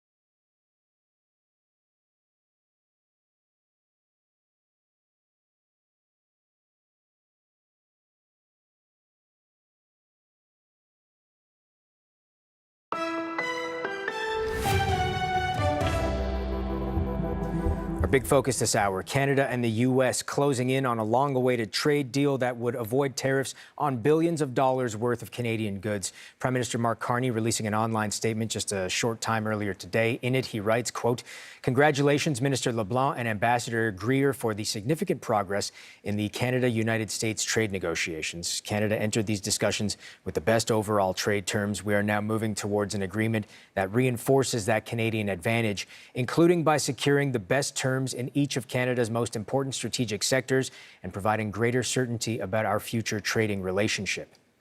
Now, Canada had been pressing for tariff relief in several key sectors, among them forestry. President Trump's trade war has hit particularly hard in British Columbia. It's a major producer, of course, of lumber and wood products. So for more on that, let's talk to CBC's Michelle Allen, who joins us live now from Vancouver. Michelle, what's the situation like in BC under Trump's tariffs? Well, Mark, as we've already heard, a Canadian source says we've been able to reduce sectoral tariffs. The question is just how much. One thing BC is very concerned about here is forestry. Many companies here say they're already struggling because materials and harvest fees are expensive, and demand for Canadian domestic wood products here is not as high as they would like it to be. Here's what the president and CEO of the BC Council of Forest Industries had to say about this. Well, it's been a tough time here in BC. You know, we've lost 21 sawmilling facilities since 2023. We've also seen in the less than the last year the announcement of 2 pulp mill closures. So the industry is under a lot of stress. This additional, threat of the 338 tariffs and not resolving other tariffs will continue to cause challenges. And I think that's really unfortunate because, lumber is a product that at the most fundamental builds homes. And, Canada and the United States are facing significant housing cost challenges, housing affordability challenges. And if we can reduce these tariffs, which are really taxes on consumers, we can help improve housing affordability in the United States. We already have duties on softwood lumber, and this has been a sticking point for decades, well before Trump. Currently, it's at around 30% duties. And then on top of that, there's another tariff for an extra 10%, specifically on softwood lumber and a few other forest products. That's the Section 232 tariff. And we've previously heard that the Trump administration was not interested in discussing the softwood lumber tariffs at all. It thought softwood lumber should be separate from other tariff talks. But we'll have to wait and see what Canada was able to negotiate with that, if anything. We obviously don't know the details of this apparent agreement that is coming, and we're hoping to learn more today. But if new tariffs were to come in 3 days still for the industry, how would it be impacted? So these new Section 338 tariffs, the softwood lumber wouldn't actually be subject to them, but the industry of forestry overall would definitely feel a hit. These tariffs, which would be a whopping 50%, would include other forest products. So that's things like plywood, paper, packaging, particle board, veneer, doors, fencing, all of that. And BC would likely be the province hit hardest if these proposed tariffs did go through. That's because based on 2025 trade value exports, BC had would feel the heaviest impacts from these import duties. Things under tariff threat, like the wood and the paper and all those things I just mentioned, they represent more than 13% of BC's total exports to the United States. And that's a significant chunk, higher than any other province. So reducing or removing those is something many people in BC will be hoping for. But we don't know what concessions Canada may have to make to get it. CBC's Michelle Allen in Vancouver. Thank you. Anytime. You're looking live again at Ottawa. Prime Minister Mark Carney is briefing his cabinet right about now on the progress toward a trade deal with the U.S. But let's go to Washington, where President Trump is speaking about the deal. The biggest plants anywhere in the world. And I can say if I were the mayor of a town or the governor of a state and I had a chance to get a big plant in, an AI plant or a data center, I would absolutely want it because the jobs are enormous and the money paid, the taxes paid are just enormous. And if you don't take it, you're going to be left behind because there are plenty of places that want it. So I would say that maybe it can use a little public relations help. But if I were a governor or mayor, I would want that plant in my community. And many of them are designed in a very beautiful way. It's really very positive. Okay, thank you. A little off topic. So you mentioned Joe Biden and some of the past leadership, and it's been about 69 days since we've seen Mitch McConnell. Sometimes when you look at Congress, it looks like the cast of Cocoon. That's U.S. President Donald Trump. I swear to you, he did address the deal, potential deal with Canada. I got there a little bit too late, but essentially he says that, yes, there is a deal with Canada. He says that it is a good deal for everyone. We're obviously waiting to hear a little more. We do know that the Prime Minister is meeting with the premiers in the next hour about the terms of the potential deal. He should be meeting with his cabinet right about now. We have much more coverage ahead for you and analysis just ahead here on CBC News Network. Stay with us.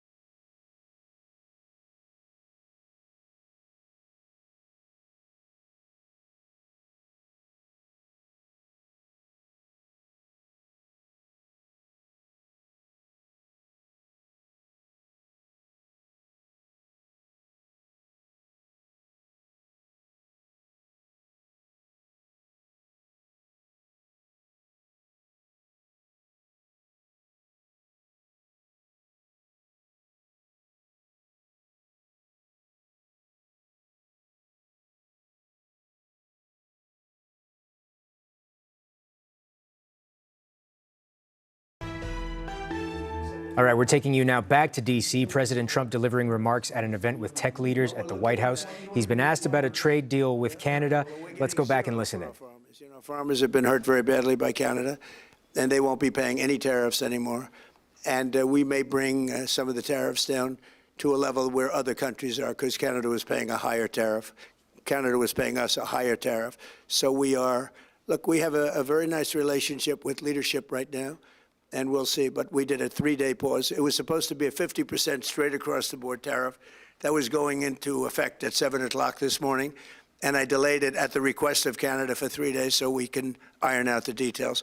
But it's going to be a wonderful deal, hopefully a wonderful deal for everybody. Yeah. Mr. President, earlier today you said North Korea has something like 57 nuclear weapons. They've been expanding their nuclear program. Is your goal in trying to re-engage with Chairman Kim still denuclearization? And what makes you think you could be successful? All right, that's President Trump. That's pretty much all he said during this availability about the pending deal with Canada.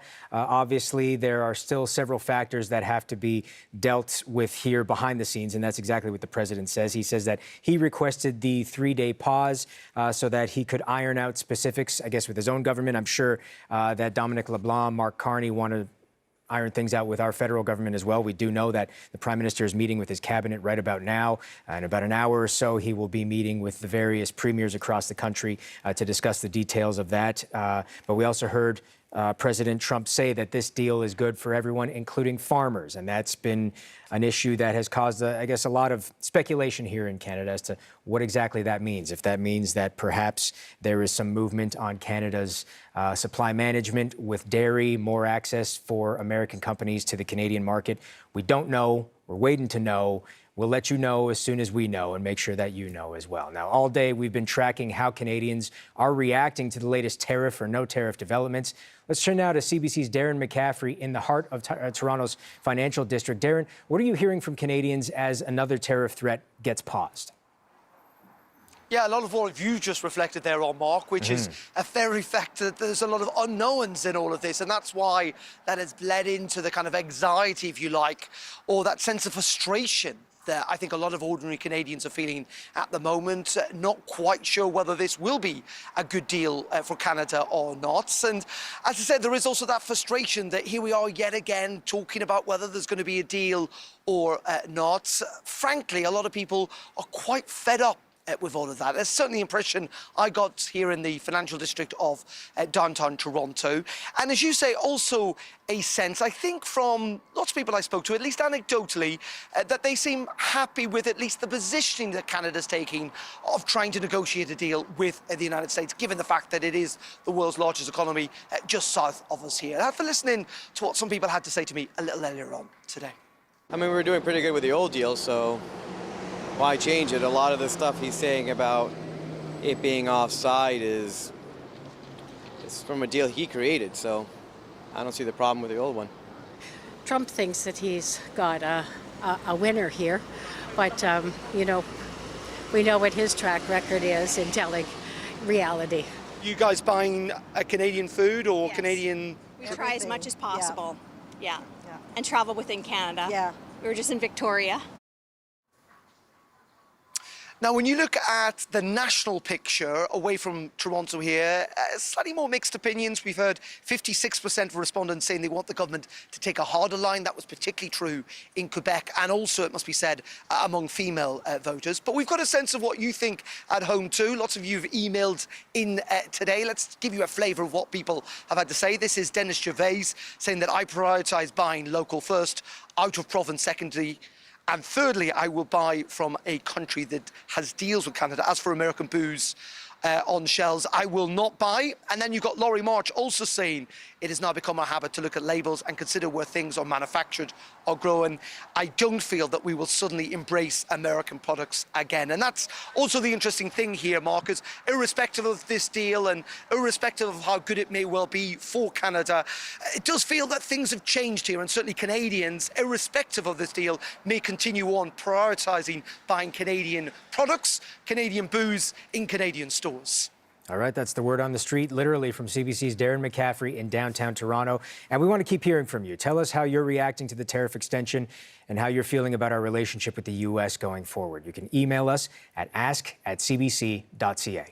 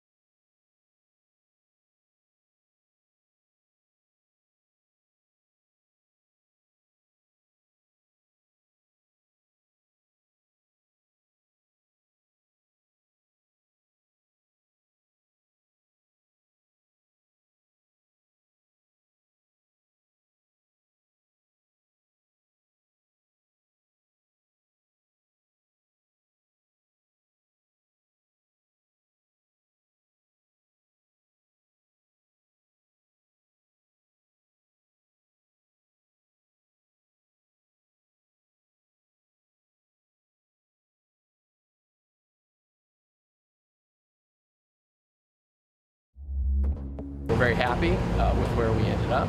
We worked together across agencies, the American government, the Secretary of Commerce, Secretary of Treasury, myself, the Chief of Staff with the President, who had a number of phone calls with the Prime Minister. We're looking at documentation at this point.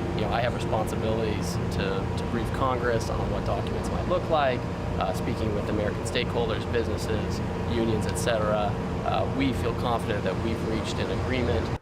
That was the scene after another round of high-stakes talks in Washington today. U.S. Trade Representative Jameson Greer and his Canadian counterpart Dominic LeBlanc expressing optimism that a finalized trade agreement between our two nations is near. CBC News has learned that Canada's premiers will be briefed on trade talks in a little less than an hour from now during a First Ministers meeting. We're also learning from a source that a deal on the table would cut tariffs on aluminum and steel in half, from 50% to 25%. Right now, the Prime Minister is chairing a federal cabinet meeting in Ottawa. Now, if an agreement is struck, American alcohol could soon return to Canadian shelves. However, there's always the question of whether Canadians will actually buy it again after all this time. CBC's Jamie Strachan is at a provincially run liquor store in Toronto with more on that. How will Canadian consumers, what will they do if and when these products come back on the shelf? Some early polling around this here in Ontario, in BC, in Quebec say that many Canadians have moved on from American liquor. Either they've found other products that fulfill the taste that they got from those products, or from a political point of view, they're saying, you know what, I'm good when it comes to U.S. booze. That's the consumer question. How and when booze will be back on LCBO shelves is really another question. You said the premiers are going to be briefed later today. We have to remember liquor, a provincial file, and here in Ontario, it was Premier Doug Ford's kind of major response in this tariff war was removing U.S. booze from the LCBO shelves, and it's kind of the most tangible thing for consumers here in a city like Toronto, where you might not feel the tariff war every day. You walk into a liquor store, you see that sign that says, you know what, all U.S. booze is off the shelves, and it's not a small thing. I mean, the LCBO is a big buyer of American liquor. Spend more than $1 billion buying U.S. products. When you go in that LCBO catalog, Mark, there's more than 3,600 U.S. products from more than 30 states. It accounts for more than 15% of LCBO revenue. Of course, that revenue hasn't existed for the last number of months, and it remains to be seen when those products come back, what percentage of revenue it will be going forward. It'll really depend on, like we said off the top, how consumers feel about U.S. liquor, whether they're willing to buy it, whether they're willing to continue to use the products that they've discovered while those products have been off the shelf. Lots of questions, kind of the theme of the day around this story. CBC's Jamie Strachan in Toronto, and you're watching CBC News Network. I'm Mark Carcasole. Stay with us. Much more to come.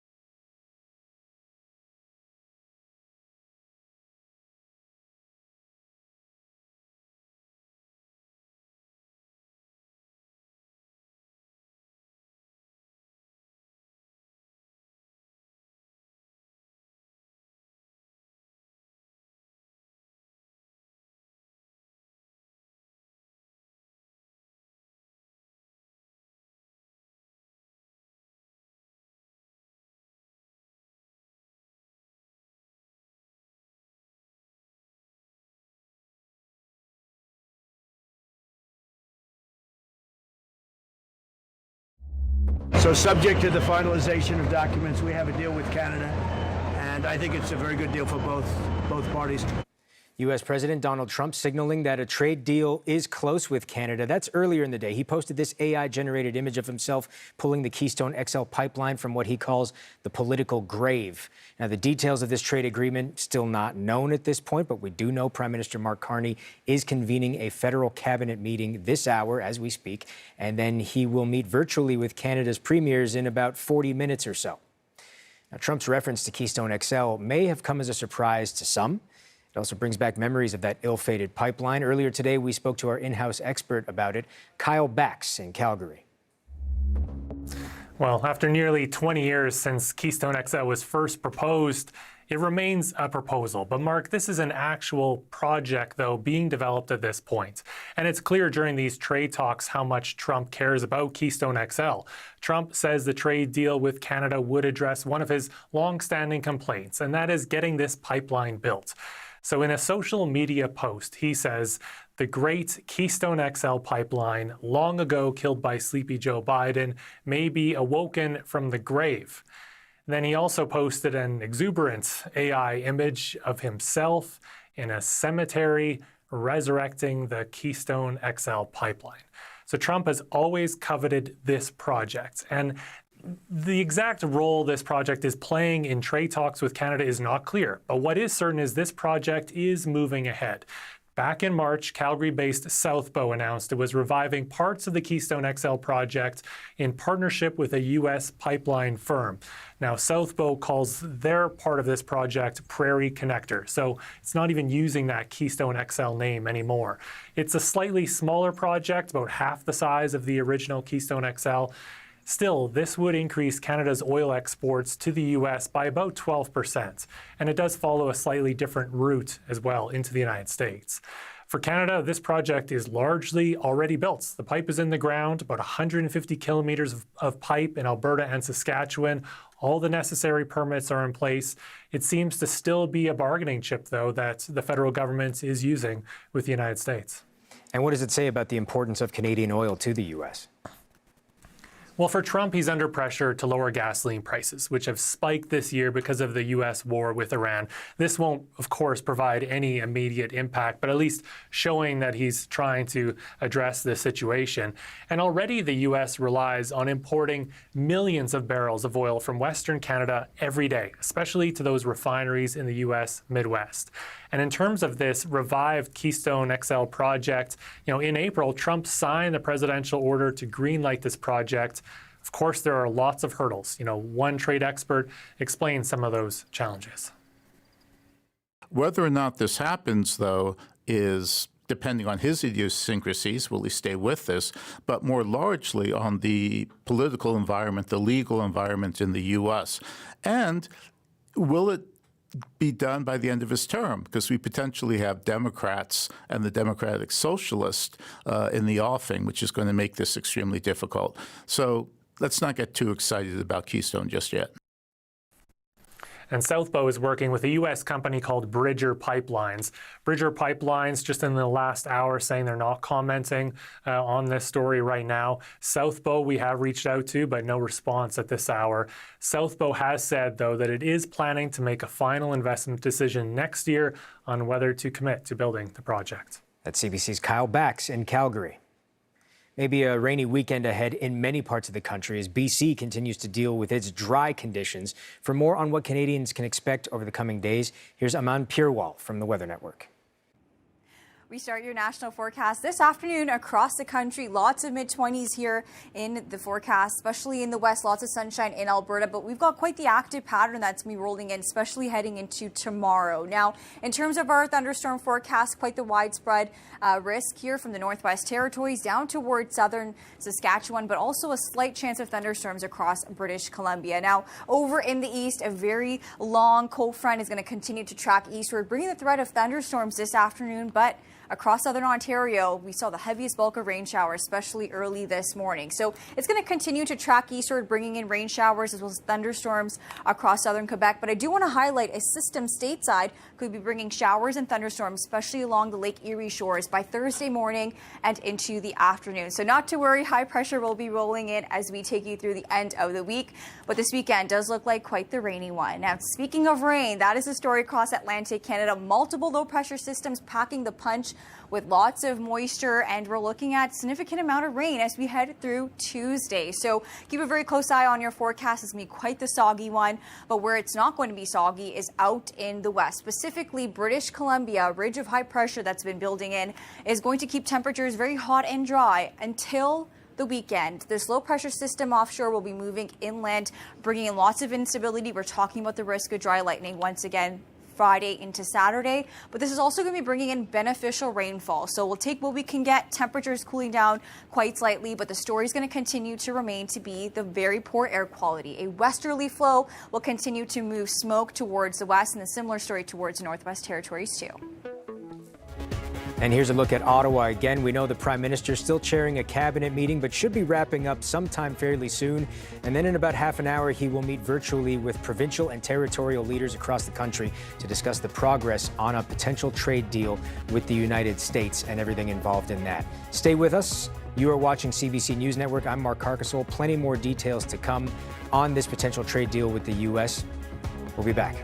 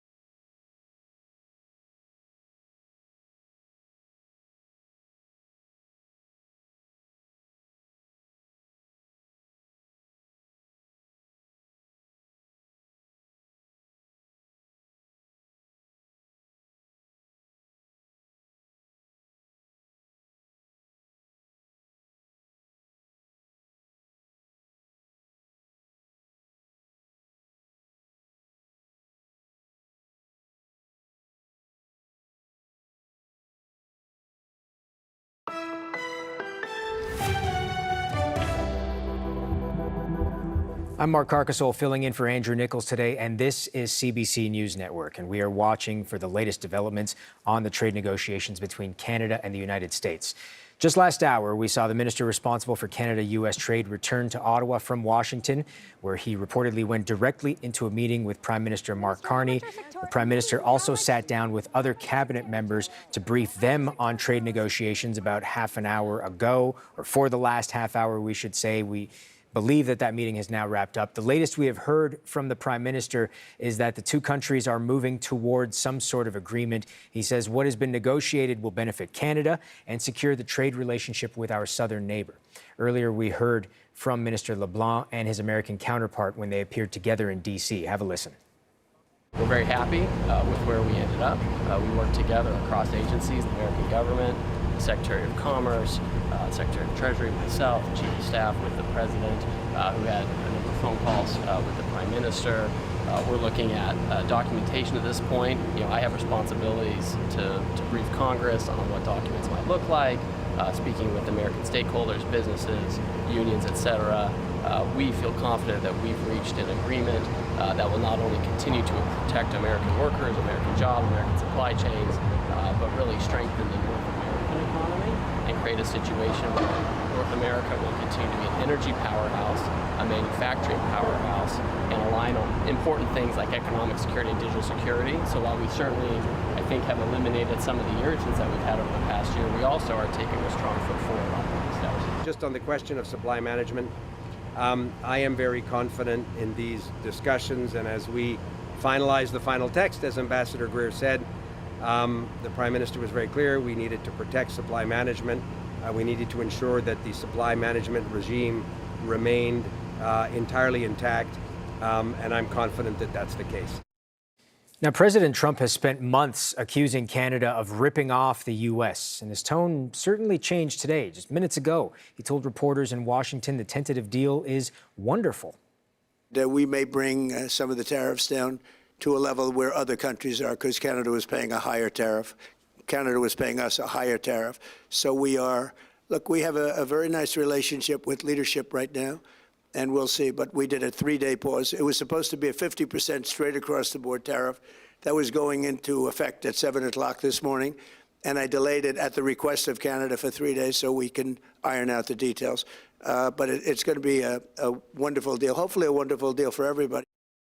So let's get into the coverage for this hour. We start with CBC's Olivia Stefanovich live in Ottawa. Olivia, Prime Minister Carney is reportedly meeting with members of his cabinet right now, or perhaps just wrapping up that meeting. What do we know about that, and what are we watching for there? Well, Mark, this cabinet meeting that the Prime Minister is chairing should be wrapping up, in which the Prime Minister, Mark Carney, will be briefing cabinet ministers about this wonderful deal, as the U.S. President puts it, this tentative agreement between Canada and the U.S. And then Carney is having a separate meeting later this hour with premiers. Now, a Canadian source who's been briefed on this tentative agreement, Mark, tells CBC News that when it comes to the steel and aluminum tariffs that have been in place for well over a year by the U.S., set at 50%, they're coming down to 25% under this agreement. So they'll be slashed in half. And another Canadian source tells CBC News that the other sectoral tariffs hitting autos and lumber, they will also be reduced, but not eliminated entirely. So there will still be a tariff in place against these key Canadian sectors. The question is, what will that level be? And will the premiers accept this? Will it be enough for the premiers, most of the premiers who have an alcohol ban against American liquor, to restock their store shelves with American booze, as the Trump administration has requested? So we're watching to find out what more details we can learn from this agreement, but also how premiers will be reacting moving forward, and if they will maintain a united Team Canada approach in the weeks to come. Now, the Prime Minister did not appear in front of the cameras today, did not make any statements in front of the cameras, but he did release a written statement, the latest one we have from you just a few hours ago, in which the Prime Minister, I'll read this part, he congratulates the minister responsible for Canada-U.S. trade, Dominic LeBlanc, and the U.S. Trade Representative Jameson Greer for making what he calls significant progress in the Canada-U.S. trade negotiations. Carney goes on to say that Canada entered these discussions with the best overall trade terms.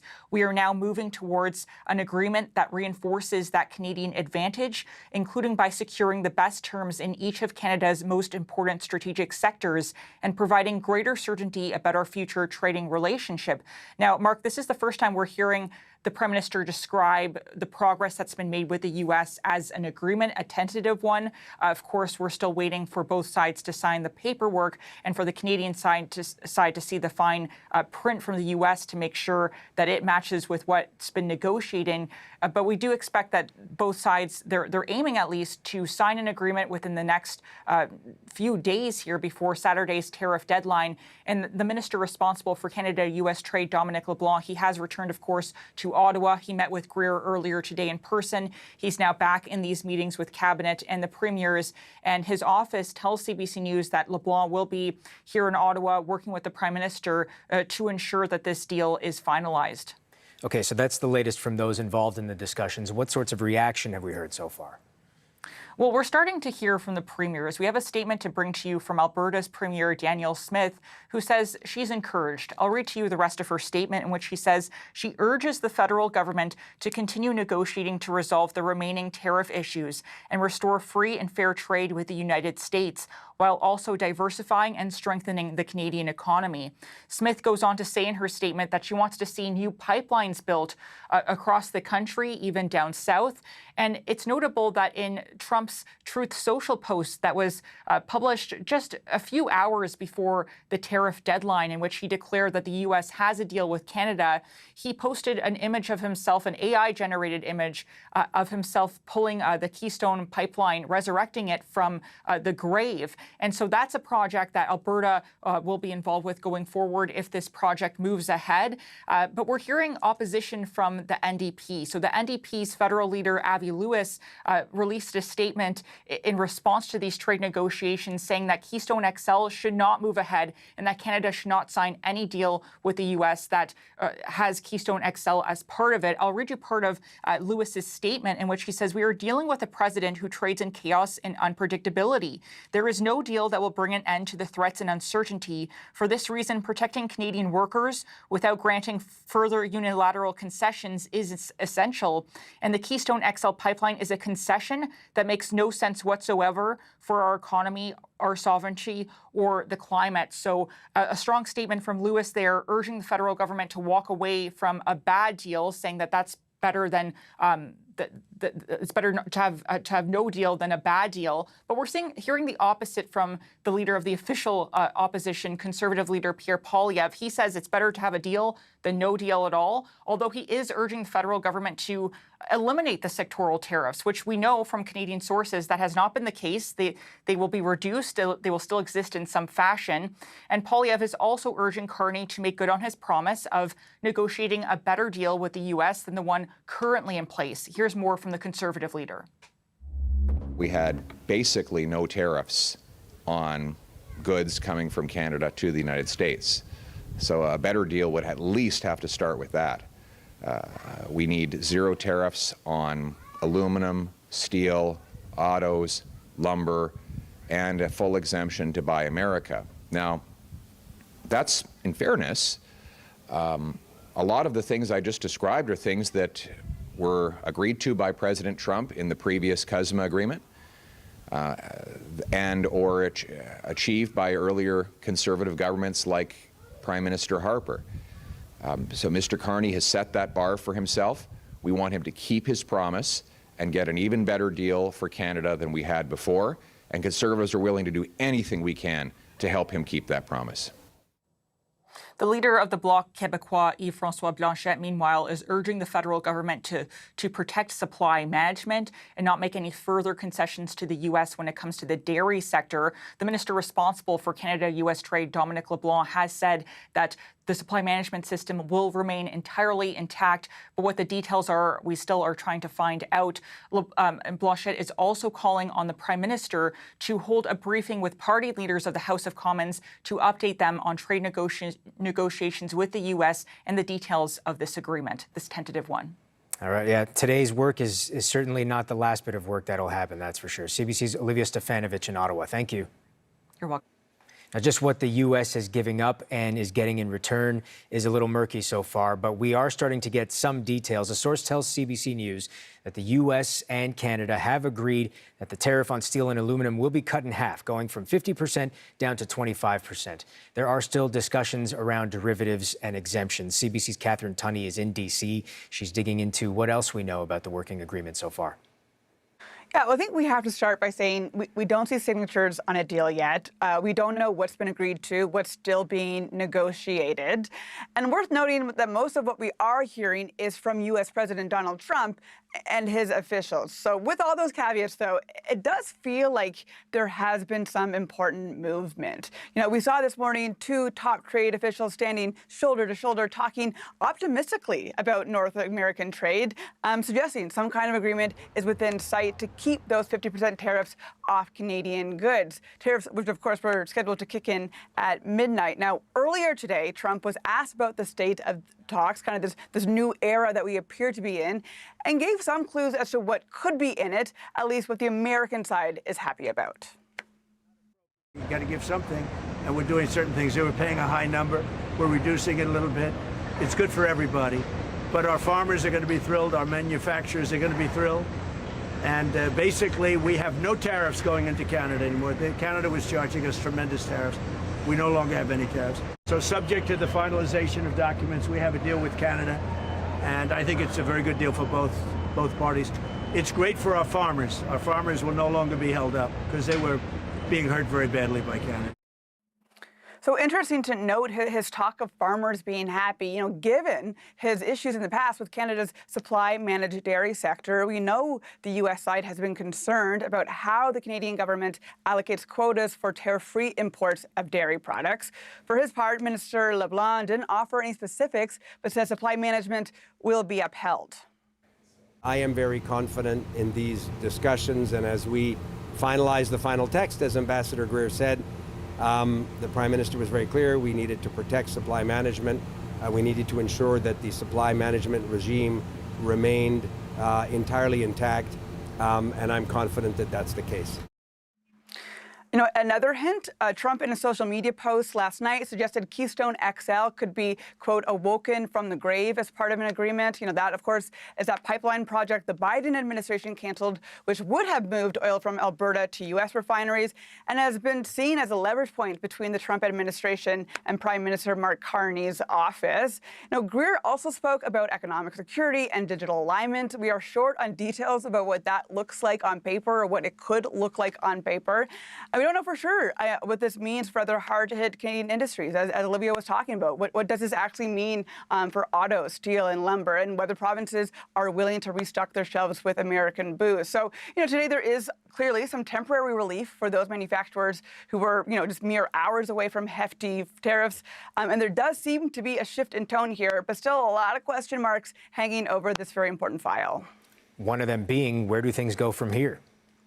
Yeah, you know, once again, it's crunch time to get these negotiations over the finish line in a short amount of time. Kind of the setup, the situation that we find ourselves in is something that we've seen over and over with Trump and his negotiating style. It sounds like there's going to be lots of conversations in the coming hours. Greer mentioned having to brief Congress, you know, U.S. unions and lawmakers, and as Olivia recapped there, you know, clearly discussions are also happening on the Canadian side, all before Saturday's new deadline.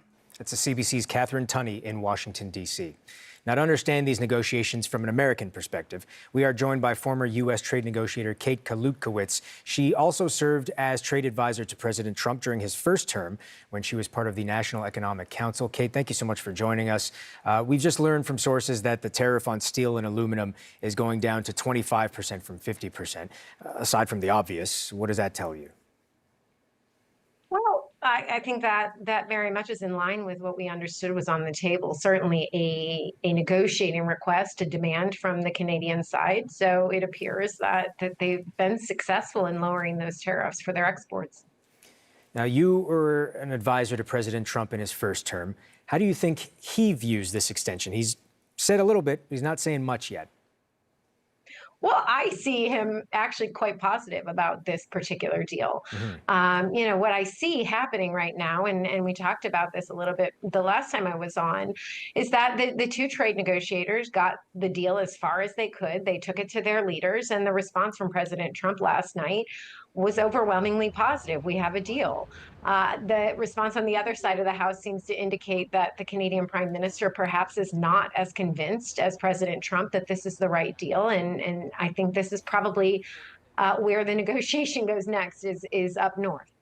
Yeah, there's been some talk today about the different ways they've approached news of the deal and how President Trump sort of approaches it more as a victory. There's a deal ready to be signed, while the Prime Minister says we're still hammering things out. Does that fall in line with President Trump's way of doing things, where hey, a deal's a victory, and you know it's all about winning? Well, absolutely. I mean, I think you've described President Trump fairly accurately.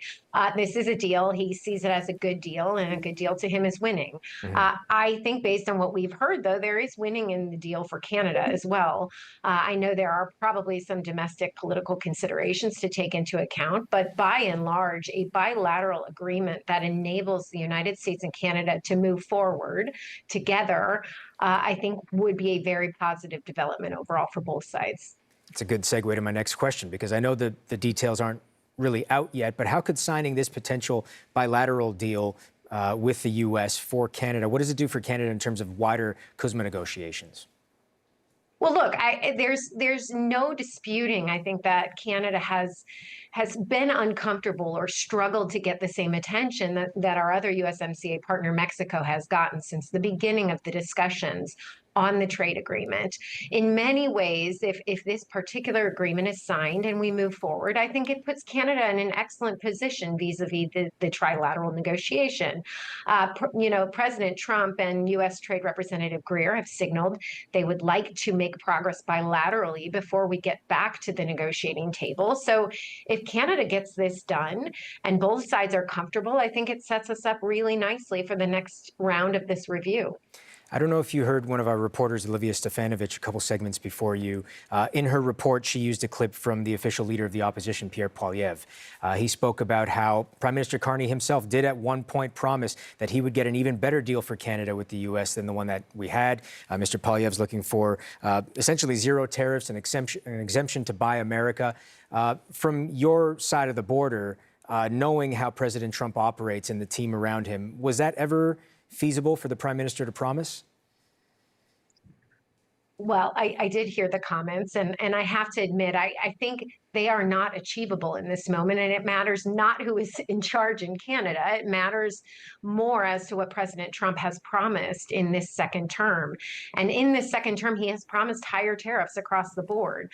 At present, Canada, and I think this is something Prime Minister Carney says frequently, Canada and Mexico continue to have the best access to the United States through the exceptions that have been in place for goods that are compliant with the U.S.-Mexico-Canada agreement. Getting back to zero, or getting better than zero, to me appears almost impossible during the second term. And again, I think that's irrespective of who's in charge in Canada. Now, if you were able to give Canadian envoys, in this case, a little inside info, what would you tell them in terms of strategy, in terms of how to go forward here? Well, I can only give advice when it comes to dealing with the United States. And certainly domestic political considerations are ones that I won't comment on. My particular view is that this is a very good opportunity based on what we know, because very clearly none of us actually know what's in that agreement and whether it makes sense. But based on the public reports, this does seem to be a good deal for both sides. It's a good way to move beyond the last 2 years of uncertainty and move toward the review of the USMCA. So my hope, perhaps not advice, but my hope is that we can move forward in a productive way. If the deal isn't signed, I am concerned that things could deteriorate, and I don't think that's good for either economy. Yeah, and there's still so much, as you mentioned, domestically riding on the line here, because so many individual provinces are affected in so many different ways, and everyone wants what they want and is making threats if they don't get it. So, you know, while these heads of state, if you will, seem pretty confident about this, nothing is set until the ink is dry on that deal. So we really appreciate your time, Kate. Thank you so much for your insight on this. Former U.S. trade negotiator Kate Kalutkowicz in Washington. Thank you. My pleasure. Now, CBC senior business correspondent Peter Armstrong is tracking the reaction here at home. He has more on what a deal could mean for the Canadian economy.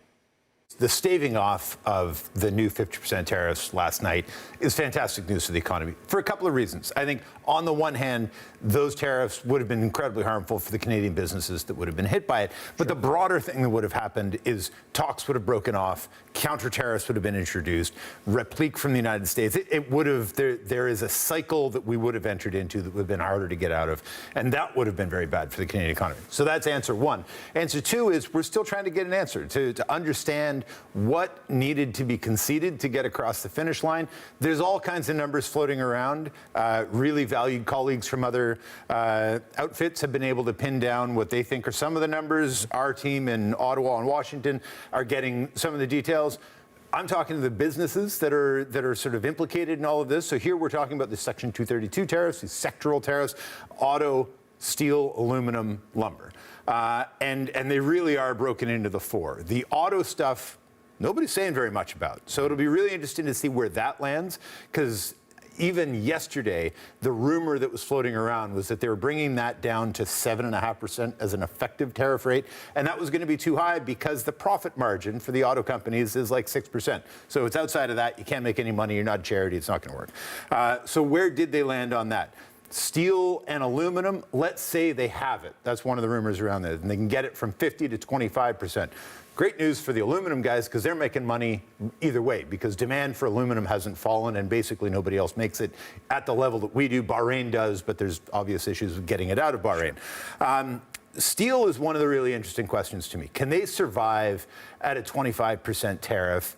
How long could they survive at a 25% tariff is a really important question. I'm hearing from the softwood lumber guys that they're going to start getting some briefings, at least from the U.S. side, perhaps at the end of the week. So there are things developing. But all of these industries that are so deeply implicated by every decision that's been made haven't been briefed yet. They don't know. We know Cabinet is meeting now. We know the provinces are going to meet next.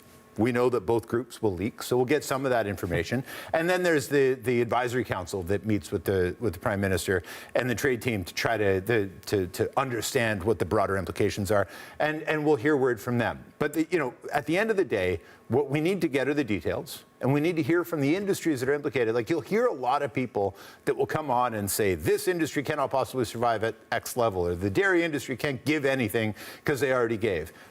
We need to really see the numbers. We need to look at them.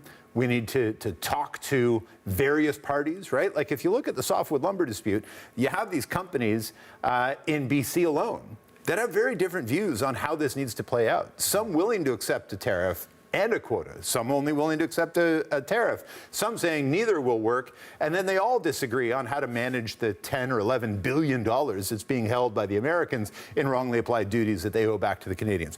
So it's really hard for guys like me that just want to come on TV and say, this is what it is, and this is what I've learned, and this is why it's a good deal or not.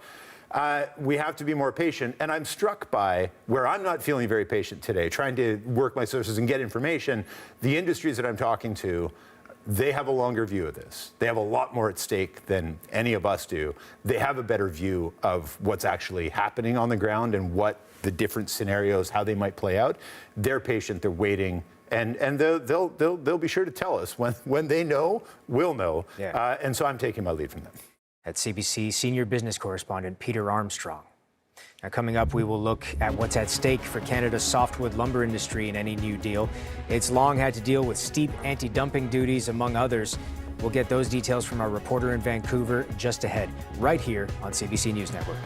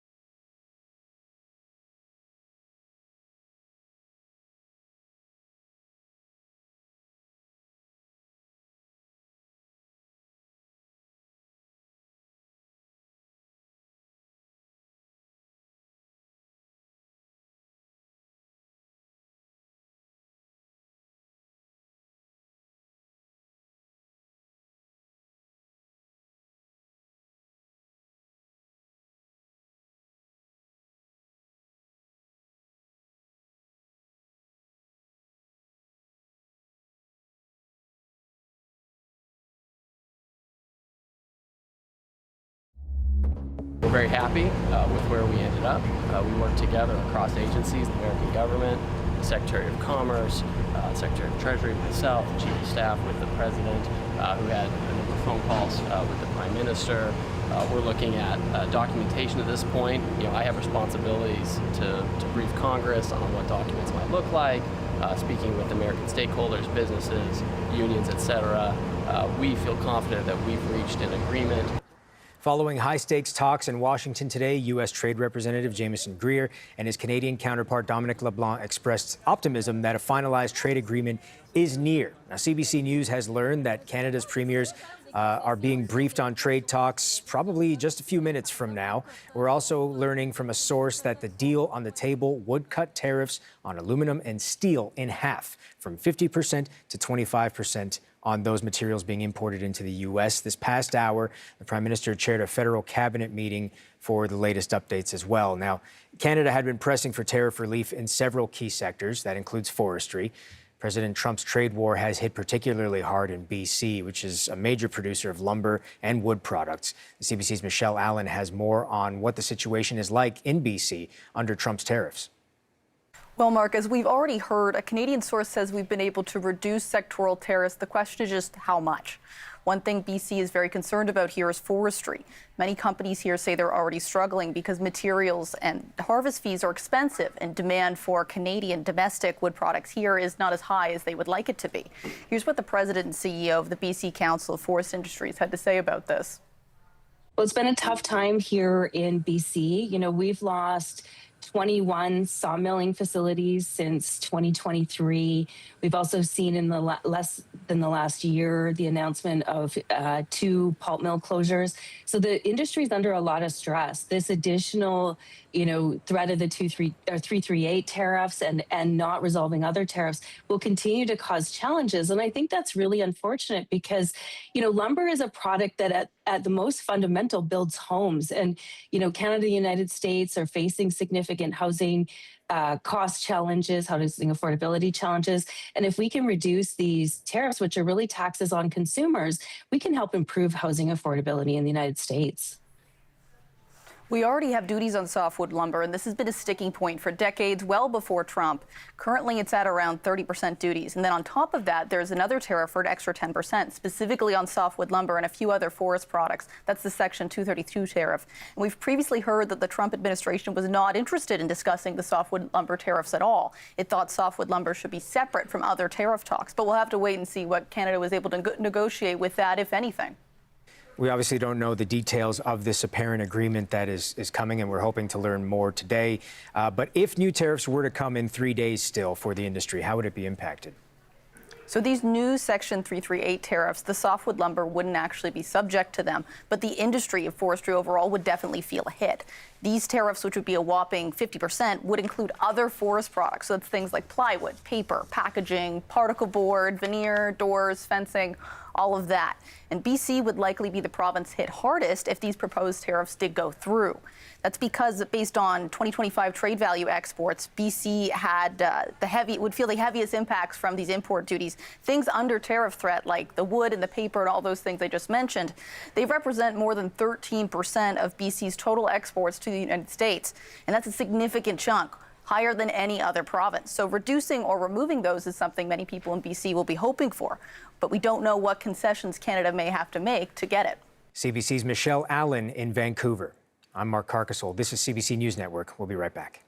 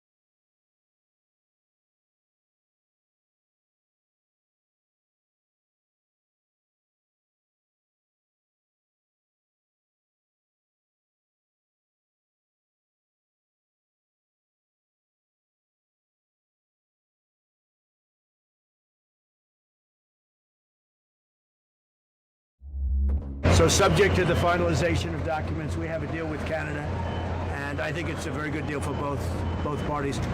U.S. President Donald Trump signaling that a trade deal is close with Canada. Earlier, he posted this AI-generated image of himself pulling the Keystone XL pipeline from what he calls the political grave. The details of this trade agreement are still not known, but we do know Prime Minister Mark Carney held a federal cabinet meeting last hour, so there are at least some people that know the details. He's also meeting virtually with Canada's premiers. That meeting started, if it went as scheduled, about 3 minutes ago. Now, Trump's reference to Keystone XL may have come as a surprise to some. Certainly to me it did. The ill-fated pipeline has a contentious past. CBC's Kyle Bax is in Calgary with more on that.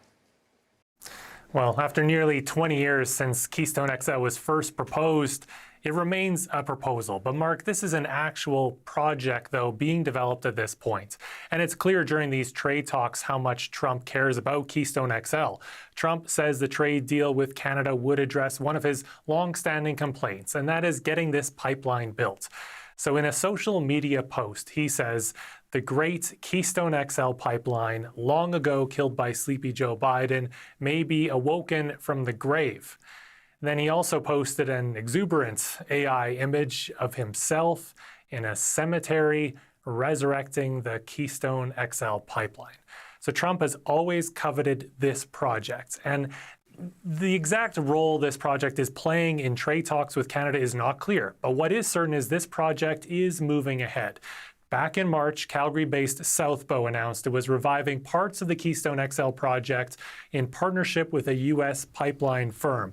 Now, Southbow calls their part of this project Prairie Connector, so it's not even using that Keystone XL name anymore. It's a slightly smaller project, about half the size of the original Keystone XL. Still, this would increase Canada's oil exports to the U.S. by about 12%, and it does follow a slightly different route as well into the United States.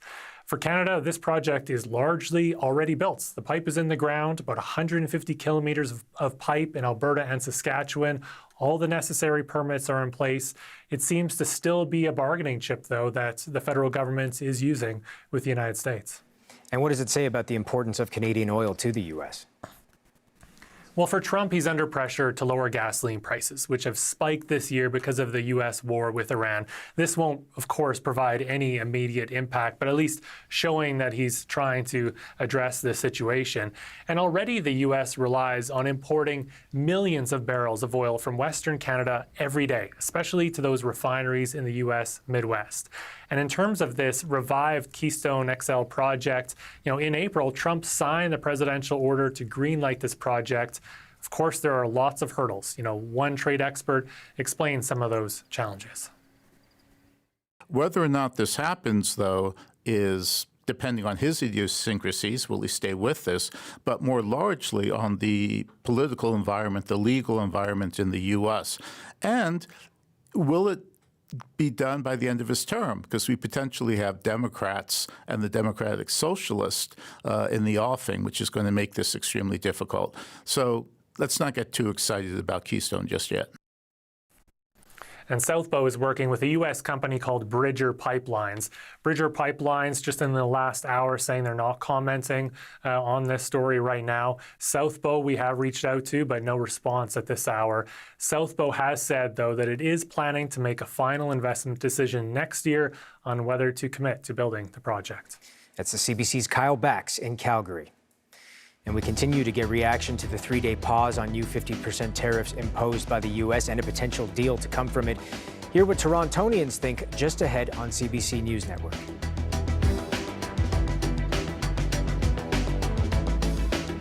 Big dream.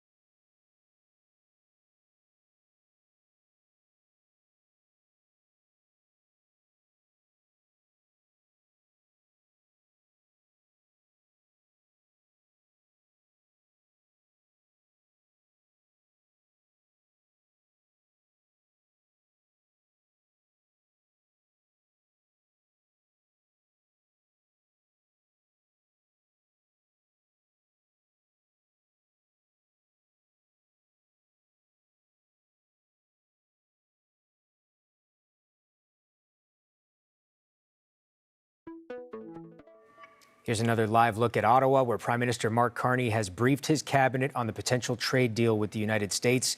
He's currently chairing a virtual meeting with the premiers across Canada to be a fly on the wall. We're expecting to hear reaction from provincial and territorial leaders throughout the evening. Saskatchewan's Premier Scott Moe is set to speak next hour. CBC's Power and Politics will bring that to you live when that one gets underway. Now, all day we've been tracking how Canadians are reacting to the latest tariff or no tariff developments and the potential of a deal. Let's turn to CBC's Darren McCaffrey in downtown Toronto. Darren, what are you hearing from Canadians on the heels of this possible trade deal? Well, Mark, given the fact that we don't really have lots of the finer details of this deal, clearly there's still a lot of uncertainty about whether this will be a good deal or not for Canada. And that bleeds into, I think, the anxiety that people have on the streets of Toronto today, and also that continued sense of frustration. Frankly, people are pretty fed up with all of this. They just want things sorted. They are not happy with the toing and froing that we've seen over the last couple of weeks, months, and frankly, years now.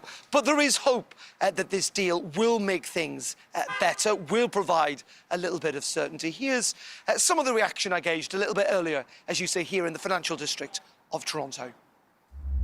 I mean, we were doing pretty good with the old deal, so why change it? A lot of the stuff he's saying about it being offside is from a deal he created, so I don't see the problem with the old one. Trump thinks that he's got a winner here, but, you know, we know what his track record is in telling reality. You guys buying Canadian food or Canadian? We try as much as possible. Yeah. And travel within Canada. Yeah. We were just in Victoria. Now, again, anecdotally, people did seem relatively pleased with the line that Mark Carney had taken in all of this. The balance they thought was about right. That's not necessarily reflected across the country. We saw a poll over the weekend, so before this deal, suggesting that most people thought they wanted the government to take a harder line when it comes to standing up to the United States. That was particularly acute in Quebec and among female voters, less so in Alberta. But we've also asked for your opinions in terms of the viewers of CBC, and you certainly got in touch with pretty ardent views, it must be said. Let's have a look at what Marie had to say in an email earlier. She said, "We need to walk away and end this madness once and for all. I have grandkids in DC. I haven't been in the US since the 51st state threat and won't until the regime is gone." Goes on to say, elbows up and pitchforks sharpened. And then we have Evie saying, deal or no deal, it won't change my buying policy, which is nothing American. The relationship between us is broken for me forever. And finally, Mark, I think that's the sense that I did get today, that irrespective of what this deal looks like, people seem unwilling to move beyond this big rupture, I think, that's happened between US and Canada relations over the last year or so. Yeah, it sounds like there's some hard feelings out there. CBC's Darren McCaffrey in downtown Toronto. We want to hear from you. Tell us how you're reacting to the tariff extension, how you're feeling about our relationship with the United States. Email us at ask@cbc.ca and let us know.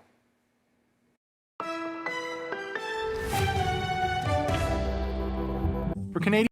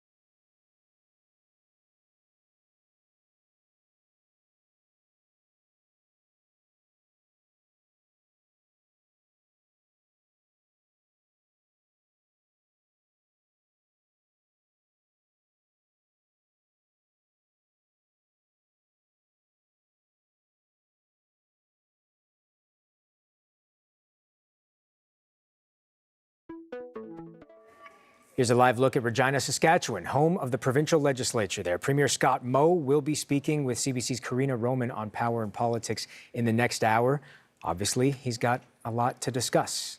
Now, there are multiple things that there are to discuss. In Saskatchewan alone, various provinces have their own things that they are looking to have addressed. We do know that there is a 3-day pause on those tariffs that were threatened against Canada because we have heard from both Prime Minister Mark Carney as well as President Donald Trump, Dominic LeBlanc, Jameson Greer, that there is some sort of potential trade deal on the table between Canada and the U.S. We've heard dribs and drabs, but no real concrete details at this point. We are expecting to get some. We do know that a source with knowledge of the agreement says that the tariff deal on steel and aluminum is going down. The size of the tariff from the U.S. on Canadian steel and aluminum going into the U.S. is going down reportedly from 50% to 25%. There are other various parts potentially of the deal reportedly being put out by various media outlets around North America. We're still working to confirm those details, and we're still waiting for some official word. We do know that the Prime Minister has already addressed his cabinet in Ottawa about this. That happened in the last hour. It was a half-hour meeting from what we understand. We also understand that currently in progress is a meeting between Prime Minister Mark Carney and the premiers of the various provinces and territories in this country, where he will be laying out the deal. There will obviously be some premiers who likely will not be happy with the deal if there were any concessions made in this deal. Various provinces have certain industries that have been hit by U.S. sectoral tariffs, that they were hoping that those tariffs might be dropped altogether or at least significantly reduced. We don't know how many of them have been or have not been. But again, we do know that apparently the steel and aluminum tariff has been reduced from 50% to 25%. Now, for reaction, let's bring in David Fritz. We showed you a shot of Saskatchewan earlier. He is in Saskatchewan. He's the president and CEO of Supreme Steel. He joins us from Saskatoon today. Thank you so much for being here, David. I'll mention it again. A source tells CBC News that the tariff on steel and aluminum going into the U.S. is reportedly dropping from 50% to 25%. Is that helpful to you? Yeah, it'd absolutely be helpful. I think the real target needs to be zero. So hopefully the deal sees that. The reality is that the U.S. and Canada have relied on each other for free and fair trade for a very long time, most of my history in the industry. And so things changed in 2025, and it's been uncomfortable, I would say, for sure. So hopefully we get to zero. I'm excited to see. I feel like by saying uncomfortable, you're putting it mildly. You're being a little diplomatic there. What has this uncertainty been like over the last year and a half trying to operate your business? Well, that's just it. It's uncertainty. I think, although what we've proven to ourselves is we're actually quite resilient. When the tariffs were first announced, like we had the Section 232 tariffs in 2018 at 25%, lifted in 2019. March 2025, we saw a 25% tariff return again. Manufacturing in Canada at that time, over that 1-year period, we did see 40,000 jobs lost in Canada, but despite the tariffs being increased in June 2025, we're actually seeing a bit of a rebound in terms of manufacturing in the steel industry. And so I think what we figured out is that we're maybe more resilient. And so the tariffs themselves, yeah, they were a little bit frightening and unsettling, but I think we figured out that we do have the wherewithal to deal with that type of uncertainty. Is part of that born by finding new partners? Yep, that's definitely part of it. We do have long-term partnerships in the U.S. that we hope to sustain before, during, and after these announcements. And but the reality is that the steel fabricators in Canada have been forced to rely on a more global market, and so we've opened a lot of doors in the meantime. I think that it won't 100% go back to the way it was, no matter what the tariffs are at the end of the day and when we see the details of this deal. So now we're hoping to get some details sometime soon. For instance, your Premier Scott Moe is speaking next hour in Prince Albert. What would you like to hear from him? Well, I'm hoping that he's heard from Mark Carney that tariffs on steel are going to be at zero. I imagine that it's going to be somewhere between 25% and zero. Both are possible. Overall, I think the sentiment needs to be that we are resilient. We have a lot of strengths in Canada, and we respond to conditions faster than a government can as private business. And so I hope overall we restate our belief in ourselves as an industry and a country that we can deal with uncertainty. So. Hey, David, I want to thank you for your time. Thank you for sharing your experience. And I give all my best to you. I hope everything works out the best for you and your company and your industry, because obviously what's good for you is good for Canada. So President and CEO of Supreme Steel, David Fritz. Thank you, sir. Thanks for having me. Now, a reminder, Saskatchewan Premier Scott Moe is scheduled to speak to media next hour. That's at 3:30 p.m. Central Time. And you can watch that news conference live on Power and Politics, hosted today by Karina Roman. Lots more ahead this hour here on CBC News Network.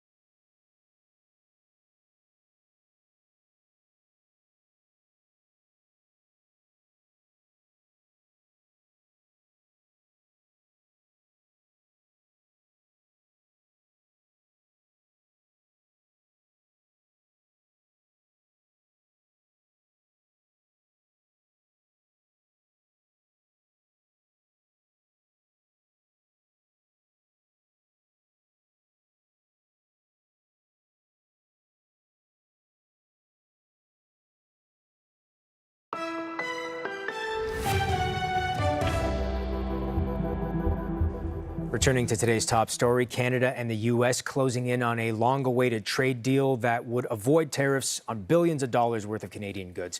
Prime Minister Mark Carney released an online statement earlier today. In it, he writes, quote, "Congratulations, Minister LeBlanc and Ambassador Greer, for the significant progress in the Canada-United States trade negotiations. Canada entered these discussions with the best overall trade terms, and we are now moving towards an agreement that reinforces that Canadian advantage, including by securing the best terms in each of Canada's most important strategic sectors and providing greater certainty about our future trading relationship." While the details of a potential deal are still not known, many Canadians are greeting the news with some cautious optimism.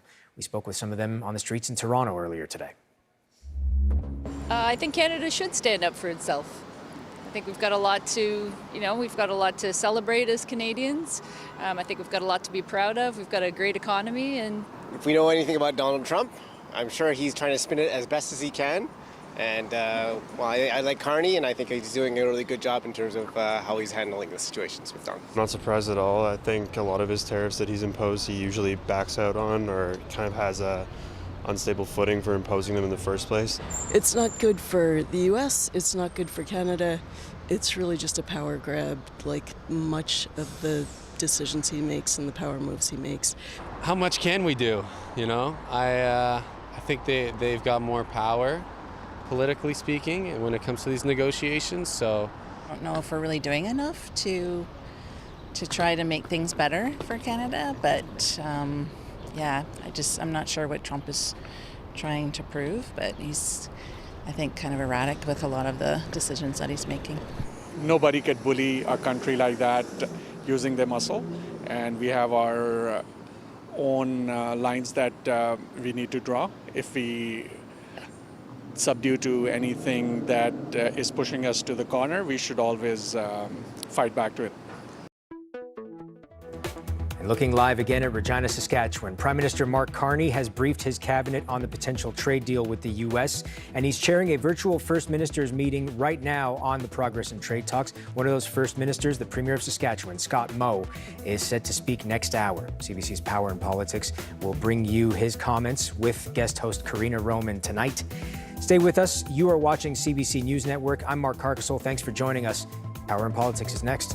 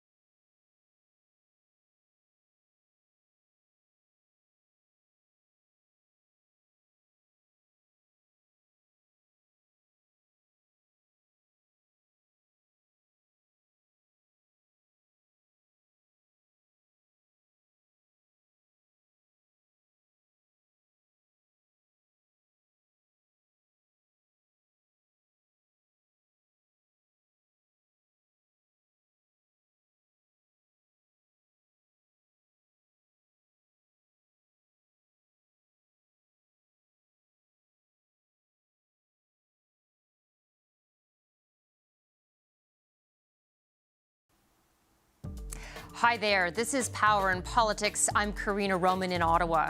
President Donald Trump presses pause on his new tariffs, giving Canadian and U.S. negotiators more time to secure a trade deal.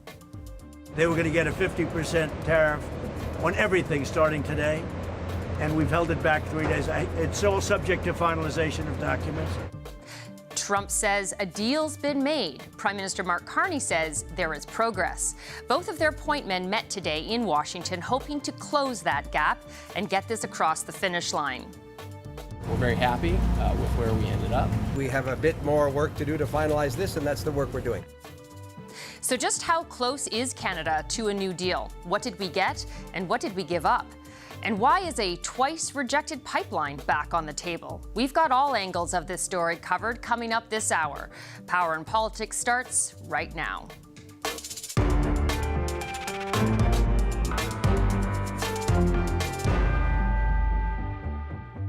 We've come to a deal with Canada. As you know, the 50% tariffs across the board were going on against Canada today. And they called yesterday and they gave us the points that we had to have. Very fair deal for both.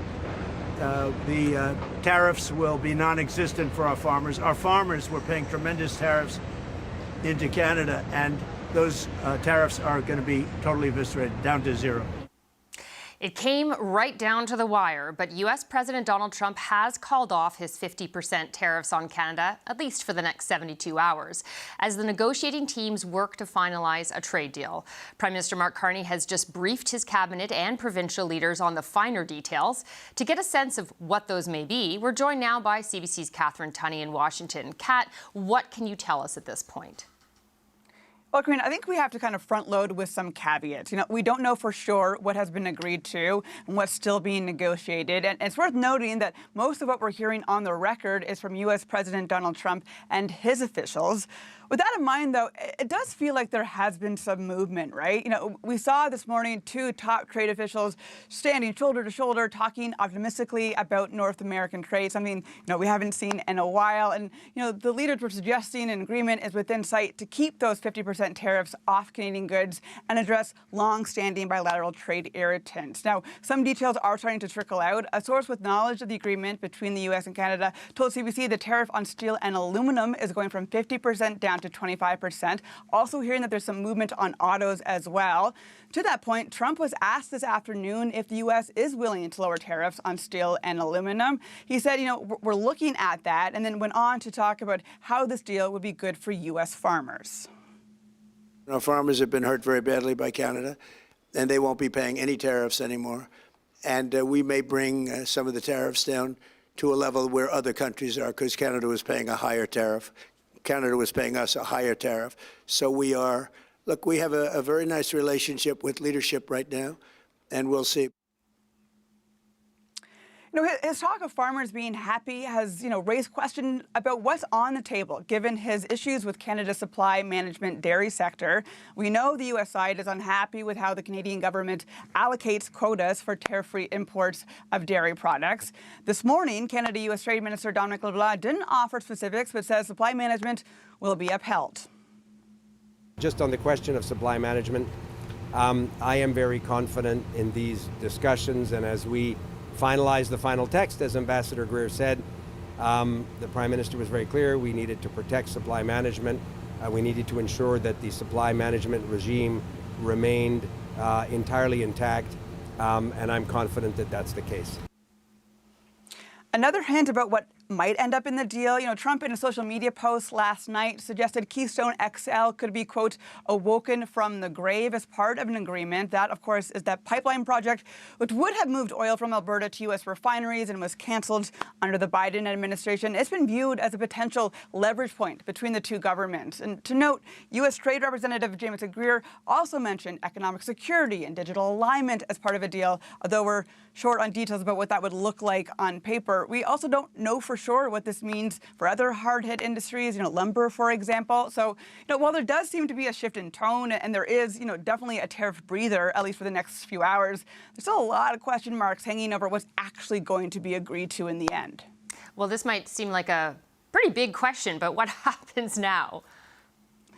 Well, once again, it's crunch time to get these negotiations over the finish line and in a short amount of time. That probably feels familiar. The squeeze is something that we've seen over and over with Trump's negotiating style, right? It sounds like there's going to be a lot of conversations in the coming hours. Greer mentioned having to brief Congress, U.S. unions and lawmakers. As you mentioned, LeBlanc is back in Canada. There's briefings with cabinet and premiers before Saturday's new deadline. And we're on watch for reaction, too. Will Ontario be happy with what's in the deal, allegedly, for autos? Will BC and New Brunswick be pleased about softwood lumber? And ultimately, will the premiers agree to restock their shelves with American booze, a known irritant for the White House? And another big question, will Trump's apparent happiness, he seemed kind of jolly this morning, will that hold? Or are we in for another late-night roller coaster at the end of the week? Karina? Thanks very much, Kat. That's the CBC's Catherine Tunney in Washington. As you just heard, Prime Minister Mark Carney met with both his cabinet and the premiers today to update them on the status of U.S. trade negotiations. Ralph Goodale is a member of the Prime Minister's Advisory Committee on Canada-U.S. Economic Relations and a former Canadian High Commissioner to the United Kingdom. He joins me now. Thanks for joining us, Mr. Goodale. Glad to be here. What have you heard about this alleged deal on our table? From what we understand, the Advisory Committee actually hasn't met on this yet. That's correct. The advisory committee is on standby, as we have been for the last several weeks. And there have been a number of meetings over the last several weeks, but not in the last 48 hours. So we would expect there will be a meeting called in due course. So we're all judging by what we hear publicly. And I note that scrum down in Washington today with Minister LeBlanc and Ambassador Greer seemed to be a very cordial encounter, indicating that they may well be in the end game of a process that they both would think has been successful.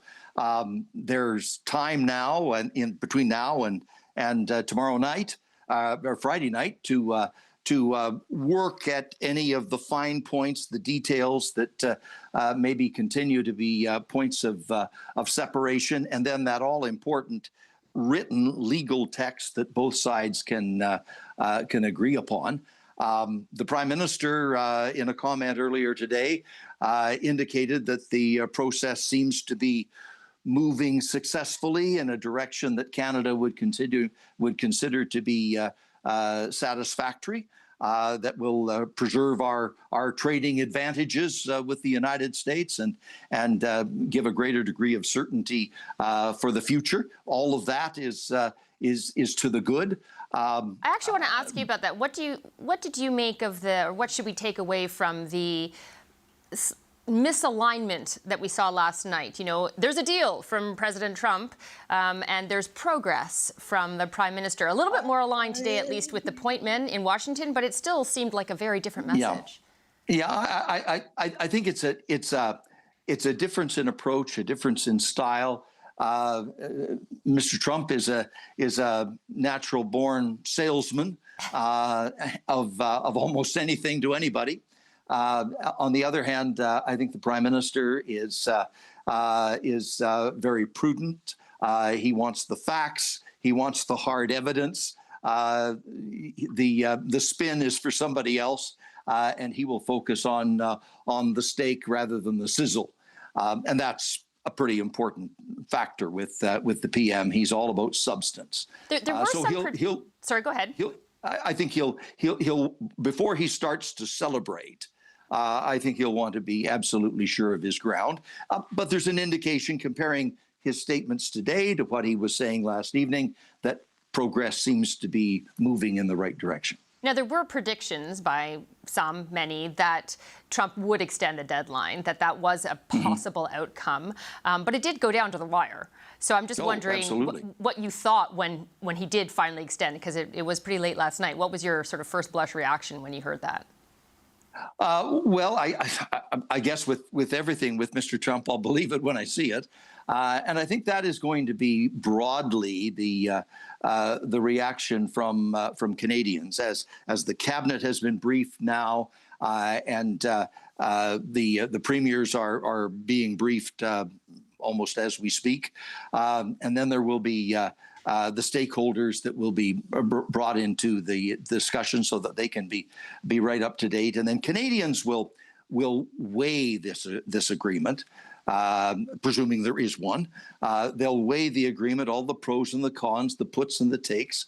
And I think Canadians will be wary because they have had some pretty bad experiences in dealing with this administration over the last couple of years. Well, what concessions do you think would be acceptable to Canadians? Because we've obviously had to make some. Well, you have to see the whole package, and we have been anxious to, first of all, avoid these 50% new tariffs that were threatened to come on this week. Secondly, reduce the existing tariffs by a significant amount, and then thirdly, have a path forward for the renewal of CUSMA, which is the crucial agreement that gives us our trading advantage with the United States.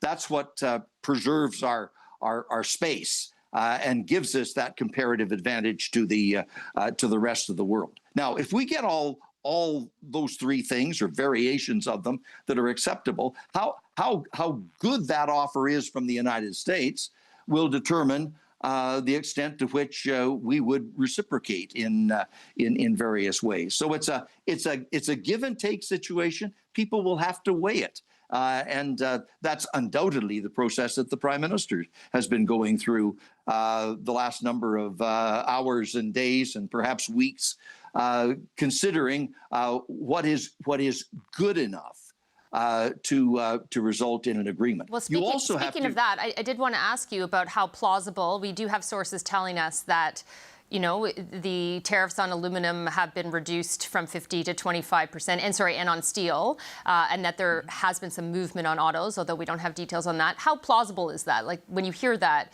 is that something that you think that could be something we see?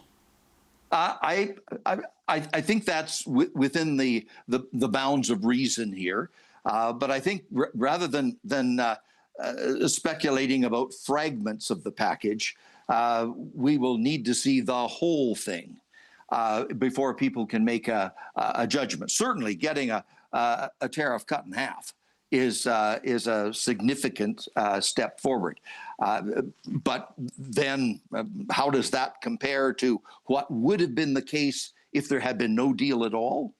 And what would be the case comparing the Canadian tariff situation to the rest of the world? Those are the two things I think that you have to weigh carefully. What would be the case if there was no deal? What would be the trade chaos if there was no deal? And secondly, how does this deal, if there is one, how does that compare with what the relationship is with the United States and the rest of the world? That is what will give us our trading advantage going forward, and then certainty, reliability. Well, that's what I was going to ask you. Lastly, can we even count on this being more than a short-term thing? I think we all have to be alert. We all have to be maybe a little bit skeptical. Don't lose your option list for reaction or retaliation, just in case you may need it at some future date. As the Prime Minister said, we have to be prepared, always prepared for every eventuality, and you can never take anything for granted. Well, Ralph Goodale, thanks very much for your time. I hope you'll let us know when the advisory committee is briefed on the details, because we'll certainly want to talk to you then. Much appreciate your time. Very good to talk to you. Ralph Goodale is a member of the U.S.-Canada Economic Panel, Advisory Panel. Still to come this hour, the Power Panel on the political stakes of this potential deal for Prime Minister Mark Carney. But first, what did President Donald Trump extract from Canada? Up next, we'll speak to one of his former trade advisors about Trump's endgame.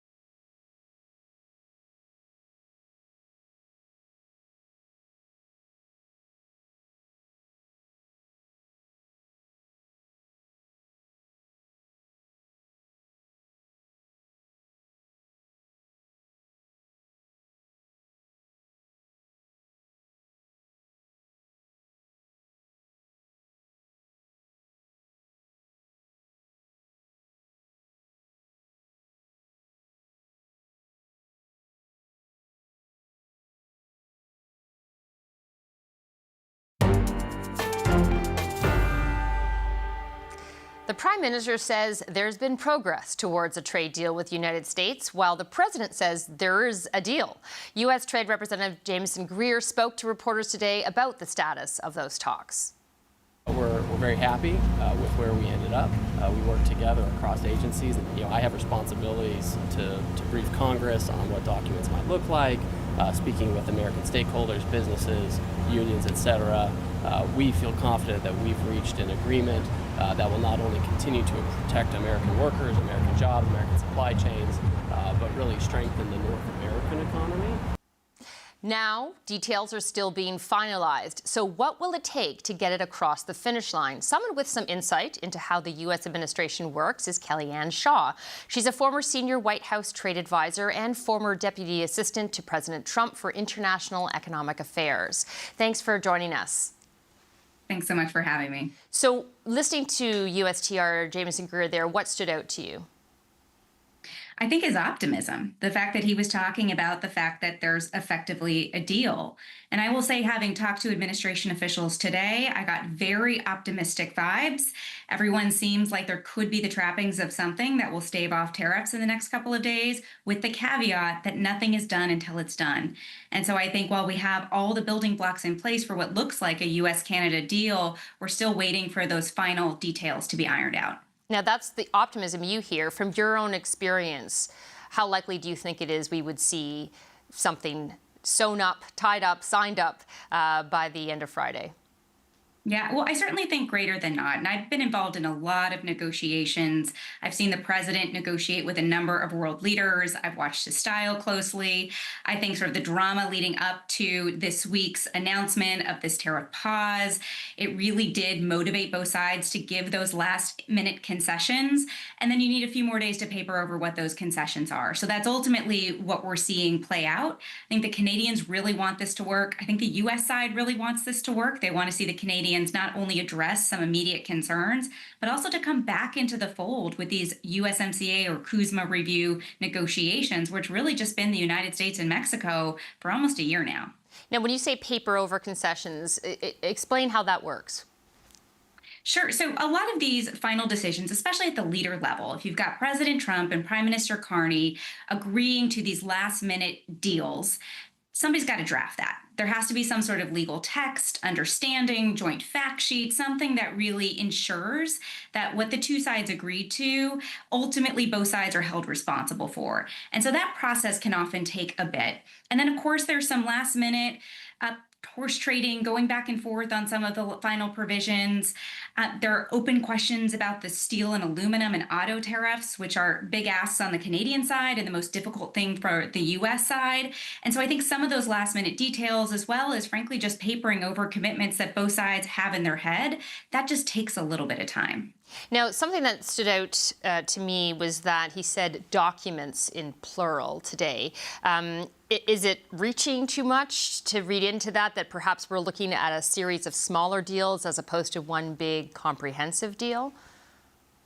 Sure. Well, I think it's a distinction without a difference in many ways. Now, for example, if Canada has agreed to do something on dairy, on alcohol, on autos, and the U.S. has agreed to do something on its side, those might be different documents that are required to put together this package. What I'm expecting is something like an interim deal or a basket of concessions between the United States and Canada, which would then form the basis for the ability to bring Canada back into the larger CUSMA review negotiations. So I think of this as a major first step. I don't think it'll fix every trade issue we have between us, but I do think that it will go a long way in addressing the Canadian retaliation and some of the most pressing issues that the president really cares about to clear the way to deal with some of the other concerns that really should be tackled on a trilateral basis. Well, that is very interesting that you say that, because from everyone we hear on the Canadian side that the ultimate goal is the CUSMA deal. Not that this isn't important when you're staring 50% tariffs down as a threat, but just how important it is that they reach that goal. And so this was obviously necessary to get there. Yeah, this was absolutely a prerequisite. As I said, we've made more progress in terms of our bilateral trade negotiations in the last 3 or 4 weeks than the United States and Canada made in the past year. I mean, there was really not much happening. And so all of a sudden, you've got some real momentum here. This tariff threat really unstuck this stalemate that we saw between the United States and Canada. And for that reason, I think we may actually land in a place that's much better, where Canada's at the negotiating table and that all three parties will be able to move forward in renegotiating CUSMA, or USMCA as we call it in the United States. But nothing's done until it's done. So I'm waiting with bated breath to see what happens by the end of the week. Now, I'm sure you saw the president's posting last night, resurrecting with an AI photo of the possibility of resurrecting the Keystone XL pipeline. I'm wondering whether you think, was that perhaps a separate offer made by the Prime Minister to the President in their one-on-one phone call, or do you think that could actually be part of the deal? So the president doesn't think in silos. Sometimes as trade negotiators, we think the trade stuff is in one lane and the national security stuff or energy stuff is in another. The president thinks about all of this holistically. And so when he's looking at his concerns with Canada, I don't think he limits it to the specific three issues that are at issue under those 338 tariffs. He really wants Canada to address a whole range of things, from immigration to fentanyl to defense to economic security to China. And so all of that is fair game, and anytime you're negotiating with the president. So I think it was probably smart for the Prime Minister to offer that. The president obviously liked it. He tweeted about it, posted about it. But there is a broader package of concessions that hopefully we'll see by the end of the year, or by the end of the week. Yeah, it does feel like a year sometimes. Minister Dominic LeBlanc also came out on the steps today of the USTR office, saying that one thing Canada did not give on was supply management in dairy. Now, I mean, that might be in the eye of the beholder in terms of when we see the details. But now, he said this after Jamieson Greer went back into the building. So I'm wondering whether you can give us any insight on how that red line that Canada has held for a while and articulated was received by Greer and his team. So I spent 10 years negotiating, including with the Canadians, and supply management, I understand, is a very sensitive topic domestically. That said, the president really cares about this. And when he suspended those tariffs, in the proclamation suspending them, he said the Canadians have committed to address dairy. And so I don't know exactly what that will look like. We're all waiting to see the final details, but Canada's going to have to do something, or there's not going to be a deal. Now, certainly on this side of the border, we've talked a bit about President Trump. Obviously, we've seen him sign deals with other jurisdictions, and then something happens at the last minute, or even after the deal is signed, things change and the terms aren't necessarily respected in the way that the other country feels they were agreed to. Do you think it's in Canada's best interest to sign the deal regardless of fears over whether this is a short-term deal or a long-term deal? Well, look, I think if you're looking for permanency and 100% certainty, you're not going to get that with this president. I think the president, one of his tactics and styles for negotiation is to always have this little bit of uncertainty to keep our trading partners in compliance with their obligations, to make sure that the other partner is holding up to their end of the bargain. There's always a little bit of that. That's okay, because relationships are dynamic between nation states. They're constantly evolving. Trade flows are constantly changing. I think you need a little bit of flexibility there when you're negotiating. But if Canada wants to get back into the USMCA review process, this is a prerequisite. And I think it's in both countries' interest to really resolve a couple of things up front. It's a good confidence building step. And I think it'll make a much better environment for those negotiations moving forward. And really quickly, just what are you looking for in the next 72 hours? I'm waiting to see the details of what gets released, and I'm paying particular attention to the 232s. And I think a lot of our trading partners are. When it comes to steel, aluminum, and automotive, these are things that the president has very rarely given on, and they are the #1 asks of Canada. And so I think a lot of folks in Washington, a lot of folks around the country are watching. I'd say the markets are also watching this too, to see, is this the litmus test for how is the U.S.-Canada relationship going to unfold over the next year? Is it going to be successful, or are we going to have a lot more speed bumps? And so this is really the first step in a much broader negotiation. Really appreciate your time. Thanks so much. Thank you. Kellyanne Shaw is a former Trump administration trade advisor. Now, we don't know much about what's in this potential deal, but the president did hint at the possible revival of the Keystone XL pipeline. What could that look like? That conversation is next. There's so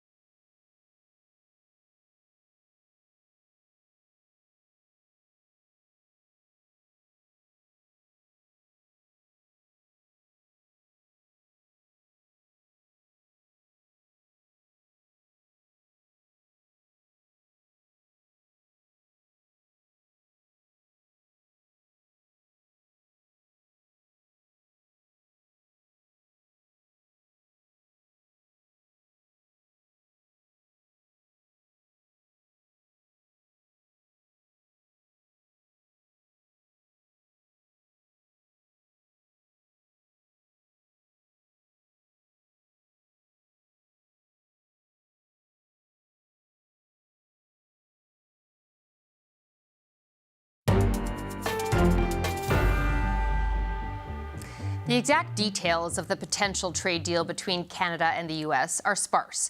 But as President Donald Trump announced last night that his 50% tariff threat would be paused, he also gave a hint as to what could be going on to the negotiating table.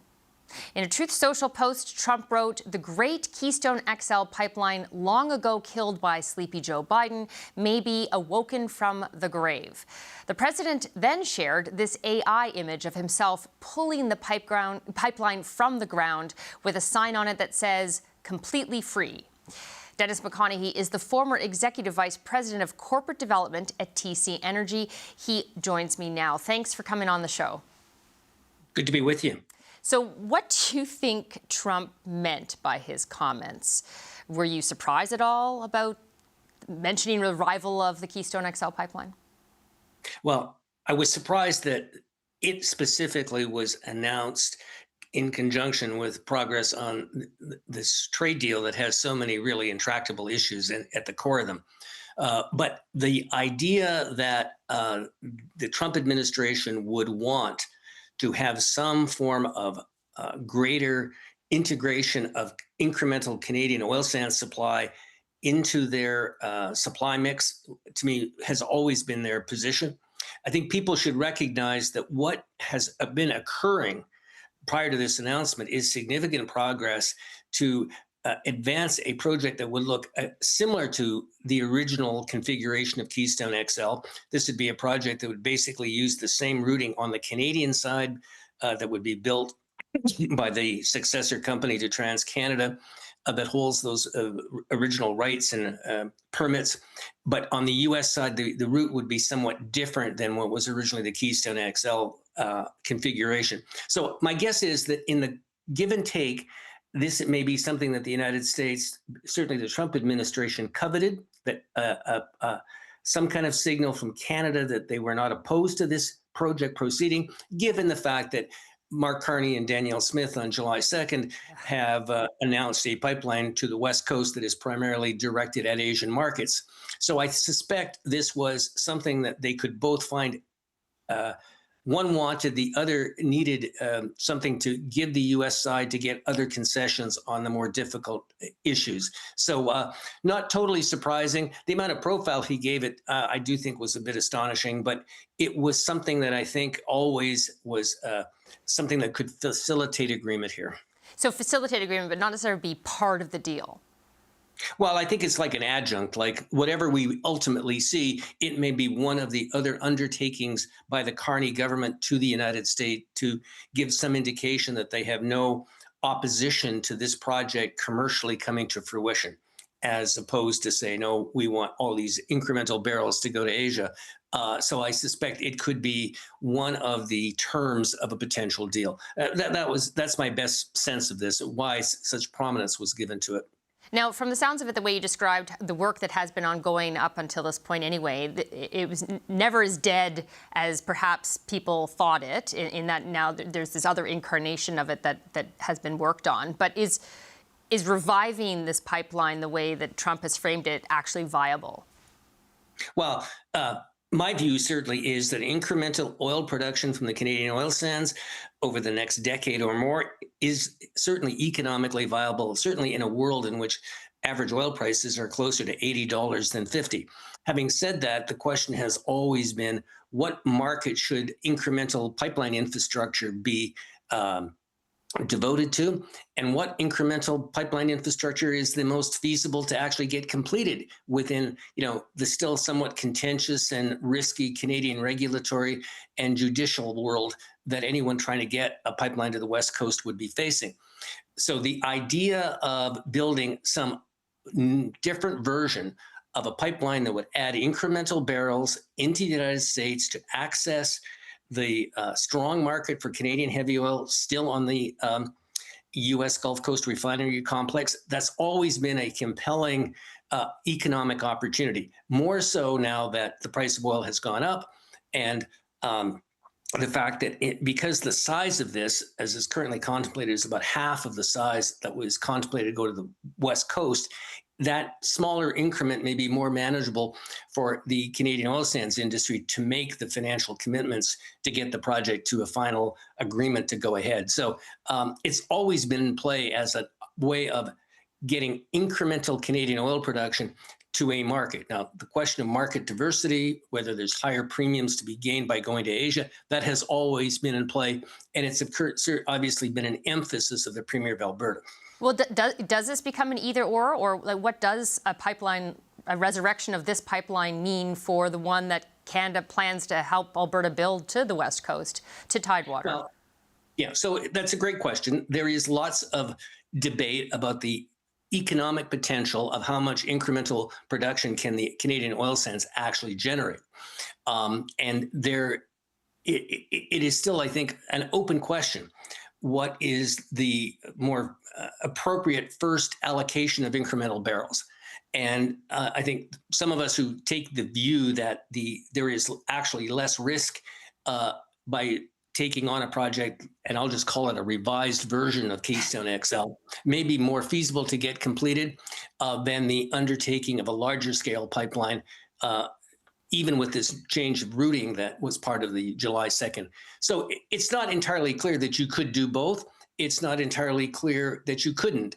But those are decisions that are really going to be made by the people who own the oil sands, and whether they can get financing for either project, and whether they assess as I said before, the regulatory and political risks associated with each. Because people should remember, the two versions of Keystone XL that preceded this one were approved and were moving forward, and then they were disrupted primarily by Democratic presidents.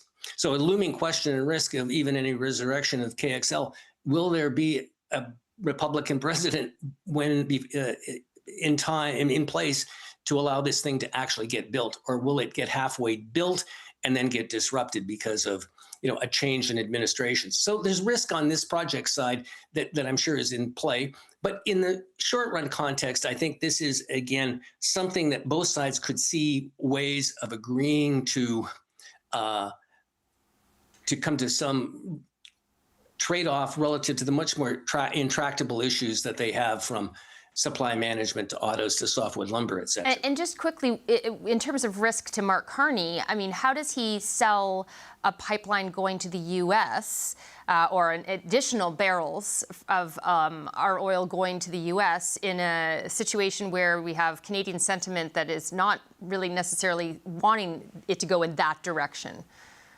Well, some of us might advise him to say, let the market decide, which is really to say, what of the two projects is actually financeable? What is of the two projects can you actually get the people who own the resource to commit barrels to?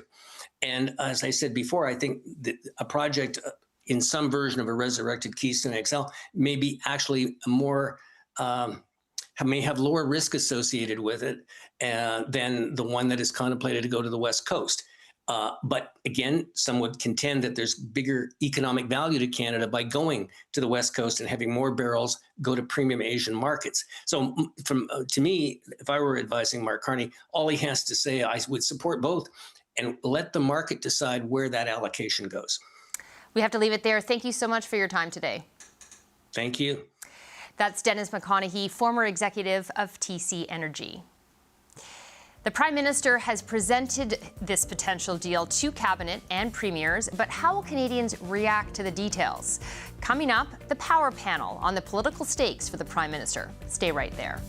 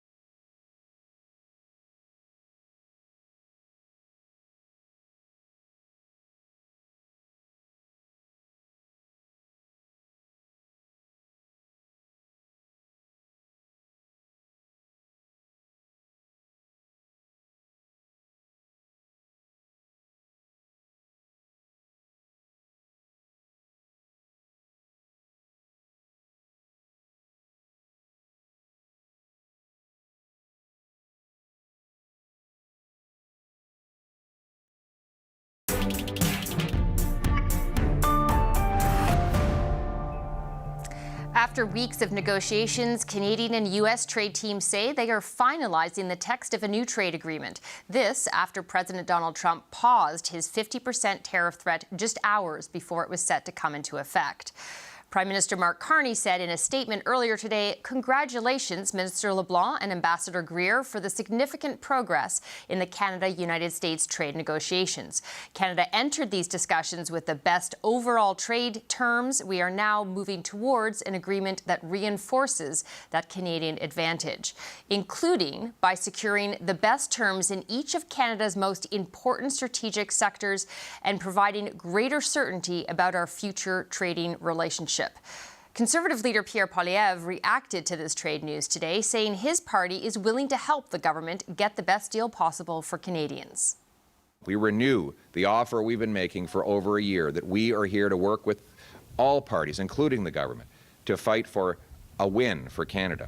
And we hope that over the next couple of days we'll hear the good news that Mr. Carney will have kept his promise and the Canadians will get a even better deal than we had before. Meanwhile, Bloc Québécois leader Yves-François Blanchet is requesting the Prime Minister update the House of Commons on the details of this deal.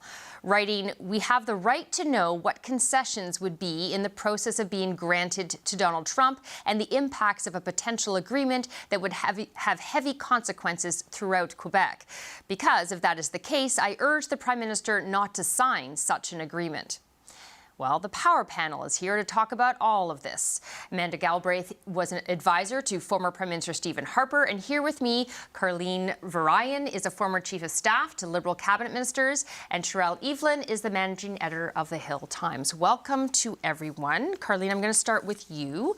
We don't have a lot of detail. We have both sides now sort of talking up a deal, saying it's a good deal, it's a good deal, it's a good deal for us, it's a good deal for us. What do you think about what we've heard so far? I think for all the reasons that you've said, we should not be popping our champagne corks just yet. We can put the bottles on ice, but there's a long way to go. I mean, the president still has until midnight Friday, in theory, to change his mind. Some things have been signed, not all things have been signed. This is not a president known for his consistent position on things. This could still be fluid. The other reason I would say that we don't necessarily want to be jumping for joy yet is because this is a piece of, it's a temporary issue resolved. But as Canadians, I think, have learned over the course of the last Trump administration and certainly this one, the president's word or signature on a piece of paper doesn't necessarily mean you can take it to the bank. I think that what you'll hear the Prime Minister talk about a lot in the days to come is probably that this deal creates some stability, but that he'll remain focused on these other pieces that ensure that the long-term solution to American unpredictability is actually needing America less. So trade diversification, building security and energy pacts with other countries, these pieces of the puzzle that they're also working concurrently to put into place. Okay. Sherelle, negotiators seemed very far apart not too long ago, and then suddenly we have the makings of a deal. What do you think changed? Well, obviously, with the deadline kind of bearing down, I think everybody was really motivated to actually get something done. I don't know if there was, maybe the president was just in a good mood and he just said, hey, yeah, let's talk. And he was more willing to do so. And nothing came up over the course of the last few days to change that direction. I do think it is a sign that, progress is possible. We don't know. Basically, we're on the road to somewhere. We don't know where exactly that road leads to, but we're on the road to somewhere. And after, over a year of, this back and forth and stalemate after stalemate and concession after concession, it is good to be able to say we have made progress. But the fact that we don't know what that progress is and if that progress is going to include tariffs, which I'm pretty sure it will be, because that is what the president has said. That is his bread and butter. It's what the Prime Minister has said. It's what the Prime Minister has said as well. He said, this is what we're going to have to accept, some baseline of tariffs.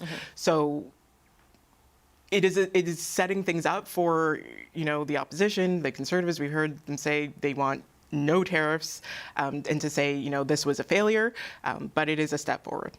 Amanda, do you think what we're going to see is a bunch of sort of separate MOUs or deals or one big comprehensive monster deal? I mean, if I knew that, I wouldn't be on the show right now. I'd be talking to a whole bunch of clients. What's in there? I don't know. Obviously, this is not the whole enchilada, which is everybody's driving towards a CUSMA renewal of some sort. There have been signals that there will be baseline tariffs, things will be lowered. But I think part of what's happening, is my understanding, is that the Prime Minister's off to meet, as we know, with the premiers, with other folks to brief them and bring them on board to see if he can sell this thing across the country. And gating to that is EB, is Premier Ford, is other folks, key industry leaders, right? This thing is dead on arrival if we don't have a chorus of people outside the PMO saying, this makes sense, this is a good deal, this is good for Canadians. Because as we've already seen, Bloc Québécois lining up saying this. We've got live elections in Quebec right now, including by-elections and an election this fall that could line up against this. So I think it's a real tough challenge. I think the Prime Minister would be well placed to, I think, be more comprehensive in his descriptions of what is happening, what we have not given up, because I think Canadians give him a lot of space on this.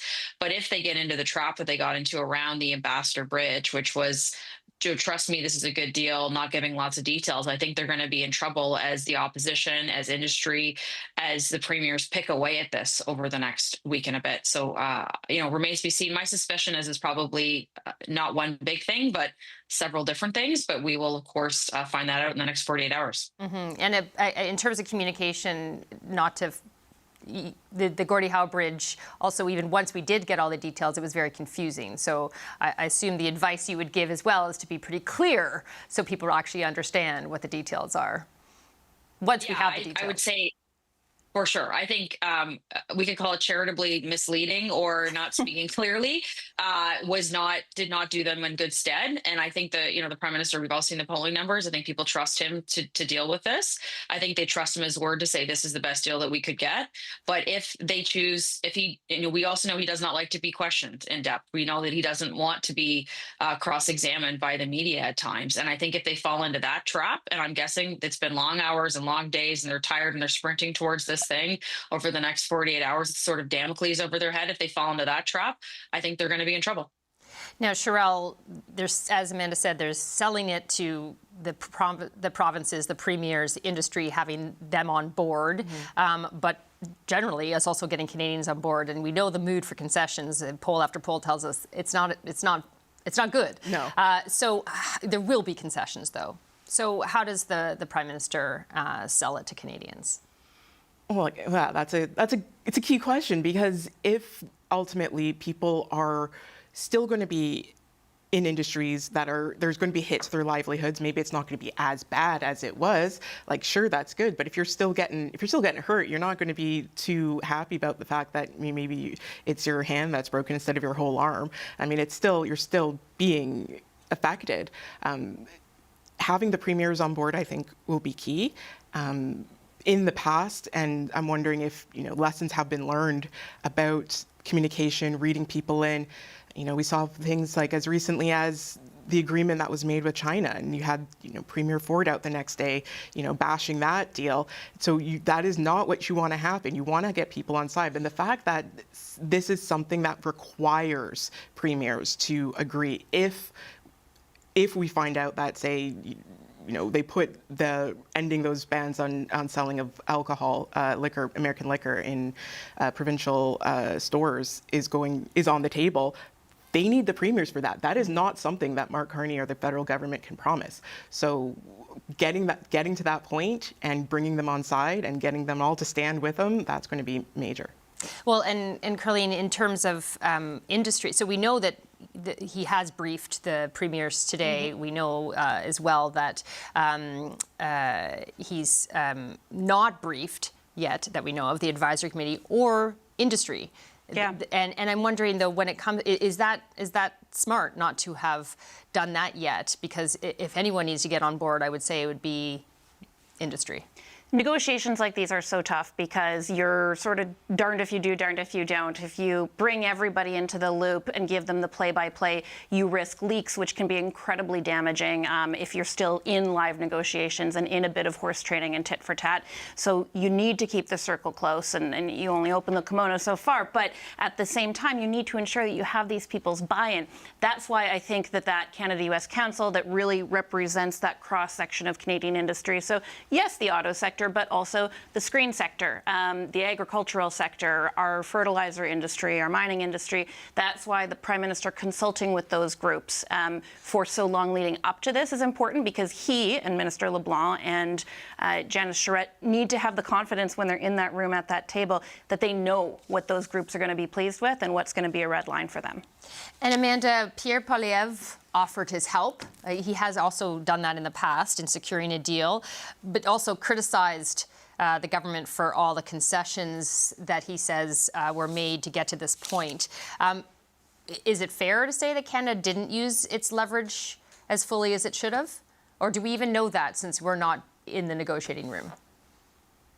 I don't think we know that because we're not in the negotiating room. I think we do have a tremendous amount of leverage, right? We have the fourth largest oil reserve in the world. We have 10 of the 12 strategic minerals that, is essential. Like, we have a lot of leverage. And I think even, you could argue how meaningless alcohol is not on store shelves, but certainly everybody's talking about, including the US president, right? So I think that we have a lot of points that stick.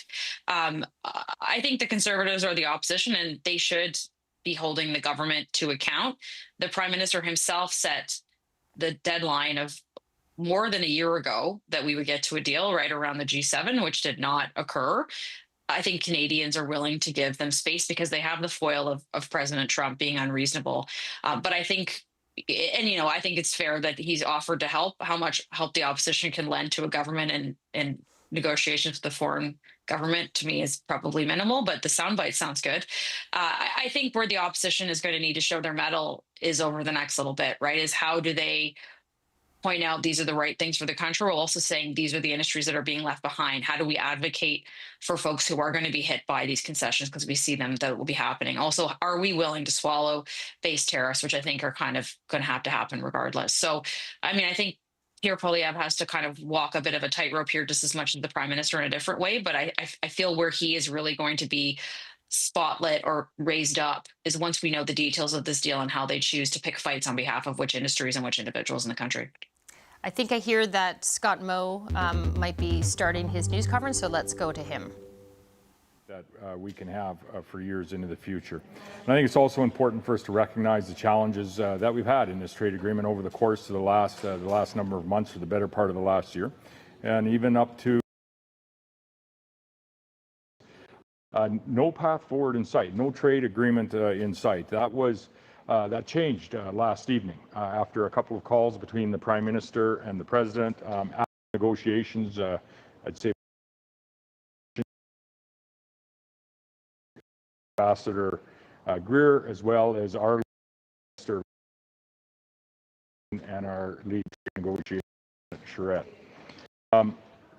I think it's important for us to note that those negotiations do continue to work out some of the finer details of what is a broad agreement that I think has been arrived at by our two countries, and the ongoing negotiations that will happen with respect to the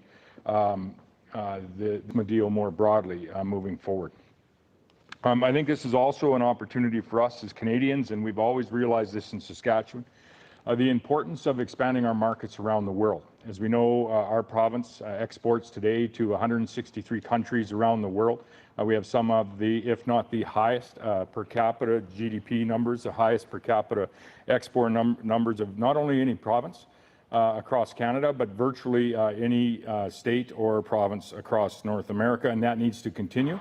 And us as Canadians need to continue to work on diversifying our markets so that we can expand our industries, expand our exports, and expand our opportunities for Canadians in careers moving forward.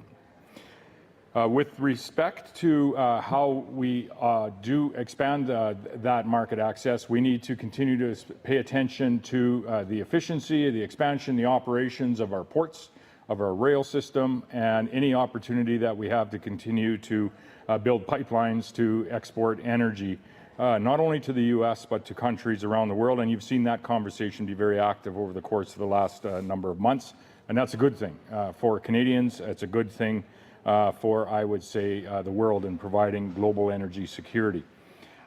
Today, with the agreement in principle that has come to last night, the first point I would make is that the 50% tariffs on $28 billion of Canadian goods, which would have an impact on Saskatchewan industries, is not coming into effect. That is not coming into effect, and that, I think, is step one, and that is a positive step in the negotiations that have been occurring up to and including last night and still going on as we speak. Second is it is a goal, and we continue to negotiate potential reductions to existing sectoral tariffs that we have. Again, there will be more information that will follow in this space, but this is incredibly important to industries in Saskatchewan, and I would say more broadly to industries across Canada. Three, what we have also seen that is specifically beneficial, I think, to Western Canada, but indirectly beneficial to all Canadians, is the notional intention to expand our relationship when it comes to trading energy, whether it be oil, whether it be uranium, or whether it be any other energy sources that are coming into production and construction, specifically in our province. And that also, I would say, is very much a positive. We do need to recognize that the CUSMA deal that we had 1 and 2 years ago was no longer possible. And so we have to go to the negotiating table as Canadians, and we support those negotiations that have happened as a province of Saskatchewan and continue to happen to get the best deal that we can possibly get. And it is a relative space where we need to have, in many ways, preferred market access to our largest market and our largest trading partner, the United States of America. And I feel that is what we are in the process of achieving, is a best-in-class trade agreement. Best in terms of any country in the world. Canada will have the strongest trade agreement of any country in the world with the United States of America. But we also need to understand that the status quo that we had 2 years ago was not possible. It was not on. And we have to find, and the federal government needs to find, the best path forward so that we can retain industries that are currently employing Canadians, wherever they might be, to expand industries, and specifically in Saskatchewan, that's the energy, mining, and ag value-added industry, as well as the manufacturing industry, largely in the ag sector or the mining sector. And I feel that we are on course to find that path forward that is going to provide us in Saskatchewan and us as Canadians that preferred market access to the U.S., preferred ability to also import goods from the U.S., as we have a very integrated economy. It's integrated by design across that 49th parallel, and I'm quite confident that that is going to continue in a different way, moving what it has been over the course of the last decade. So I would say much credit to Minister LeBlanc, to Ambassador Wiseman, to Janet Charette, our lead trade negotiator, and to Prime Minister Carney for finding us that path. As I say, more work to do in the near term, much more work to do over the course of the next number of months with respect to the refinement of the USMCA agreement, but in a much better place than we were even 24 or 48 hours ago with respect to finding certainty and providing certainty for Saskatchewan and Canadian businesses, and ultimately providing certainty for Canadian families, including those that live in this province. So thank you.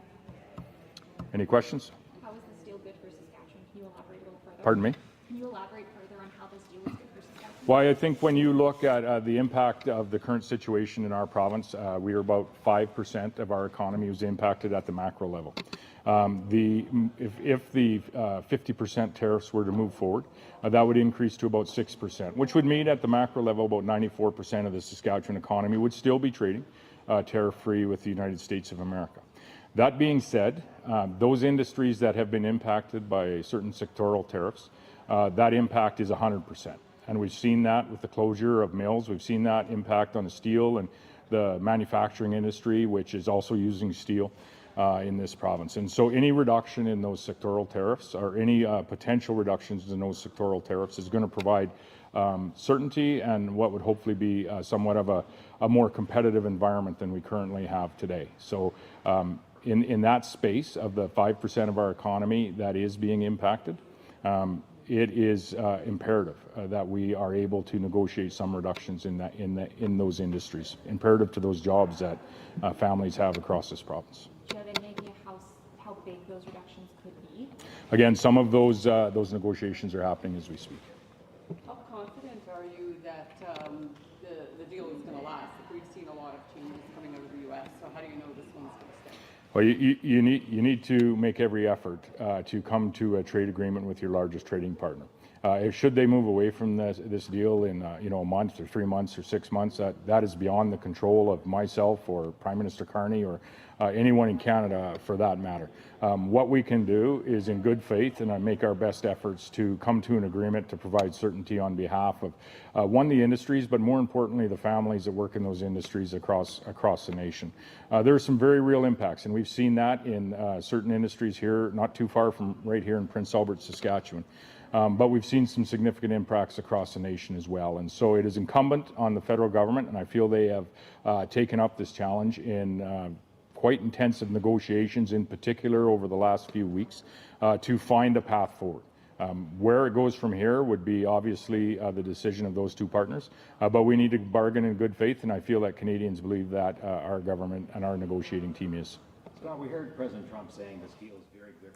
And we've been listening to Scott Moe, the Premier of Saskatchewan, who just is one of the premiers that was just briefed by the Prime Minister and his team on this agreement in principle that Canada has with the U.S., still trying to hammer out the final details, not revealing any details, obviously knowing that he can't while things are still in flux, but pointing out that obviously an agreement in principle means right now that the 50% tariffs that Canada was threatened with are not coming into effect, talking about the benefit of any potential lowering of the sectoral tariffs that certain industries like steel and aluminum, autos, forestry have been facing, obviously not giving details of what that new level might be, but saying any drop in that is important. Talking about how, or hinting at that energy expansion is likely in terms of trade between the two countries, also part of this deal or something that has helped it progress to this point. But also acknowledging that the trade advantage in market access that Canada has had under NAFTA and under CUSMA no longer a reality to the extent that we had gotten used to in terms of complete tariff-free trade, but that the real goal, and he hopes to see this happen, at least from the briefing he had, is continued preferred access compared to the rest of the world. So as he framed it, best in class in terms of Canada's agreement, whatever we end up seeing the details of with the United States. And now we are going to take you to the Premier of Nova Scotia, Tim Houston, who's speaking. Have a listen. I'm just wondering if you can maybe start us off by telling us a little bit about how the meeting with the Prime Minister went, and did you hear any details about the agreement that you're able to share with us? Yeah, I think obviously this has been a long road for the negotiating team, but for Canada as a country, for sure, all Canadians are watching this. So it's been a long, probably difficult, tense, delicate, I think is the word the Prime Minister uses for the negotiations. But I'm really optimistic about what I heard today. We heard some details, but obviously some are still being worked out. But I mean, the broad strokes of it seem really good for Canada. We had the best trade deal in the world with the U.S. anyway. Of course, we wanted to try to maintain that and maybe improve it. So I was pretty content by what I heard today. There's still a few details to work out, but certainly in core areas like supply management, the core elements of supply management remain intact. That's good for our Nova Scotia farmers. Some stuff around defense procurement are not touched or influenced by that. That's good for Nova Scotia in general. So those are some of the good things. So I think all in all, we're moving in a good direction for our relationship with the United States, and that's positive for everyone. That's great, thank you. And I guess you gave a couple indications about where we're not seeing changes. Can you give any examples where we might see some changes? And as well, is there anything you are concerned about? Yeah, well, obviously they're still working out some of the details on some of the exact tariff amounts. So we'll kind of let that unfold with the federal government. But certainly the briefing that we received today, I think at the high level, is good for Canada. So we're content with the progress that is being made, and the direction that it's going is how I would describe it. So we're supportive of the negotiating team. We always have been. We're supportive of them as they try to get it to the signed agreement. But certainly, directionally, it's a good thing for Canada and this relationship. Obviously, the trade deal is almost like a transaction in a broader relationship. We have quite an extensive relationship with the United States. It's an important relationship. This is a really important moment in it, and I'm feeling optimistic about where we're at today. Okay, next we'll go to Colin Chisholm with All Nova Scotia. Colin, go ahead. Hi, Premier. Thanks for this. I guess we'll just continuing on the trade discussions. Any plans on what Nova Scotia might be doing in terms of its own policies when it comes to American products, such as American alcohol on store shelves or anything like that you're considering? Yeah, thanks, Colin. I think a couple of things are important. So, of course, the whole experience has taught us something really important about diversification and pushing Nova Scotia opportunities. That's why I'm in, Alberta right now, talking about Nova Scotia gas and Nova Scotia oil and opportunities, diversifying our trading partners for our markets and seafood and agriculture and all kinds of things, right? So, of course, we need to keep doing that. We'll continue to do that. In terms of alcohol specifically, the Prime Minister has asked us as premiers, as provinces, to return the U.S. alcohol to the shelves. So we'll work through that process. Of course, it's pending a final deal that is representative of the types of things we're hearing today. But certainly the Prime Minister has asked us to look at that. It's been an irritant. It's been something that has kind of really bothered the United States for so many reasons. Now, whether Nova Scotians or whether Canadians will actually buy it when it gets back on the shelves, that's a whole nother discussion. I mean, that's part of the overall relationship impact that we have here going forward. I mean, obviously the trade agreements, I say it's a transaction, it's the economics of it, but there's all kinds of emotions around what's happened with the relationship over the last number of years here too. So that's an ask as well. But I mean, in the big picture, we're moving forward with growing our Nova Scotia economy so that we are more self-sufficient, producing more energy, producing more of the things we need to survive. So we'll continue to do that. But on alcohol, the Prime Minister has asked us to look at that. And aside from alcohol, and that is Tim Houston, the Premier of Nova Scotia, briefing reporters after he was also briefed in a meeting of the premiers with the Prime Minister, saying that he's quite optimistic after what he heard in terms of broad strokes of the deal, that there are still details to be worked out. He hinted that one of those details is the exact tariff level on sectoral tariffs that need to land somewhere. But again, not unlike Premier Moe talking about how the importance is to get a deal for Canada that is preferred access to the U.S. market. He talked about supply management, that the core tenets of that are maintained. Again, we're going to have to see the details to know what that means. And also talking about not being too worried about what this deal is going to mean for defense procurement in terms of rules that provinces and the country has set up. He's supportive of the negotiating team.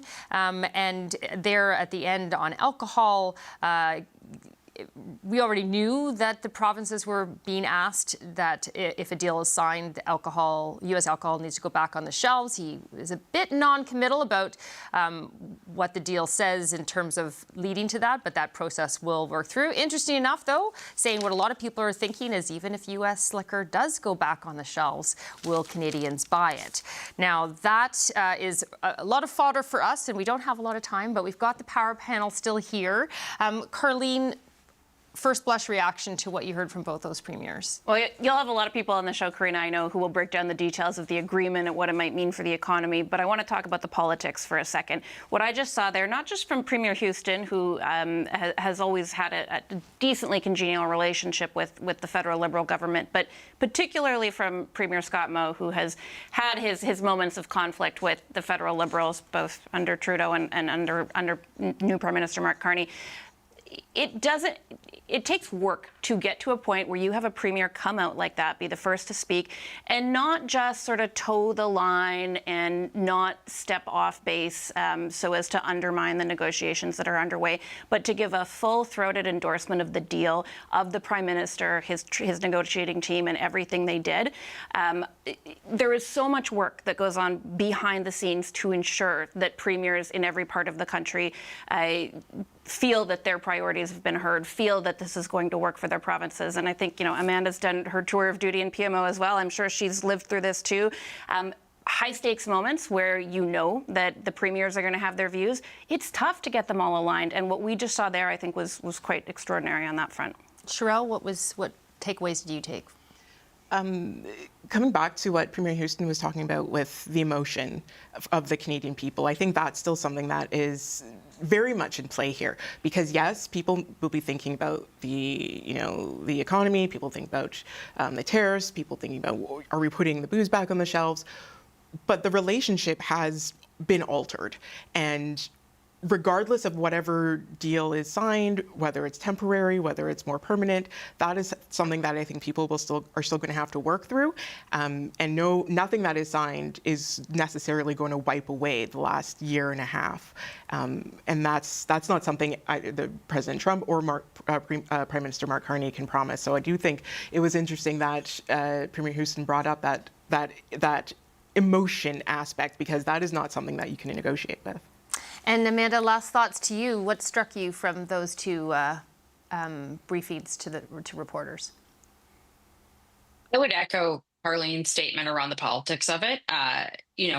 Premier Moe is not, I would say, a natural ally of the Prime Minister, but that was a pretty full-throated, I would say, support or endorsement of this.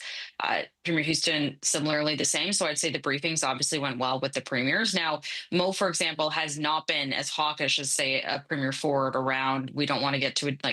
He's been much more into getting a deal because, candidly, his province hasn't had all the repercussions that, say, in Ontario or Quebec or BC has. So for me, I think that's good early signs around relations with the premiers, but I would keep my eye on Premier Ford, Premier Eby, and the Premier of Quebec, obviously, around where they land, because I think those voices are going to be very politically critical to how this deal survives.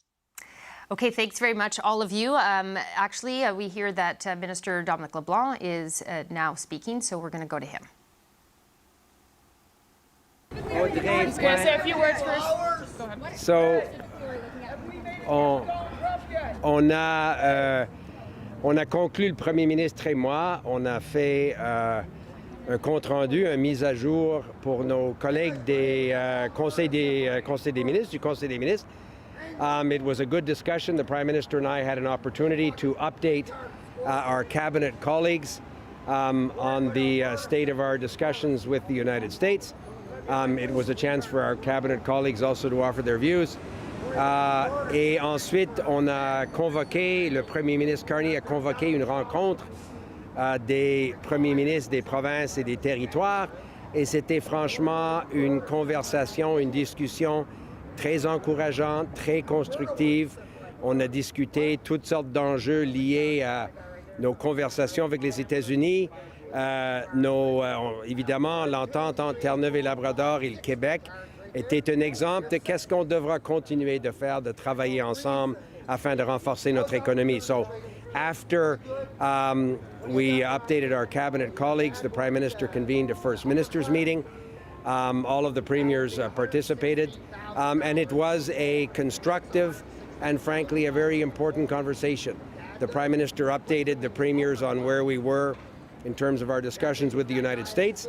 We have more work to do.